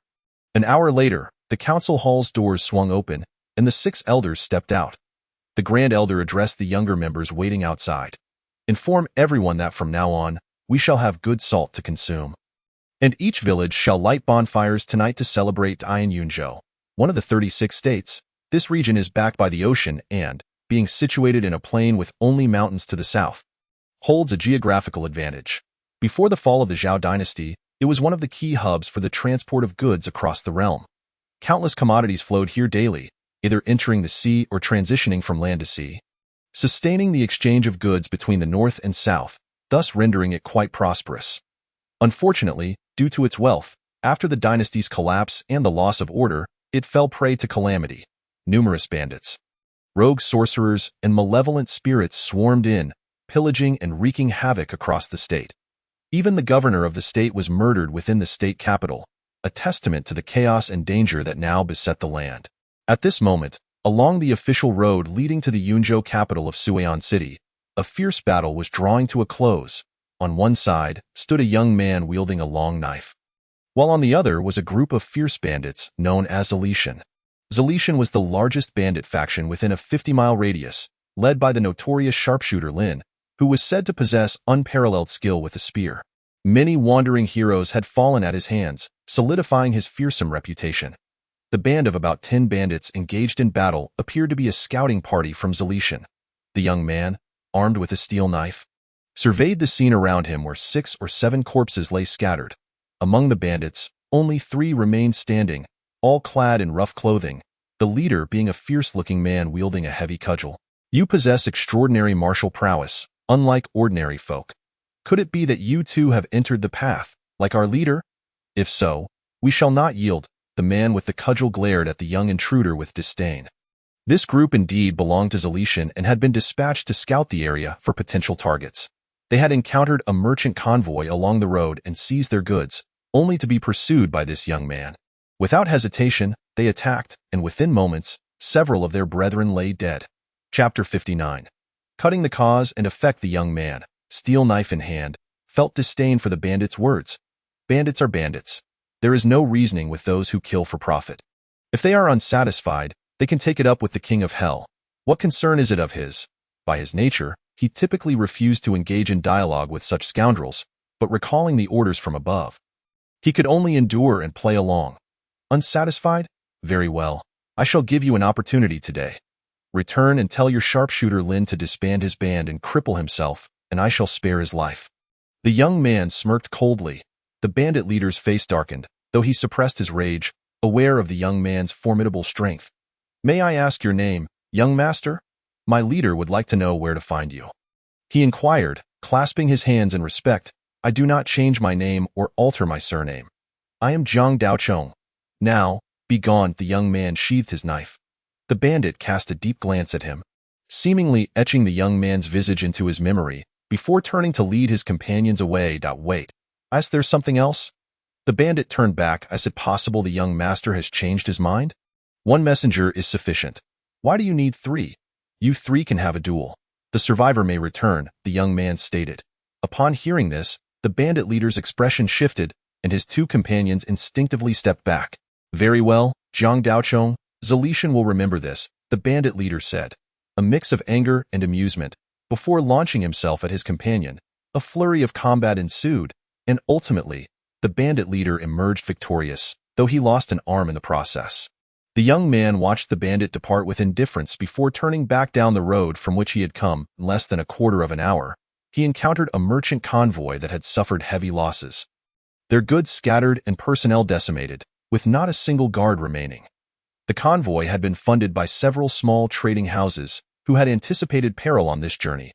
To their astonishment, fate had turned in their favor. As they were rescued, the merchants, driven by profit, were eager to express their gratitude, insisting on offering half their goods in return. The young man naturally declined, and as both sides insisted, the merchants, realizing the young man's resolute refusal, felt even more grateful that a merchant in his 40s spoke up. "Young hero, your noble act of saving our lives cannot go unrewarded. Since you do not wish for our goods, may we at least know your name? Otherwise, we shall be plagued by our conscience." The young man hesitated at this request. Revealing his identity could suggest a desire for fame. "Young hero, do you look down upon us? Is your name not worthy of our knowledge?" Another merchant interjected. "Indeed, indeed," the surrounding crowd echoed in agreement. Given the seriousness of the situation, to persist would be ungrateful. The young man clasped his hands. "Not revealing my name does not stem from disdain, but rather from a desire to avoid contention for fame and profit. My actions arise from the heart." "Very well, I am Zhang Daochong. Pleased to meet you all." Half a day later, outside the city of Suan, this caravan, having endured numerous perils, finally arrived safely. The members of the caravan could not contain their joy and erupted in cheers, yet the young hero was not among them. He had already departed. Zhang Xiaoxia was a true knight, driven solely by righteousness and not in pursuit of fame. However, we could not remain idle. Once we enter Suan, we must gather merchants from all corners to proclaim his deeds, ensuring that our benefactor does not go unrecognized. Indeed, it is well known that Yunzhao has given rise to both great bandits and noble heroes. Today, though we narrowly escaped death, we have witnessed this firsthand. And the reputation is well deserved. That moment, from within the dense forest by the roadside, a man wielding a blade revealed himself, shaking his head in confusion over the peculiar command he had received. In truth, he was not alone. Countless heroes had been grappling with the same bewilderment these past few days. Zhang Daochong, residing in Yujing, had gained a reputation as a hero in Yunzhao. Outside Yujing, Zhang Daochong raised his gaze to the sky. His long knife suddenly unsheathed, he swung it towards the space 3 feet above his head. His senior brother, Hidejia, and Jinjia stood 100 meters behind him, giving him room. Just as Zhang Daochong swung his knife upward, Daoist Janlian outside the forest had already produced a wooden tablet inscribed with Zhang Daochong's name. On the reverse of the tablet, intricate incantations were etched with his heart's blood, layer upon layer, densely packed. At that moment, the wooden tablet seemed to lose its weight. With Zhang Daochong's knife swing, it exploded into powder with a resounding crash. In the southern regions, songs and dances filled the air, and the ancient melodies now echoed with the name Zhang Daochong. In the porridge stalls throughout Chongzhou, Zhang Daochong's memorial tablets trembled in unison. The incense burner, filled with ash, released wisps of fragrant smoke. Shimmering with golden light as if reigniting from the ashes, waves of unseen incense energy traversed mountains and rivers towards the outskirts of Yujing, and though the wooden tablet had shattered, the complex runes lingered in the air. Countless runes encircled the name Zhang Daochong, as the power of incense transformed through these runes into a tangible essence, raining down like golden powder. the three characters of Jiang Daochong floated in the air. Gradually glowing with a golden radiance eye in the forest, Jiang Daochong swung his knife down. As the blade descended halfway, a glimmer of golden light appeared upon its edge. Indeed, it was. Golden blade severs the ties of fate. Incense and fire forge a true name. Breaking free from the cage, the heavens are vast, and I shall roam freely. While the onlookers saw Jiang Daochong strike upwards towards an empty space, sparks flew as his long knife seemed to collide with a solid steel bar. Producing a sharp sound, Jiang Daochong felt a jolt of energy, as if a great bell reverberated in his mind, leaving him momentarily blinded. After a while, he regained his senses, with one stroke severing the ties of cause and effect. Jiang Daochong felt the shackles vanish, as if he possessed boundless freedom. The vastness of the universe was at his disposal, and his body felt light as a feather, as if he were ascending to immortality. He could not help but long to transcend and depart. Awaken, keep your mind steady, do not be deceived. Should you leave the ground now, you will vanish completely. The voice of Taoist Jinlian echoed in his heart. Startled, Jiang Daochong snapped back to reality, glancing down to find his heels already off the ground, his toes raised, resembling a spirit. It is well known that when spirits walk, their heels do not touch the earth, and they tread lightly on their toes. In truth, this was not their desire. Rather, it was due to death extinguishing their life, clearing their past debts, preparing for reincarnation. Without the entanglement of cause and effect, one naturally becomes lighter, and the body involuntarily rises, hence the toes are lifted. However, this was the state of a spirit about to be reincarnated. If a human body were to lose its ties of cause and effect, it would lead to grave consequences. Without cause and effect, one would sever all ties with the world, inevitably disappearing entirely. The Taoist sect is divided into three schools: heaven, earth, and man. The heavenly school practices the path of detachment from emotions. The deeper one cultivates, the less emotion one possesses. The practitioners of the heavenly school do not differentiate between right and wrong, good and evil, and beyond the great way, they seek nothing else. This essence of detachment serves to diminish entanglements of cause and effect. With no sense of righteousness, there is no urge to eradicate evil. Devoid of sympathy and compassion, one cannot help but refrain from slaying demons. The great way is selfless. Selflessness breeds detachment, ultimately aligning oneself with the Tao. One might ask what cause and effect a stone by the roadside could possess. The experts of the heavenly school that Taoist Jinlian has encountered are akin to the existence of stones. In the end, those who reach the pinnacle of the heavenly school mysteriously vanish without a trace, akin to evaporating from the realm of mortals. This is a profound secret of the Taoist sect. Jinlian harbors deep suspicions that the disappearances of past leaders of the heavenly school are due to their detachment from cause and effect. At this moment, Jiang Daochong found himself in a similar state. Chapter 60. Conclusion. Various matters outside Suian City in Yunzhou. In a mountain stronghold, a band of outlaws known as the Veil of Heaven had taken residence. The bandit leader, Shenyang Lin, was high up on his seat. Beside him stood a formidable spear, while 8 bandits of varying expressions sat below, forming the backbone of their lair. The leaders responsible for various tasks included the artillery chief, in charge of leading troops and enforcing laws; the supply chief, responsible for logistics; the intelligence chief, in charge of gathering information; and the resource chief, overseeing resource management.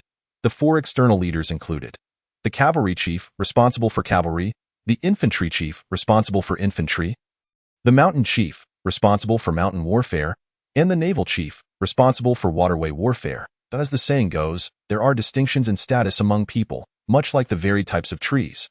Even among bandits, there are clear hierarchies, and these individuals are the core of the Veil of Heaven. At that moment, a robust man knelt on one knee below, recounting the events of the day.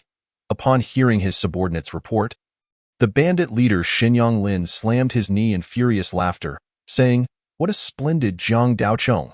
If we do not avenge this grudge, how shall we stand?" He commanded, "Brothers in the mountains and sentinels beyond, spare no effort in tracking down this person." A henchman entered from outside, received Shenyang Lin's orders, and hurriedly exited to carry them out. Not only here, but throughout the entire Yunzhou region, various mountain bandits and thieves were concurrently pursuing Jiang Daochong, with large factions even issuing bounties for his head. Outside Yujing, Jiang Daochong, having severed the ties of cause and effect, felt an extraordinary lightness throughout his being. In recent days, the entire Yunjiao had been turned upside down. All due to the name Jiang Daochong. At this moment, countless causes and effects sought him out. Once he firmly planted his feet back on the ground, Jiang Daochong let out a sigh of relief. Wiping the sweat from his forehead, silently acknowledging the dangers he had faced. Turning to gaze at the distant Yujing, it resembled a colossal beast lying in the darkness, yet this held no significance for him. From this day forth, he truly embraced the freedom of soaring as high as birds and leaping into the vastness of the sea. 3 days later, in a village named Towo, 2 men and a woman emerged. They were Jiang Daochong, his senior brother, and he Dejia, who had taken a rest here.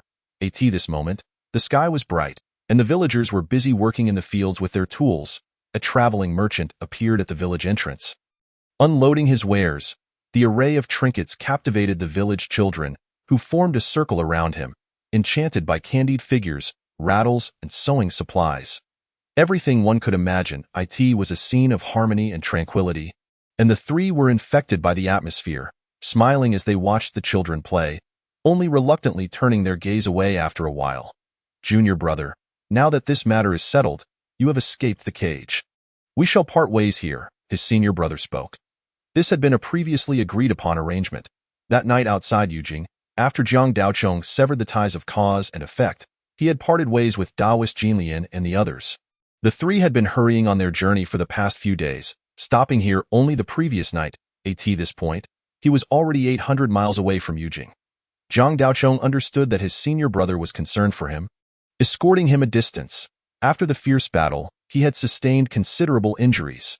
Yet, with Dejia's excellent medical skills, he had recovered fully without lingering effects. Young Master Jiang, I too must take my leave. There are those waiting for me at the Qingyi Hall, Dejia said with a bow. Though the mountains are high and waters long, we shall meet again. Senior brother, girl, safe travels, Jiang Daochong replied. Subsequently, he took out 2 wooden boxes, handing one to Dejia and the other to his senior brother. Dejia, perplexed, accepted it and opened it, releasing a surge of pure vitality that shot skyward. At the bottom of the box lay a chunk of golden, fleshy substance weighing at least 3 or 4 taels. Golden Tai Sui, Dejia was taken aback, quickly closing the box and saying, Young Master Jiang, this is too precious. Jiang Daochong waved his hand dismissively, saying, in the world of martial arts, being overly formal is not fitting. If Miss He declines, it would be as if you do not regard me as one of your own. His senior brother chimed in, Dejia, accept it. This is a local wealthy man, no need to scrimp on him. Dejia had not anticipated that their trip to Yujing would yield such a fortune. This treasure would greatly benefit both her and the Qingyi Hall. Reluctant to refuse, she finally accepted the wooden box, saying, I was being overly polite. Well then, I shall accept it, however, if we are to speak of distance. You calling me Miss He is quite hypocritical. Ha ha ha, very well, I shall call you Yejin from now on. You need not call me Young Master Jiang anymore. Simply refer to me as Daochong, he said. And the 2 shared a smile, conversing for a while longer, until they caught sight of a group of Qingyi individuals appearing in the distance. Yejin then bowed and said, Daochong, my escort has arrived. You must come to the Qingyi Hall to visit me in the future. Take this token.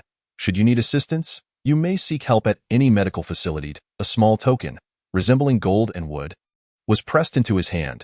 Jiang Daochong accepted the token, saying, Understood, Yejin, do hurry. Once Yejin was out of sight, Jiang Daochong turned to his senior brother and said, The matter regarding the mistress is deeply entangled. You must exercise utmost caution. I suspect the mastermind behind it will not be lenient. Alas, my current skills are too weak to offer assistance. Rest assured, I possess my own means, however, in these recent days. Those 3 individuals trailing behind us have proven to be even more cautious than my junior apprentice. The elder brother remarked as he gazed towards the forest beyond the village. The battle at Yujing that day was fraught with uncertainty. No amount of preparation could be deemed excessive. These 3 were borrowed from a friend. Fortunately, they have not been required. At this moment, 2 figures, a man and a woman, both adept in the art of combat and dressed as merchants, revealed themselves from the woods. The peddler at the village entrance had also dispatched a group of children and was now approaching with his burden towards Jiang Daochong and the elder brother. Jiang Daochong stepped forward and said, I thank the 3 seniors for their assistance. Young master is too polite. We have not contributed much, the peddler replied, setting down his load and clasping his hands in respect. Jiang Daochong waved his hand and produced a wooden box, presenting it to the elder. Please take this back with you, esteemed seniors. Observing the peddler solemnly stow away the wooden box, he then produced 3 substantial pieces of blood Tai Sui and offered them. Though we did not engage, it would be remiss to let the 3 seniors leave empty-handed. This is a token of my gratitude. Please do not refuse. The 3 exchanged glances, the combined weight of the blood Tai Sui amounting to at least 15 jin. A generous gift indeed. Surpassing their monthly provisions, Tio received such a bounty for merely running an errand was a stroke of fortune. Thank you for your generosity, young master. We shall not be polite, the peddler exclaimed, his eyes gleaming with delight as he accepted the blood Tai Sui from Jiang Daochong's hands. After a few more casual exchanges, they parted ways. Lanlian, Jin Tai Sui has already been sent back for you. Do keep an eye out for it. Jiang Daochong communicated as he found Lan Lian amidst the fragments of the treasure. How goes it? Is everything proceeding smoothly? Lan Lian's voice resonated. All is well. I narrowly escaped with my life. I will recount the details to everyone once I am free. Very well. After a brief exchange, they ceased their communication. The hour is late. I must take my leave. The elder brother tightened the bundle slung over his shoulder. Jiang Daochong hesitated momentarily, then retrieved a dark talisman from his robes. Whispering for your protection. I believe it will serve you well. The elder brother accepted the talisman, his body stiffening as he examined it closely, inhaling sharply, Junior apprentice. Where did you acquire this? I obtained it rather fortuitously from the ancestral altar. Jiang Daochong replied in a low voice. The elder brother, upon hearing this, swiftly scanned the surroundings, ensured their safety, and then exhaled in relief, gaining a newfound respect for his junior apprentice's audacity, eventually giving him a thumbs up. You are impressive, junior apprentice. Chapter 61. The mountain feast to the north of the Tsang River and east of the Wei River lies Yuzhou, one of the 36 provinces of the realm. At this moment, the clock struck midnight, and a magnificent moon hung high in the sky in the stillness of the night. A gentle mountain breeze rustled through the trees, creating a symphony of whispers, the perfect time for spirits to roam and demons to pray. Amidst the murmuring of the forest, a conversation could be heard. I told you that things should not be consumed in excess, yet you refuse to listen. Now look at the state you're in. Restless all day, a little girl dressed in crimson, her hair tied in a lofty braid, languidly sprawled across the back of a donkey, her hands and feet dangling down. A dashing young man clad in green, a sword at his waist, led a large black donkey, scolding her as they walked. This was Jiang Daochong accompanied by his little spirit. Hong Ling, noticing that Hong Ling did not respond, Jiang Daochong idly snapped a blade of grass and poked her cheek. Hong Ling swatted the grass away with her tiny hand, rolled over to lie on her back, her small face scrunched up as she rubbed her round belly, occasionally letting out a groan. I'm so full.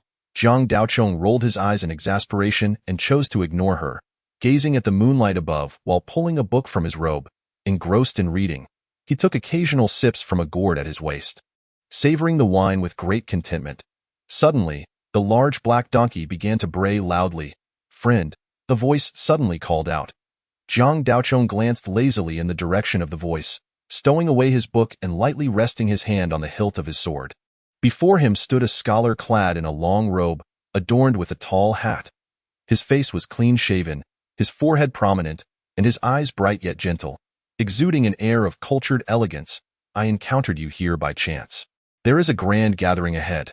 Would you care to join? Jiang Daochong, stroking the hilt of his sword and squinting his eyes to appraise the man, suddenly smiled and replied, Certainly. The scholar returned the gesture and turned to lead the way.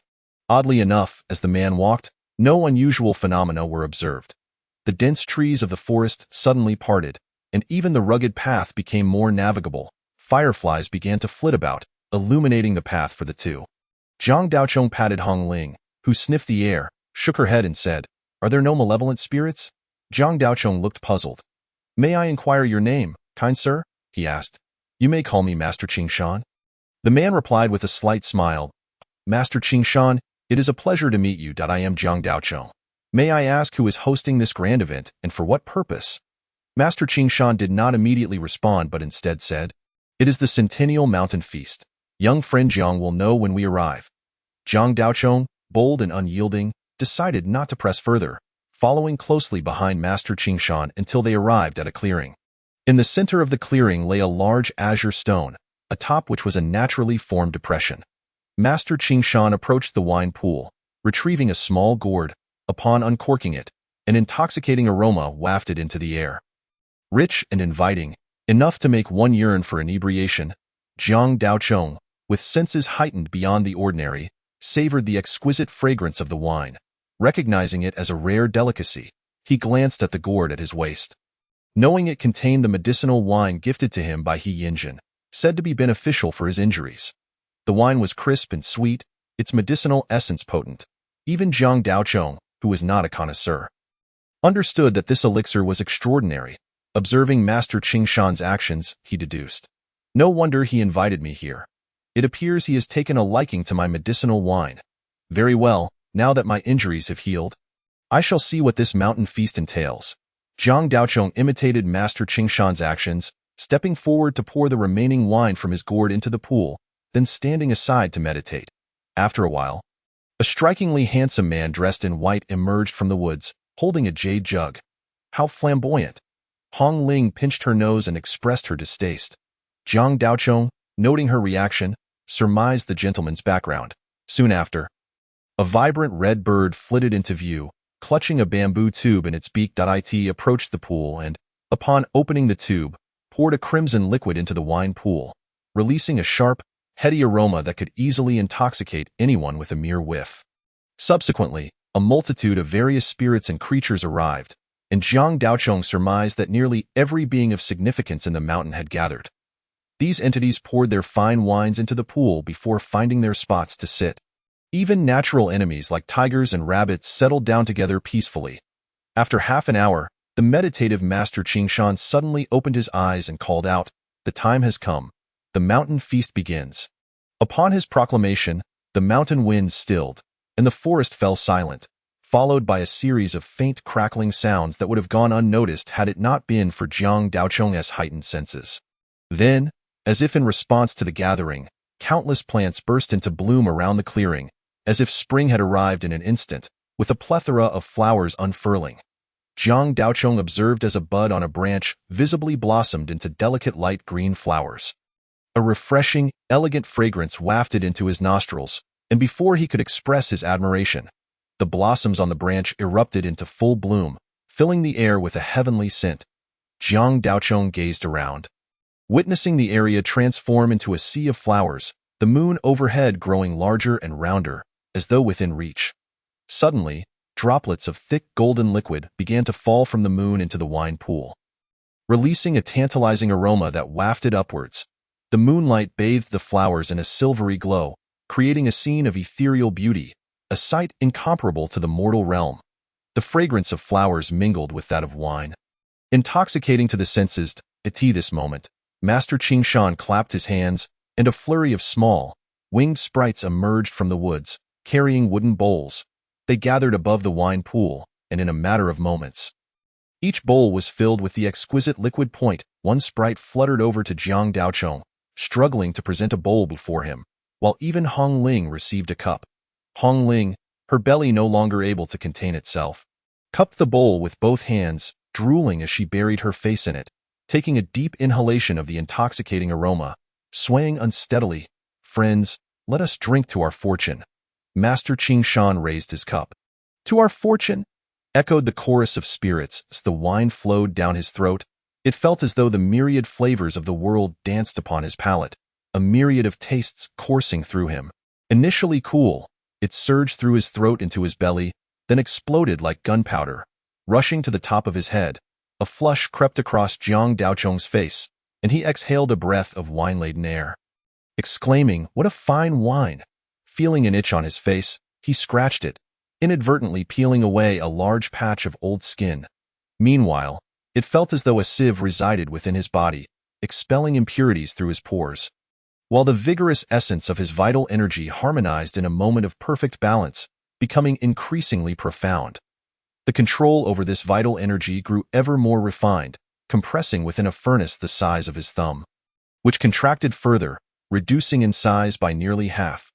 With a deep breath, Jiang Daochong steadied his stance, and with a single punch, the compressed air erupted with a thunderous roar, causing a nearby sapling to be violently cleaved in two. Truly, it was a remarkable substance, akin to the finest elixirs. At that moment, Hong Ling, having sipped the wine, flushed slightly, and with her little legs wobbling, she stumbled a few steps before collapsing to the ground. The large black donkey nudged Jiang Daochong, prompting him to extend the bowl in his hand, allowing the creature to lap at it. A few days prior, Hong Ling had fed this donkey a small piece of the revered gene Tai Sui, and since then, the donkey had grown increasingly intelligent. As the black donkey licked the bottom of the bowl, it suddenly swayed, struggling to maintain its balance. With a few lazy grunts, it fell flat on its side, its tongue lolling out, and it began to snore. Shortly after, a small flower sprouted from its ear. Jiang Daochong was taken aback. Could this foolish donkey be on the verge of becoming a potted plant? The thought of riding a donkey adorned with flowers and grass in the future made him quickly shake his head, banishing the peculiar image from his mind. On the other hand, Mr. Qingshan reached out and patted the donkey on its head, causing the budding flowers to fall away from its body. The black donkey shook its head and stood up, its ears perking up as it turned to graze, casting a wary glance at Jiang Daochong's wooden bowl. At that moment, the surrounding sea of flowers began to wilt, petals drifting down like a dream. Jiang Daochong, cradling Hong Ling, placed her on a stone and draped her with a garment before turning to stand beside Mr. Qingshan. The Mountain Lord has invited me here. Is there any way I may assist you? Jiang Daochong inquired. How did you come to know I am the Mountain Lord? Mr. Qingshan replied with a smile. To command the spirits of the mountains and ensure harmony among the myriad creatures. Such extraordinary capabilities are not typically found in mere spirits or malevolent entities. I have encountered many forms of enlightenment, yet none possess such methods, Jiang Daochong articulated. Mr. Qingshan did not elaborate further but scrutinized Jiang Daochong and remarked, My young friend, your cultivation must have reached its zenith. At these words, Jiang Daochong felt a surge of vitality ripple through him, a bloodline bursting forth from his crown, soaring like an arrow into the sky. It ascended precisely to a height of 9 zhong and 9 qi. Even with his suspicions, upon witnessing that bloodline, Mr. Qingshan was still astonished. Throughout history, the concept of cultivation has existed, with the 8 gates each possessing their own methods of measurement.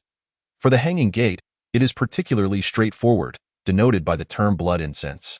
Stepping onto the path of the hanging gate, a single bloodline emerging from the crown signifies the height of one's cultivation, while 2 signify the path of the inner room and 3 for the great inner room. In the realm of cultivation, a blood incense of 5 zhong indicates a solid foundation capable of crossing realms, while 7 zhong or more signifies a leap into the heavens, marking one as a genius. And anything above 9 zhong is exceedingly rare. Jiang Daochong's blood incense, a complete 9 zhong and 9 qi, is also known as burning high incense. Moreover, judging by the vigor of that blood incense, 9 zhong and 9 qi may not be Jiang Daochong's limit. Had it not been for some unseen constraint, he could have surely surpassed 10 zhong. Mr. Qingshan, who had once been the Mountain Lord in the previous dynasty and remained so into the Zhao dynasty for several centuries, had witnessed many achieve the leap into the heavens, but burning high incense was a rarity indeed. Previously, I believed my efforts in cultivation to be commendable, yet my progress had stagnated at 9 zhong. With no further advancement, only today, after partaking in the Mountain Lord's wine, have I realized that overexertion can lead to collapse. One must achieve a balance of yin and yang to walk the right path. I must express my gratitude to the Mountain Lord for this opportunity. Jiang Daochong bowed respectfully. However, with your level of cultivation, you must at least possess the foundation of the inner room. Although the medicinal wine in my possession is not of ordinary quality, it may not meet the Mountain Lord's standards. Why then bestow upon me this opportunity without cause? Jiang Daochong shifted his tone, his eyes sparkling with intensity. Mr. Qingshan, being seasoned in worldly affairs with a profound state of mind, had already quelled his surprise. Recognizing the underlying sharpness in Jiang Daochong's inquiry without taking offense, he replied, You hail from Yujing, do you not? Indeed. Then it is only fitting. This wine is not for just anyone. I am merely offering it as a gesture to forge a benevolent bond with you in advance, Mr. Qingshan explained. Oh? What do you mean by that? Jiang Daochong asked, puzzled. Mr. Qingshan casually glanced at the small stone seal hanging from Jiang Daochong's waist. Jiang Daochong, astute as he was, noticed the movement and promptly lifted the stone seal, presenting it to Mr. Qingshan. Are you interested in this item, Mr. Qingshan? Mr. Qingshan took a measured step back, saying, Do not jest, my young friend. I cannot possibly take that. Quickly, put it away, Dado. And why is that? Jiang Daochong inquired, stroking the stone seal in his hand. Because it is bestowed by your father, Mr. Qingshan replied with a hint of resignation. Ah? Jiang Daochong was left speechless, his mouth agape as if he could fit 2 eggs inside. He had contemplated countless reasons, but had never imagined this one. Not only myself, but in all 36 provinces of the realm. Every provincial lord is appointed by your father, as are the deities of mountains and rivers, Mr. Qingshan continued. Goodness, is my father truly so formidable? Jiang Daochong's first instinct was disbelief, suspecting Mr. Qingshan was deceiving him. However, a thought suddenly struck him. Could it be related to the ancestral altar? After the Zhao dynasty ascended to power, ostensibly to stabilize the realm, they extensively decreed the appointment of celestial deities to assist in governance and maintain order. In reality, the 36 provincial lords, the 108 water deities, and the 365 mountain deities were merely offerings for the great sacrifice to the heavens. Jiang Daochong inhaled sharply, as if he had touched upon some hidden truth. Your Jiang family serves as the chief officiant for the great sacrifice to the heavens, and thus, the deities must naturally be appointed by your father through the ancestral altar. I ought to refer to you as Lord in that case. Now it makes sense. Jiang Daochong struggled to suppress his astonishment. A thought crossed his mind. Should he ask Mr. Qingshan to call him Little Lord just to hear it? As that notion took shape, he felt an urge to act, but upon observing Mr. Qingshan's enigmatic smile, he reconsidered his own cultivation level and suppressed the reckless impulse. Never mind, having just received his favor. I should show him some respect. Once my prowess increases. What has got you so amused? Mr. Qingshan inquired, a smile playing at the corners of his mouth. Nothing, nothing, Jiang Daochong replied hastily. I was merely pondering what this stone seal truly is. It is indeed the token of authority over the ancestral altar. All celestial and malevolent beings are bound by the altar's decree, and this seal serves as the key to wielding that power. Are you implying that this object can regulate the spirits of incense across the land? Jiang Daochong asked. In theory, yes, but given the long decline of the Zhao dynasty, it is uncertain how much authority your Jiang family retains. The efficacy of this item is debatable. Even if you were to present it, they would likely heed your call only half-heartedly, Mr. Qingshan replied. Indeed, no one wishes to have someone overshadowing them, Jiang Daochong concurred. Recognizing the truth in that statement, so, can I use this item now? You cannot. Your cultivation is insufficient at present. It would merely serve as a decorative trinket, Mr. Qingshan remarked, a knowing smile on his face. Indeed, that was a close call. Jiang Daochong sighed in relief, grateful he had not acted rashly. He harbored doubts that if he had attempted to use it, Mr. Qingshan might have struck him down without a second thought. How unfortunate that just as his ambitions were ignited, they were extinguished without mercy. Do you know, Mountain Lord, what the purpose of the great sacrifice to the heavens was during the Zhao dynasty? Jiang Daochong ventured to ask. Mr. Qingshan rolled his eyes and spread his hands. If I knew, do you think I would still be here today? Jiang Daochong glanced at Mr. Qingshan and shook his head earnestly. Highly unlikely, so it is settled then. Not just me, but even the provincial lords are likely only vaguely aware of the truth. If I possessed this item, it would surely attract attention, which is far too dangerous. Jiang Daochong suddenly recalled something and instinctively began to survey his surroundings. Do not worry. If this object were so easily found, it would have been discovered long ago. It is not visible to the untrained eye, Mr. Qingshan assured him. And how is it that you can see it? Jiang Daochong inquired, skepticism etched on his face. I am naturally different, Mr. Qingshan replied, looking wistful as if lost in thought. Now, my young friend, I have a small favor to ask of you. Jiang Daochong eyed Mr. Qingshan with suspicion, taking a discreet step back and chuckling. Mr. Qingshan, you jest. What you deem a small matter could very well be life-threatening for me. Mr. Qingshan nodded, a smile gracing his face. That is indeed the case, so. Will you assist me? Of course, Not only will I assist, but I shall ensure it is executed flawlessly to your satisfaction, Jiang Daochong declared, slapping his chest with fervor. Excellent, Mr. Qingshan replied, nodding in approval. Now, might you remove your hand? Jiang Daochong leaned back slightly, pointing at a large hand formed by a tree branch beneath his neck. With a wave of Mr. Qingshan's hand, the branches obediently retreated. 200 miles from this mountain lies a county named Hung, and tomorrow you shall set forth to that county to eliminate a demon for me. May I inquire, Mountain Lord, what level of cultivation does this demon possess? Jiang Daochong pondered. Fear not, its 300 years of cultivation is roughly equivalent to an entry-level practitioner. With your current prowess, it is not impossible for you to defeat it. Upon hearing this, Jiang Daochong felt a slight sense of relief. There was danger, yet with proper planning, it could certainly be accomplished. Mr. Qingshan, with his profound cultivation, should find dispatching this minor demon effortless. Why then send me? That demon escaped from my grasp, and killing it would diminish my merit and virtue. It is not worth the effort. Mr. Qingshan replied nonchalantly. I see. It seems that becoming a deity of incense requires numerous restrictions, and one cannot recklessly slay the creatures under one's domain. Jiang Daochong understood in his heart.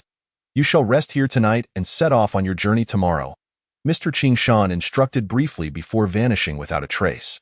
Jiang Daochong returned to the clearing, glancing at the peacefully slumbering Hong Ling, while the large black donkey was also snoring. The mountain breeze gently caressed, and the bright moon hung high, presenting a splendid scene. Indeed, it would be delightful to find a similar place to lie down when one grows old. He pulled out an ancient tome from his pocket, leaned against a large blue stone, and began to read by the moonlight.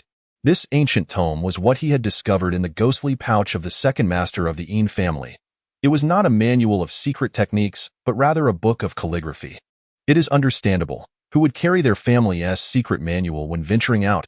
On that day, his senior brother had recounted the events of his duel with the second master of the Yin family, and Jiang Daochong was greatly intrigued by the techniques that sealed his senior brother's abilities.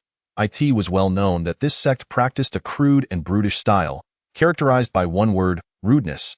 If he could acquire the Yin family's techniques, he could boldly confront his enemies with a single, powerful stroke, which was an exhilarating thought. Jiang Daochong did not wish to be a crude warrior who simply resorted to violence at every turn.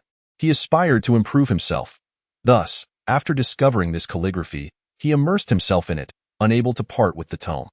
Aside from the five-toed thunder sound techniques he had exchanged from the golden armor, he had been nurturing his 5 internal organs with his vital energy daily, successfully cultivating a trace of the 5 shapes qi. He merely needed to continue this nurturing, and success would naturally follow. This was the ultimate skill he had chosen for his ascent, and he could not afford to neglect it. Besides this, the most effort he exerted was on this calligraphy. This book of calligraphy was titled The Snowy Knight Vow to Kill at Shaoqing Mountain, a renowned work by a calligraphy master of the previous dynasty. The first few pages were authentic pieces by famous calligraphers, while the latter pages contained detailed explanations, such as how to conceal the tip, how to transition and connect strokes, where to apply light pressure, and where to apply heaviness. It was exceedingly thorough. Even a mischievous 3-year-old could comprehend it. Yet, poor Jiang Daochong, with his previous life's dog-scratching handwriting, now faced this exceedingly tedious book, and he truly felt anxious and restless, pacing back and forth in frustration.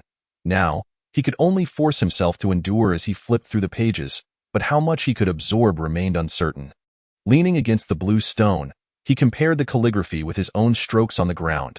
After another half an hour, feeling increasingly agitated, he simply tossed aside the book, drew his long knife, and unleashed a set of knife techniques.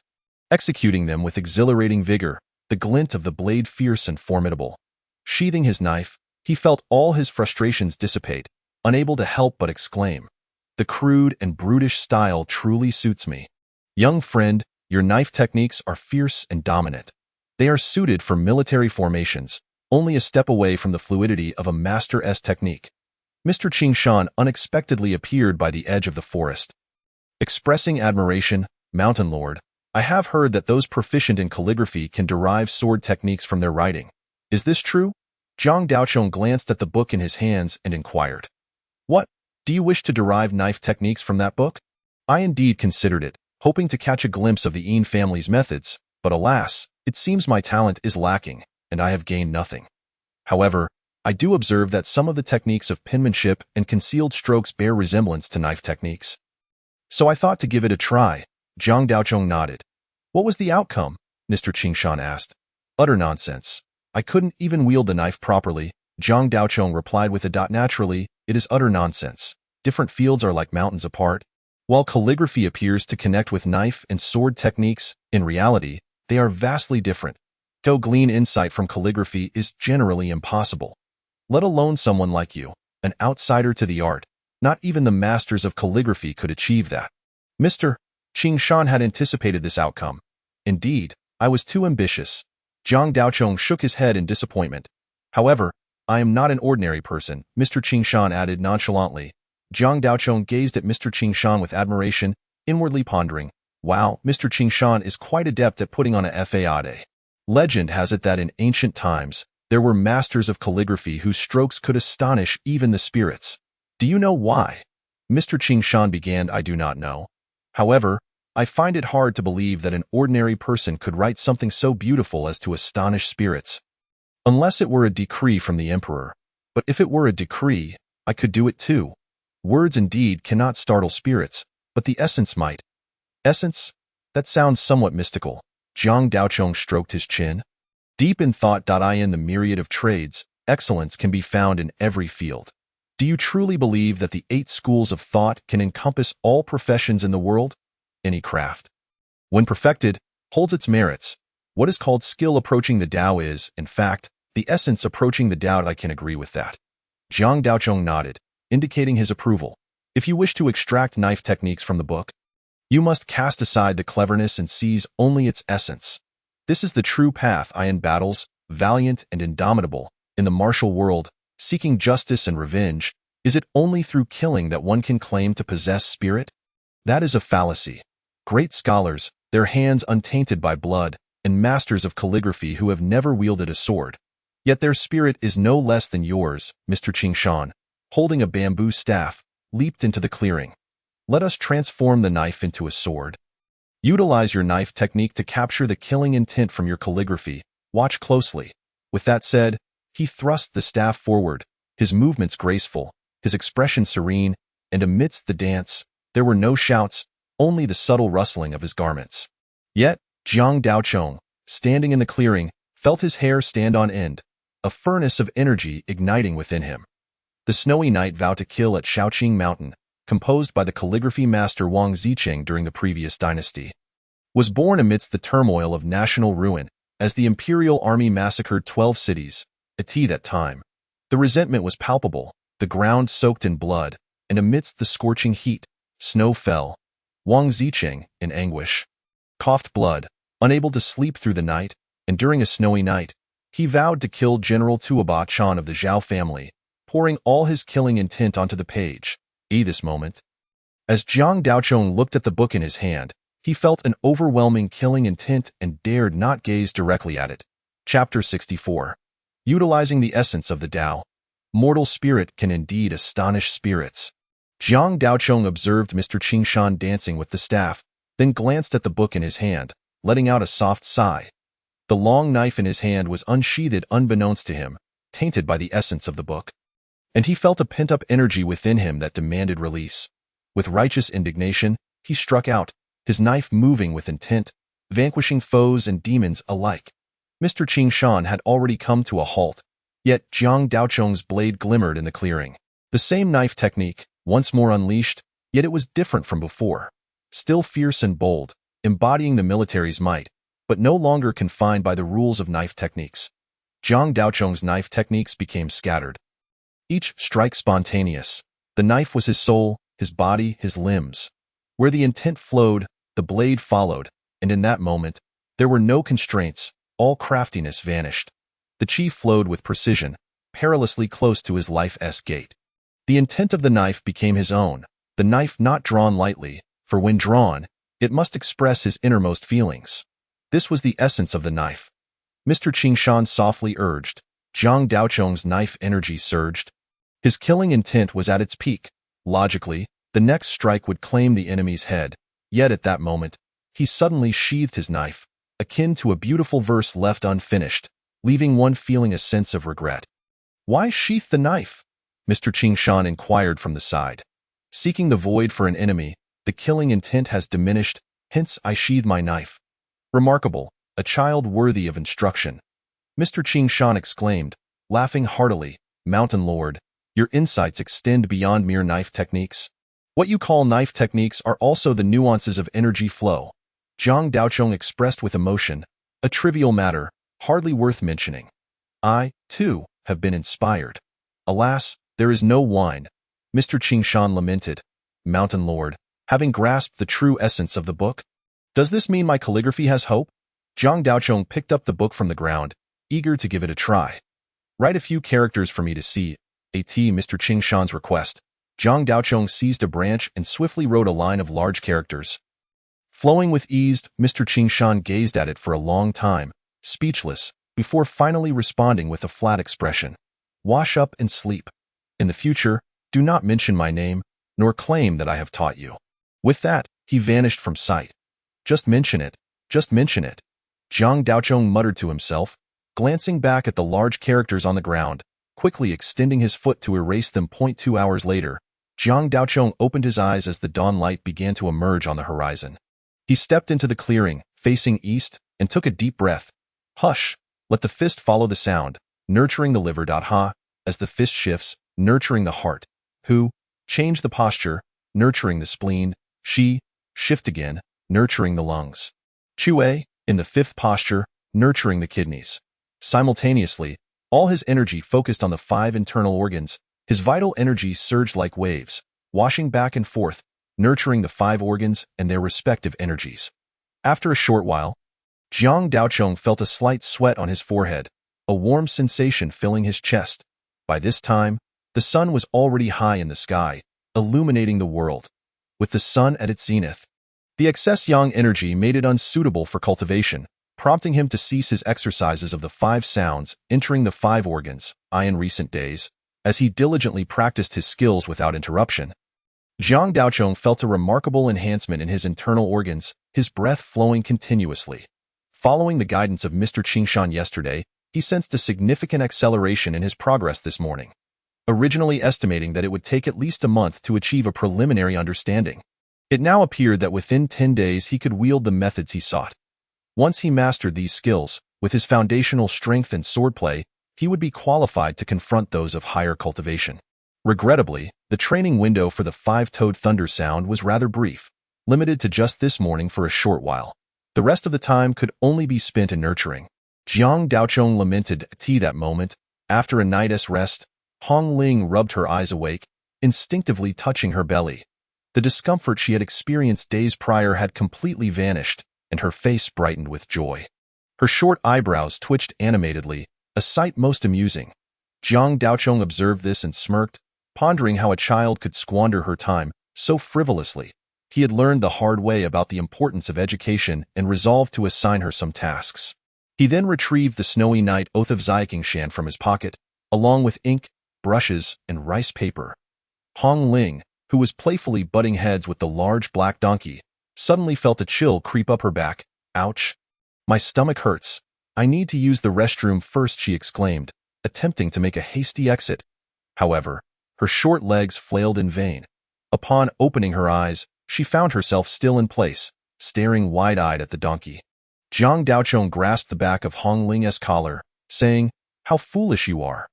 Even a ghost needs to use the restroom, you know?" With that, he tossed her onto the donkey's back and handed over the writing materials. "You must complete 30 large characters today. If you don't finish, you shall forfeit your meal, but my stomach still hurts. I'm not well yet." "Oh, really? Then perhaps you should skip your meal today to avoid overindulgence. Actually, I feel fine now." "Then get writing." Hong Ling grimaced as she accepted the ink and brushes, her eyes darting about, formulating a plan. "If you dare to write just one character on a piece of paper, you won't eat tomorrow either." Zhang Daochong chuckled coldly. "I won't write a single character. I'll write 2 instead." Hong Ling thought to herself. "2 characters, 1 suffice.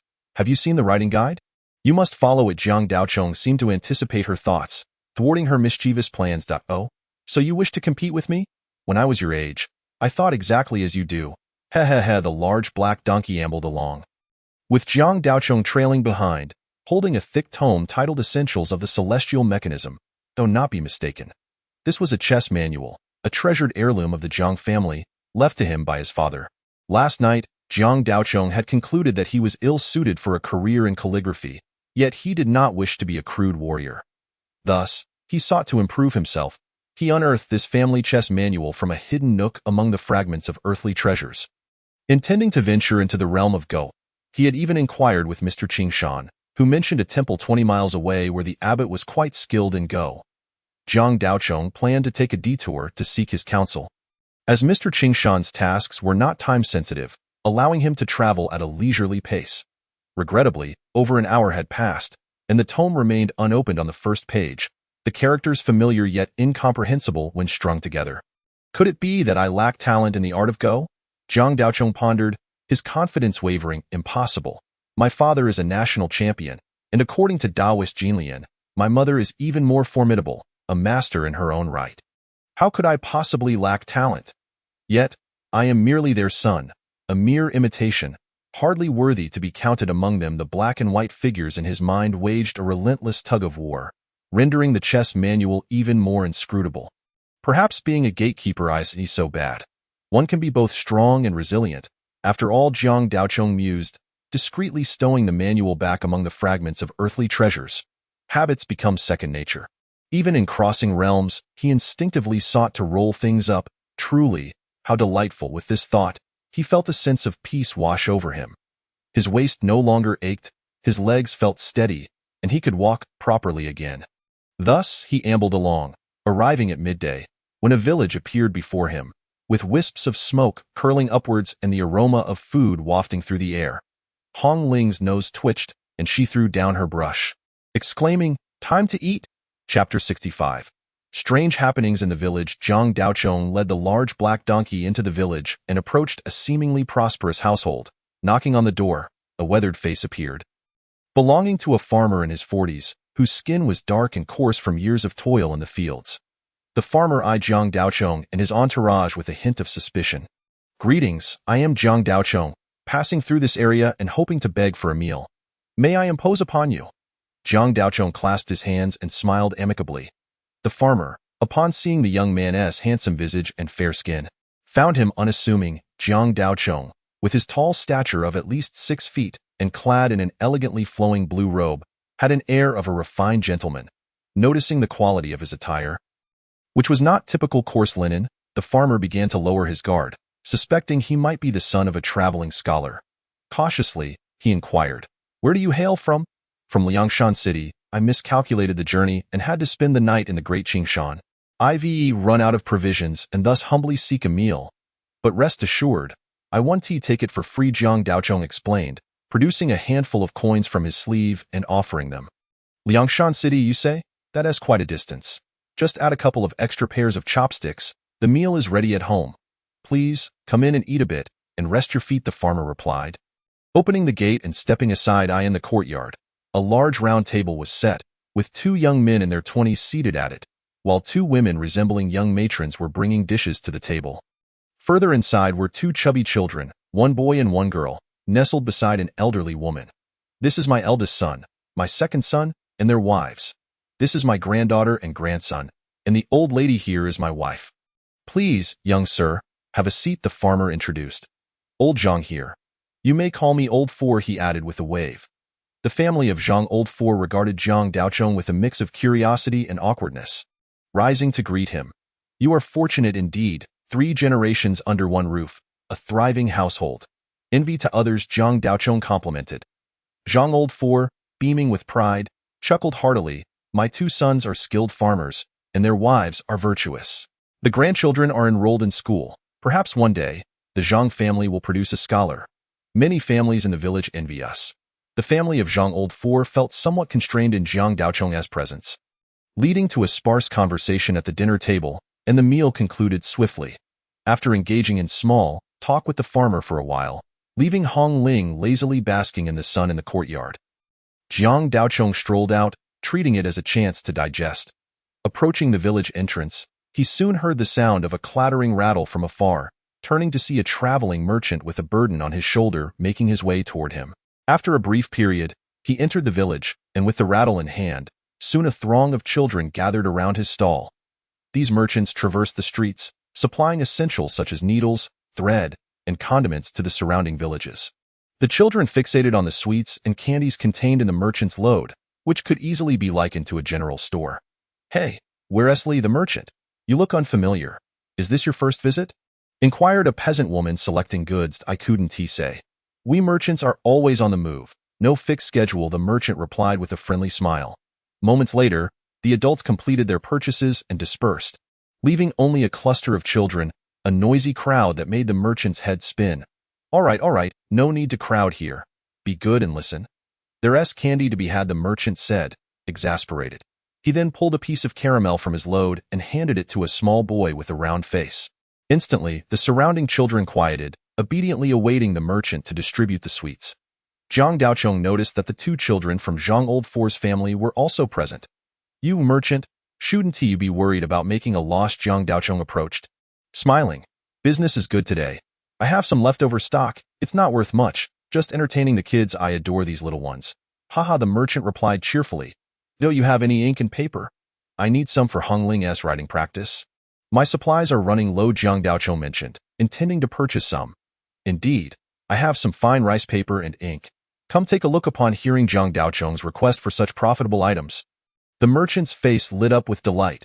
Zhang Daochong examined the offerings, finding the paper to be pristine white and the ink rich and dark, truly of superior quality. He selected a few sheets, spending half a tael of silver. Afterward, he sauntered back, preparing to surprise Hong Ling. Upon returning to Zhang Oldfour's courtyard, he disregarded the sulking Hong Ling and sought out the farmer, who was leisurely enjoying a smoke in the main room.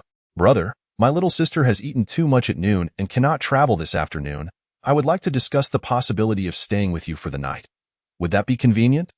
Zhang Oldfour, upon seeing Zhang Daochong approach, promptly rose to offer his seat, taking a place on another chair. Zhang Daochong, feeling somewhat modest, remarked, "It's merely a night's stay. It poses no inconvenience. I could easily linger for several days." Zhang Laohan chuckled heartily. "Ah, but your little girl at home certainly has quite the appetite, rivaling even the appetite of my own son." Zhang Daochong offered a polite bow and, retrieving half a tael of silver from his sleeve, presented it to him. Upon seeing this, Zhang Laohan furrowed his brow and said, "Young man, are you looking down on this old fellow?" "Not at all. It's just that my sister and I are enjoying your hospitality, eating and staying without contributing anything, and I feel rather awkward about taking advantage." Zhang Daochong hastily clarified, "In a farming household, we aren't so particular.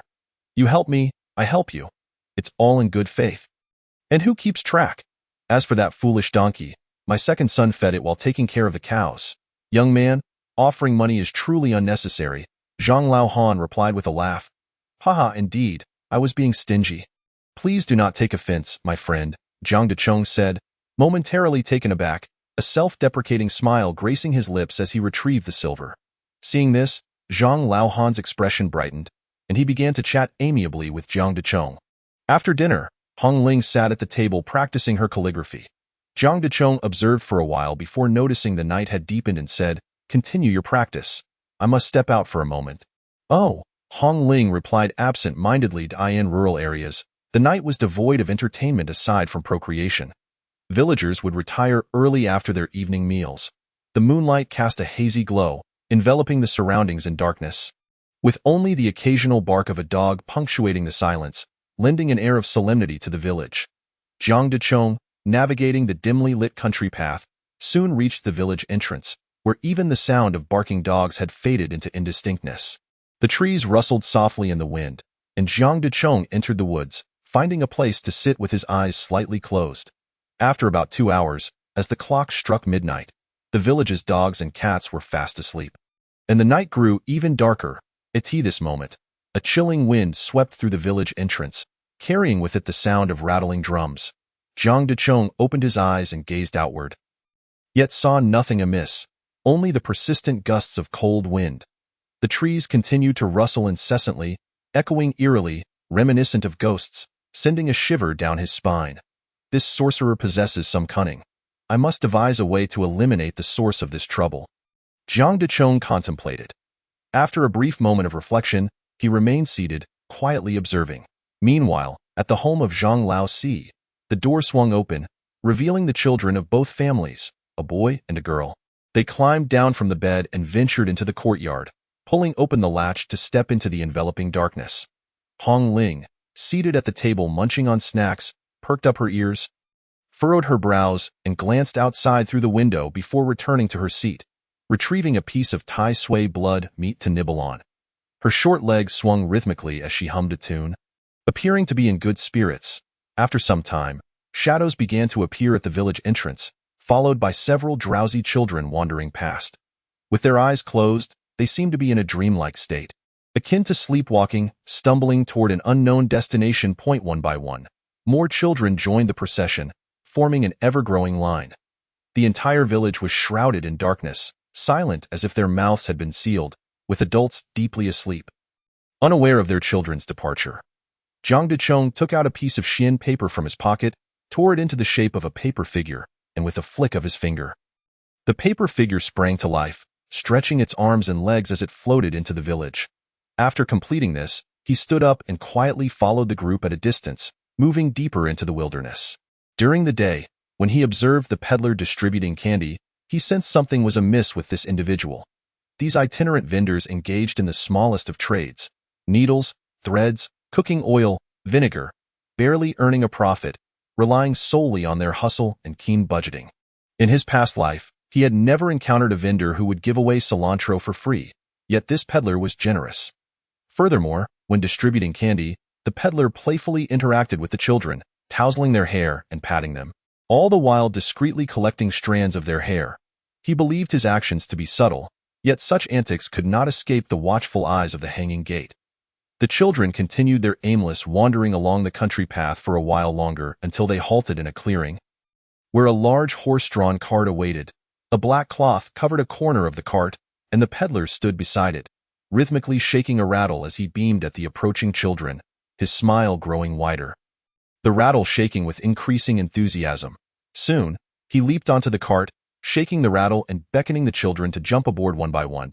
Previously, he had heard from Taoist Jian Lian and Bai Lian about the sinister individuals known as flower pickers who specialized in abducting women and children.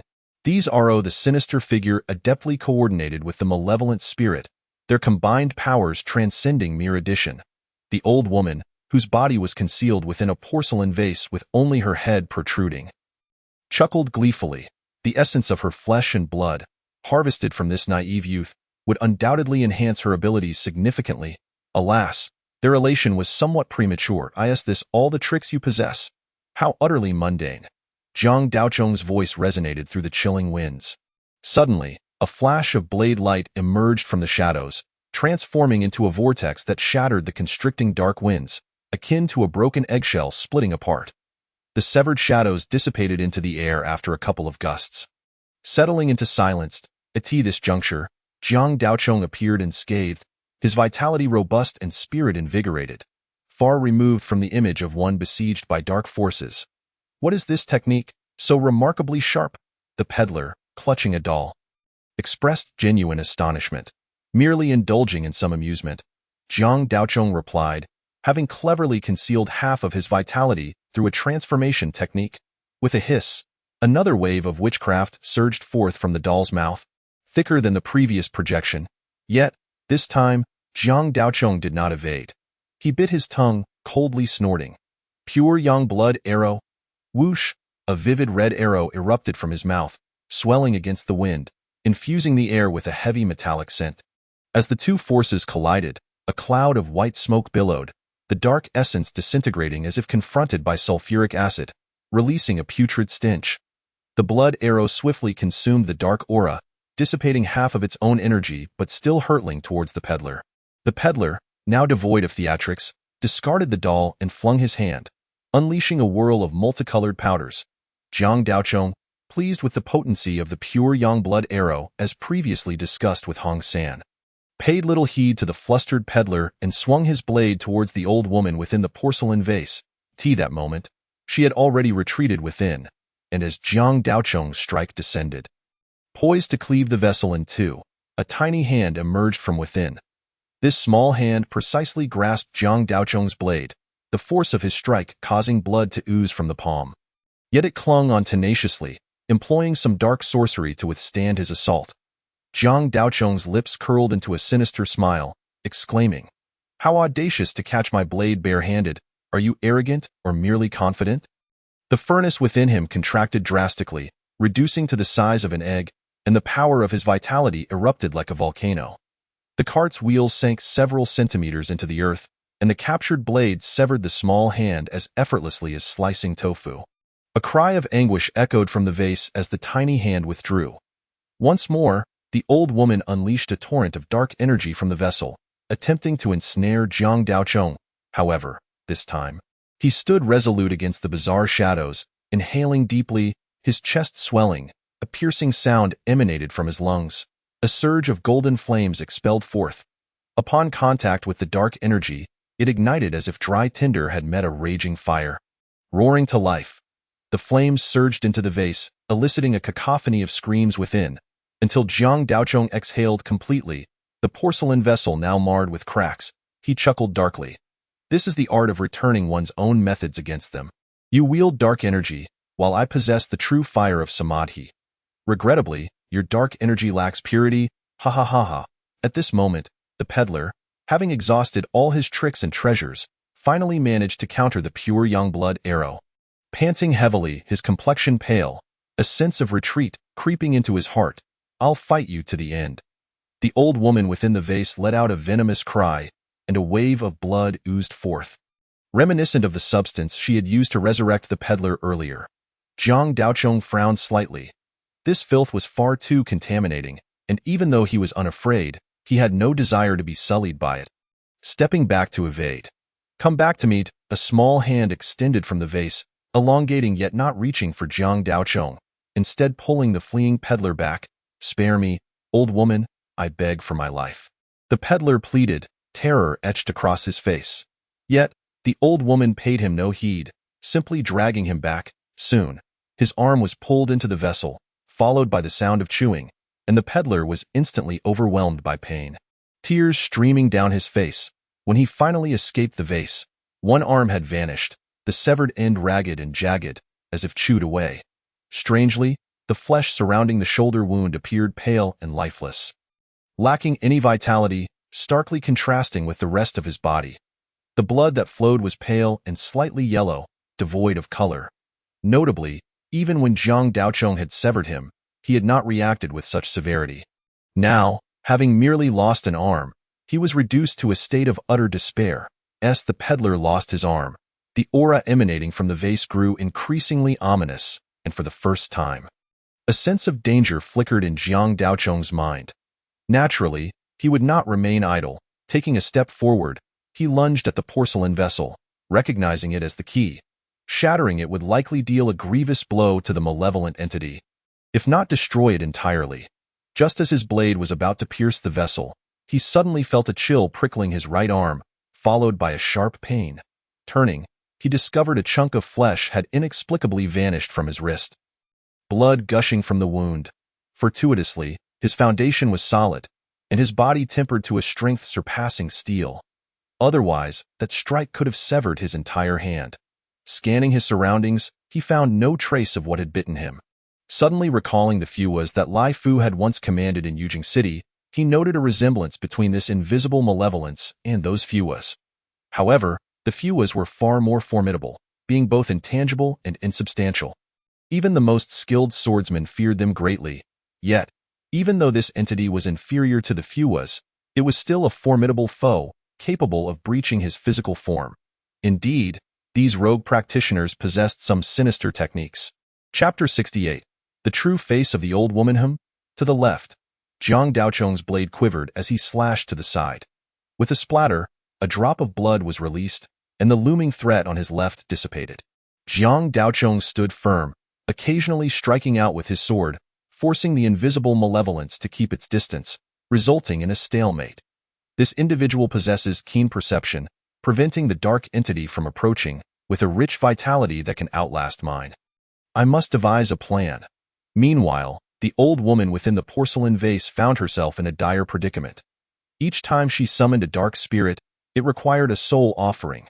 Previously, she could easily dispatch foes with just a few releases, thus managing the costs. However, having summoned dark spirits for a substantial duration without eliminating Jiang Daochong and suffering a wound in the process, she found herself in a bind. Ordinary souls would no longer suffice. She required young boys or girls, and a misstep could lead to a backlash that would consume her. Consequently, her gaze involuntarily shifted towards the trembling peddler who had lost an arm. "Come here, I shall show you something wondrous." A hand extended from the vase, beckoning the peddler. The peddler, sensing danger, shook his head vigorously. He was not foolish enough to walk into his own demise. "Such a pity, you were somewhat clever in the past, and I find myself reluctant to part with you. Fear not, once the dark spirit has feasted on your soul, I shall burn paper for you. Though not deceive me, old woman. Being consumed by the dark spirit leaves no chance for rebirth. I have already sacrificed one arm, and even if I were to be reincarnated, I would be born incomplete. I will not go. Hee, that is not for you to decide. Come here." The old woman cackled ominously as her hand from the vase lunged towards the peddler. Should she manage to sacrifice him entirely, the dark spirit would surely gain immense power, providing her with an opportunity to escape if it came to that. The peddler, filled with dread, turned to flee, but could not escape the grasp of that small hand. Seeing it closing in, amidst this chaos, Jiang Daochong appeared to be engaged in combat with the malevolent spirit, yet the majority of his focus remained on the enigmatic old woman. Observing her movements, he deduced her intentions. She clearly aimed to capture the peddler for another sacrifice. He certainly would not allow this old monster to succeed. Stealthily, he turned his back, retrieving a paper figure from his robe. Applying a talisman on its back, biting his tongue to sprinkle some blood upon it, and then casting it to the ground. Upon landing, the paper figure sprang to life, moving with purpose, swiftly climbing onto the cart where the porcelain vessel lay nestled within the cargo area. Since acquiring the paper figure technique, Jiang Daochong had not fully mastered its potential. Perhaps it was a matter of compatibility or simply that this method clashed with his innate abilities. Teodate. He had only learned 3 applications. The first was using the paper figure for reconnaissance and communication. Anything the figure observed or heard, he too could perceive, making it the most practical application. Earlier, he had employed this technique to relay messages to Hong Ling, instructing her to summon the villagers.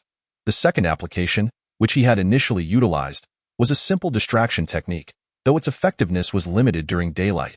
He had only managed to deceive the peddler under the cover of night and mist. The third application, which he was employing now, allowed him to manipulate objects with the paper figure. However, this paper figure is ultimately a mere spell. It cannot lift anything of substantial weight, rendering it rather useless. Just moments ago, Jiang Daochong had a stroke of genius, utilizing this paper figure to transport talismans, showcasing a touch of creativity. At this moment, the old woman had most of her attention fixated on Jiang Daochong, with only a fraction dedicated to capturing the peddler, completely oblivious to the talisman that had adhered itself to the back of the paper figure, which then leapt gracefully onto the porcelain jar. By the time the old woman sensed the malevolent curse power, it was far too late. The symbols on the talisman glowed with an eerie green light, as if they had come to life. Transforming into serpentine forms that slithered into the jar's opening, a pained cry emanated from within the porcelain vessel as a small hand emerged, casting aside the peddler before swiftly retracting. "What foul sorcery have you employed to be so vicious?" The old woman clutched her chest, feeling as though her heart were being torn from her body, racked with excruciating pain. The jar toppled to the ground, rolling about and producing a cacophony of sound. "How does it feel, the heart-piercing curse?" Jiang Daochong jeered, fending off the invisible malevolence. Inside the jar, silence reigned, only to be interrupted by anguished wails as dark blood seeped from the cracks, sending chills down the spine. As the old woman succumbed to the curse, the malevolence ceased its assault on Jiang Daochong, retreating into the jar with a chilling gust of wind. Suddenly, a cry erupted from within. "You vile creature! Daring to turn against me!" This was followed by a series of horrendous shrieks, interspersed with ghastly sounds of gnashing. Observing this, Jiang Daochong swiftly advanced, slicing his palm with a long blade, allowing viscous blood, resembling mercury, to coat the weapon entirely. He then formed a sword gesture, drawing a shimmering line of golden fire along the blade's edge. With a commanding shout, he struck the porcelain jar. Jiang Daochong's blow shattered the jar into countless fragments. Revealing the horrific scene contained within, the old woman appeared grotesquely deformed, her oversized head resting atop a shriveled, misshapen body, her neck elongated like a spine. Her arms retained some semblance of normalcy, but below, she was merely a mass of flesh, her lower limbs grotesquely compressed. Accompanying this was a foul stench, the result of excrement. The old woman's contorted form, perhaps due to prolonged exposure to filth, was pallid and riddled with wrinkles. Layered upon one another like the hands and feet of a normal person after extended immersion in water. One small hand flailed aimlessly in the air, while the other had been severed cleanly at the wrist. The very hand Jiang Daochong had severed, at this moment, the flesh and blood of the old woman's face had been reduced by half, while the transparent malevolence lay in two pieces at her side. Blood flowing freely from the severed ends, it appeared that Jiang Daochong's strike had indeed saved her life. However, Jiang Daochong did not wield his blade with the intent to rescue this aberration concealed within the porcelain jar. His true objective lay in the malevolence nurtured by the old woman. This transparent and elusive entity was difficult to deal with, and should it consume the old woman, its power would swell, leaving Jiang Daochong uncertain of his ability to vanquish it, potentially bringing calamity upon the nearby villages. Thus, he resolved to expend a fragment of his true fire to eliminate this evil, preventing it from wreaking havoc. Jiang Daochong prodded the half-dead old woman with the tip of his blade, exhaling a sigh. "You are a pitiable soul, raised within this jar from a tender age. One cannot fathom the inhumane methods employed by such treacherous individuals. They truly deserve their fate." With a swift motion, he cleaved the old woman's elongated neck in two, extinguishing her breath entirely. Chapter 69. The creation of beasts. With the old woman dispatched, the peddler could raise no more trouble. Cowering in a corner, paralyzed by fear, forgetting even to flee, Jiang Daochong approached the cart, observing the abducted children sleeping soundly. He decided against rousing them, opting to wait for the villagers to arrive. In the cart's corner, a black cloth concealed something beneath. He lifted a corner of the fabric with the tip of his blade and gazed upon its contents. The sight rendered him momentarily speechless, his complexion shifting from pale to green. And after a brief moment, he replaced the cloth and turned back toward the cornered peddler. With a swift motion, he struck the peddler's leg with the scabbard of his blade.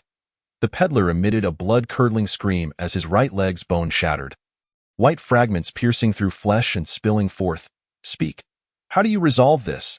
Jiang Daochong's countenance darkened. The peddler, clutching his severed limb, beads of sweat rolling down his brow, stammered repeatedly, "I do not know. I do not know." Jiang Daochong remained silent, delivering another strike with the scabbard, eliciting another agonized wail as the peddler's left leg met the same fate. "I truly do not know. I swear. Please, spare me, I beg of you." The peddler collapsed to the ground, pleading for mercy.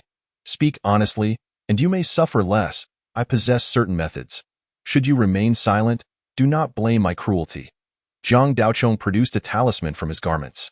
The peddler's expression shifted dramatically upon seeing the talisman, his remaining arm clawing at the ground as he painfully dragged himself away, desperate to distance himself from Jiang Daochong.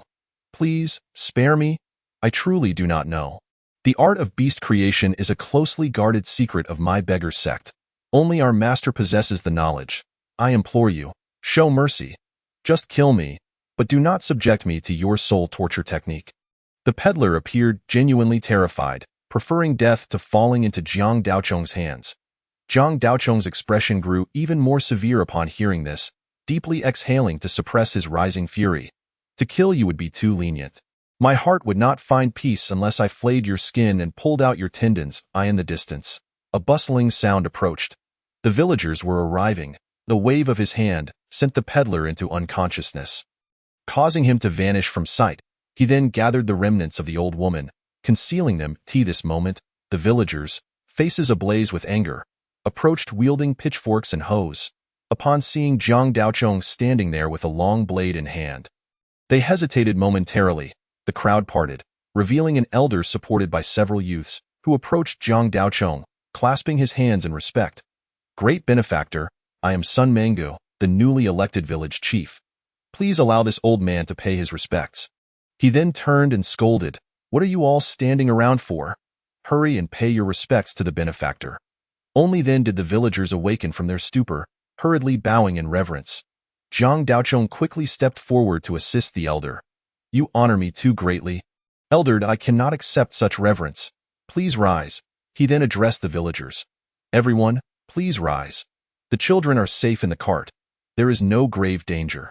Take them home now." The villagers, already anxious over their missing children, rose in unison and made their way to the cart.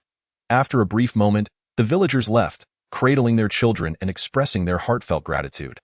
Zhang Daochong whispered to the village chief, "I kindly ask you to set fire to these remnants and have someone return the cart to the village. Do not uncover the black cloth atop it." Sun Mangu immediately complied, summoning 2 strong men to gather firewood, and soon a bonfire blazed. Zhang Daochong cast all the remnants of the old woman into the flames, watching as they turned to ashes before departing alongside the villagers. The next day, with daylight breaking, Zhang Daochong rose from his slumber. Not seeing Hong Ling initially caused a moment of panic, but he soon chuckled softly, recalling that he had sent her to oversee the cart the previous night, likely still lost in sleep. After washing up, he opened the door to find villagers of all ages crowded outside, filling the courtyard.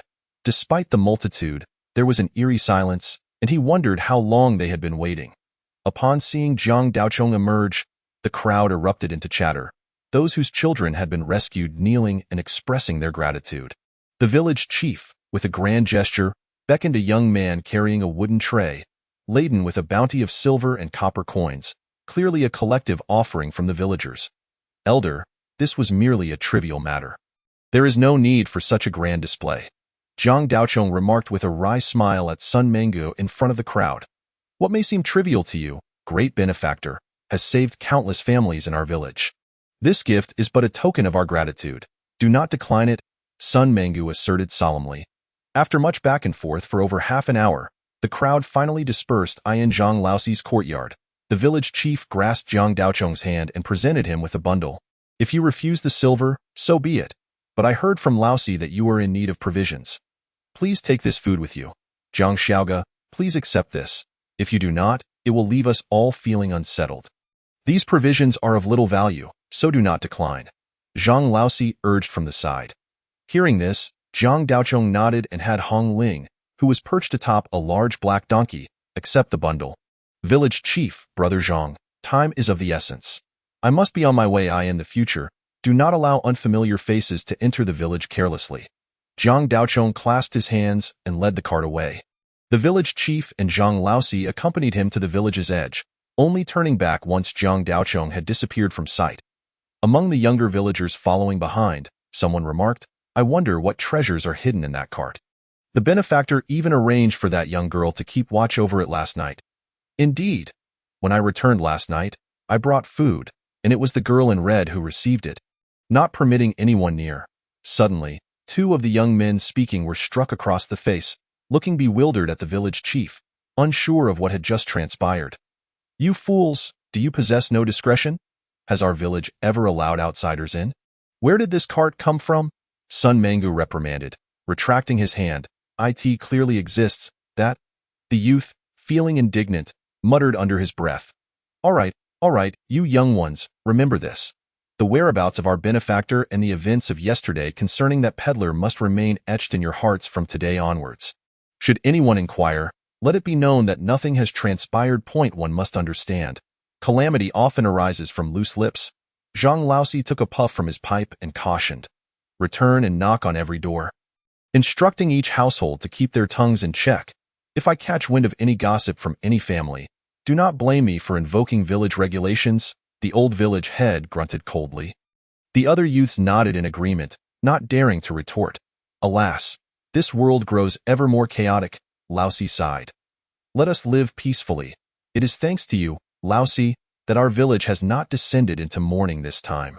The village head patted Zhang Laoxi on the shoulder. After the village head and others departed, a gentle breeze swept through, carrying away a paper figure that had fallen into the grass, its destination unknown. At that moment, Zhang Daochong, who had already distanced himself, bore a faint smile at the corner of his mouth. Having an elder at home is akin to possessing a treasure. The old village head is wise in his years and has handled this matter with utmost prudence. Chapter 70. Entering the temple as dusk approached, a temple appeared before Jiang Daochong, known as Lanrua Temple. He approached and rapped on the door, which took some time to open, revealing a tall, slender monk. "Master, my sister and I have lost track of time while traveling and seek accommodation for the night. Might it be possible? Not really convenient. Our temple does not host pilgrims. I kindly request the layperson to seek shelter elsewhere." The monk opened the door wider, his demeanor betraying impatience. "If the layperson continues to press, do not blame this monk. Mr. Qingshan sent me here." Jiang Daochong interjected. The monk swallowed the rest of his words, sizing up Jiang Daochong before stating, "Wait. And promptly shutting the temple door to report within. Leeching off food and lodging all day. Does this monk have no pride? Not a shred of dignity. I could easily dispatch this monk and barge in myself." Hong Ling, perched upon the back of a large black donkey, expressed her dissatisfaction with Jiang Daochong's behavior. Jiang Daochong's expression darkened at her words as he lifted Hong Ling onto his lap and delivered 2 sharp slaps. "Letting you act so boldly? Calling me this master? You need to read fewer novels and complete your homework." Ouch, ouch. A quarter of an hour later, Hong Ling, rubbing her backside, sat obediently on the donkey. Seeing this, Jiang Daochong nodded in satisfaction. A young tree will not grow straight if not pruned.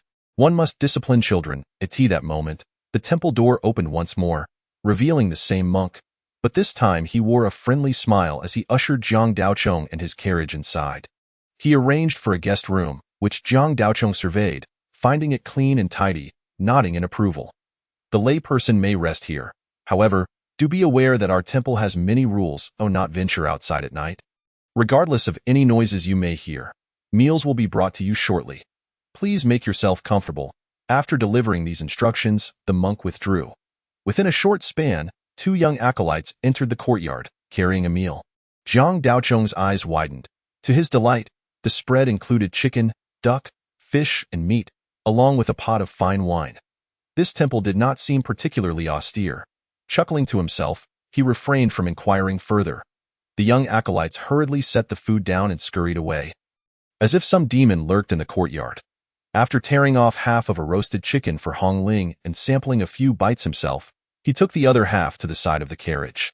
In one corner, a large black cloth concealed something thoroughly. Jiang Daochong stuffed the roasted chicken inside, saying, "I know you cannot eat it all. If you wish to starve yourself, it's the same for anyone. Do not feel ashamed or think poorly of yourself. You have done nothing wrong. The fault lies with those despicable ones. Rest assured, I possess the token of the Qingyi Hall. They are skilled in matters of the flesh and will undoubtedly find a way to heal you. You are familiar with Qingyi Hall, I trust. Believe it or not, we are strangers. Even I find my eagerness somewhat baffling, yet upon seeing you, my heart feels heavy. Do not misunderstand. That is not my intention."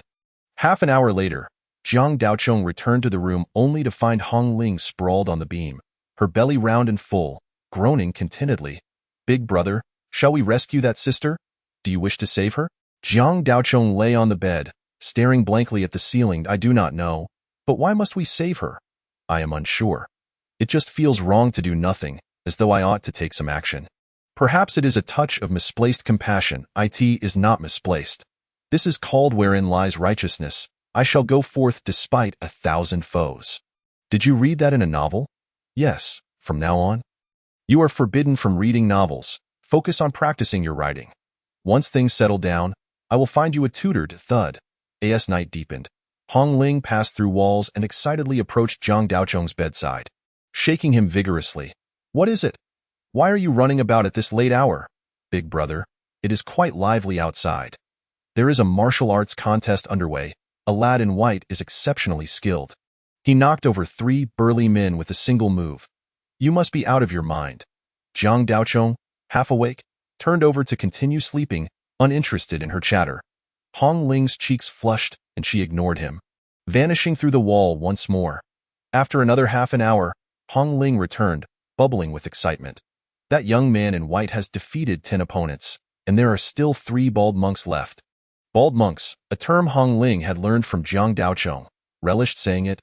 Jiang Daochong turned over again, continuing to sleep. 15. 3 of them attacked him at once, and they were all knocked down. 23. Half an hour later, Jiang Daochong sat up in bed, listening to Hong Ling animatedly recount the events, occasionally flipping over and mimicking the actions. There was no escaping the presence of this little informant. Sleep eluded him. However, as he listened, the initially indifferent Jiang Daochong found himself intrigued. By the end of Hong Ling's tale, he had concluded that the young man in white was indeed someone of considerable skill. Moreover, the combat techniques he employed were diverse, involving ropes, swords, slingshots, and paper knives, all indicative of a colorful style. Jiang Daochong stroked his chin, pondering that this temple indeed had its secrets, and then addressed Hong Ling. Investigate further. Understood. Hong Ling stood there, brimming with excitement, hands on her hips, a brow raised in determination, before vanishing in place. The commotion outside continued throughout the night, only quieting when dawn broke. Jiang Daochong decided to rise, preparing himself for half an hour of practicing the 5 toads thunder sound in the courtyard, when he noticed the monk from yesterday pushing open the courtyard door. The layperson rises early. The abbot awaits you in the main hall, the monk announced. Jiang Daochong nodded and followed him toward the temple's great hall, yawning repeatedly along the way. The monk, noticing his fatigue, inquired, "Did the layperson not sleep well last night?" The noise from outside was incessant. "I did not get a wink of sleep." "Does the great monk know the cause?" Jiang Daochong hinted. "Ha ha, the hall is just ahead. Please proceed." The monk chuckled, offering no further explanation, and gestured ahead before turning to leave.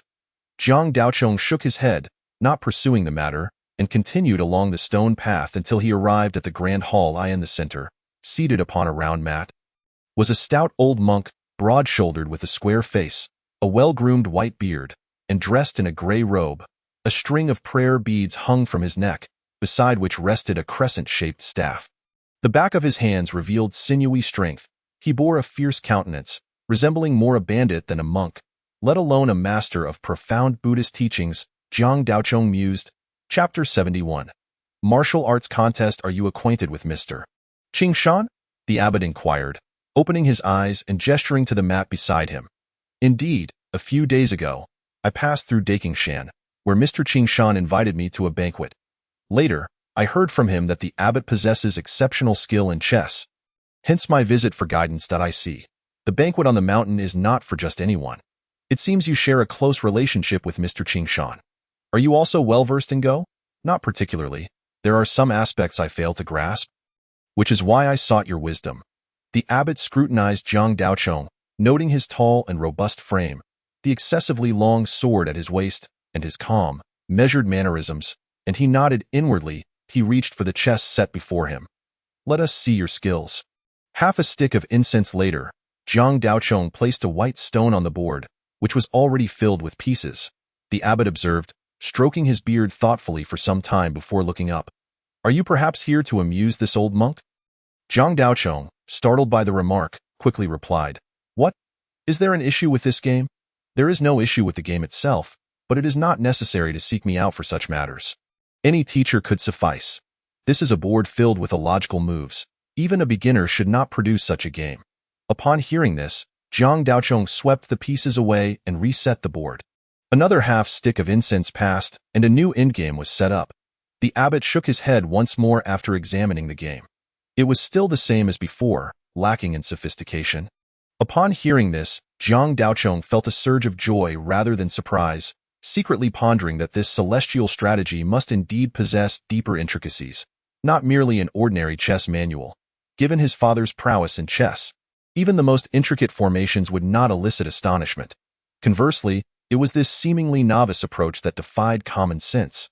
The abbot remained unhurried, while the young man did not conceal anything from him, revealing that these two games were left behind by a senior master of chess, whose skills were acknowledged even by Mr. Qingshan. Perhaps these games did not necessarily require a chess-centric analysis. The abbot, upon hearing this, offered no comment but simply closed his eyes and recited scriptures, ignoring Jiang Daochong thereafter. Jiang Daochong, unperturbed, sat calmly on the mat, occasionally sipping the tea brought by the novice monk. The abbot's recitation was deep and powerful, imbued with a certain rhythm. At first, It sounded like a mere whisper, barely audible at the abbot's lips. Unbeknownst to him, it gradually crescendoed to a thunderous resonance, reverberating in his ears and stirring a restlessness within him. The abbot's chanting persisted for a full half-hour, during which Jiang Daochong consumed tea in equal measure. Such remarkable composure and profound foundation this young man possesses. The abbot had opened his eyes at some point. Gazing intently at Jiang Daochong, clearing his ears, remarked, "We are alike. Your chanting is quite loud, causing my ears discomfort." The old monk could assist the young man in comprehending the chessboard, but the young man must also aid me in a matter. The abbot inquired, "Do you know where this Lanrua temple is situated?" "I do not know. It is certainly not a reputable temple. However, I have observed that those who walk outside move with a steady and powerful gait. They must possess some skills, perhaps they are the legendary martial experts of the rivers and lakes." Jiang Daochong replied with a hint of a smile, teasingly, "You are indeed no ordinary individual." The abbot rose and stepped outside the hall. At that moment, in the plaza before the grand hall, around 100 individuals were scattered, both men and women, each emanating varying degrees of malevolent energy, clearly stained by the blood of others. Go be honest. Before I took my vows, I had another name, Li Hubao. Have you heard of it? Ah, so you are the famed benefactor Li, renowned throughout Yuzhou. Who would have thought you were hiding here as a monk?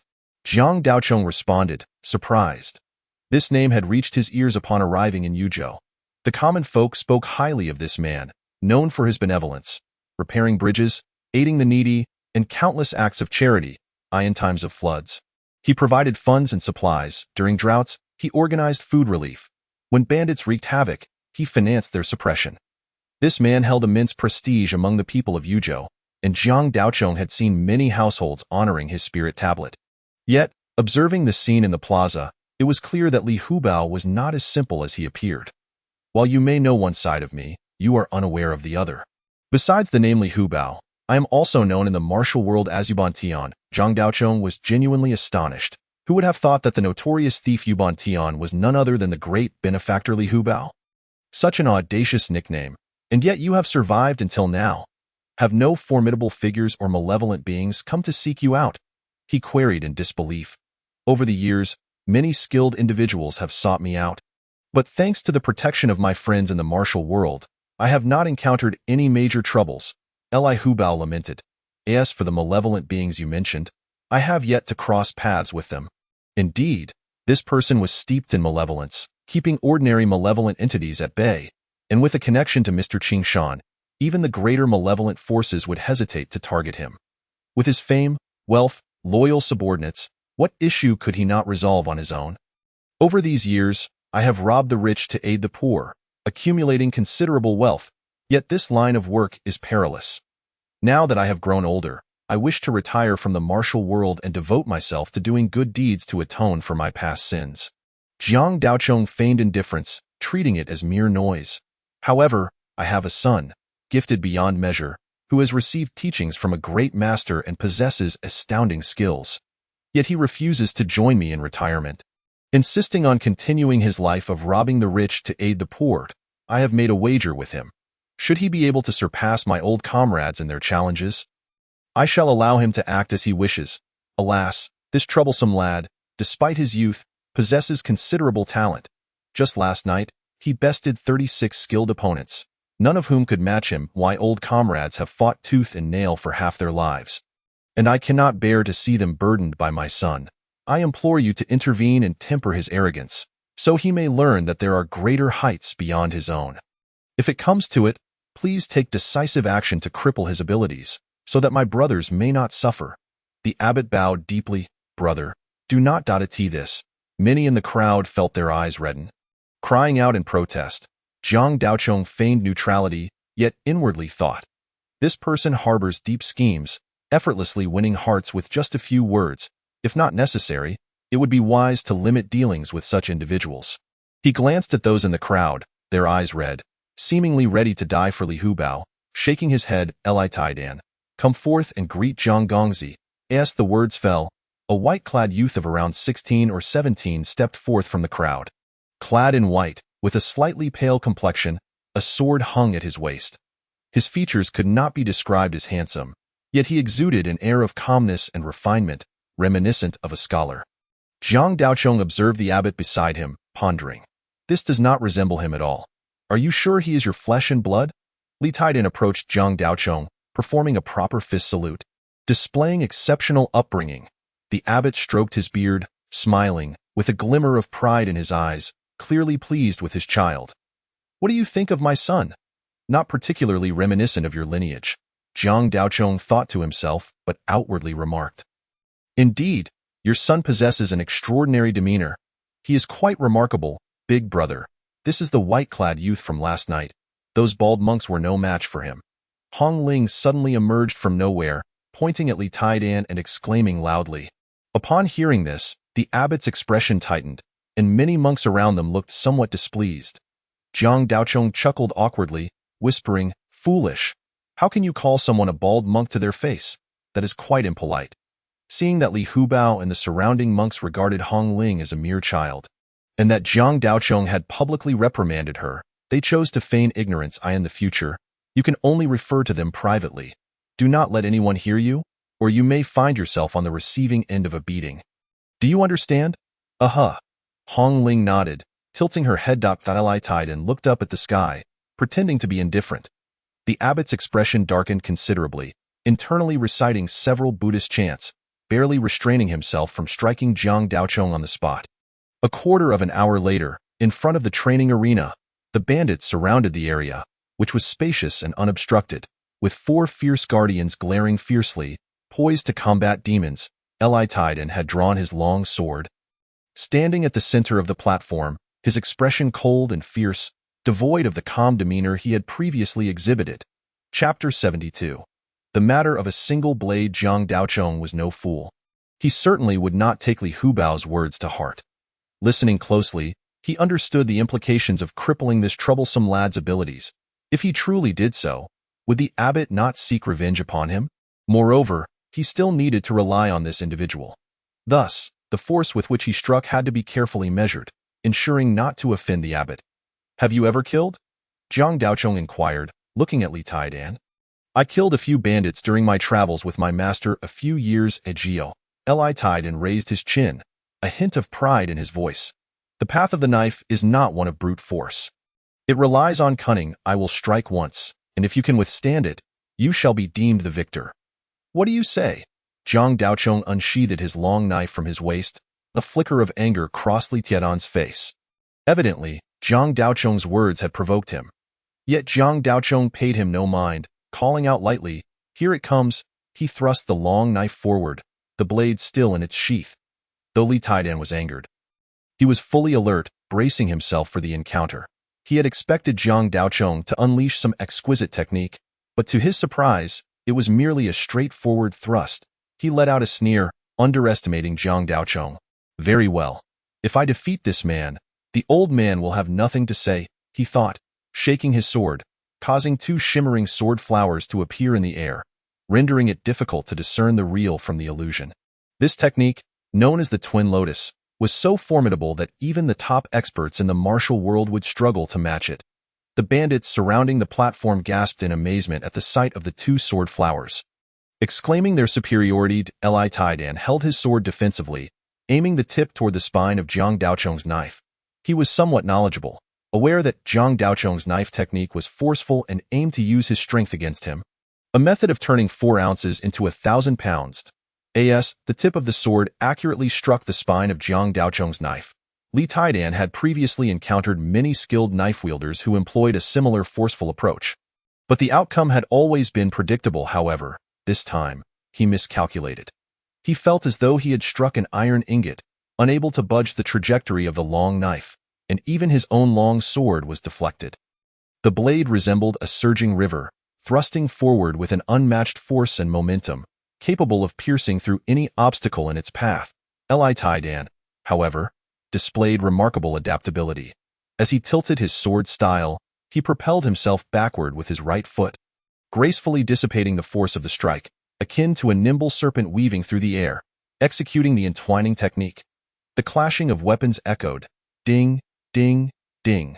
Li Taidan's sword danced in his hand, continuously colliding with Jiang Daochong's long knife.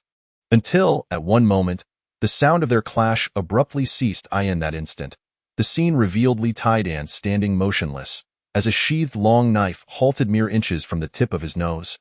While Zhang Daocheng had merely stepped forward to deliver a single thrust, the outcome was a definitive defeat without any suspense.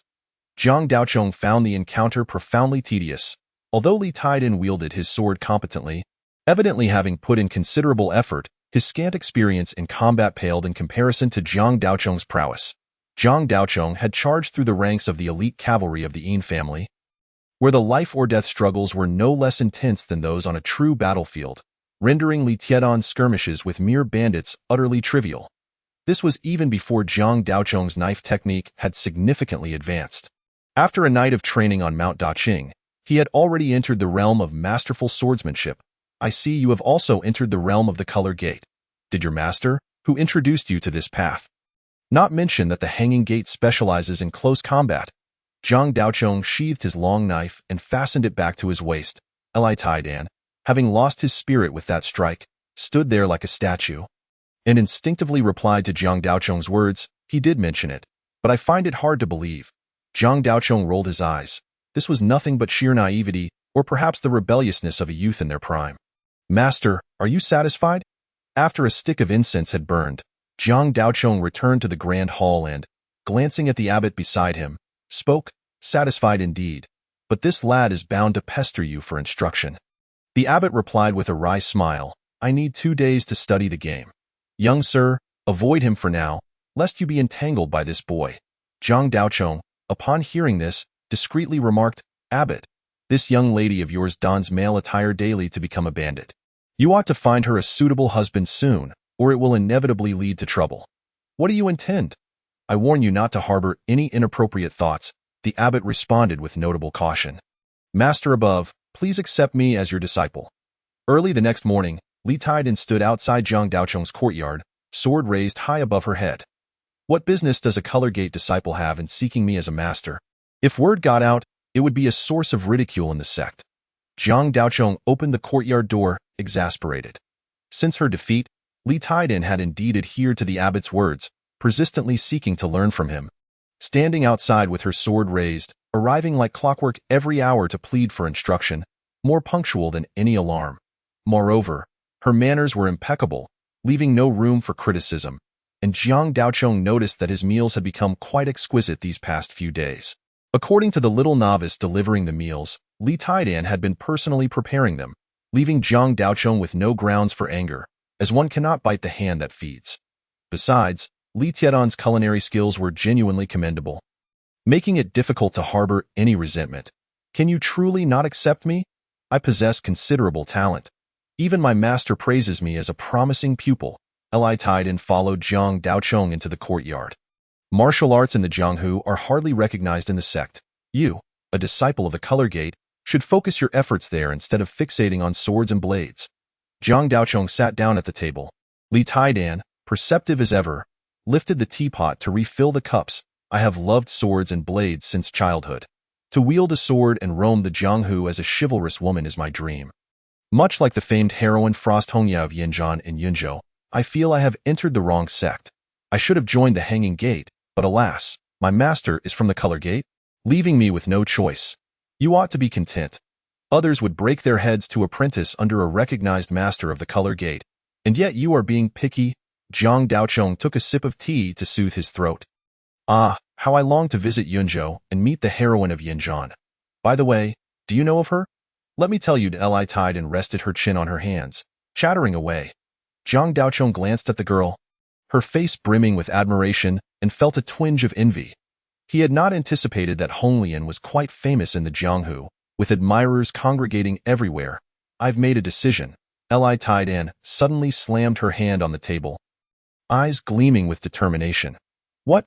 I no longer wish to be your disciple. I want to go to Yunzhou and seek out the heroine of Yanjian, to become her apprentice. Hey, you're being awfully fickle. You've changed your mind in just one day? My swordsmanship is formidable, Zhang Daocheng protested, somewhat indignant. But can you defeat the heroine of Yanjian? Li Taidan shot a sidelong glance. Zhang Daocheng pondered for a moment. After all, Honglian was at least a recognized practitioner. likely far beyond the ordinary, and he was indeed a bit out of his depth. He might not be able to win, but he trained rapidly and would surely surpass her in time.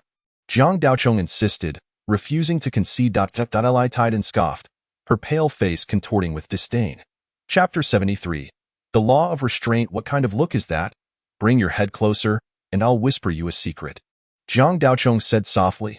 What is it? Li Taidan asked, suspicious. Yet, despite her caution, she couldn't help but lean closer. I tell you, the heroine of Yinzhan is actually a good friend of mine. She's quite mad, always talking nonsense. Jiang Daochong spoke mysteriously. Do not slander my idol, just because I refuse to be your disciple. Li Taidan regarded him with skepticism.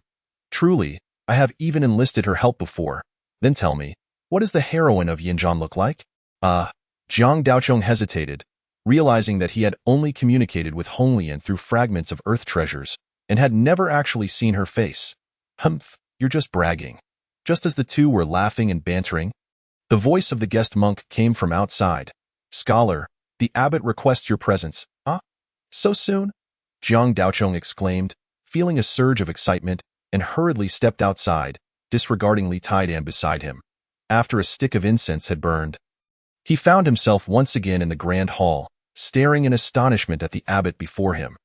The abbot appeared haggard, his eyes bloodshot, his hair nearly white, and even his meticulously groomed beard was in disarray. Was the game truly that difficult? Jiang Daochong marveled. What could have caused the abbot to appear so drained after just 2 days? Let us speak of that later. I have gleaned some insights into your chess game. Quite remarkable indeed. The abbot grasped Jiang Daochong's hand and led him to the chessboard. What do you see in this game? The abbot inquired with enthusiasm. What does it resemble? Jiang Daochong stared blankly. This is the method of intercepting qi. What is the method of intercepting qi? Jiang Daochong was increasingly puzzled. The black pieces on this board represent the flow of feng shui, also known as the movement of earthly qi. The white pieces are positioned at the vital points of this movement of qi. Exquisite, simply exquisite. We shall discuss the intricacies of the game later. For now, you ought to rest. Jiang Daochong observed the abbot's frenzied state and sensed that something was amiss. He reached out and gently pressed at the back of the abbot's neck, causing him to collapse. Li Taidan, help your father to rest. Once he awakens, notify me, Jiang Daochong called out towards the hall's exit. The following day, a series of knocks echoed at Jiang Daochong's courtyard door. Upon opening it, he found Li Taidan standing outside, who immediately stated, My father is looking for you. Upon arriving at the abbot's residence, Li Hubao was seated in a grand chair, a cup of fragrant tea in hand, his complexion somewhat sallow, although it had improved considerably since yesterday. Young sir, please take a seat. Li Taidan, you go guard the door. No one is to enter. Li Taidan replied obediently, stepping outside and closing the door behind her. I must thank you, young sir, for your timely intervention yesterday. Otherwise, I would have suffered serious harm and potentially gone mad. The abbot expressed his gratitude. This method is important, yet it pales in comparison to human life. Besides, you were only trying to assist me. Your righteousness is commendable. If you can express it so, then I shall share with you the principles of this chess game. Jiang Daochong straightened his posture upon hearing this. Are you familiar with the art of feng shui? Not in the slightest. That is understandable. The art of feng shui is challenging to grasp, and mastering it is even more difficult. Your youth and inexperience in this field is quite normal. May I inquire, abbot, does this chess game pertain to the art of feng shui? Jiang Daochong felt a touch of disappointment. The intricacies of feng shui held little utility for him, as they could not directly enhance his abilities. Yes and no. Feng shui was once referred to as the art of land observation, a study of forms. The world is divided into yin and yang, and the flow of qi is ever-changing. Those who possess higher qi can seize geographical advantages. This is why prominent families and clans carefully select auspicious burial sites. This qi refers to earthly qi. Those in your sect who claim to perform rituals at altars essentially utilize this qi for their own gain, thus gaining an advantage in combat. However, the flow of qi in the world is constantly shifting and is far too complex for human control. Hence, the altar rituals that merely attempt to harness earthly qi are but superficial graspings, not the essence. Your chess game, however, is different. It is a true manipulation of qi, albeit still only the surface, yet it is quite remarkable. Observe the black pieces. They represent a specific pattern of qi evolution, And the position of the white pieces can intercept the changes in Qi. Do you realize that to comprehend the shifts in Qi would grant you tremendous power? Words can shape the law. A single utterance can determine life and death and is a light matter, the abbot whispered. Jiang Daochong exhaled deeply upon hearing this. No wonder the second master of the Yin family could seal the altar of the elder brother with a single word. So it was. The intricate interplay of vital energies has severed the earth's resonance at the site of the altar, rendering it utterly ineffective. Such a method can only be described as miraculous. Had it not been for the decisive intervention of the senior disciple, who promptly employed the technique of hanging the door, the outcome of the confrontation with the second master of the Yin clan, who is not particularly skilled in magical duels, would have remained uncertain. The complexities of the world's energy fluctuations are vast and intricate, far beyond the capacity of human manipulation. Yet, this remarkable individual has managed to deduce a semblance of the patterns of these energy shifts. Even if it is merely a glimpse, it is still worthy of reverence. One can hardly fathom the extent of this person's computational prowess. The abbot gazed intently at the chessboard beside him. His eyes filled with awe. Little did he know that he himself was well versed in the art of geomancy. Jiang Daochong spoke up, "Alas, the world is fraught with difficulties. Do you truly believe there are so many riches to plunder? If one does not resort to grave robbing, how could there be such wealth? Those prominent families enjoyed opulence in life, yet they would carry their treasures to the grave. Why should I not excavate their tombs? Tread upon their bones and nourish the living?" The abbot scoffed. "Regrettably, I am not an adept in such matters, and my skills are lacking. I have exhausted all my efforts deciphering this game. If you wish to truly master this law suppression, you must seek a true expert in this field." Upon hearing this, Jiang Daochong's heart stirred. Each of the 8 gates possesses its own strengths. He had heard that the Jin Gate specializes in fortune-telling and divination, perhaps excelling in this area. Furthermore, those who have ascended to the ranks of the adept are referred to as Yunshi. So perhaps he should consider this avenue. If all else fails, he could also seek assistance from Taoist Jin Lian, who hails from a mysterious lineage renowned for geomantic expertise. The abbot humbly acknowledged, "Being able to decipher one game has already been a tremendous help. I had prepared myself for a complete lack of results. The law should not be shared with the unworthy. Come closer, and I shall impart the crucial insights to you," the abbot instructed, casting a glance at the door. Jiang Daochong nodded, leaning in to listen as a series of whispers penetrated his ears, revealing the clandestine arts of the Jianghu. After a little over an hour, Jiang Daochong emerged from the room. Observing the obediently seated Li Taidan guarding the steps, he thought to himself, "I never expected this young girl, usually so lively, to be quite reliable in her duties." "Finished with your talk?" Li Taidan inquired, looking up. "Yes, it's done." "Then let's go to your courtyard," she said, rising to leave. "Aren't you going to check on your father? What's there to see? He is as sturdy as an ox." "He won't die," she replied nonchalantly. A cough echoed from within the room. Li Taidan turned back, shooting a glare through the door before sitting down again. Not going? Not going, then I'm off," Jiang Daochong chuckled. Get lost, get lost. Chapter 74. Rainy night. After lingering for several days at the temple, Jiang Daochong finally achieved his desire and did not wish to delay any longer, especially since he had promised Mr. Qingshan to attend to matters. Thus, on the following day, he led his large black donkey and cart out of Lanrua Temple, intending to continue towards Hung County. Upon descending the mountain and traversing the dirt road for a while, it was already midday. Jiang Daochong had planned to find a place to enjoy a hot meal. However, to his surprise, he passed through 3 villages, each remarkably desolate, with hardly a soul in sight. Even when he occasionally glimpsed a figure, they hurried past without acknowledgement. Suddenly, a sharp whistle pierced the air beside him, and something flew in from the distance. "Who goes there?" Jiang Daochong barked, extending his right hand to deftly catch a round iron ball. Feeling a wave of relief wash over him. Though the iron ball had appeared to come with great force, it lacked any real potency, indicating that its sender bore no ill intent. As Jiang Daochong's eyes shifted, he quickly deduced the identity of the sender and sighed. "You sneaked out. Your father must be going mad searching for you. Don't worry, I left a note. Who told him to keep such a tight rein on me? Forbidding this and that?" A melodious laugh echoed from the woods, followed by the sight of a girl in white, mounted upon a spirited steed, a large bundle secured on its back, causing the noble horse to tremble slightly under the weight. It was none other than Li Taidan. What do you mean by this? You look as if you're preparing for a long journey, Zhang Daochong thought, feeling a throbbing headache begin to form. I heard you're going to Hung County? Coincidentally, so am I. Why not? Stop right there. I'm not going to Hung County. We're on different paths. The mountains are high and the water's long. Perhaps we'll meet again by fate. Zhang Daochong quickly raised his hand to interrupt Li Taidan, and before he could finish, he had already leaped onto the donkey cart, kicking the lazy donkey into motion. Come on, come on. The large black donkey brayed lazily, then took off at a gallop before departing.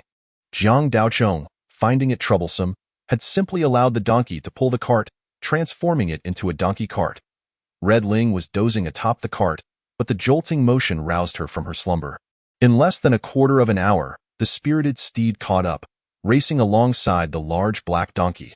Though the black donkey was no ordinary beast, it was still a futile endeavor to compare its speed to that of such a fine horse. Zhang Daochong playfully pinched the donkey's ear, saying, "You silly donkey, are you perhaps smitten by that mare and intentionally letting her chase you? Come on, come on." The large black donkey shook its head, tossing Zhang Daochong's hand away. "Oh, you wish to race with me? I'll give you a 10-mile head start," Li Taidan proclaimed from her elevated position on the horse, her sallow face looking down with a hint of superiority. Zhang Daochong rolled his eyes in response, while Red Ling in the cart clapped her hands in delight. Zhang Daochong turned and rewarded Red Ling with a chestnut before chiding, "You sneaked out to run around with me. What do you think you're doing? If someone didn't know better, they might think I've abducted you. Do you not know that men and women should maintain a respectful distance? Traveling alone together as a man and woman, what about our reputations? What do you mean alone? There's still one more person here." Li Taidan pointed at Red Ling. She then adopted a pitiful expression. Her eyes red-rimmed. "My mother passed away when I was little, and my father is often away, neglecting me. Only my master cared for me, but he too passed away 2 years ago." Stop right there. If you're going to spin a tale, at least take a look in the mirror and see what face you're making. With that man's visage, acting all delicate is truly repulsive. Zhang Daochong shivered at the thought. "So, you agreed?" Li Taidan pressed, still maintaining her overly coy demeanor. "Have you thought this through? Hung County is no pleasant place. Why journey there isn't for leisure? The Jianghu is fraught with peril. It's not like the novels you read, where one simply strolls through life and death. Blood will spill, and it will be gruesome. I'm not afraid. I've traveled with my master and endured hardships," Li Taidan asserted defiantly. "Your master is a renowned figure. Even in the Jianghu, he is a master. Taking you on leisurely excursions is one thing, but that hardly constitutes true experience." Zhang Daochong sighed in resignation. "Rest assured, I have my own means of survival. I won't be a burden to you." "Consider it settled," Li Taidan exclaimed, clapping her hands in excitement as she tossed her bundle from the horse's back onto the donkey cart. "Let's go. I'll take you for a ride." Li Taidan lifted Red Ling onto the horse, and the two of them galloped away, their exuberant shouts dispersing the desolation along the way. Zhang Daochong chuckled helplessly. So be it, he thought. At least he had some company. As evening approached, the sky began to darken, and Zhang Daochong glanced up at the thickening clouds, fearing a downpour that would soon follow in the desolate countryside. Unprepared, one could only endure the rain. He halted the cart, instructing Red Ling and Li Taidan to stay put while he ventured out to find a place to rest for the night. Before long, he spotted a cliffside with a suitable indentation, perfect for sheltering from the rain. He returned to guide them over to the refuge. Upon seeing the rock alcove, Li Taidan pondered briefly before producing a porcelain vial from her sleeve. With a flick of her wrist, a small flame ignited at her fingertip. She placed the vial over the fire, and soon a pungent aroma wafted through the air. Casually, she tossed it into the alcove, and an array of peculiar insects scurried out from within. The methods of the Kai Gate are indeed diverse, proving useful in any location. Zhang Daochong marveled. You flatter me. It's nothing to brag about. Li Taidan replied, tilting her chin with a hint of pride as the first drops of rain began to fall. Zhang Daochong hastily exited the alcove, gathering dry firewood to prepare for the night. By the time the fire was lit, darkness enveloped the surroundings, and the rain intensified, creating a vast, murky expanse. The group shared some dried rations and meat to stave off hunger, and Zhang Daochong dutifully brought some to the cart for Red Ling and Li Taidan. Li Taidan's eyes gleamed with curiosity upon witnessing this, though she refrained from asking questions, displaying a commendable sense of discretion. This was precisely why Jiang Daochong was willing to have her accompany him. After a day of travel and the warmth of the fire, weariness soon overtook them. Li Taidan, cradling Red Ling, fell into a deep slumber by the campfire. Jiang Daochong sat by the fire, his eyes gently closed. The only sounds being the howling mountain winds and the patter of rain. As night deepened, approaching the midnight hour, the fire had dwindled to embers, casting an intermittent glow that faintly illuminated the shadows. Suddenly, the silhouette by the fire transformed, becoming a menacing figure. Jiang Daochong felt the stone seal at his waist and realized he had unknowingly opened his eyes. Li Taidan, soundly asleep, turned over as if fearing the chill. Drawing her hands into her sleeves, "Oh, not move." Jiang Daochong gently pressed down on Li Tiedan's shoulder, whispering. Chapter 75. The quick blade of Longxi at the witching hour, when the sun's presence is at its weakest. Certain entities emerge, especially in these desolate wildernesses devoid of human life. Should one unwittingly stumble into their midst, it would be all too easy to incite something formidable. Jiang Daochong restrained the restless Li Taidan and opened his eyes to gaze outside, where the surroundings were enveloped in darkness. From the forest beyond the stone hollow, 2 lanterns drifted into view. He glanced at the stone hollow, relieved to see that the ashes from the previous fire had not been washed away by the rain, forming a gray line that encircled the hollow entirely. This tactic had been learned from Hong Sayin. At that moment, the 2 lanterns drew closer, accompanied by a faint, haunting call. Travelers passing by, the night is deep and cold. Do rest at the village and enjoy a warming bowl of ginger soup. 2 beautiful women, carrying lanterns, appeared at the edge of the forest. Yet, at this moment, it seemed they were oblivious to the stone hollow, merely wandering about, their gazes never turning in its direction. Jiang Daochong remained seated, fixated on the dying embers of the campfire, occasionally stealing glances with his peripheral vision. After a brief interval, the 2 women moved away. Their figures fading into the distance, Li Taidan sat up, intending to inquire about the 2 women as they receded, but Jiang Daochong subtly gestured for her to remain silent. Midnight had passed, and soon the hour of the pig would arrive. Not far off, the 2 lanterns reappeared, their haunting call sounding once more, though this time it was imbued with a sense of dullness, devoid of the earlier vitality. Travelers passing by, upon closer examination, the 2 delicate beauties had transformed into 2 paper figures clad in red and green. Their colors faded from the passage of time. After another brief interval, the 2 paper figures drifted away once more. "What is that?" Li Taidan whispered, a chill gripping her heart. "I in this desolate mountain wilderness." With sinister paper figures, even she, who had grown up amidst bandits and witnessed life and death, felt a sense of unease. It was uncertain what malevolent presence lurked nearby. These paper figures were merely scouts, drawn out by the scent of the living. The earlier 2 paper figures had masqueraded as living beings, their expressions so vivid that there was no flaw to detect. Even Jiang Daochong failed to discern anything amiss, indicating the formidable nature of this malevolence. Only after midnight, as the yang energy began to rise, did their deception become apparent. Fortunately, they were there. Had it been ordinary people, they might have unwittingly fallen into the trap and followed them out. "What shall we do now?" Li Taidan asked softly. "We shall wait for dawn. The 2 of us would stand little chance against this thing at night. After the sun rises, we shall see if it allows us to leave. If not, we may very well have to confront it. Indeed, there is such a method. A mere line of inconspicuous ash can conceal us from the malevolent gaze, preventing it from seeing you." Li Tiedan's mind began to race. Her curiosity piqued now that the immediate danger had passed, contemplating the significance of the ash on the ground. Each creature has its own path, and there are myriad ways in this world. Even malevolent beings cannot act without restraint. Otherwise, how would ordinary people survive? There must be means to contend with these entities, but without entering their domain, one can remain unaware. Alas, if only there were someone adept in the arts of summoning spirits here. There would surely be a way to escape this predicament without the need for a struggle. Li Taidan sighed. "I in the world of wandering, how often can one find a foolproof plan? It is fortunate to earn enough to fill one's belly. Do you think one can enjoy a life of luxury? Very well, let us sleep quickly. There will be much to do in the daylight." Li Taidan nodded in agreement, and Jiang Daochong stoked the fire once more. After this tumult, he no longer dared to sleep, opting instead to keep watch by the fire. As dawn broke, the heavy rain had ceased, and the air was particularly refreshing in the post-storm forest. Jiang Daochong, as was his custom, practiced his martial arts against the rising sun for half an hour. As the sun ascended, mist began to rise in the woods, and without pausing for breakfast, he called for Li Taidan to gather their belongings and lead them out of the forest. Hold tightly to the cart. Do not release your grip for any reason.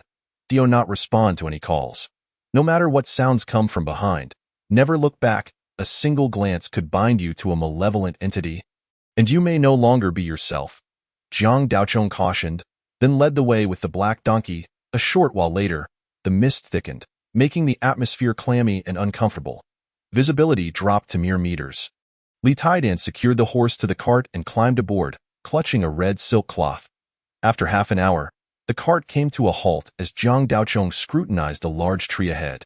His expression graved in a concealed nook of the tree. There was a distinct scratch. He remembered it clearly, a mark he had carved half an hour prior. "What is it?" Li Taidan inquired, leaning forward. "We have encountered a ghost wall." "A ghost wall?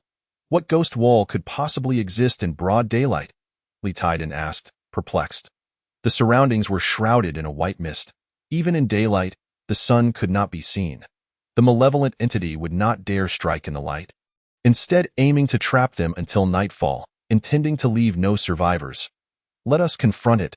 What is there to fear?" "I do not believe it can withstand our resolve," Li Taidan replied, her demeanor turning cold. Her spirit ignited with determination. "Very well, let us attempt once more. If it proves fruitless, we shall retreat." Futile. This is a barrier that transcends the 5 elements and the dualities of yin and yang. Even if you were to break your legs, you could not escape. "Who speaks?" Jiang Daochong called out, his thumb nudging his blade's guard, the weapon now partially unsheathed, his posture slightly bent with his right foot poised.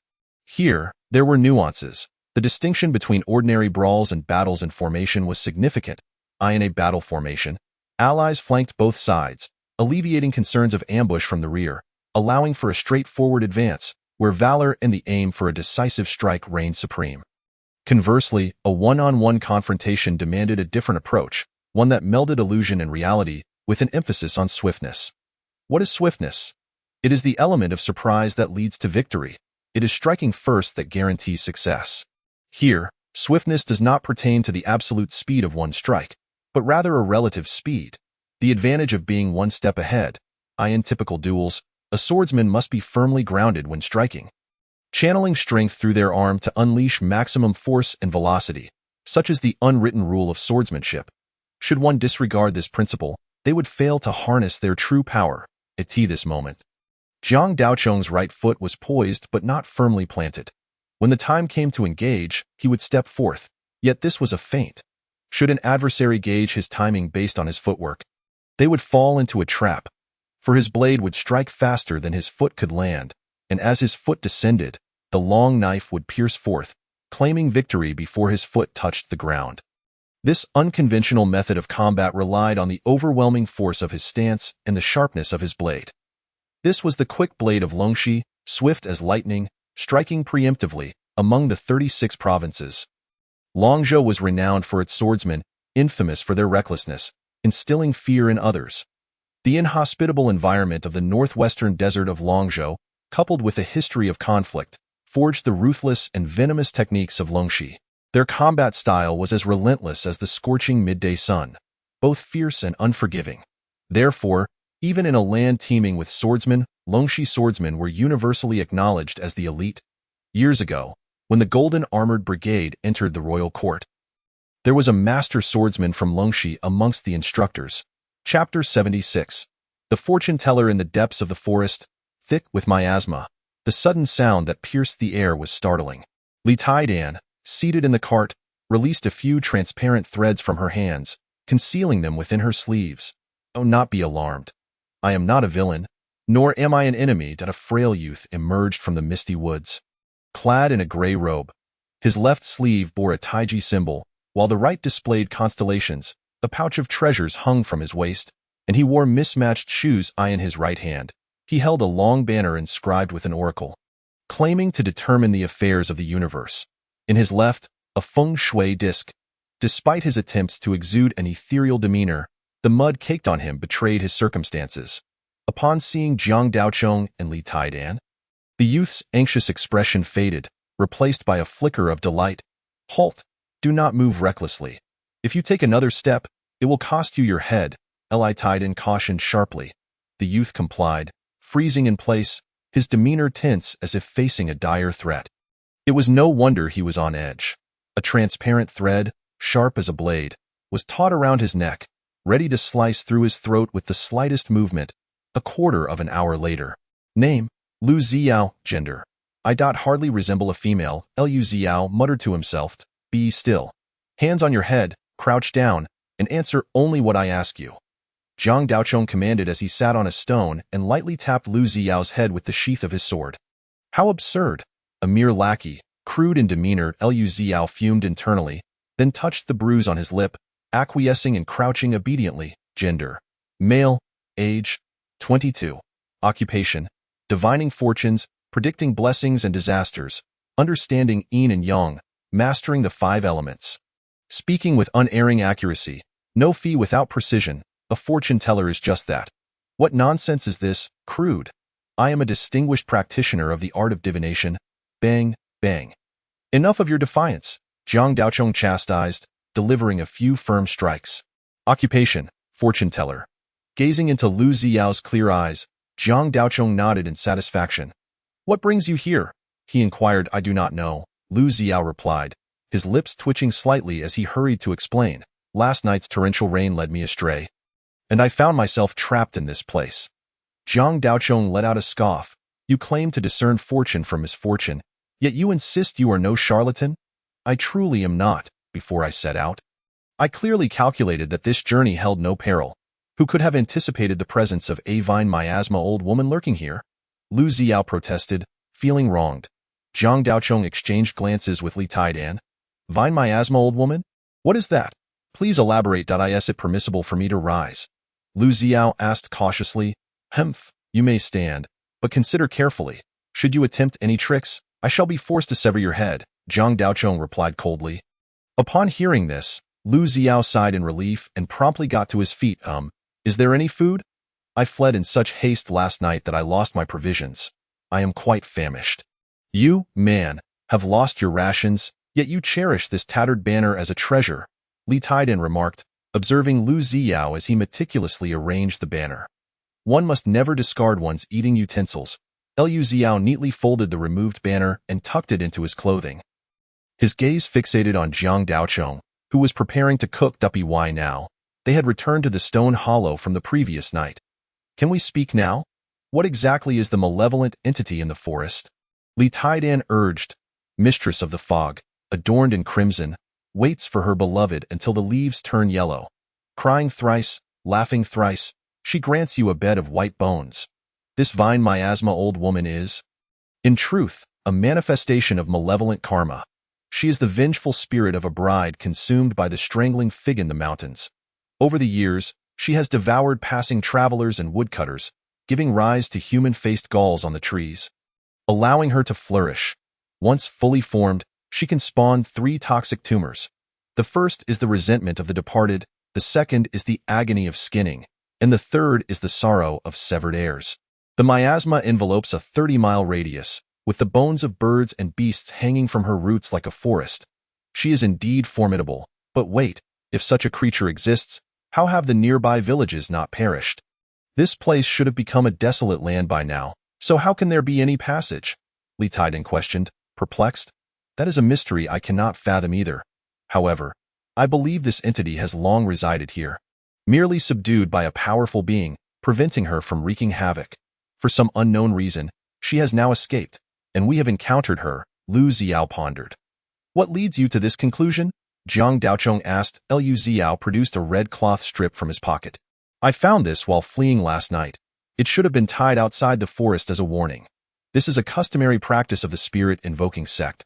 Jiang Daochong took the cloth, vibrant as blood, with a faint scent of sandalwood. The aroma confirms it.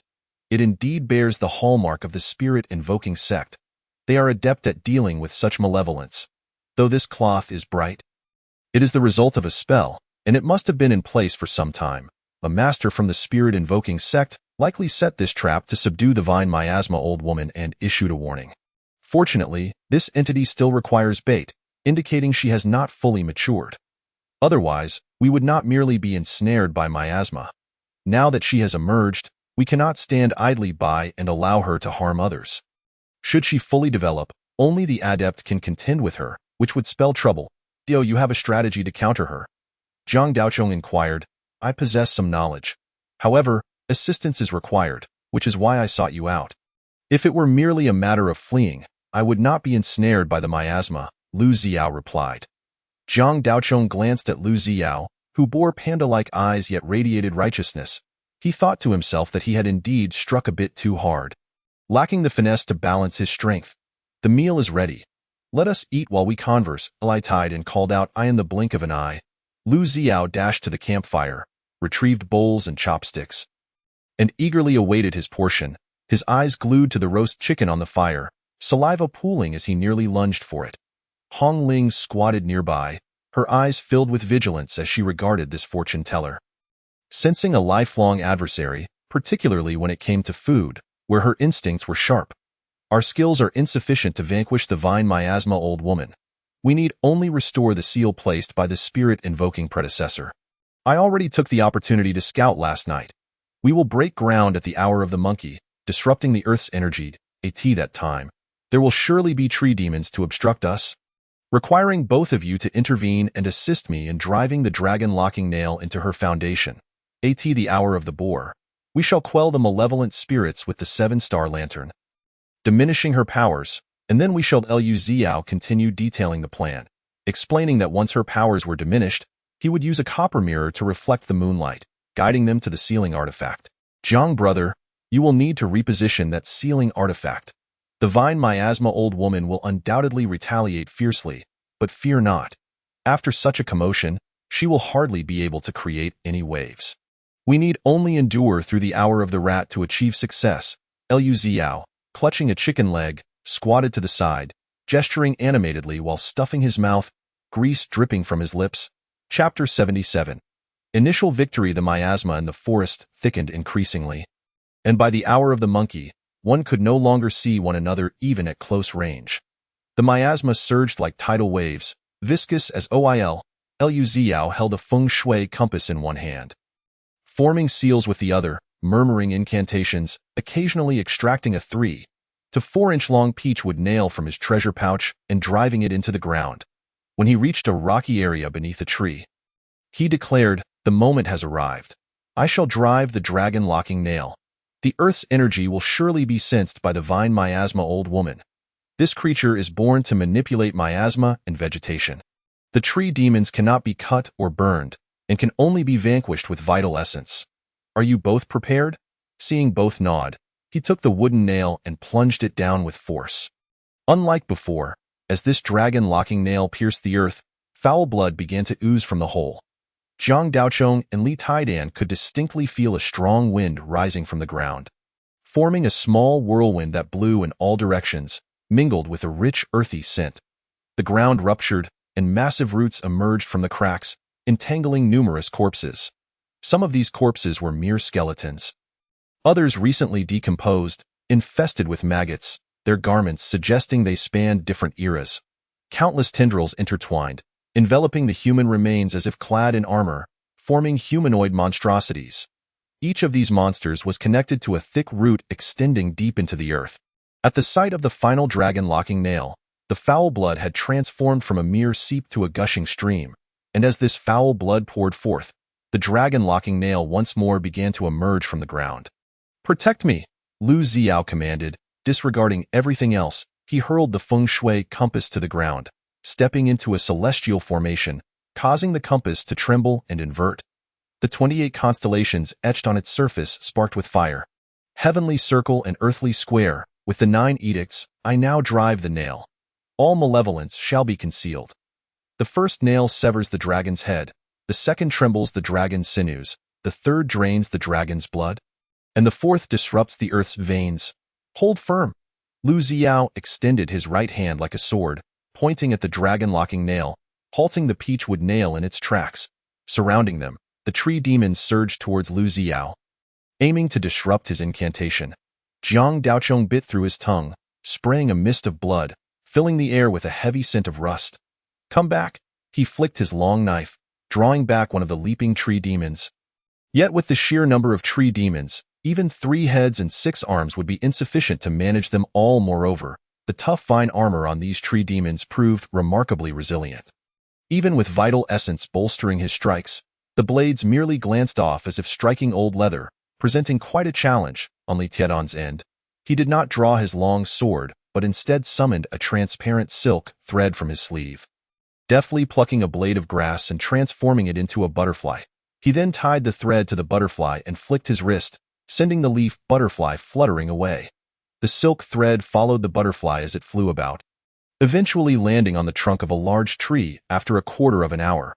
Only then did Li Taidan extend his right hand and gently hook his index finger, causing the thread tangled by the butterfly to tighten instantly. At this moment, looking around Li Taidan, the area was filled with transparent threads, forming a web that ensnared all the tree demons. Secret technique of the color gate: string puppet play. This golden thread is crafted from the noose of a hanged ghost, using the silk of silkworms raised on the blood phlegm coughed up by a renowned performer before their demise. After forming cocoons, the silk is roasted with corpse oil to extract the thread. It takes 9 ounces of cocoons to yield a single thread. Its effects are fourfold: soul tethering, blade transformation, malevolent suppression, and fortune alteration. Its ability to suppress malevolence is such that even a century-old zombie cannot break free. I doubt a few tree demons can escape my string puppet formation. With Li Tiedan's containment, Jiang Daochong felt an immediate reduction in pressure.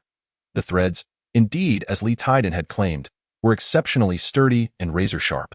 Furthermore, these threads were not haphazardly arranged. As Jiang Daochong moved, Li Taidan constantly adjusted the tension of the threads, allowing Jiang Daochong to wield his blade without hindrance. Nearby, Lu Ziao exerted every effort to keep the dragon-locking nail firmly embedded in the ground. Out of the corner of his eye, he noticed the tree demons becoming ensnared, their numbers dwindling, which brought him some solace. Jiang Daochong swung his blade, decapitating a tree demon with every 3 or 4 strikes. With each beheaded tree demon, a plume of black mist escaped, disintegrating into a shower of fragments. Approximately half an hour later, the last tree demon collapsed to the ground amidst its anguished cries. Lu Ziyao's complexion turned slightly pale as he retrieved the feng shui disc that had fallen to the ground. The situation was now irrevocably determined. Once the Earth's energy was disrupted, this malevolent entity became like water without a source. The remains needed to be gathered and burned to facilitate their passage to the afterlife. By now, twilight had descended, and the miasma in the forest had significantly dissipated. The 3 of them gathered the remains together and set them ablaze. Reducing them to ashes, upon returning to the stone hollow, they reignited the fire to prepare a meal, seizing the opportunity to rest. Jiang Daochong and Li Taidan were largely unscathed, but Lu Ziyao had indeed exhausted considerable energy. The tailor gathered his needles and thread, while the watchman changed shifts, striking a dull gong. As darkness deepened, the hour of you arrived. Suddenly, a mournful wind began to wail through the forest, resembling the soft sobs of a woman seeping from the hollows of the trees. Captivating yet unsettling, Jiang Daochong and the others remained seated, meditating and conserving their spirits, steadfastly guarding against any disturbances. The wind howled for nearly half an hour before abruptly ceasing, restoring tranquility to the woods. As time passed, the moon illuminated the sky. The saying goes, hanging wedding garments invites the spirits of the dead, while hammering nails for coffins should not be done after 3 calls. The night deepened, and the hour of Su arrived. The interplay of light and shadow among the trees revealed that the branches had twisted and contorted, resembling great hands. From the fissures in the bark, a chilling, viscous substance oozed forth, exuding the foul odor of amniotic fluid. Upon reaching the ground, it formed a web-like membrane. The clawing shadows of the trees crept closer to the stone hollow under the moonlight. Suddenly, Jiang Daochong drew a flaming branch from the campfire and hurled it forward. With a whoosh, the area in front of the stone hollow was already doused in highly flammable oil and piled with kindling. The fire ignited fiercely, and the shadows on the ground vanished in its blaze. Concurrently, the three of them instinctively retrieved a small brown pill, the size of a pinky finger, which emitted a pungent aroma. They placed it in their mouths, resting it beneath their tongues. This miasma demon obscured perception, and prolonged exposure could induce hallucinations. If inner turmoil arose, they would inevitably reveal vulnerabilities, allowing it to exploit their weaknesses. Leading them to their doom, Liu Xiao explained. Indeed perilous. I noticed that among those remains were not only ordinary individuals, but also practitioners of the arts, who had been ensnared by this malevolence and had succumbed to its influence. Li Taidan nodded in agreement. In no matter, this entity has revealed its foundation before us, thus posing no further threat. It is commendable that Brother Liu possesses such extensive knowledge, even regarding these sinister beings. Jiang Daochong remarked pointedly, I encountered my master at the age of 8, accompanying him as we traversed the lands, studying various terrains and diligently mastering geomancy for over a decade without pause. From the southern border to the northern regions, across mighty rivers, and even into the territories of foreign tribes, I have witnessed countless strange and malevolent beings. Then why did you venture into this desolate wilderness alone? What of your master? He hasn't perished, has he? Li Taidan inquired curiously. Nonsense, do not speak such ill of him. My master is alive and well, I assure you both. My reason for taking action to seal this miasma demon extends beyond the fear of its continued mischief. There is indeed another purpose, Liu Xiao replied mysteriously. I in my lineage. A disciple must travel alone for 3 years before graduating. During this time, subduing evil spirits and vanquishing demons serves as their curriculum. Upon returning after this period, the results of their endeavors are recognized with the issuance of a corresponding talisman. This talisman not only symbolizes one's identity, but also enables the mobilization of sect forces. It is the foundation for entering the temple of the city god, where even the earth gods have their ranks. Sect forces? What are those? Jiang Daochong asked with curiosity. You may consider them as the spectral soldiers of the underworld. Invisible to ordinary eyes, yet practitioners can summon them to exorcise demons, search mountains, and traverse vast distances in an instant. They are indeed formidable. Jiang Daochong involuntarily recalled the 2 ghostly emissaries commanded by Qing Feng. The entities summoned by Taoist Jianlian, and the spells related to the transformation of beings into soldiers mentioned by Beilian. He began to recount his experiences to the others. The sources of these spectral forces are diverse, encompassing ghost soldiers, celestial soldiers, and earth soldiers. Each sect employs its own methods, and the ghostly emissaries previously utilized by the government were not only powerful but also had fewer restrictions, making them top-tier forces. Additionally, some ancient sects with profound traditions maintain their own spectral soldiers, known in legends as seal soldiers or heavenly soldiers. As for the bean summoning method, it sounds more akin to the unorthodox practices of the Five-Pass Army. I see, this truly broadens my horizons, Li Taidan exclaimed, repeatedly clapping his hands. Jiang Daochong nodded in agreement. His greatest flaw was his lack of guidance, often piecing together fragmented knowledge without a clear direction. While he usually managed this, encountering someone with a substantial lineage often exposed his shortcomings. Take this miasma demon, for instance. Had Liu Xiao not pointed it out, he would have rushed in recklessly, risking both time and safety. It is often said that seeking knowledge is difficult, akin to climbing to the heavens, but truly entering the path of knowledge is the real challenge.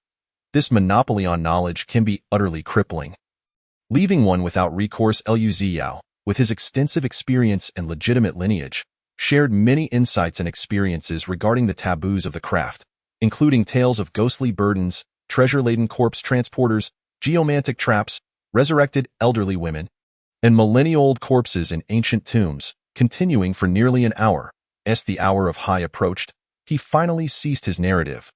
The night was thickening, and it was time to attend to serious matters. Liu Xiao retrieved 7 delicate bronze oil lamps from his treasure pouch, arranging them according to the positions of the Big Dipper. He flipped the feng shui disc over, revealing a finely polished copper piece that resembled a small mirror. Aligning the mirror with the stars overhead, he stepped upon the ground, murmuring incantations. With a swift motion of his right hand, he brushed the mirror, and a beam of white light shot forth, landing upon one of the bronze lamps, igniting it and casting a warm yellow glow that brought a sense of reassurance. Methodically, the 7 bronze lamps were soon lit, and Liu Xiao settled into a meditative posture, declaring, this is the 7 stars suppression. Harnessing the power of the Big Dipper, this malevolence has taken advantage of the terrain. We shall counter it with the timing of the heavens. The celestial body of the Dipper illuminates the shadowy paths. Iron chains bind the bones, the 3 souls wander without a home, and the 7 spirits float aimlessly into the jade pot, while the sun's fire becomes the cage. The 7 stars locked the soul. A chilling wind swept through the air. The feng shui disc suspended above received the light from the moon, connecting with the star lamps below. With a turn, a beam of light shot forth, extending into the darkness. Somewhere within that darkness, the sound of a bell echoed, catching the illuminated beam. Without needing Lu Ziyao's prompt, Jiang Daochong, already prepared, swiftly darted forward. Li Taidan was not idle either. He released the golden silk from his sleeve, almost instantaneously weaving a net to protect Lu Ziyao. Jiang Daochong, guided by the light beam, soon found himself in an open area dominated by a peculiar and eerie tree. The trunk of this tree was nearly half rotted, with yellowish-green sap seeping from the cracks in its bark. In its center, a woman in red was half embedded within the tree. The exposed portion of her body was merely a skeleton, her head adorned with the skull of a deer, and bioluminescent fireflies nested within her eye sockets. A thin, colorful miasma swirled around her. Surrounding the tree were 7 corpses, young and old, all with their mouths agape, gazing skyward. At that moment, a flowing white Jiang Daochong dared not flee any longer. He stood his ground, his expression graved. At that moment, he heard Lu Ziyao's voice softly recounting the situation at the scene. "Brother Jiang, we are on our way. Please do not act rashly. That thing is exceedingly malevolent, and we are in serious trouble this time." Lu Ziyao sighed. "What precisely is that creature? What is the 3-corpse evil technique? Oh, you have any assurance?" Jiang Daochong, while keeping his gaze fixed on the 7 shadowy figures, replied, "This is a long story. I will explain once I arrive. This creature is merely a product of the 3-corpse evil technique. Given the cultivation of the 3 of us, I fear the outcome may lean towards disaster." Lu Ziao responded with a bitter smile. Hearing this, Jiang Daochong fell silent for a moment before stating, "If you have little confidence, do not come. Can't you escape this barrier? Take Li Taidan with you and bring Hongling as well." Chapter 79. The grinning corpse. Lu Ziyao did not respond, falling into silence. The connection between them relied on a minor technique provided by Lu Ziyao, named Gentle Breeze Arrives, which allowed sound to be transmitted over a distance of 10 miles through the wind. This technique was simple to learn and remarkably swift, far surpassing the discrete transmission methods commonly found in the martial world, making it ideal for their needs. However, this minor skill had a significant flaw. The transmission process was quite unstable, often leading to communication failures. At that moment, Jiang Daochong, seeing there was no reply from the other side, understood that this technique had likely faltered again, yet he did not worry. After all, he had no time for concern. The 7 evil corpses had already lunged at him, and upon witnessing this, Jiang Daochong did not dare to hesitate. Drawing his long knife, he swiftly brushed the blade, then struck at the advancing evil corpse. With a swift thrust, the long knife effortlessly cleaved the foremost evil corpse in 2, which swayed for a moment before collapsing to the ground. Jiang Daochong felt a mix of surprise and dread. This creature was so sinister that even the well-informed Lu Ziyao regarded it with fear. How could it be so easily vanquished by his single strike? Evading the remaining corpse's assault, Jiang Daochong sidestepped and delivered another blow, severing the legs of 1 evil corpse. Once again, it was accomplished with ease. The upper half of I cannot comprehend. "Speak plainly," Li Taidan lamented. "Go speak plainly" means that this calamity arises from human transgressions. And it is not merely an ordinary evil, but a profound malevolence that contravenes human and divine principles, inciting outrage from both realms. Jiang Daochong interjected. "Indeed, once the vengeful spirit has exacted its revenge, the repercussions of this malevolence are severe. Not only do the perpetrators suffer, but innocent bystanders are ensnared in the fallout. Attempting to resolve this requires efforts beyond measure. Moreover, even the divine intervention of the Buddha or Bodhisattvas may prove futile. To put it plainly, this entity cannot be vanquished. With each attempt to slay it, it only grows stronger. Even if you possess celestial prowess, slaying it 100 or 1,000 times is futile. There will always come a time when it surpasses you." The fortune teller remarked, "If you continue with such lofty language, I might just take matters into my own hands. Jiang Daochong cracked his knuckles and spoke. Indeed, I have long wished to deliver a sound thrashing. You perpetually brandishing your tomes. Li Taidan eagerly raised his hands in agreement. The three corpses sorcery, even within the realm of the esoteric, is a little-known dark art. Its origins are said to trace back to an ancient era of flourishing immortality practices when the quest for transcendence was all the rage. One widely circulated method of achieving immortality was slaying the three corpses. The specifics of this slaying method are long lost to time. However, some have drawn inspiration from the immortal technique of slaying the three corpses to create a nefarious practice known as nourishing the three corpses. This is the genesis of the three corpses sorcery. However, this dark art is so malevolent that even the most wicked of monsters dare not practice it, for it is utterly devoid of moral integrity. Observing Jiang Daochong and Li Taidan gazing at him, Lu Ziao felt a surge of pride. Just as he was about to speak, he noticed the golden threads in Li Tiedan's sleeve flickering unpredictably, sending a shiver down his spine. Abruptly halting his thoughts, he succinctly stated, "The most fundamental prerequisite for practicing this art is the ritualistic slaughter of one's wife, the violation of one's mother, the murder of one's father, the defilement of one's daughter, and the cannibalism of one's offspring. Using secretive methods to sacrifice the bee in a moment of instinctual struggle." Jiang Daochong halted, for the first time extending his palm. His right hand forming a sword-like gesture directed at a malevolent corpse, this motion revealing a path forward. Beside him, Lu Ziao and Li Taidan exhibited remarkable patience, remaining silent as they observed the seemingly senseless melee. Their hearts filled with a tinge of doubt at this moment. Upon witnessing Jiang Daochong's actions, they felt a jolt of surprise, exchanging looks and focusing their full attention.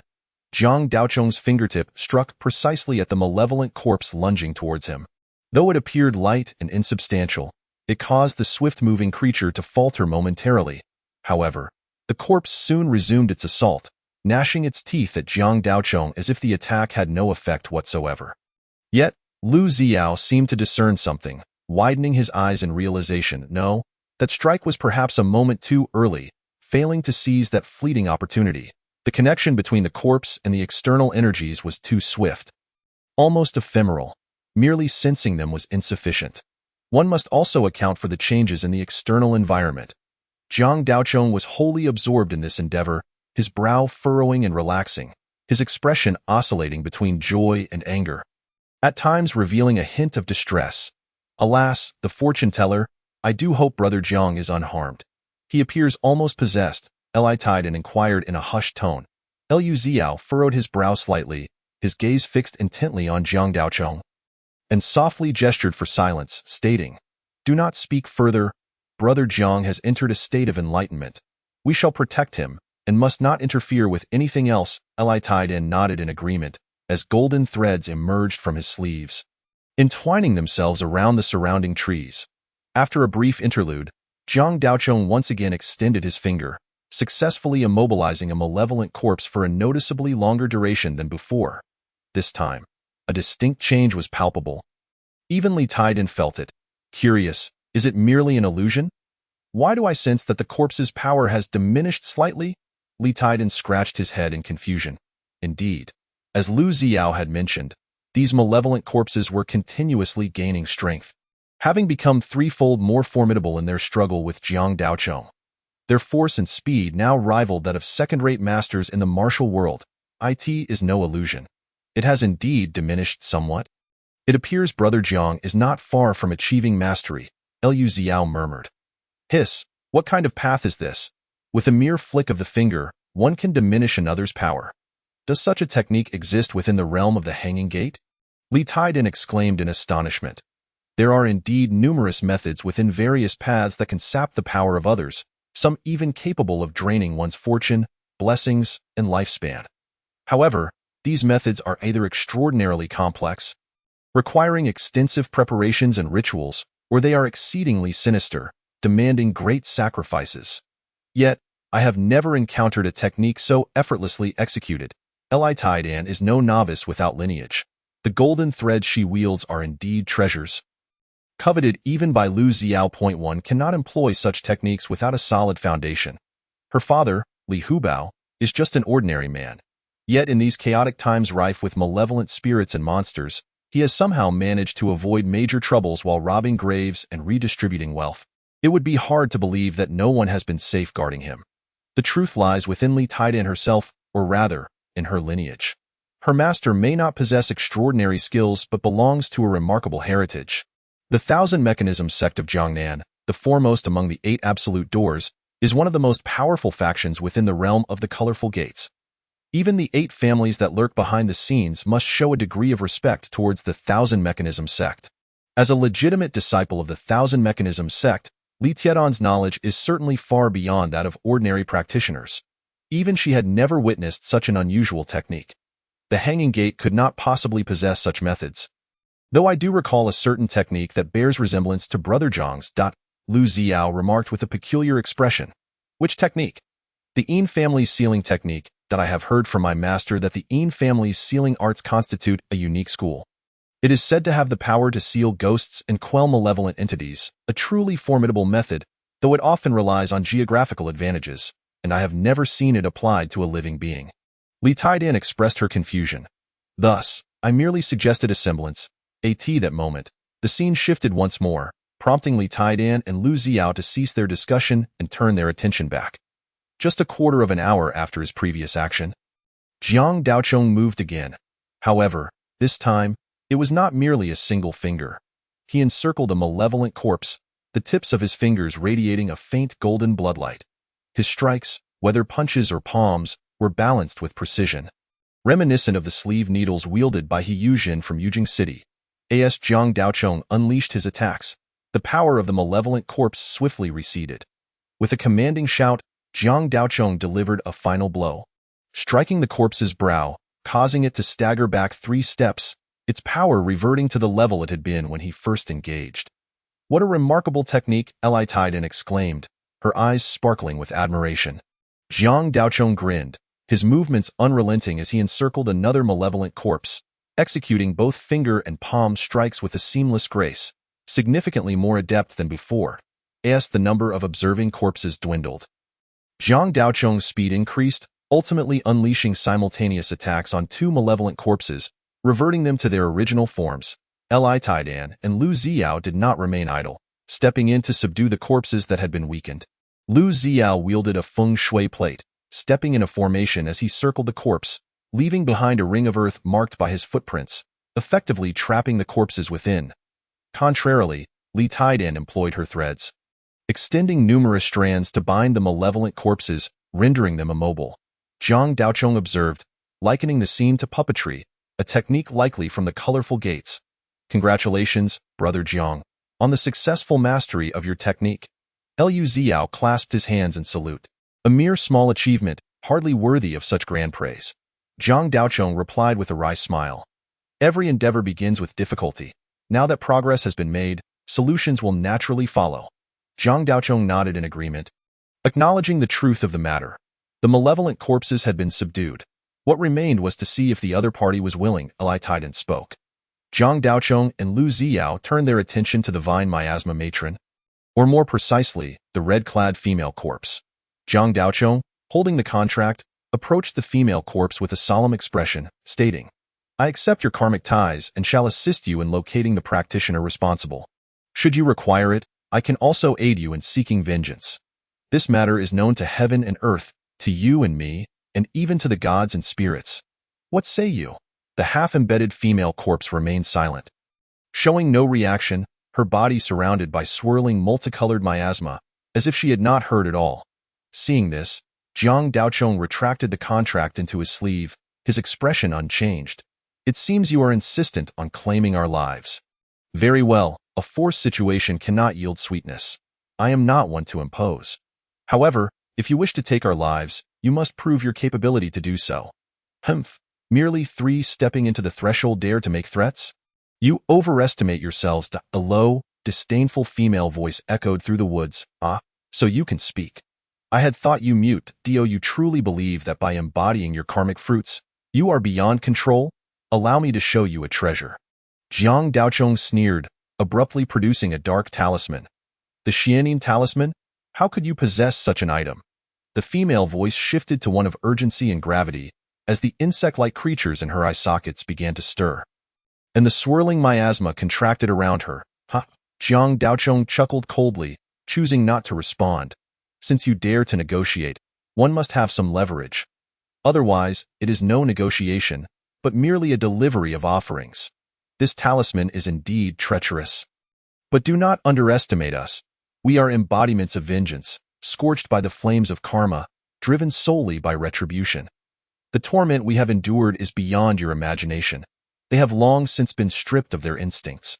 Liberation comes early. Moreover, this talisman is not easily crafted. How many can you produce? Feel free to utilize it. For, the raspy voice abruptly ceased, as if a duck had its throat grasped. That moment, Jiang Daochong was leisurely fanning himself with the Xianin talisman. Yet it was not a single piece, but rather a small bundle, appearing to contain at least 8 or 9. Impossible. Such talismans are rarely seen. The female voice exclaimed in astonishment and anger. Jiang Daochong silently chuckled, thinking, you clearly have never ventured beneath the ancestral altar, where they are densely packed. Far too many to bother selling as waste paper. I do not claim to be virtuous. Yet I am no villain either. I cannot profess to empathize with your plight, but I assure you that the commitments I express will be fulfilled. This contract, witnessed by heaven and earth, known to gods and spirits alike, if signed, ensures our survival while granting you assistance. This is a mutually beneficial arrangement. Should you refuse to sign, we shall resort to blades, leaving our fates to chance. Take a step back, and I shall no longer be a hero. You may examine the contents of the contract first. Jiang Daochong tossed the contract forward, allowing it to drift gracefully before the vine miasma matron, suspended in midair. After a brief interval, Jiang Daochong approached her once more, inquiring, what is your decision? After a prolonged silence, a hoarse voice finally replied, your contract does not specify your conditions. I find it hard to believe that you would aid me without reason. Jiang Daochong nodded in understanding. It is comprehensible, after all. You have witnessed the darkest depths of human hearts. However, I am under no obligation to prove my trustworthiness to you, and my presence here, bargaining with you, is not born out of fear of death. Rather, I wish to avoid implicating my friends. Were I alone, the outcome today would be markedly different. Moreover, you must grasp one point. I harbor no ulterior motives towards you. I merely passed through, yet it was you who first entertained ill intentions towards us. This is akin to a forced capitulation on my part. Were it not for my nature, one of us would certainly lie down defeated. And I am acutely aware that the one to do so would most likely be me. Your nature? What exactly is your nature? A drop of kindness repaid with a fountain of gratitude.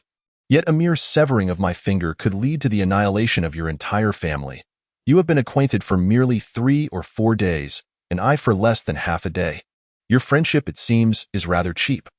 When wine meets a kindred spirit, 1,000 cups are scarcely enough. Yet, with a discordant conversation, even a single word feels excessive. It is not a matter of duration. Will you sign or not? Your incessant prattling is tiresome. Jiang Daochong expressed his impatience. Very well, I shall sign, but do not come to regret it. I already regret it, he retorted. This is not a contract of servitude. You are merely taking advantage of me. Are you not? By the way, are you not a being of malevolence? Quick to kill, driven solely by obsession. Why, then, are you so small-minded? A spectral figure clad in red emerged from the corpse of the woman, a dark flame swirling from her brow and landing upon the contract. The document turned to ash, scattering with the wind, a mysterious force radiating in all directions. Half an hour later, Jiang Daochong and his companions vanished from the forest path. At this moment, a figure appeared before the entity known as Tengzhang Lao, garbed in a grayish-white scholar's robe, none other than Mr. Qingshan, the lord of the great Qingshan. Chapter 83. The young lady, how is it? Mr. Qingshan inquired with a smile before Tengzhang Lao. Humph, merely a little trickster. The spectral figure in red manifested beside Mr. Qingshan, casting a cold glance at the path Jiang Daochong had taken. Oh? You take advantage of others yet complain about them? Look at this contract. It has your interests at heart, demanding not a single benefit from you. And still you remain unsatisfied. A piece of yellow paper appeared in Mr. Qingshan's hand. It was the contract. To covet the white egret soaring over the autumn river, unaware of the late tide in the green forest. The utmost selfishness yields the utmost public interest. The essence of birds lies in the chi. The roots of the living and the dead. Surely, Mr. Qingshan has heard the tale of the ghost market's gifted pearls from a bygone era? The woman in red remarked nonchalantly, "Haha, naturally, I have heard it. It tells of a scholar who encountered the ghost market by night and was gifted a luminous pearl point 3 days later. The pearl turned to decayed bone, revealing itself to be a soul pearl that harbored a spirit in the realm of the living. With the bearer subject to the claims of the underworld, Mr. Qingshan clearly understood the implication of the woman in red, that what is given for free is often the most costly. You are being somewhat harsh. This lad is unaware of the complexities behind it all. He is not yet qualified to know. Nevertheless, this contract bears 7 parts sincerity and 3 parts calculation, surpassing many others, so take joy in it." "Preposterous! Were it not for that, do you think he could walk out of here alive?" The woman in red retorted indignantly. "Oh? So, does this imply you acknowledge him?" Mr. Qingshan chuckled. "Humph, a half-hearted acknowledgement. I have some fondness for this lad's demeanor. Yet whether he can save the woman in the cart will determine if I am to serve. However, that person is somewhat overbearing, and I shall let it be. They even dare to command me. How unreasonable." The woman in red expressed her dissatisfaction. "Enough, do not instigate discord. That individual is more cunning than you realize. Let her learn of your existence, and you shall suffer." Mr. Qingshan waved his hands dismissively. "Ha ha ha, are you afraid of a mere woman?" The woman in red seemed to uncover a secret, laughing heartily. "Sigh, fear is prudent. While you and I may not fear, that individual certainly does." Mr. Qingshan replied calmly. The woman in red, having struck a soft spot, abruptly ceased her laughter, letting out a cold snort before vanishing. Only Mr. Qingshan remained, gently sighing. Alas, wealth stirs the heart. How difficult it is, with so many eyes upon you. Should this self-reflection game fail, peril awaits. A gentle breeze swept by, leaving only the rustling of the forest behind. The path to Shu is fraught with difficulty, harder than ascending to the heavens. The land of Shu is rich in resources, an ideal refuge for seclusion. In the capital city of Shu Prefecture, Jingwensheng, there is a modest courtyard named Jianzhu.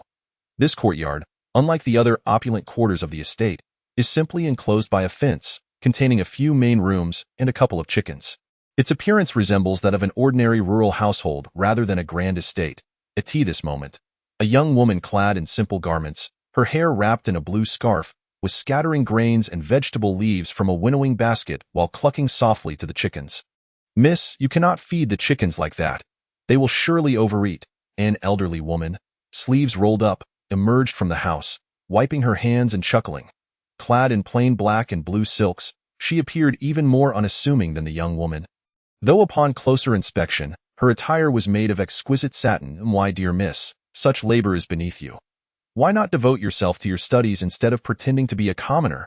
The elderly woman took the winnowing basket from the young woman's hands, shooing away the dusty chickens with a gentle scold.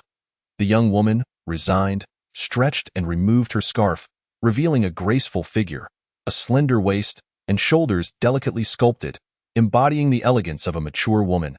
Such a simple act, if witnessed by those who appreciate feminine beauty, would leave them utterly captivated. Her hair was a cascade of dark silk, her brows like distant mountains shrouded in mist, delicate and unadorned yet radiant. Her eyes sparkled with a brilliance that seemed to illuminate the room, and her features were refined and graceful, with a complexion as smooth as polished jade. She was not an absolute beauty, yet her charm was ethereal and enchanting, making it difficult for one's gaze to wander. "Humph, that merely shows your own capabilities. I hardly find it worth my while," the young lady remarked. Indeed, the young lady spoke truthfully. Raising poultry is a profound art. Without the labor of common folk, one would go hungry. If one cannot tend to chickens, one cannot enjoy their eggs. Just consider the garments of the young lady. The young woman engaged in banter with the elderly woman, but upon realizing her lack of competitiveness, turned with an expression of annoyance and retreated indoors. As noon approached, a maid entered to serve the meal. Just as the young woman settled down, a black-clad elderly woman entered with a cloth bag in hand. "Miss, Lord Heir has returned. The second household is in an uproar," the elderly woman said joyfully. Upon hearing this, the young woman cast a glance at the bag, picked up a pair of chopsticks with vegetables, and after a moment replied, "My second brother, who prides himself on his talents, is in his 40s yet dabbles in flowers and plants, thinking it a form of self-cultivation. Yet, he is utterly oblivious, constantly scheming and calculating, with grand ambitions but lacking the ability." She pointed at the vegetables on the table. This homegrown produce does indeed taste different. We should plant more in the future. Understood, Mississippi, if you enjoy them. I will have Lao Su and Lao Lu cultivate more land tomorrow. Were it not for the concern of others regarding the Yin family's reputation, what would he amount to? Xiao Mei, take the pot of night orchid I have raised to Lord Heir. Let the second household care for it properly. A young maid in a blue dress, standing by, pouted. Miss, we have put in so much effort to cultivate this night orchid, and now you give it away just like that? Look at you, acting so petty. What is the point of being so calculating within a family? We cannot let the second household perish. Just consider it an act of kindness, the young woman responded curtly. Upon hearing this, the maid named Xiao Mei's expression brightened, and she hurried into the inner room to fetch the pot of orchids. What are you doing with that tattered cloth bag? The young woman turned to the beaming elderly woman and inquired. Miss, this is no mere rag. It is a treasure, sent by the young master through someone. That little rogue, always gallivanting, also knows to show filial piety towards me. The young woman rolled her eyes and turned back to her meal. Suddenly, as if recalling something, she abruptly turned and rushed over, pulling back the cloth bag to take a glance, embracing it tightly with tears streaming down her face. Oh, my poor son. The elderly woman, witnessing this, felt her own eyes moisten. She had seen the hardships the young lady endured over the years. And now, at last, there seemed to be hope on the horizon. Wiping the tears from her eyes, she produced an envelope from her bosom and quietly said, "There is also a letter." Upon hearing this, the young lady snatched it away, staring blankly at it before clutching it tightly to her chest. Half an hour later, the young lady sat at the head of the table, flanked by 4 attending maidservants. She had regained her composure, though her eyes still bore a hint of redness, and an open letter lay before her. Before her knelt a young man clad in armor alongside an elderly woman in a blue cloak. If Jiang Daochong were present, he would surely recognize the young man as the talented warrior he had slain in battle, while the other was the old woman from earlier. The young warrior's form was ethereal, clearly not of this realm, but a shadow of his former self. Chapter 84. Jiang Daochong's wrist. Xiao Lan, please convey a message to Dao Ming. His elder brother has sent word that he should fetch his sister from the academy and return home for dinner this evening. The young matron spoke in a calm tone. The maid in green responded affirmatively and turned to leave the room. Fourth lady, spare me. Zhang Pa buried her head deeply into the ground, her voice trembling slightly. The young military officer also lowered his body, yet he ultimately refrained from uttering any pleas for mercy. Lu Yinzhou, I have heard that you have garnered a modest reputation within the Iron Eagle Army? The matron did not even glance at Zhang Pa, but instead directed her attention towards the young officer. I in the military. I managed to win a few rounds in contests of skill, and my comrades have merely exalted me. I shall no longer dare to be called a prodigy. Lu Yinzhou's voice carried a hint of despondency. A man of valor need not be disheartened by a single defeat. Do you suppose that the fierce warriors of the Iron Eagle Cavalry are of such cowardly disposition? To lose once and allow it to shatter your spirit, reducing you to a wretched state? The matron scoffed. Upon hearing her words, Lu Yinzhou trembled, remaining on his knees, his fists clenched tightly, yet he ultimately refrained from retorting. What, are you unwilling to accept this? The matron inquired. I am unwilling. Lu Yinzhou replied in a hushed tone. Na vi, do you wish to speak of insults that you may endure, yet cannot tolerate disparagement towards the Iron Eagle Cavalry? The matron derided. Lu Yinzhou was momentarily rendered speechless by her words. Today, I am in a particularly good mood and do not wish to engage in the tiresome rhetoric of shared glory and mutual ruin. Such words you might not even comprehend. I shall ask you simply, do my Iron Eagle sons show courage in the face of death? Have they ever tarnished the name of the Iron Eagle? In the words of the esteemed matriarch, Yin Zhaohuang, our army of 57 cavalrymen charged into battle. Each man fought valiantly without hesitation. In the final moments, Lu Jiehua, Zhang Buding, and Li Si, the 3 squad leaders, fell upon the enemy, fighting to the last drop of blood, and not a single one retreated. How magnificent my Iron Eagle cavalry is! Convey my orders. For those who die in battle outside Yujing City, let Yin Tan summon their souls and reshape their bodies. All expenses shall be accounted for under my name. The matron, Yin Zhaohuang, summoned forth a command from her sleeve, which soared through the air. Outside, a figure clad in farmer's garb stepped forward, deftly catching the flying command token, kneeling on one knee, and proclaimed, "I have received the order." He then stepped forth and disappeared into the courtyard, heading towards the military encampment outside the city. Lu Yinzhou, still kneeling, looked up in astonishment upon hearing her words. Military orders are as firm as mountains. As soldiers, you are to carry out the commands without error. To bravely engage in battle is a virtue, and this will not change simply because you fought against my son or some noble. Do you find my judgment acceptable? Yin Zhaohuang's eyes glinted with authority. I accept, and I am willing to serve the matron unto death. Lu Yinzhou bowed deeply, his previous kneeling born of fear of the Yin family's might. Yet this bow was heartfelt. Oh, were you not just now resembling a wretched soul? And now you can speak of serving unto death. Yin Zhaohuang remarked with a hint of amusement. I am ashamed. Lu Yinzhou admitted awkwardly. I am but a woman, unversed in military matters. There is no need for you to pledge your life. You may withdraw. Yin Zhaohuang waved her hand. Lu Yinzhou performed another bow before turning to leave. Once Lu Yinzhou had departed, Yin Zhaohuang turned her gaze towards the trembling Zhang Pe, who was quaking in fear. Zhang Pe, acutely aware of Yin Zhaohuang's scrutiny, shrank further, nearly prostrating herself on the ground. As a servant, failing to serve and protect her master was already a grave transgression.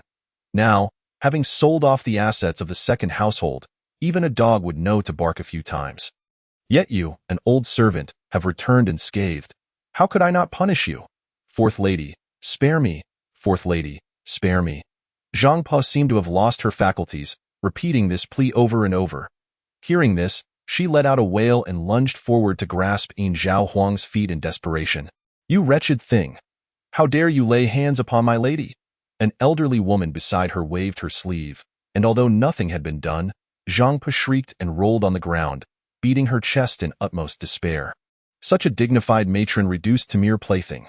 Very well, considering your contribution in delivering the message, I shall spare your life. Moreover, my son has not harmed you, so I shall not overstep my bounds. Go and arrange a handover with the second household. Obtain her life decree. A maid stepped forward, seizing Zhang Pe as if she were a mere cat or dog, and turned to leave. This young man is quite ruthless. The entire second household will surely have to sell all it possesses. Yin Zhaohuang remarked with a sardonic smile. The eldest son possesses a temperament more akin to that of a young lady than a groom. The second son colludes with outsiders. I feel the eldest has been rather lenient. The elderly woman in black chuckled. That old fool, Lai Fu, has now been impersonated. I shall seek him out and give him a good scolding. Indeed, enough, enough. Lai Fu is the house steward, and he works tirelessly. Do not trouble him any further, Yin Zhaohuang replied with exasperation. It is our eldest son who shows concern for his mother, sending over more than 50 pounds of golden Tai Sui. With such wealth, I suspect the Wang family's newly discovered mine has been thoroughly depleted. The elderly woman in black grinned. Chong'er has always been somewhat dull-witted, wandering aimlessly, raised outside the estate. Alas, my son must now traverse far and wide, all while contending with schemes from within his own family. Yin Zhaohuang sighed, tears streaming down her cheeks anew. Enough, enough. I see it all.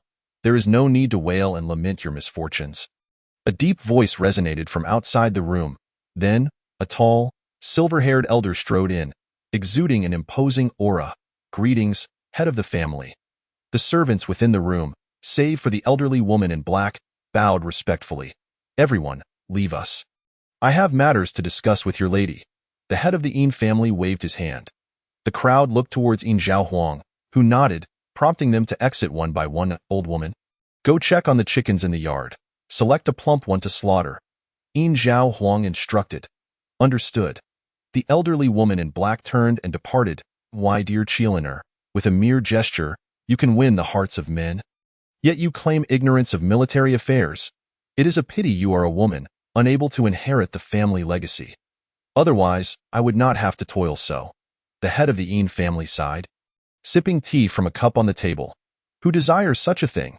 Your sons are indeed men, yet they are capable of inheriting the family legacy, colluding with outsiders to harm your own grandson. This only incites further ire. You are not permitted to drink my tea, Yin Zhao Huang retorted, her voice laced with indignation. What? Is it forbidden for your father to drink from his daughter's cup? The old man glared. It is forbidden. You shall not drink. I shall drink as I please. What can you do about it? The old man chuckled, leisurely taking another sip of tea. I demand half of the Iron Eagle cavalry. Spare the second household. That is impossible. The chaos of the world has begun. The 8 families are on the verge of suppression. We rely on this elite cavalry. Can we afford to give you half? Not just the second household. But even the third cannot be spared. I have plenty of sons. I do not lack one. The old man waved his hand dismissively. You are nearing the grave, yet you still aspire to seize the world? Will you even live to see that day? Yin Zhao Huang scoffed. Wretched. How can a daughter curse her own father? At my age, I think not of such things. However, I must leave something for the descendants of the Yin family. Over these years, I have guarded against your attempts to seize the Iron Eagle cavalry, yet I have ultimately failed. The second son is such a foolish creature. How could I have birthed such a nonsensical child? The old man slammed the teacup down heavily upon the table, rage igniting within him. Be gentle. That is the Yinggu porcelain from the Long Yao. A fine item indeed. How could you use such an antique as a teacup? I will grant you half of the cavalry, and I shall even gift you this set of Yinggu porcelain. Chapter 85. The negotiation. The head of the Yin family reluctantly set down the teacup, humming a tune as he spoke. At most, I shall grant you a battalion, and I require half of that golden Tai Sui. Humph. Which battalion are you referring to? Surely not the one in the hands of the second household? Yin Zhao Huang replied with a cold chuckle. If I have extended my hand towards that battalion of elite cavalry, it is naturally within my grasp. Should father doubt me, he may continue to employ his methods to see if I can secure that battalion for myself. Indeed, a married daughter is like water spilled. You are scheming to take what belongs to others. The head of the Yin family replied nonchalantly, If I leave something for my children, then you too shall leave something for yours. It is only logical. Then do not pilfer from the Yin family. If you wish to take from the Jiang family, I assure you no one will obstruct you. The Jiang family is impoverished, clinging to a shattered official position for generations, unable to afford a meal. What could they possibly possess? Yin Zhao Huang rolled her eyes. Given the current state of the Yin family, do you believe that leaving them a meager inheritance will suffice to protect them? Either they will be extinguished out of jealousy, or I shall act to seize everything cleanly. It is for you to ponder if you wish to leave something for outsiders or for your own grandson. The tides of humanity have shifted. The great current of destiny has begun to flow. Those who resist shall perish, while those who yield shall thrive. The era of the Yin family has passed. We can no longer sit upon the throne, so do not let your stubbornness bury the entire clan. Humph, if the Yin family cannot sit upon the throne, do you intend to elevate the Jiang family instead? On what grounds? Based on that wretched fool who is out there, uncertain of his own fate. The head of the Yin family sneered. That position is a hot seat. The Jiang family lacked the qualifications in the past. But after the grand ritual, they have gained the qualifications, yet they do not intend to claim it. However, aligning with the trends of fate to secure prosperity for generations is still achievable. What do you think? Father? Humph. The maximum I can offer you is 2 guards. I expect half of the returned golden Tai Sui, while this set of Yin bone porcelain shall be considered a generous gift. The head of the Yin family pondered for a moment before he spoke. 2.5 guards, and I wish to select them myself. All of the golden Tai Sui shall be given to the family, and the debts of the second branch will be cleared in one stroke. I also possess a set of exquisite Yin bone porcelain, which I will present to my father. Yin Zhao Huang smiled sweetly as she refilled her father's cup with tea. The head of the Yin family glanced at his daughter, sighed deeply, and drank the tea in one go. He paused at the door, his tall figure suddenly appearing somewhat stooped. Fourth daughter, does the Yin family truly have no opportunity at all? Yin Zhao Huang looked at her father's slightly hunched form, her heart aching. How could she be unaware of the immense pressure he had endured over the years? She quickly stepped forward, gently supporting his arm, her tone resolute as she declared, not even a fraction. Not a single opportunity will arise.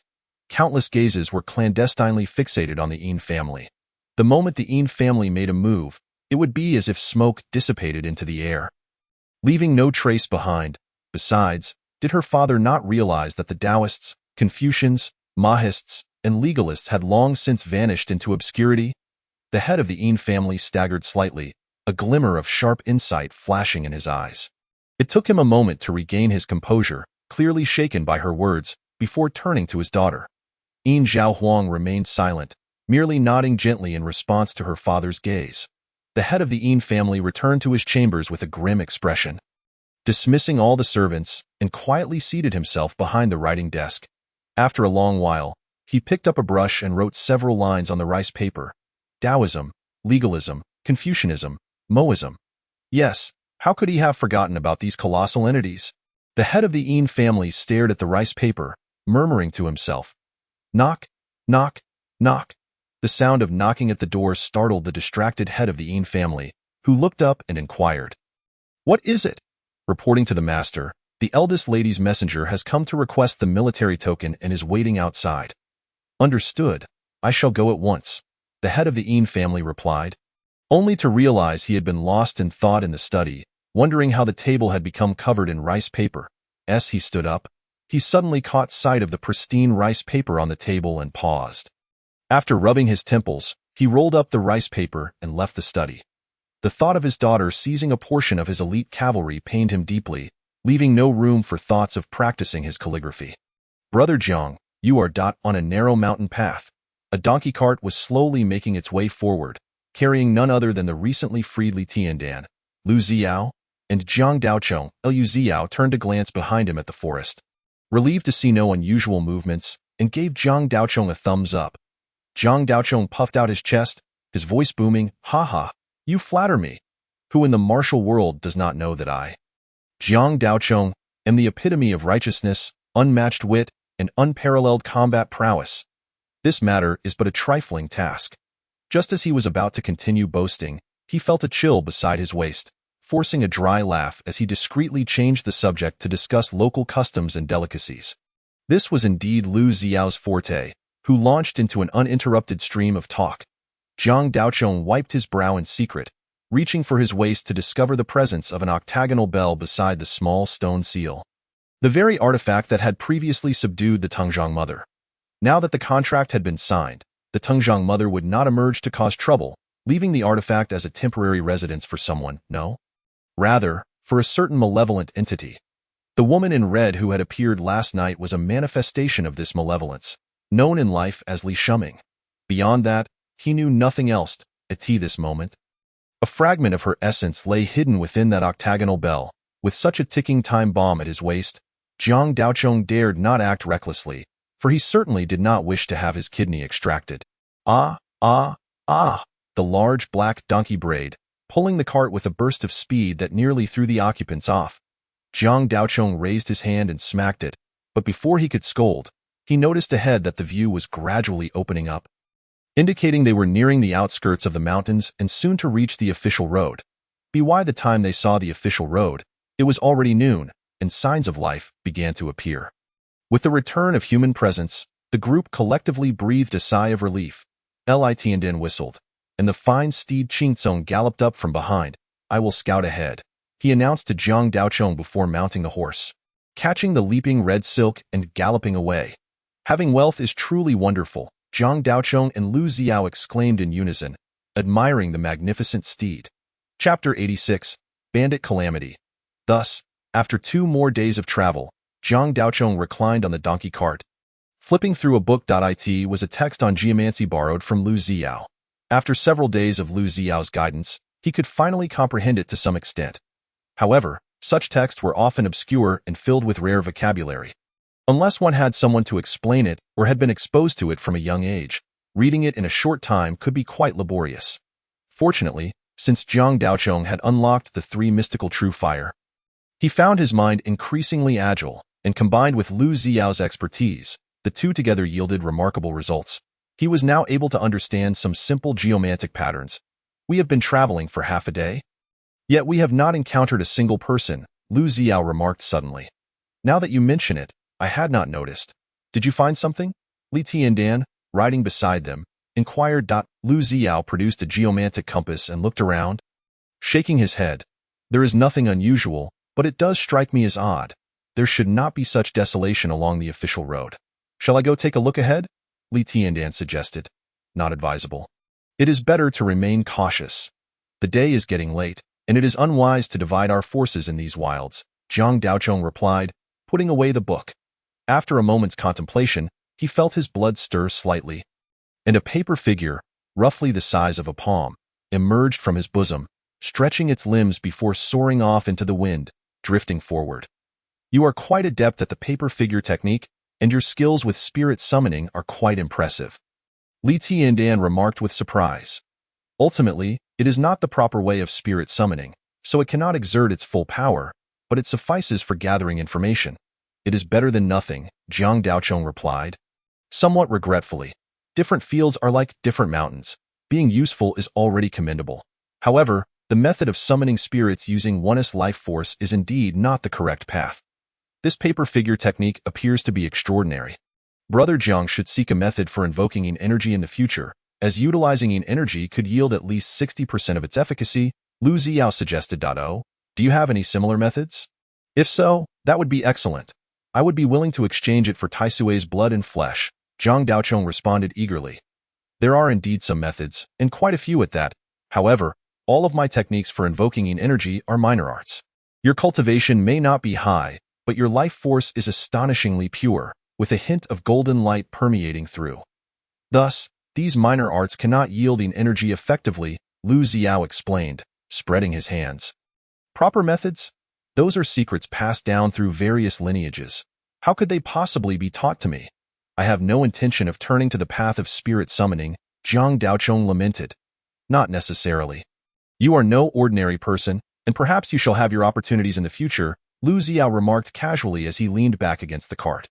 Zhang Daochong did not respond, his gaze already fixed 10 miles ahead, using the paper figure to scout the surrounding situation. There appeared to be no immediate danger ahead, yet the desolation was evident, with several abandoned villages showing no signs of life. After a while, Zhang Daochong summarized the situation ahead. As the group was discussing, they noticed a procession approaching from behind, all clad in white, with white cloth bound around their foreheads and waists. Leading the group was a young man of about 20, holding a soul-calling banner, periodically scattering paper money along the path. In the middle of the procession was a horse-drawn cart bearing a coffin. It turned out to be a funeral procession. As the procession drew near, the group quickly led the large black donkey to the side of the road to avoid disturbing them. Zhang Daochong and Lu Ziao exchanged glances before Lu Ziao approached the leader of the procession to inquire quietly, and soon gathered some information.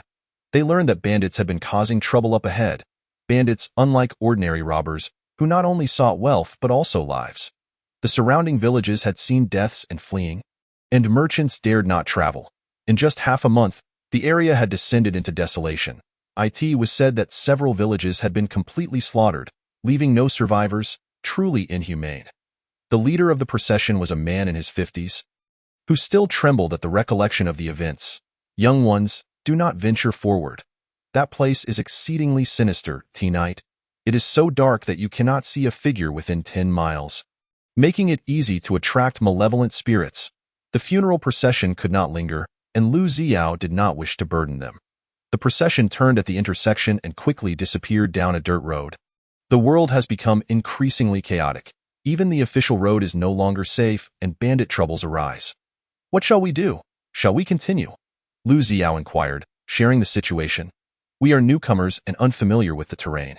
The official road is still the safest. If we recklessly divert, the rural mountains are fraught with taboos. I would rather confront bandits than deal with those taboos. Far too dangerous, Li Tiandan interjected. Your family is nothing but the notorious bandits of Yuzhou? Is it not? Are you not aware of this gang of scoundrels? Lu Ziao inquired with curiosity.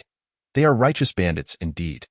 This bandit group engages in a deadly trade, with numerous rules and intricacies within. There are notorious highwaymen known as Grey Tops, as well as mountain bandits, water bandits, stockade bandits, and roving bandits, to name but a few. Additionally, there are some sinister factions like the Yin-Yang Face Hall, Dark Under the Lamp, 9 Caves Linked, Blood Bodhisattva Gang, and yellow sky Dao bandits. Take the Yin-Yang Face Hall, for instance. By day, they are citizens, and by night, they become bandits, painting their faces with vermilion to alter their appearances. Using eel blood mixed with human milk to create head-changing talismans, making it difficult for officials to discern, causing quite a stir.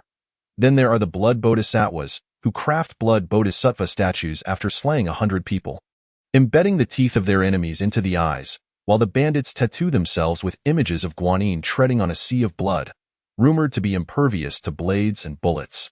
In short, banditry proliferates throughout the land, each with their own tales, and even my father cannot claim to know them all. And the face of these true brigands, our family's dealings are mere trifles.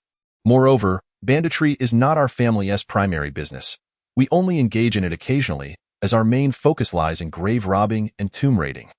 Grave robbing and tomb raiding are hardly noble pursuits. Are they? Lu Xiao muttered. With people struggling to survive, who has the time to concern themselves with the dead? They might even rise from their graves to bite me, Li Taidan argued vehemently. What Taidan says makes sense. Taking a detour is not a wise option. I, too, feel a sense of trepidation regarding those mountain spirits. It would be more prudent for us to stick to the official roads, at the very least. If we encounter bandits, we can flee if we cannot fight back. Jiang Daochong agreed. I shall say it once more. Do not call me Taidan. Li Taidan gritted his teeth in frustration. Apologies, it slipped out. Kukikyu Lu Xiao pursed his lips, his shoulders shaking slightly.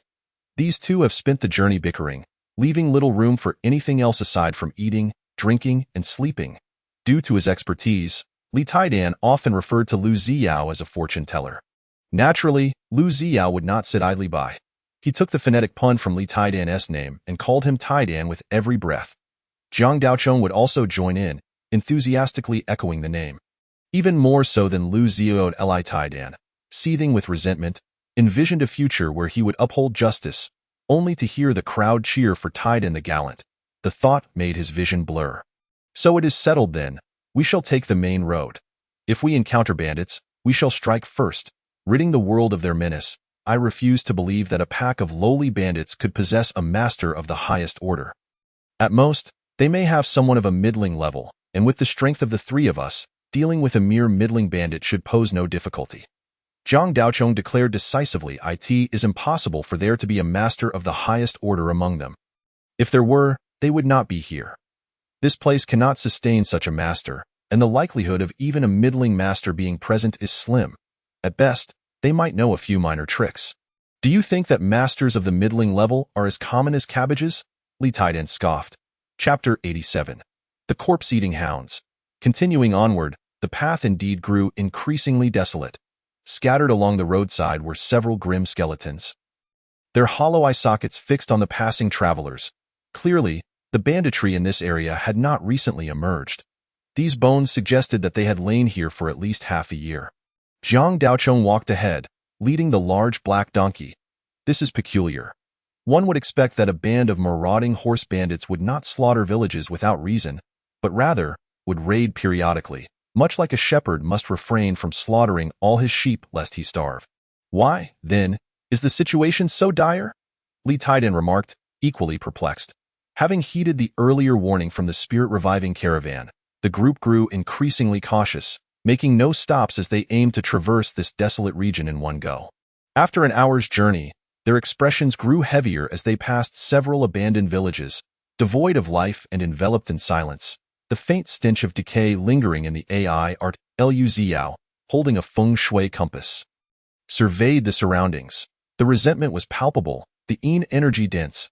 The feng shui of this place had been disrupted, marking it as a future cursed site. Let us not dwell on feng shui. We are in trouble, Jiang Daochong interjected. At this moment, around the donkey cart, packs of wild dogs roamed, and rustling sounds emanated from the tall grass, indicating that many more were lurking nearby. These wild dogs, with sleek and shiny coats, drooled profusely, their eyes glowing red as they fixated intently on the trio. Generally speaking, encountering a few wild dogs or feral cats in the wilderness is not unusual. But the ones Jiang Daochong and his companions faced were anything but ordinary.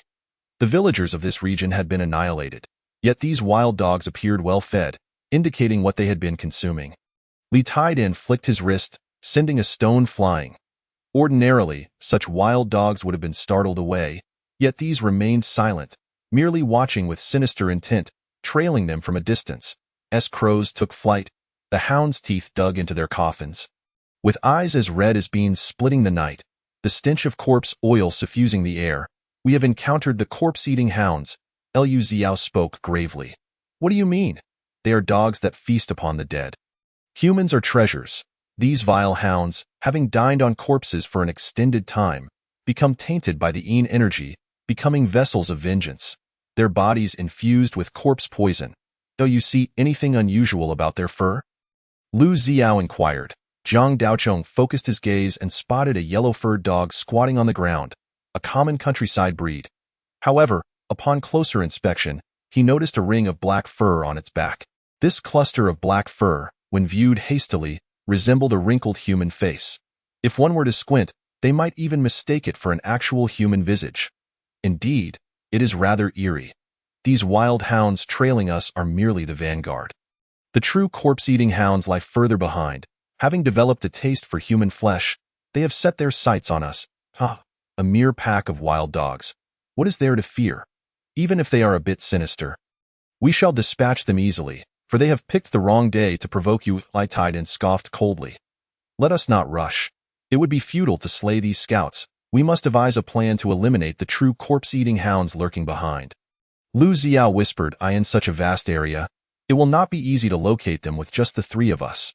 Fear not, I have a plan. We shall first find a place to set up camp. Zhang Daochong suggested the open wilderness, devoid of cover, is not advantageous for defense. The group decided to head into a nearby village, not delving too deep but seeking out an outer courtyard, at least providing them some semblance of protection with walls. Fortunately, luck was on their side. Not far from their current location, they found a small courtyard at the edge of the abandoned village.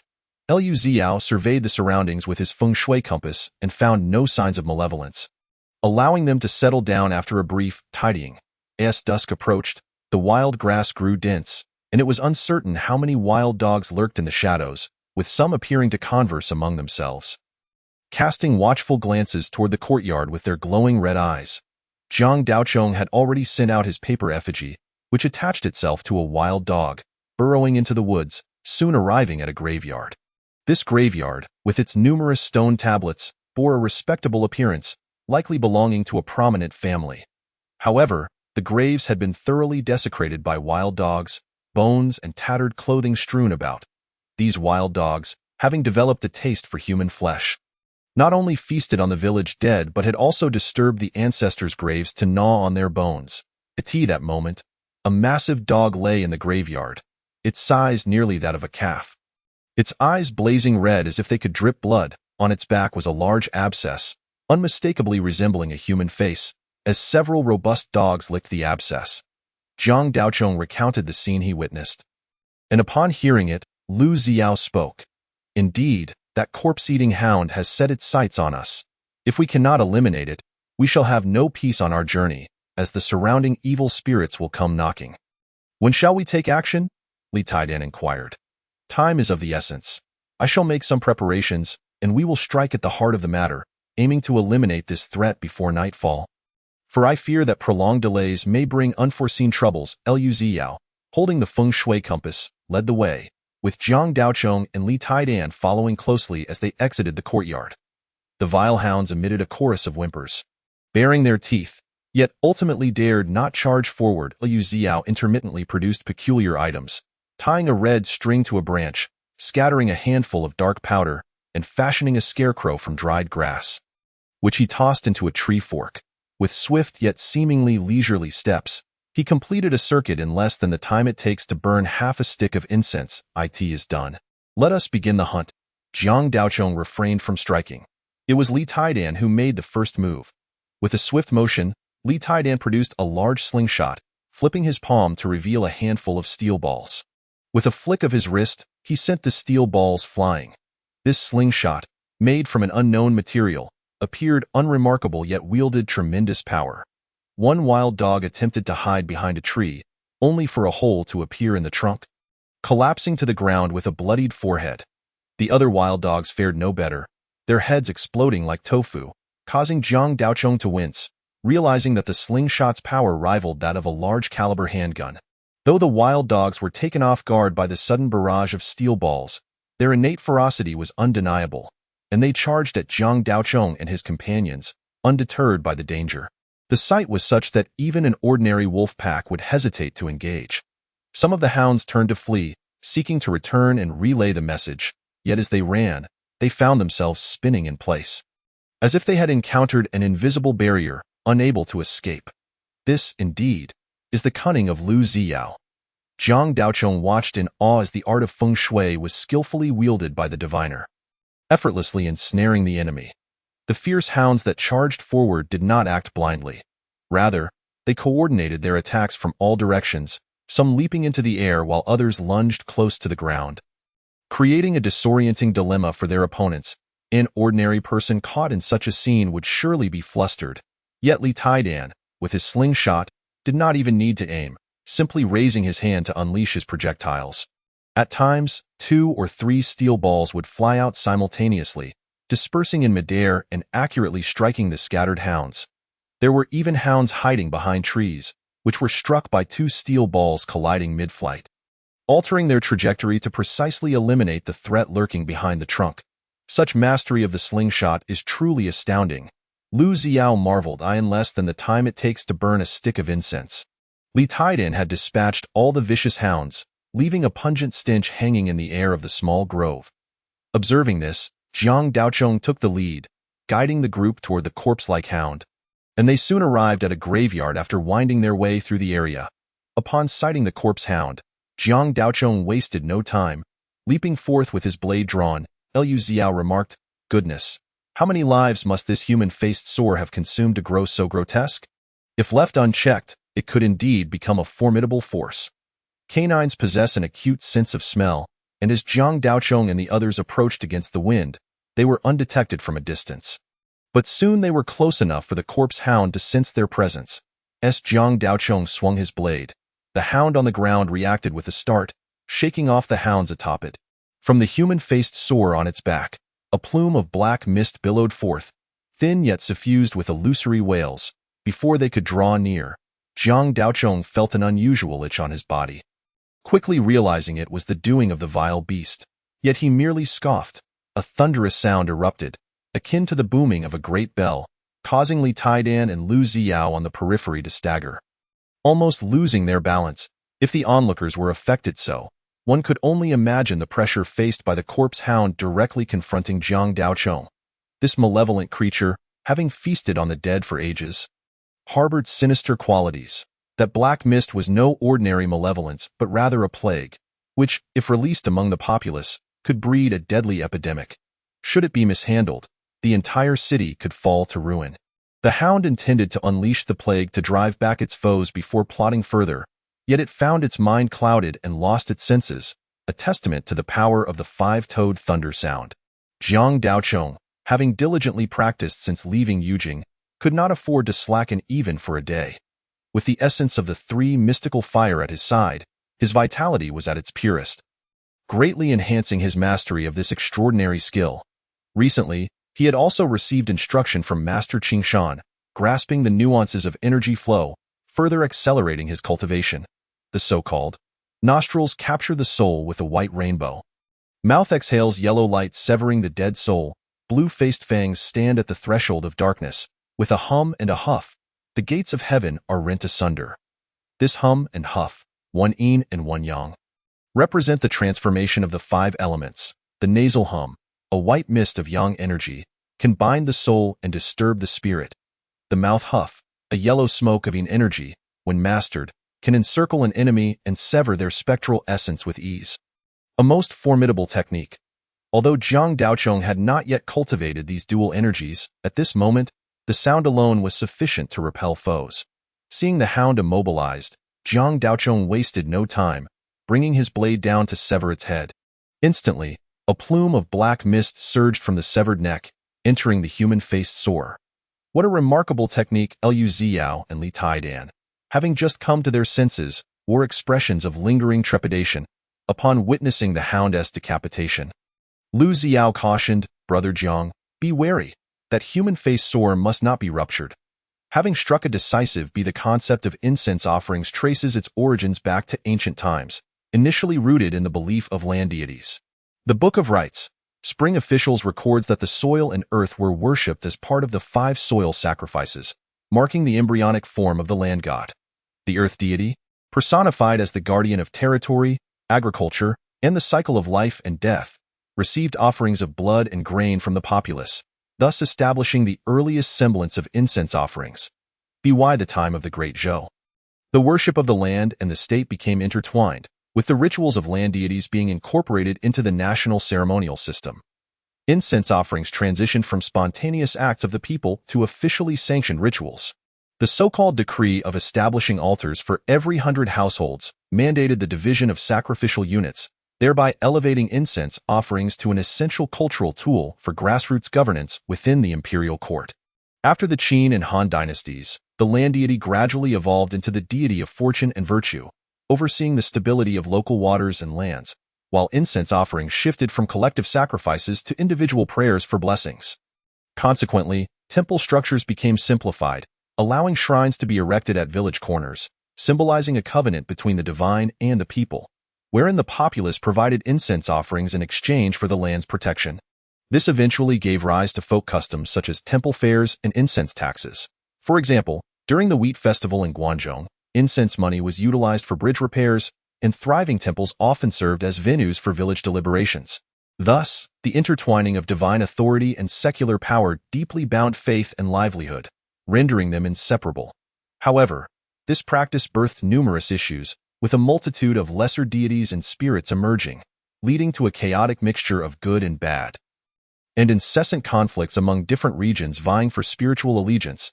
By the time of the Great Song, the situation had escalated uncontrollably, with the 300 years of the Song dynasty marked by various lewd and malevolent deities proliferating across regions. What constitutes lewdness? It is accessed in the lands of Jingchu. The customs of Chu included the worship of lewd deities like Pan Xianwang, who was honored through gatherings accompanied by drums and weapons.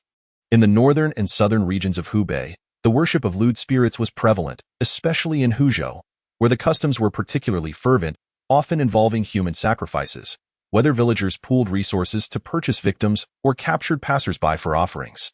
In the Sichuan region, the populace favored such lewd practices, neglecting proper healing in favor of consulting shamans.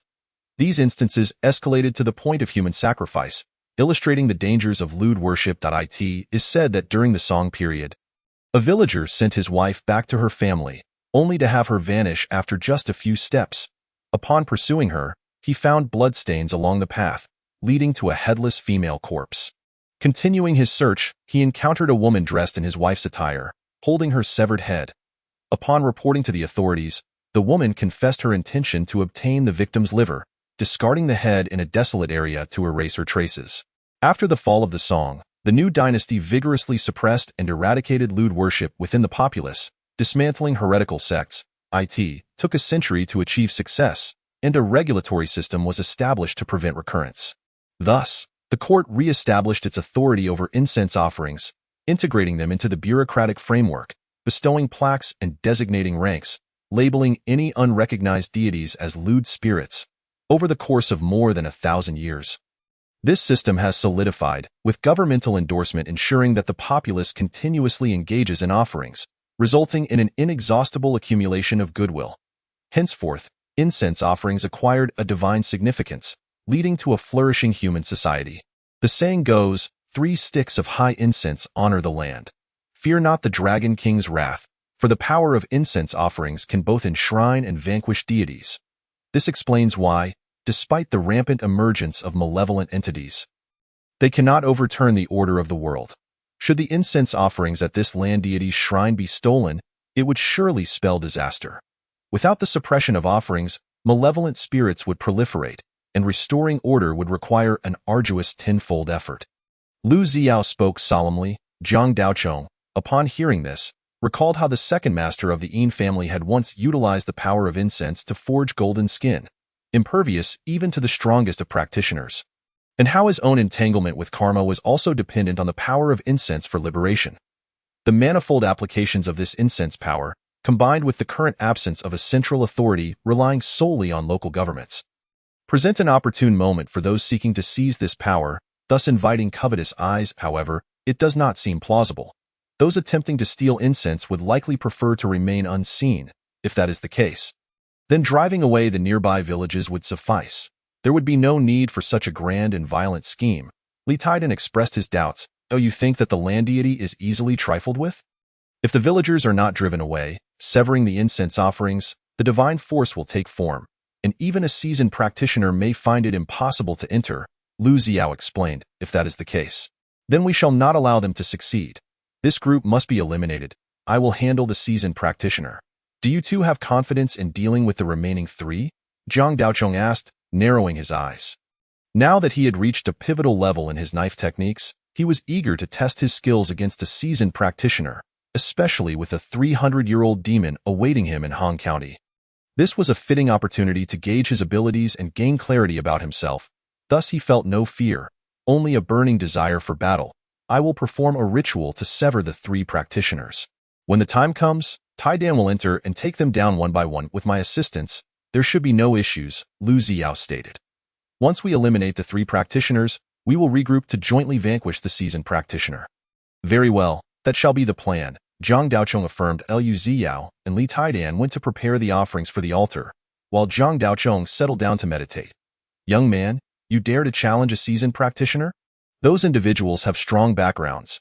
If you truly provoke them, there will be consequences, a feminine voice echoed beside him. Oh, do you know the origins of those individuals? Zhang Daochong replied, his eyes slightly closed. I do not know. Nor do I care to know. But do you think this incense power is a trivial matter? Most small factions lack even the qualifications to approach it. These individuals must be anything but ordinary to possess a means to steal it. Zhang Daochong sat in silence for a moment before speaking. I am not afraid. That night of knife practice, Mr. Qingshan spoke of righteous indignation. When faced with issues, one must act decisively. I have pent up anger from the journey. Had I not encountered this matter, it would have sufficed. But since I have, I must vent it. Zhang Daochong stated calmly. Is it all for a half-human, half-dog woman? Li Shuming, clad in red, materialized from the five-pointed bell. Landing beside Zhang Daochong.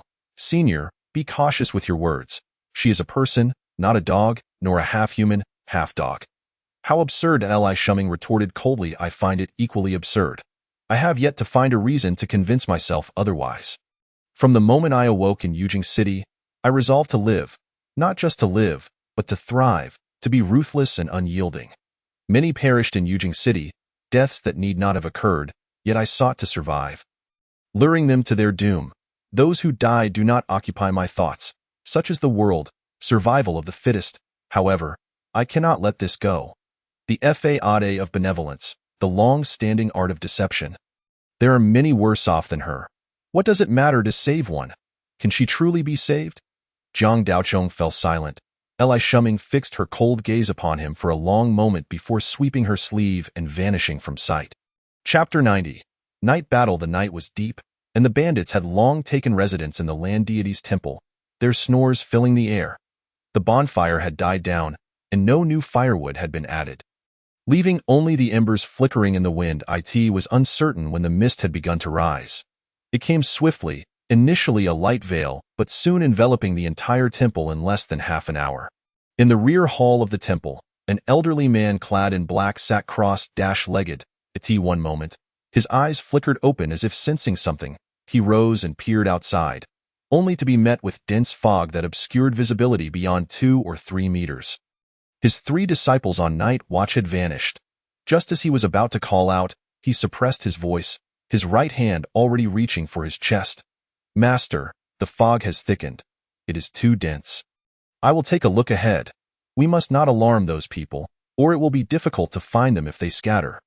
The voice emerging from the fog eased the old man's heart. It was indeed his eldest disciple, and the covert meaning in his words aligned perfectly.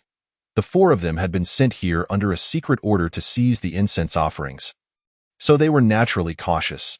Though the disciple was young, he had grown adept in the ways of the world, handling matters with prudence. He believed that once he achieved merit this time, he could leverage his old face to secure a good position for his disciple within the sect. Keep your eyes sharp. Do not let anyone exploit your weaknesses, the old man casually reminded before turning back to the rear hall. Suddenly, a flash of steel erupted, the sound of a blade cleaving through the air resounding like thunder. Aimed directly at his neck, the old man sensed the overwhelming bloodlust emanating from the blade, his expression changing drastically. Such ferocity could only come from a seasoned practitioner. One of the seasoned practitioners had approached him. Leaving no chance for survival, however, despite the shock, the old man's reflexes were swift. In a split second, he spat out a shadow that emitted a sinister chuckle, rushing toward the blade. The attacker was none other than Jiang Daochong, who had been lurking here for 2 hours, having entered with the aid of Lu Xiao's talisman before the old man came to rest. He waited for Lu Xiao to perform a ritual to distract the old man's attention. For those familiar with the ways of the world possess keen senses. Typical ambushes would be detected before they could get close. To succeed in a surprise attack, one must rely on external forces to divert their attention. At this moment, the shadow lunged forward, attempting to counter Jiang Daochong's assault. With a snort, Jiang Daochong bit his tongue, channeling his blood energy, and a blood arrow shot forth from his mouth, filling the air with the rich scent of rust. In a moment of pure young blood arrow, a black shadow emitted a piercing scream as flames erupted from its body, rendering it unstoppable. Jiang Daochong, wielding his blade with relentless force, struck downwards. With a sickening sound, the elder's head soared into the air, his face still etched with a trace of horror and disbelief. Although Jiang Daochong had successfully landed a blow, his expression remained devoid of joy. He crouched low, preparing to retreat, while a wisp of true fire split off and surged towards his ancestral aperture, causing his chest to swell. With a rush, a phantasmal flame imbued with masculine energy burst forth from that fragment of true fire. At this moment, it became evident that the decapitated black-clad elder remained upright, steadfast in his position. The voluminous black robe he wore seemed to possess a life of its own, suddenly flying towards Jiang Daochong like an enveloping shroud. As Jiang Daochong stepped back cautiously, the phantasmal flame he had unleashed met the oncoming black robe, resulting in a series of crackling sounds as small holes appeared across its surface, momentarily halting its advance. However, Jiang Daochong's flame was ultimately akin to a sourceless river, and with a mere moment's hesitation, the black robe surged with dark energy, swirling around and consuming the yang flame entirely. Fortunately, Jiang Daochong did not anticipate that a single wisp of yang fire would significantly hinder his opponent. His objective was solely to impede the enemy's progress. Seizing the opportunity, he withdrew, twirling his long knife gracefully, transferring it from his right hand to his left. The black robe, having extinguished the yang fire, now saw Jiang Daochong's right foot teetering, presenting an opportune moment for attack. With a chilling howl, it lunged forward once more, pressing tightly against Jiang Daochong, leaving him no chance to recover his breath. The peril of a confrontation with a master of the path lay in such dangerous entanglements. A single misstep could lead to death and annihilation.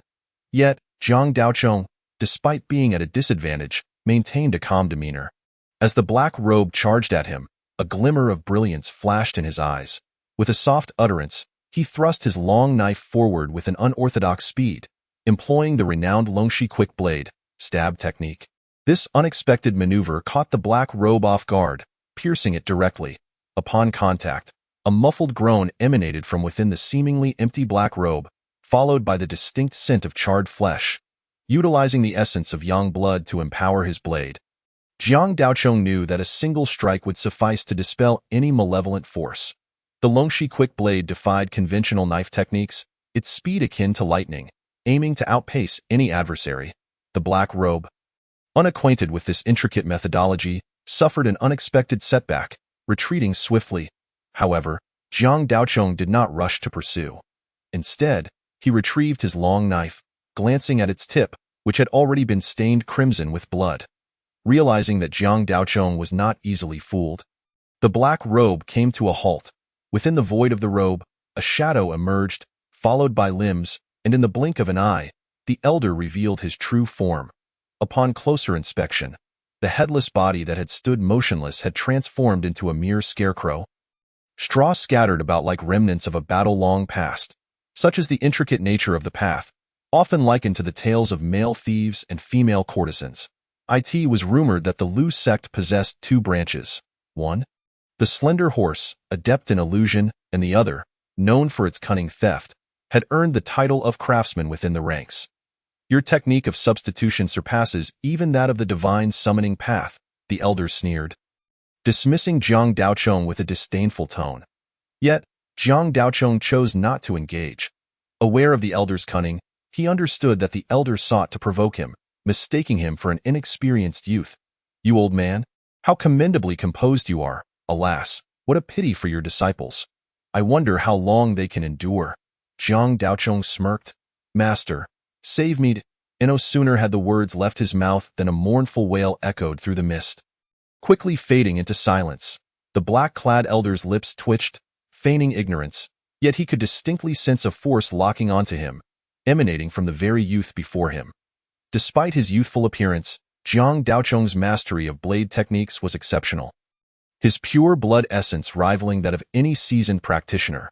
Particularly, under the pressure of the energy lock, the elder felt an invisible blade poised at his throat, a clear indication of Jiang Daochong's intent.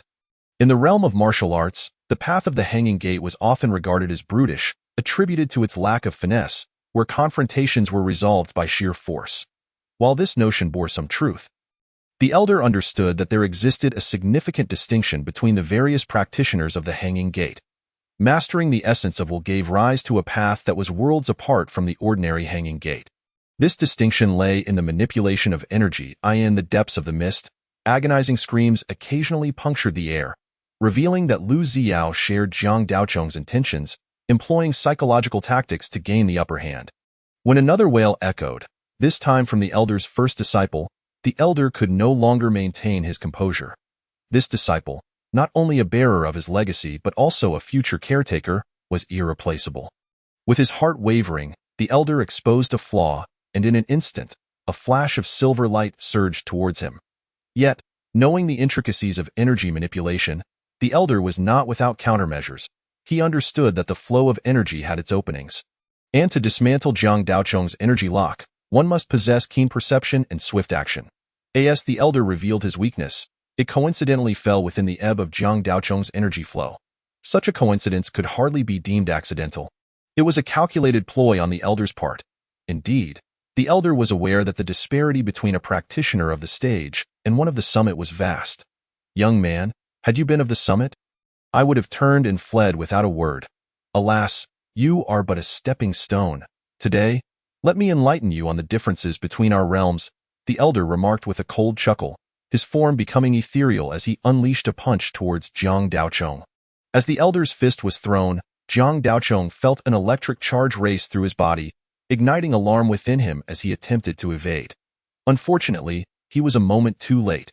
While he had locked onto the elder's energy, the elder was equally adept at employing that very energy lock against him, preventing Jiang Daochong from escaping unscathed. With a sickening sound, the elder's ethereal visage transformed, eyes wide in disbelief as Jiang Daochong's long knife pierced through him, tearing a gaping hole in his ghostly form. Impossible! The hanging gate's energy flow, how could it possess such formidable blood power? True practitioners cannot achieve such feats. In that moment, Jiang Daochong needed only to follow through with his strike to cleave the elder in two, and the surge of blood energy would ensure his victory.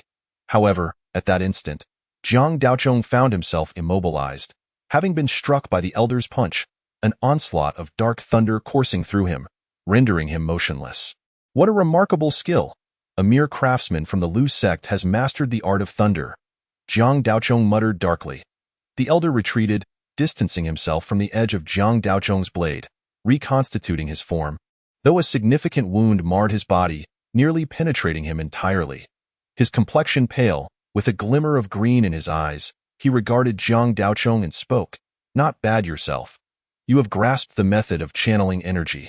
With the candle-blowing technique and the method of channeling energy, both are top-tier secrets. After years of wandering the martial world, I nearly met my end today." The method of channeling energy was, in fact, a technique imparted by Master Qingshan during their previous encounter, when Jiang Daochong had thought it merely an ordinary energy manipulation technique. It was only now that he realized its complexity. The Hanging Gate's ability to manipulate blood and channel energy had its flaws, and in routine practice, the flow of energy was remarkably swift, rendering openings nearly imperceptible, thus posing little issue. However, when faced with a master or one well-versed in this art, even the slightest flaw could prove fatal. Zhang Daochong had encountered such a master in his battle against the elite cavalry of the Yin family, and now faced the same predicament against the elder. Yet, armed with the method of channeling energy, his situation had drastically changed. This technique, while seemingly inconsequential, was crucial in allowing a warrior to forcibly gather energy in dire moments, creating a chance for survival. The elder had lured Zhang Daochong into action, anticipating his moment of weakness due to insufficient energy, thus inflicting minimal harm upon himself. However, he had not foreseen that Zhang Daochong possessed such a technique, resulting in a significant setback for the elder. Regrettably, Zhang Daochong also failed to anticipate the elder's mastery of a rare thunder technique. Thunder techniques were reputed as the source of all methods, renowned for their ability to subdue malevolence and possessing terrifying destructive power. Each thunder technique belonged to a distinct lineage, a secret not easily shared, typically reserved for those with legitimate training and roots within established sections. The thunder techniques first emerged during the Song dynasty, evolving over a millennium into three recognized branches: the Shunshao thunder method, the Shangqing thunder method, and the Qingwei thunder method. These three foundational methods were considered the origin of all thunder techniques. With the existing Yang thunder's three primary branches and the Yin thunder's four malevolent branches deriving from these three legitimate methods. The Yang thunder's primary branches included the Wulejing Fa, the Qingwei Ichi thunder method, and the Donghua thunder method, the latter having been wielded by the esteemed Taoist Jinlian, who had once vanquished a great evil with it, a sight Zhang Daochong had witnessed firsthand, leaving him awestruck. Zhang Daochong was ensnared by an ominous bolt of lightning cast by the old man, the techniques of Qingwei thunder and Shangqing thunder primarily relying on talismans and inner alchemy. Hence, the he employed was undoubtedly rooted in the divine Shao's thunderous arts. As for which particular it was, that remained a mystery. Aside from the 7 orthodox schools of thunder, countless other esoteric methods proliferated throughout the world. Upon witnessing Zhang Daochong immobilized by his thunderous sorcery, a flicker of ruthlessness flashed in the old man's eyes, yet he refrained from recklessly advancing to claim Zhang Daochong's life, not out of reluctance, but rather due to an inability to do so. His technique of transforming his body into the ethereal form known as Shugui was a remarkable skill, impervious to ordinary blades and sorcery, albeit it bore a significant flaw. If he were to sustain injury while in this Shugui state, the damage would directly affect his, transcending mere physical harm. At this moment, having endured a wound from Zhang Daochong, he was beginning to falter. Nevertheless, having dared to employ such a method, he evidently possessed a means of compensation. He reached into his black robe and retrieved a hand drum, shaking it as he began to chant, "Debts from past lives shall be repaid in this one. Ding ding dang dang. I offer one life to repay 10. Hey, ding ding ding dang. Fate is not yours to command. I borrow your life to mend my wounds. As a substitute you shall pass through the threshold. Before the king of hell, remain silent. Ding dong ding dong ding ding dong." The old man swayed his head rhythmically, and an eerie ballad wafted into the thick mist, drifting away into the distance. Faint cries of agony echoed in the air, and a white paper lantern appeared in the old man's hand, inside which fluttered several moths. As the cries intensified, the moths simultaneously perished, and the flame within the lantern turned a sickly green. Concurrently, the old man's injuries miraculously healed, as if an illusion had taken form. The Shoma illusion and the craftsman's myriad techniques were said to possess the ability to borrow a person's life. Those of even higher cultivation could even transfer one's fortune and longevity. Truly, it was a bizarre phenomenon. Zhang Daochong gazed at this peculiar sorcery before him, his eyelids twitching involuntarily. Chapter 92. Tai Changle's 9 Yin Thunder Method. As the old man's injuries mended, a glint of malevolence flickered in his eyes, yet he did not rashly advance. Zhang Daochong had wounded him twice with his strikes, showcasing remarkable skill with his blade. His nature was one of caution. Even with the odds seemingly in his favor, he did not intend to draw closer. The cost of employing this life-borrowing technique was not insignificant, and since he had already invoked it, he might as well be ruthless and directly seize Zhang Daochong's life from afar. With a shake of the hand drum, he continued to chant, enveloping Zhang Daochong in an aura of chilling coldness. Zhang Daochong's expression shifted slightly, realizing that this old hand was indeed a seasoned veteran. Cautiously casting spells from a distance, in truth, if the old man were to close the gap, Jiang Daochong had strategies to turn the tide. As soon as the old man took a step forward, he could unleash the five-toed thunder sound to bind the old man, thereby leveling the battlefield or even achieving a counterattack. Although employing the technique from a distance could yield results, the prospect of a counterattack was but a delusion. The old man's arts were enigmatic and unpredictable, and prolonged combat would render Jiang Daochong's victory far from assured. Feeling the chilling aura enveloping him, Jiang Daochong was filled with trepidation. Recognizing that the opportunity had slipped away, he sighed helplessly, preparing to invoke the five-toed thunder sound technique. Meanwhile, the old man, humming an eerie tune, shook the hand drum, aiming to siphon away Jiang Daochong's life force. As the descended, the old man's countenance drastically changed. He staggered back 3 steps, collapsing onto the ground, blood streaming from all 7 orifices. Jiang Daochong felt a strange coldness wash over him as he prepared to unleash his ultimate technique. Suddenly, he sensed a fleeting warmth at his waist, and then the old man began to bleed from his orifices, as if suffering a backlash. "Who are you?" the old man exclaimed, pointing at Jiang Daochong in terror. Moments earlier, as he attempted to seize Jiang Daochong's life force, he found the latter's presence as heavy as a mountain, unable to be moved. Instead, it seemed to draw upon his, resulting in a swift recoil. It was akin to attempting to catch a fish, only to find oneself ensnared by a shark, dragged into the depths of the river. The craftsman's techniques could borrow a person's fortune, and the more formidable ones could even manipulate calamities and tribulations. Their methods were both bizarre and domineering, yet they came with numerous taboos. The foundation of these techniques stemmed from an ancient method known as Shenggu Qishu. According to the Daozong, Bone's secret record, during the reign of the Yellow Emperor, he weighed the bones of enemy generals to discern their clan's fortunes. The method encompassed primitive sorcery, ancient curses, and witchcraft. The Shenggu Qishu had been passed down since ancient times, reaching its zenith during the Tang dynasty, and the craftsman's techniques were the fruits of this enigmatic art. The act of borrowing life was not to be taken lightly, as it was fraught with taboos. The most critical rule was that those with a bone weight exceeding 3 taels and 6 coins were deemed precious lives, not to be borrowed, whereas those with a bone weight below 4 coins were considered worthless lives. Also not to be borrowed. In the old man's eyes, Jiang Daochong, capable of cultivating such arts, could hardly be a worthless life, nor could he be a nobleman in the court, as he was clearly entrenched in the underworld. Thus, after years of navigating the martial world, the old man had never faltered as long as he did not provoke the court's officials. This technique had proven advantageous against individuals of the martial world.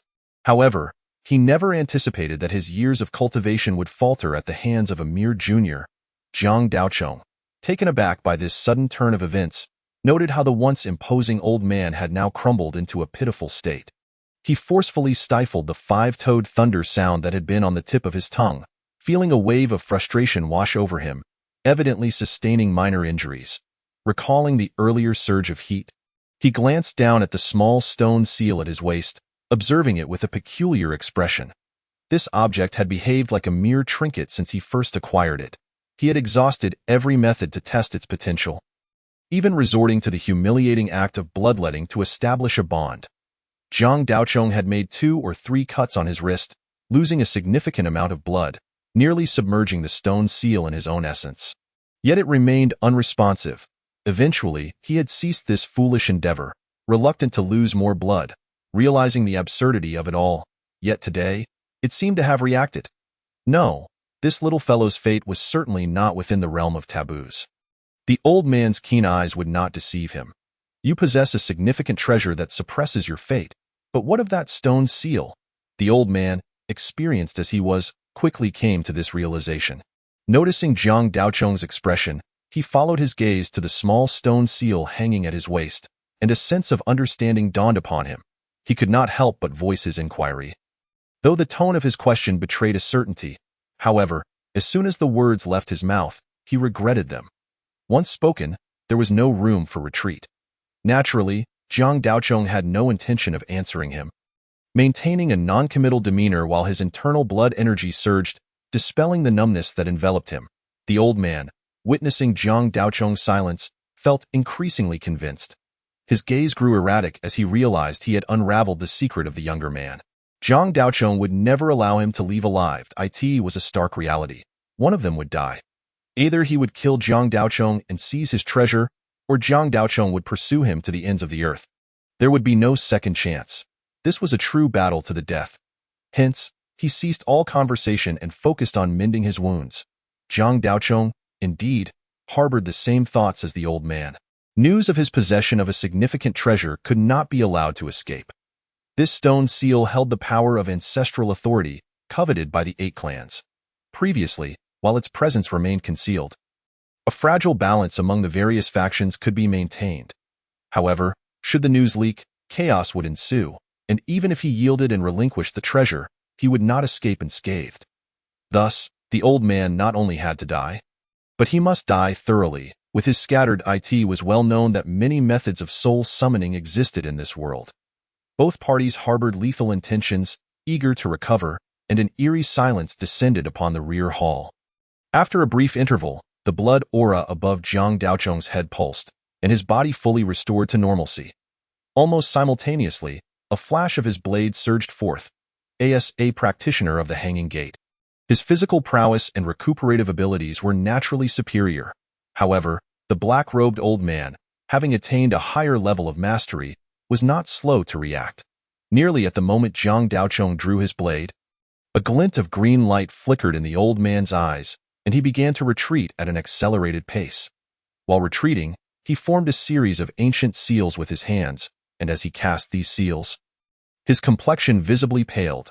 Zhang Daocheng felt a surge of static electricity enveloping him once more. This time, even his skin tingled with pain, indicating that the old man's thunderous arts were no ordinary spells. And he was fighting desperately. The old man's heart was filled with bitterness. The Shugue technique had been countered by Zhang Daocheng, and he dared not employ the craftsman's techniques again, leaving him with no choice but to resort to thunder to fend off his opponent. Had he not been forced into close proximity initially, he could have easily dispatched the young man with the Shugue technique. Alas, a single misstep had led to his current predicament, with his strategies severely constrained. In his youth, he had encountered a fortuitous event that granted him access to this thunderous method. Though not among the 7 orthodox paths, it was nonetheless derived from a legitimate source, and could not be compared to the self-destructive methods of the esoteric paths. This thunderous technique was known as the Tai Changel 9 Thunder Method, originating from the Tai Jioku Hu Shun Miao Jing, which spoke of absolving sins from the 9 underworlds. In the eastern extremity of the Qinghua Changel realm, the Tai rescue and suffering celestial master, riding a 9-headed lion, roared to shatter the gates of hell, its mane tainted by ghostly energy. The thunder's manifestation was grand and solemn, revealing the 9-palace star map and forming 9 paths of the underworld, each depicting a different scene from hell. Regrettably, by the time he acquired this method, he had already entered the paths of cultivation, and the craftsman's techniques were incompatible with thunder sorcery. Over the years, he had struggled to find a way to integrate them, but age had diminished his vitality, making it increasingly difficult to sustain the consumption required by this thunderous art. Despite this, it remained his greatest trump card, having claimed the lives of countless formidable foes, and he had never even taught it to his most trusted disciple. Zhang Daocheng had already suffered the consequences of this thunderous technique, and upon witnessing its resurgence, he felt a chill run down his spine, knowing that life and death hinged upon this very moment. Chapter 93. The Harvest Humph. The vibrations of the 5 organs resonated. The essence of the 5 elements transforming into the sound of thunder, initially akin to the buzzing of a mosquito in the old man's ears, but soon escalating to a deafening roar. The elderly man, retreating, trembled all over, his hand abruptly halting the intricate gestures. He stood frozen in place. Zhang Daocheng swiftly advanced, gliding past the elder. With a sharp sound, blood erupted into the air as a sizable head rolled to the ground. It was the black-clad elder. His face still marked by a trace of horror, yet this time, he was too late to employ his ghostly arts, as the headless body of the elder collapsed. A figure emerged from the mist outside the courtyard, trailing 3 severed heads like a fluttering ribbon. Upon closer inspection, it was revealed to be a translucent thread, akin to a serpent dancing in the AI art. It appeared that Brother Jiang had outperformed us. Arriving a moment earlier, The newcomer was Li Tai-dan, who, upon witnessing the headless corpse of the elder, expressed admiration. "Is it all done? Where has brother Lu gone?"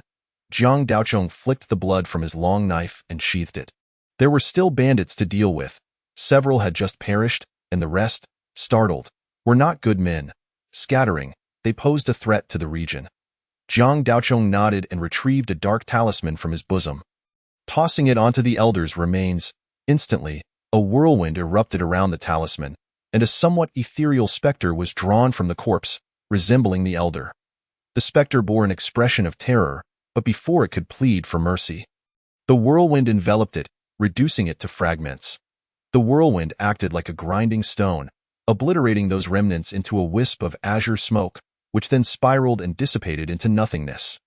Thus, all traces of the elder in this world were erased. And even methods akin to soul division would prove futile, as this dark talisman would eliminate them along with the causal threads.